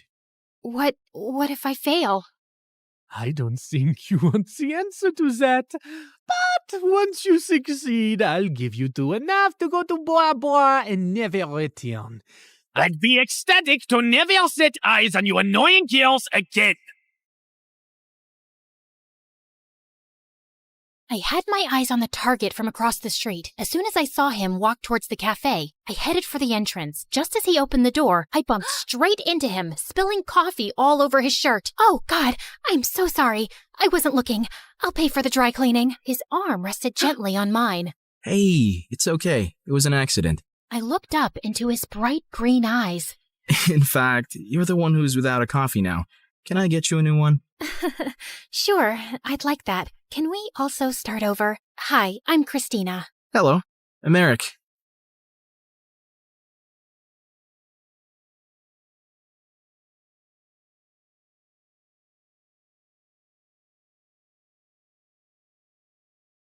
Hi, my name is Yuichi Hamada. My friends and family know me as a normal teenage student at Yokohama High School. But the truth is, I possess extraordinary powers. Ever since I was a kid, I had this habit of disappearing into other worlds, fantastical and magical. There, I could be whoever I wanted to be, the hero of my own story. These episodes were particularly active during my childhood, but no more so than my parents' frequent fights. He needs more discipline. His teachers say he's always zoning off in class. He's got an active imagination. Not every kid is a good student. It doesn't mean he's defiant. We didn't raise him to be lazy and uneducated. You're too easy on him. Eventually, Dad would leave the house in a rage. I always felt like it was my fault, but at least I had another world to escape to.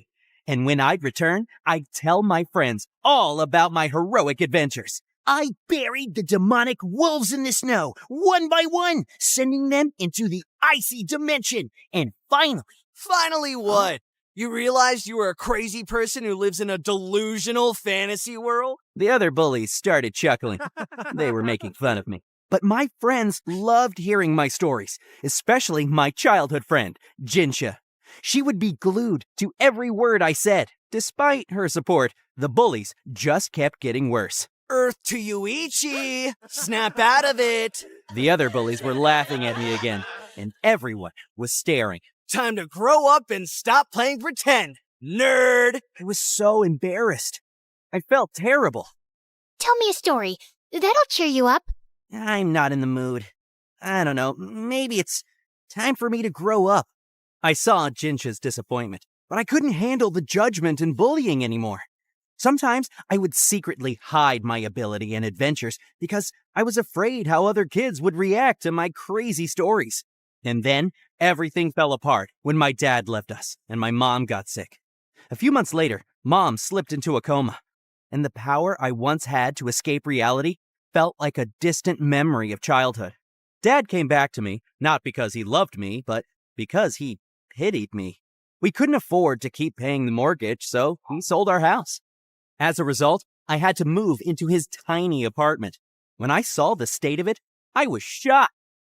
Dad was always on my case to improve my grades and be successful. And here he was, living in filth. Dishes were piled up in the sink, dirty clothes lay all over the floor, and the fridge was stocked with nothing but TV dinners. A few years had passed, and I was now in high school. I had also started working at a convenience store, where my manager was always breathing down my neck. The candy bars are all out of order. There's dirt on the floor in aisle 3. Jinsha could tell I was feeling especially down lately, so after work, she showed me something to cheer me up. It's called Honkai Star Rail. It's a single-player strategy and turn-based game where you can travel across different worlds through the Astral Express to steal the evil Stellarons threatening the galaxy. She showed me the gameplay, and it honestly reminded me of the fantasy worlds I used to travel to. I know you've been feeling down lately, but now when you're sad, you can just dive into the game and transport yourself to another universe. Well, I had nothing else to do in my free time, so I gave it a shot, and I was immediately hooked. One day at the convenience store, I was terrified to see the bullies from school perusing the aisles. When my manager caught them stealing, he told me to go after them and stop them, just as I was getting into another Trailblaze level in Honkai Star Rail. I tucked my phone away and chased them out the door and down the alleyway.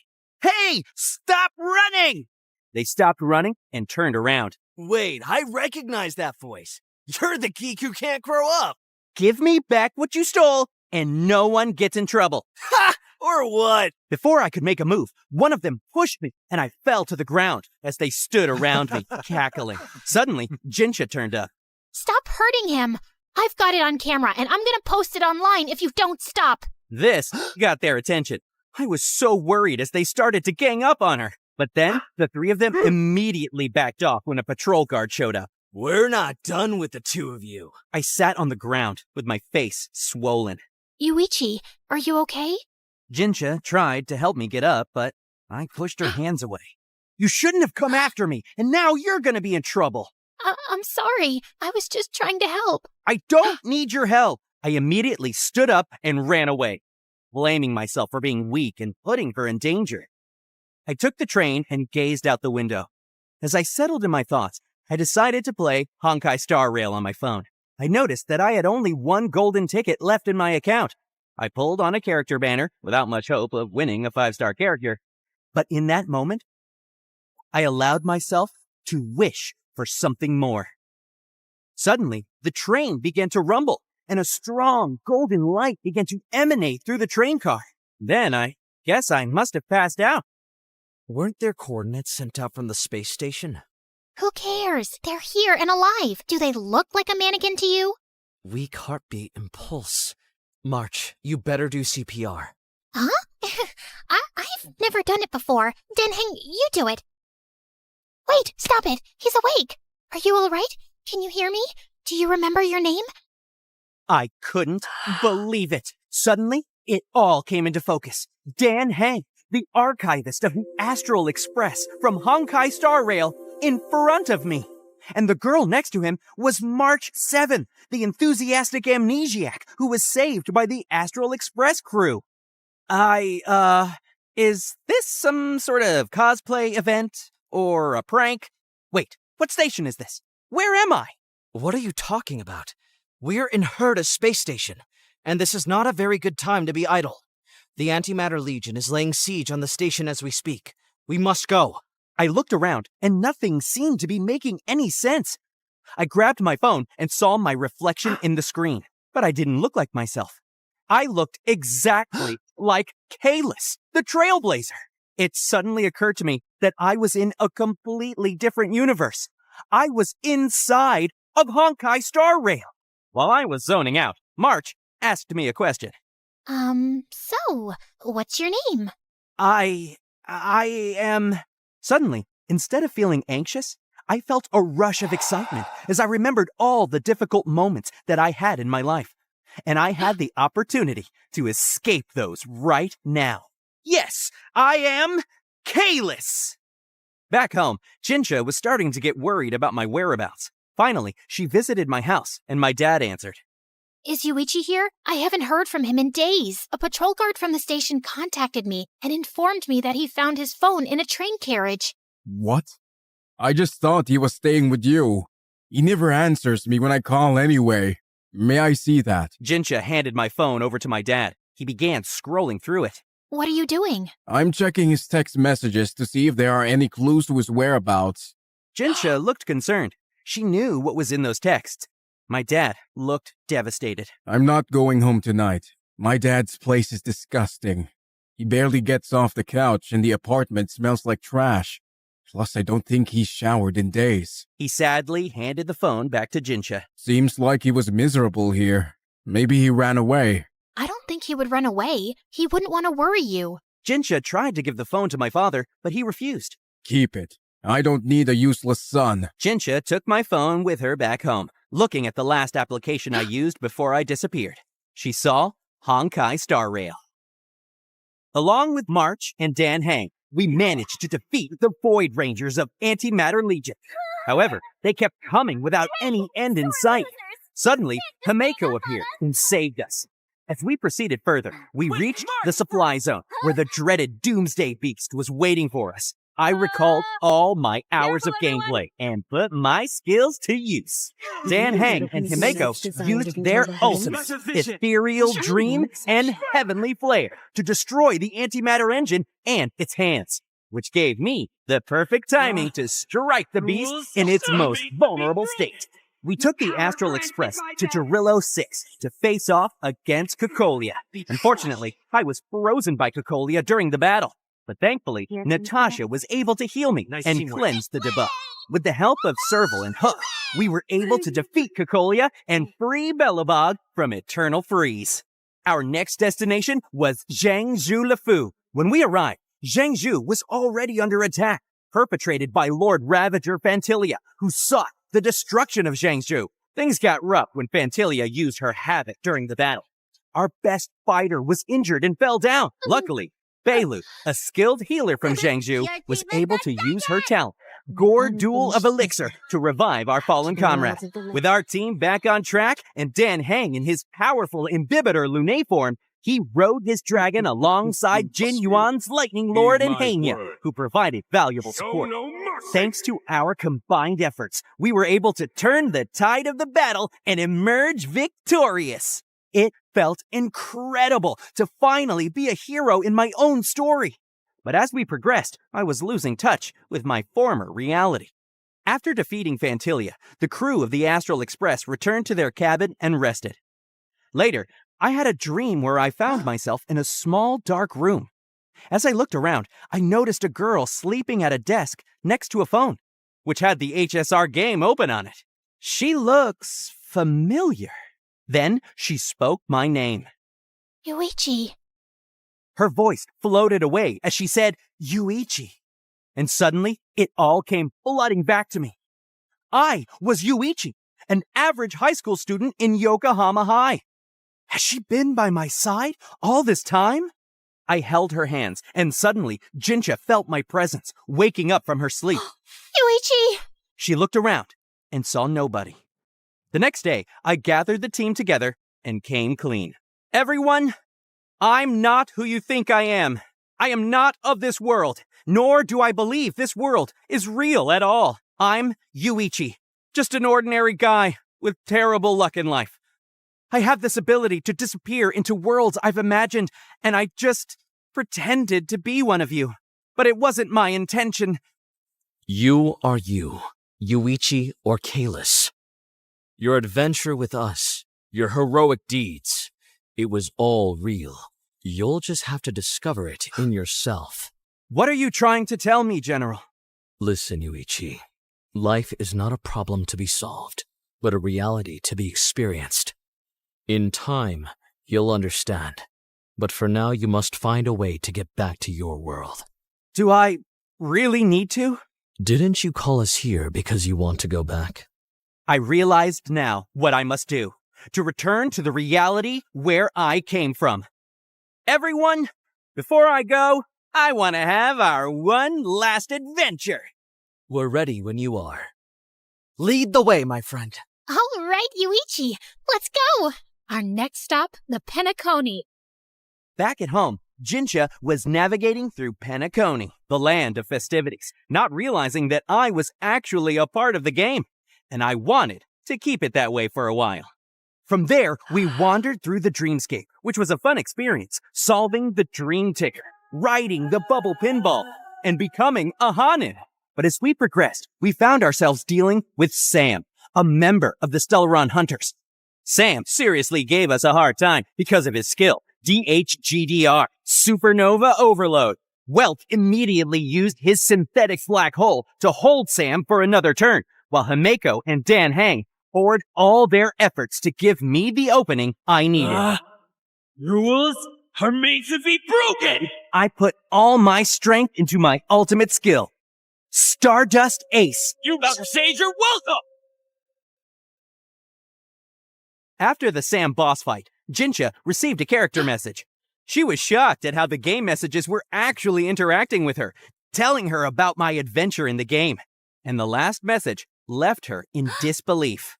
Yuichi is waiting for you at the station. At first, she was skeptical, but then it all started to make sense. She knew I used to disappear often during our childhood and would return with a bunch of stories. One time, she witnessed me transporting, but she always thought it was just a dream. The station, the train, where his phone was found. Jinsha rushed over to the site of where this all began, and I knew I needed to meet her halfway. When Jinsha arrived on the train, she started looking all over for me. Yuichi, where are you? I'm here. The train was eerily quiet when suddenly it rumbled and a strong golden light emanated. And then we saw each other in what seemed like a dream state. Jinsha, you're here! I can see you! Jinsha walked up to me and then slapped me hard. Why? Why did you leave me? I'm sorry. I didn't mean to, but it was all too much for me and... You idiot! Life is full of sad moments, just as it is full of happy ones. You can't just give up every time something bad happens. It wasn't fair, at least for me. I saw Jinsha crying as I reached for her hands in the light. Seeing her like that, seeing how much I meant to her, I knew she was right. I couldn't abandon her. I leaned in and kissed her. A bright light enveloped us both and drew us together. We were back on the train where it all began. Jinsha woke up, but I was unconscious. Yuichi, wake up! Help! Everyone! I had fallen into a coma, probably due to the stress my ability had put on my brain and body. Later, in the hospital, Jinsha was leaving to go home when Dad entered my room with a really worried face. He rushed up to me and started apologizing for everything. I read your texts. At first, I was angry, but now I'm so relieved to have you back. I'm so sorry for not being there for you in your hardest times. I've cleaned the apartment and even bought fresh food. It's ready for you, and I'm ready for us to make a fresh start. I love you, son. Jinsha smiled as she closed the door behind her. A few months had passed, and Jinsha had returned to school. One day, Dad was coming to see me with fresh clothes, but when he reached my door, he dropped everything to the floor. Yuichi? I looked at my dad and smiled, like everything was gonna be okay. When Jinsha was walking down the alley, she coincidentally encountered the 3 bullies who immediately cornered her. You're that geek's friend, right? We said we weren't finished with you. Where's your little buddy? I'm not afraid of you. For a brief moment, they were frightened by her unwavering gaze. The leader of the bullies immediately raised his hands to strike Jinsha when a hand suddenly caught his arm. What the? Yuichi? Go now, before I wipe the floor with your faces. They smirked slyly, ready to fight, and I braced myself, prepared for battle. As the bullies charged at me, I chopped the first one in the throat. Then I swing-kicked the other one in the face. And finally, it was down to the head honcho. We engaged in hand-to-hand combat, and I didn't suffer a single blow. Before Jinsha could blink, all 3 bullies were on the ground, cowering. Where on earth did that come from? Not Earth. Honkai Star Rail. Luca taught me how to fight. The renowned boxing champion of the Bellabog Underworld. Guess I still have it in me. I have so many questions. And I'll answer them right after... I leaned in and kissed Jinsha. Finally, I didn't want to be anywhere other than exactly where I was. Promise you'll never leave again? Promise I won't. I have everything I need right here.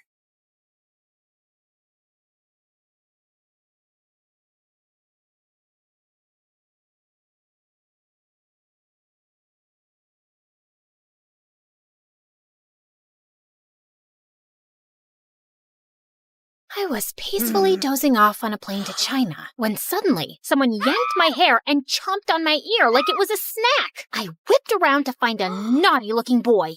Ow! Seriously? Keep your teeth to yourself, kid! He then burst into tears and his mom turned to me. 你竟敢对他大喊大叫，他还是个孩子。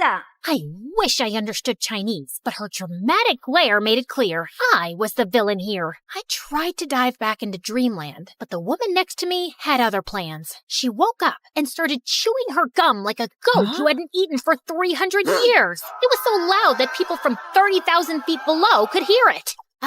Excuse me. Could you tone that down, please? Tone down the what? Oh, great. Her voice was even more annoying. I shrugged it off and reached for my trusty earphones instead. But before I could enjoy some music, the guy on my right suddenly smacked my shoulder. What is wrong with this flight? Everyone was driving me nuts. Left, right, front, and back. The culprit was so engrossed in some stupid adventure game on his phone. Hey, quick question. Do I look like a punching bag to you? A little bit. You can't play your stupid game without attacking a real person, you know. Chill, girl. It's called reflexes. Maybe if you had better ones, you wouldn't get hit. The audacity of this guy! I couldn't help but think, why do these online gamers waste their time in a virtual world when there's a beautiful one right outside the window? Real life is 1,000 times better. Or so I thought. Hi, my name is Alira, and I'm an aspiring photographer who loves traveling around the globe and capturing the most beautiful scenes and moments. I had always enjoyed doing it alone, but things took a wild turn when a weird and mysterious guy started tagging along and changed my life forever. Before I continue, please like and subscribe. After dealing with all those annoying passengers, I eventually fell asleep after listening to music while letting my imagination run wild. Soon enough, the plane finally landed, and I headed straight to my beautiful hotel. I took a short beauty sleep while waiting for nighttime to roll around, and when it finally came, I excitedly jumped out of my bed, took my camera, and immediately rushed outside. Stunning views, beautiful people, inviting lights, glowing lanterns, and the sweet traditional vibes of China.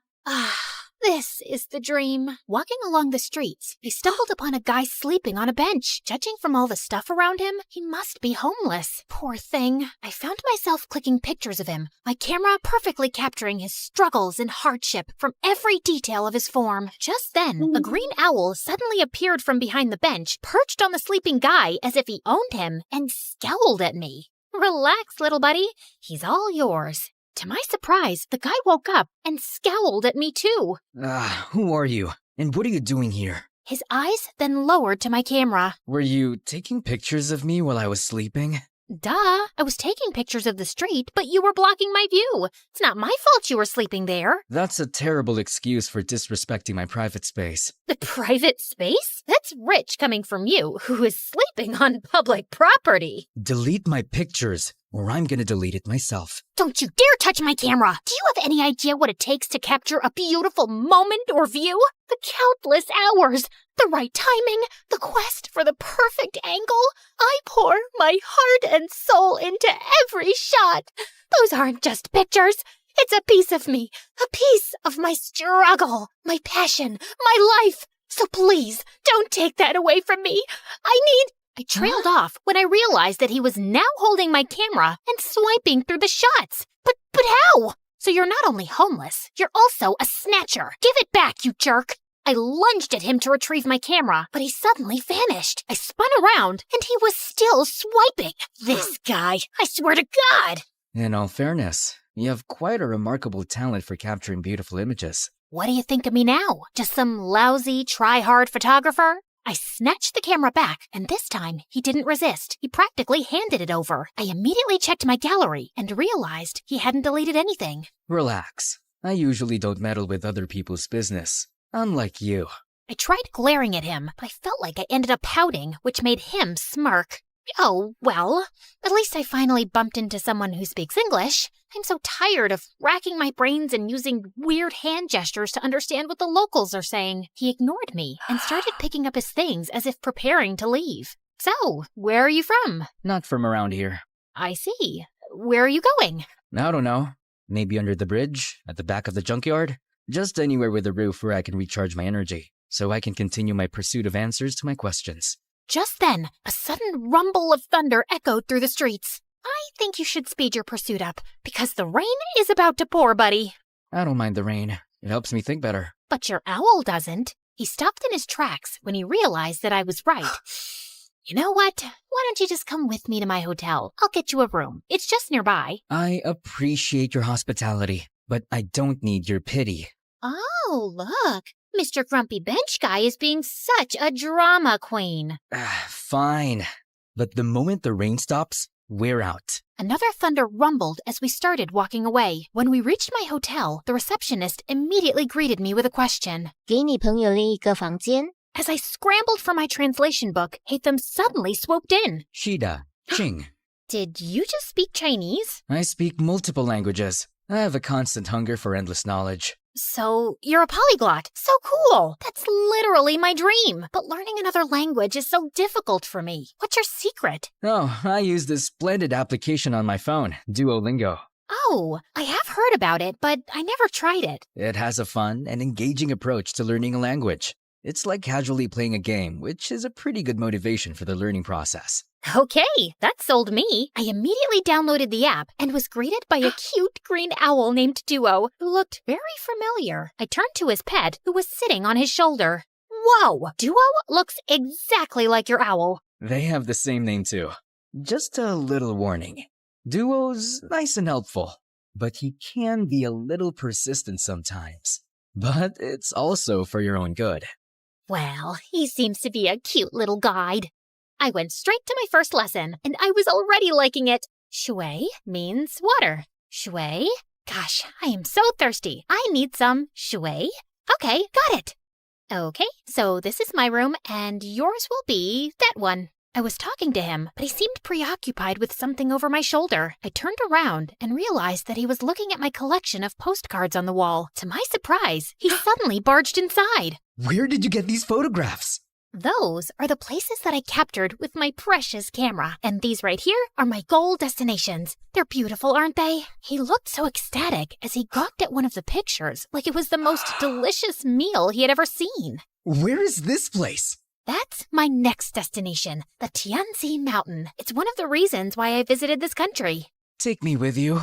Consider yourself lucky, my friend, because I'm going there tomorrow. I always preferred traveling alone, but maybe it was time for me to try it with a travel buddy this time, at least for a day, and just for fun. The next day, we traveled to the mountains, and when we got there, Hatham's calm demeanor instantly changed to ecstatic. The stone forest. An image of a familiar place seemed to have flashed right before his eyes. The stone, what now? He ignored me and started navigating the place, running around like he owned it. Dude, wait up! We rode a cable car, crossed a river, and jumped from one stone to another, and after an hour, I felt like collapsing.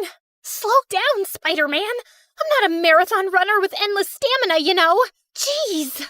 When I finally caught up, I found him standing in front of a mysterious and ancient-looking monument. He fiddled with a rock against it, but nothing happened, and he looked super frustrated. Hello? I would really appreciate it if you would tell me what's going on. What is that thing? And what are you trying to do with it? This is a totem, and I need an electro-element to activate it. What do you mean, electro-element? Electro-element. Something, anything that produces lightning. Oh, you mean electricity? Huh? Lucky for you, I've got something here. What is that? You don't know what a taser is? It's my go-to for self-defense. Zaps people with electricity or whatever you call it. Interesting. He immediately took it from me and tried it on the totem. After a few sparks, it suddenly got triggered and a glowing symbol appeared on top of it. Holy cheeky bananas! Is that a hologram or something? He found 2 more totems, and after doing the same thing to each of them, a strong streak of light came from above, forming a pillar. What in the world is happening? Is this some kind of secret experiment from the government? And what's your deal with all of this? I've been traveling from place to place looking for these runes. Since I'm not from around here, I don't know where to go. I need to activate these beacons in 6 places scattered around the world. With your knowledge and resources, things are going to get easier for me now. But for what? Why are you doing all of this out-of-this-world stuff? We need to go. Dude, you didn't answer my question. Sometimes, the journey to find answers is more important than the answers themselves. Whatever you say, Plato. After activating the first beacon, we embarked on a thrilling and action-packed adventure of a lifetime. After Tianzi Mountain, we rushed straight to Huanglong River, which Hatham kept calling Luhua Pool Liu. There, we had to light up some fire totems. There were 5 of them, but according to him, only 3 needed to be activated. Of course, those 3 we needed were surrounded by water. Great, right? Hatham was all business, using his fancy tricks to get those waterlogged totems blazing, while I just snapped pictures of these outrageous moments. Our next stop was the breathtaking Matterhorn in Switzerland, aka Dragonspine, according to my travel buddy, where we faced a puzzle with circular platforms and wall signs. The place was so cold that I had to huddle by fire torches just to keep myself from turning into a popsicle. I let Mr. Mysterious Smarty Pants solve the puzzle by himself while I continued my Duolingo sessions. You know I can't miss those streaks. With each beacon we activated, I felt a mixture of excitement and curiosity. What was this leading to?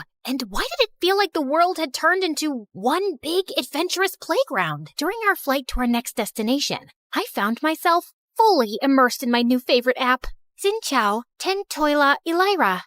You could take a break sometimes, you know?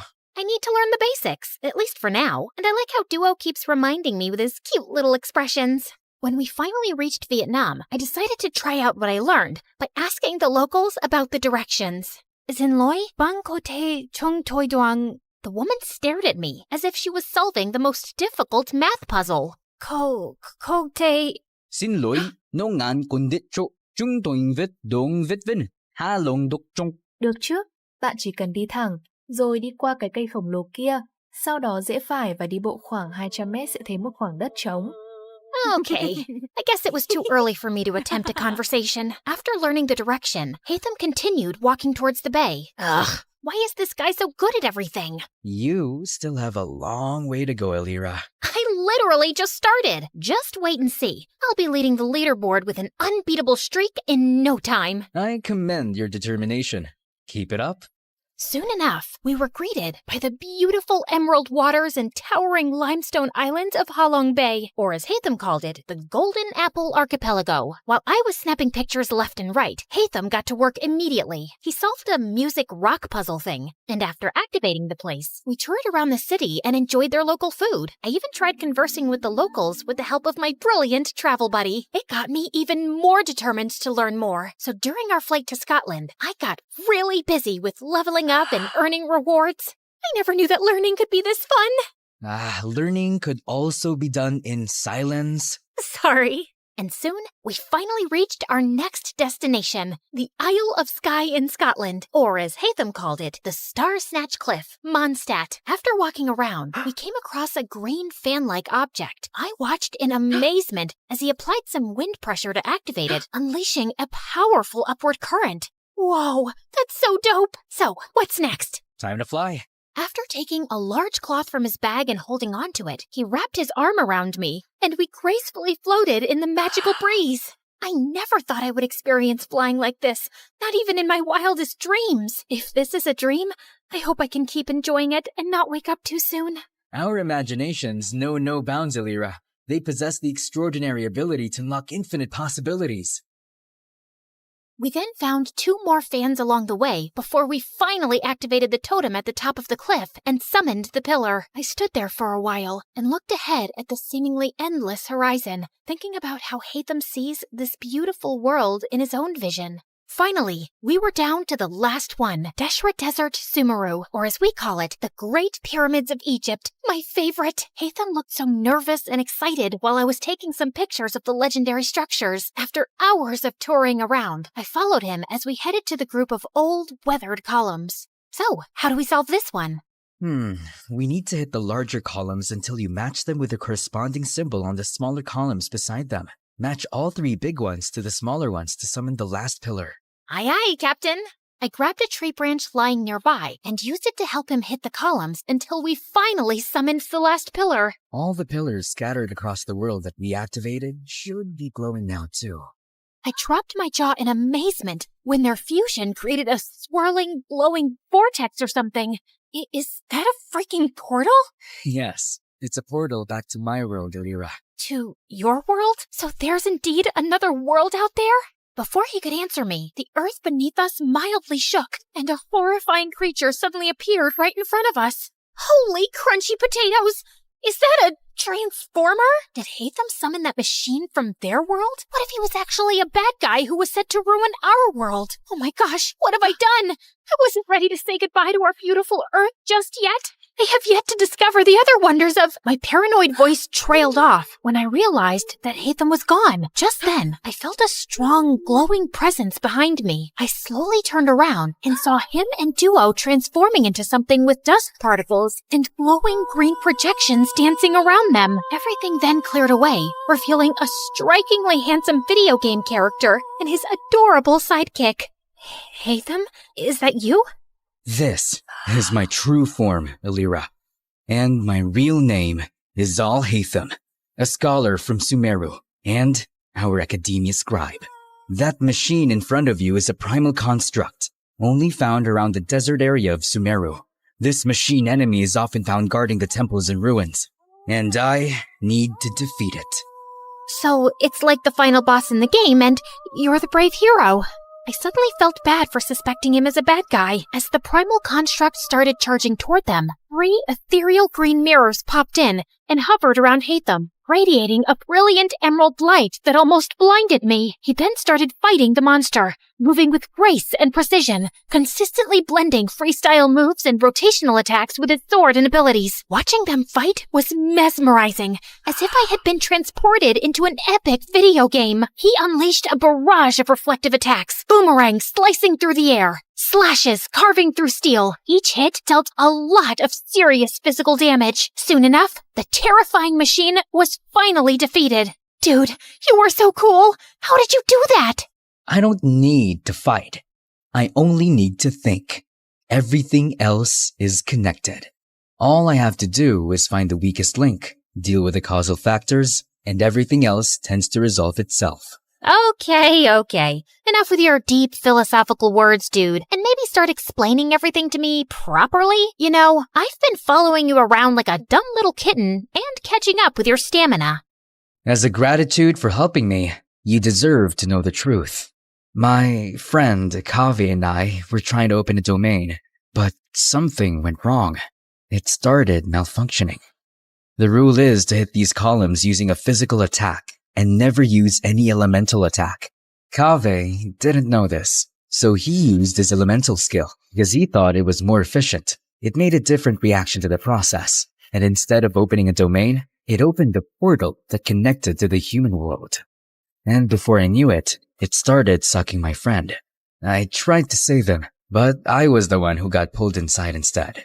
I got teleported here, which was a very different place, and I have been finding my way back for quite a long time. Thanks to my friend Duo here, who also got accidentally teleported for some reason. He's been my companion since the day I got here, and he's the one who has been helping me learn the different languages of humans. Now that makes sense, and no sense at the same time. I swear, I'm stuck in a fantasy adventure novel. Anyway, I'm glad that you finally made it. I appreciate all your help in this journey of mine, Elira. As much as I wanted to discover more about your interesting world, I need to return. Tevat needs me. Oh, well, traveling won't be the same anymore without you. I'm gonna miss you a little bit, I guess. Just play Genshin Impact, and I'm sure you will enjoy the magical beauty of our world, Tevat. We have 7 nations brimming with natural wonders that you would love to capture. You'll meet a diverse set of people with unique personalities and abilities like me. And together, we will fight exciting enemies. We'll share every adventure in this enchanting realm. I felt a lump in my throat as he extended his hand, but knowing that I would be seeing him again, I shook it with a smile. See you around, Elira. I watched them as they entered the portal, returning to their world. Come here, boy. Bam, bam, eat that monkey butt. All right, Hatham, time for some snacks. Ever since I started appreciating video games, I became the annoying passenger this time. These games opened my eyes to the existence of extraordinary places that remain hidden from our physical world, places that only exist in our minds, yet they possess the power to transport us on thrilling adventures. They hold captivating magic and beauty, offering a gateway to fictional worlds. Now, I embrace the opportunity to immerse myself in both realities, and because of it, I have never felt alone again. I was so into the game that I jerked when an incoming announcement sound chimed in. Ladies and gentlemen, this is your captain speaking. We will begin our final descent to Paris shortly. And now, it's time to explore the famous beauty of Paris. Bonjour, comment allez-vous? Wait, is it allez-vous? Allez-vous? Bonjour, comment allez-vous?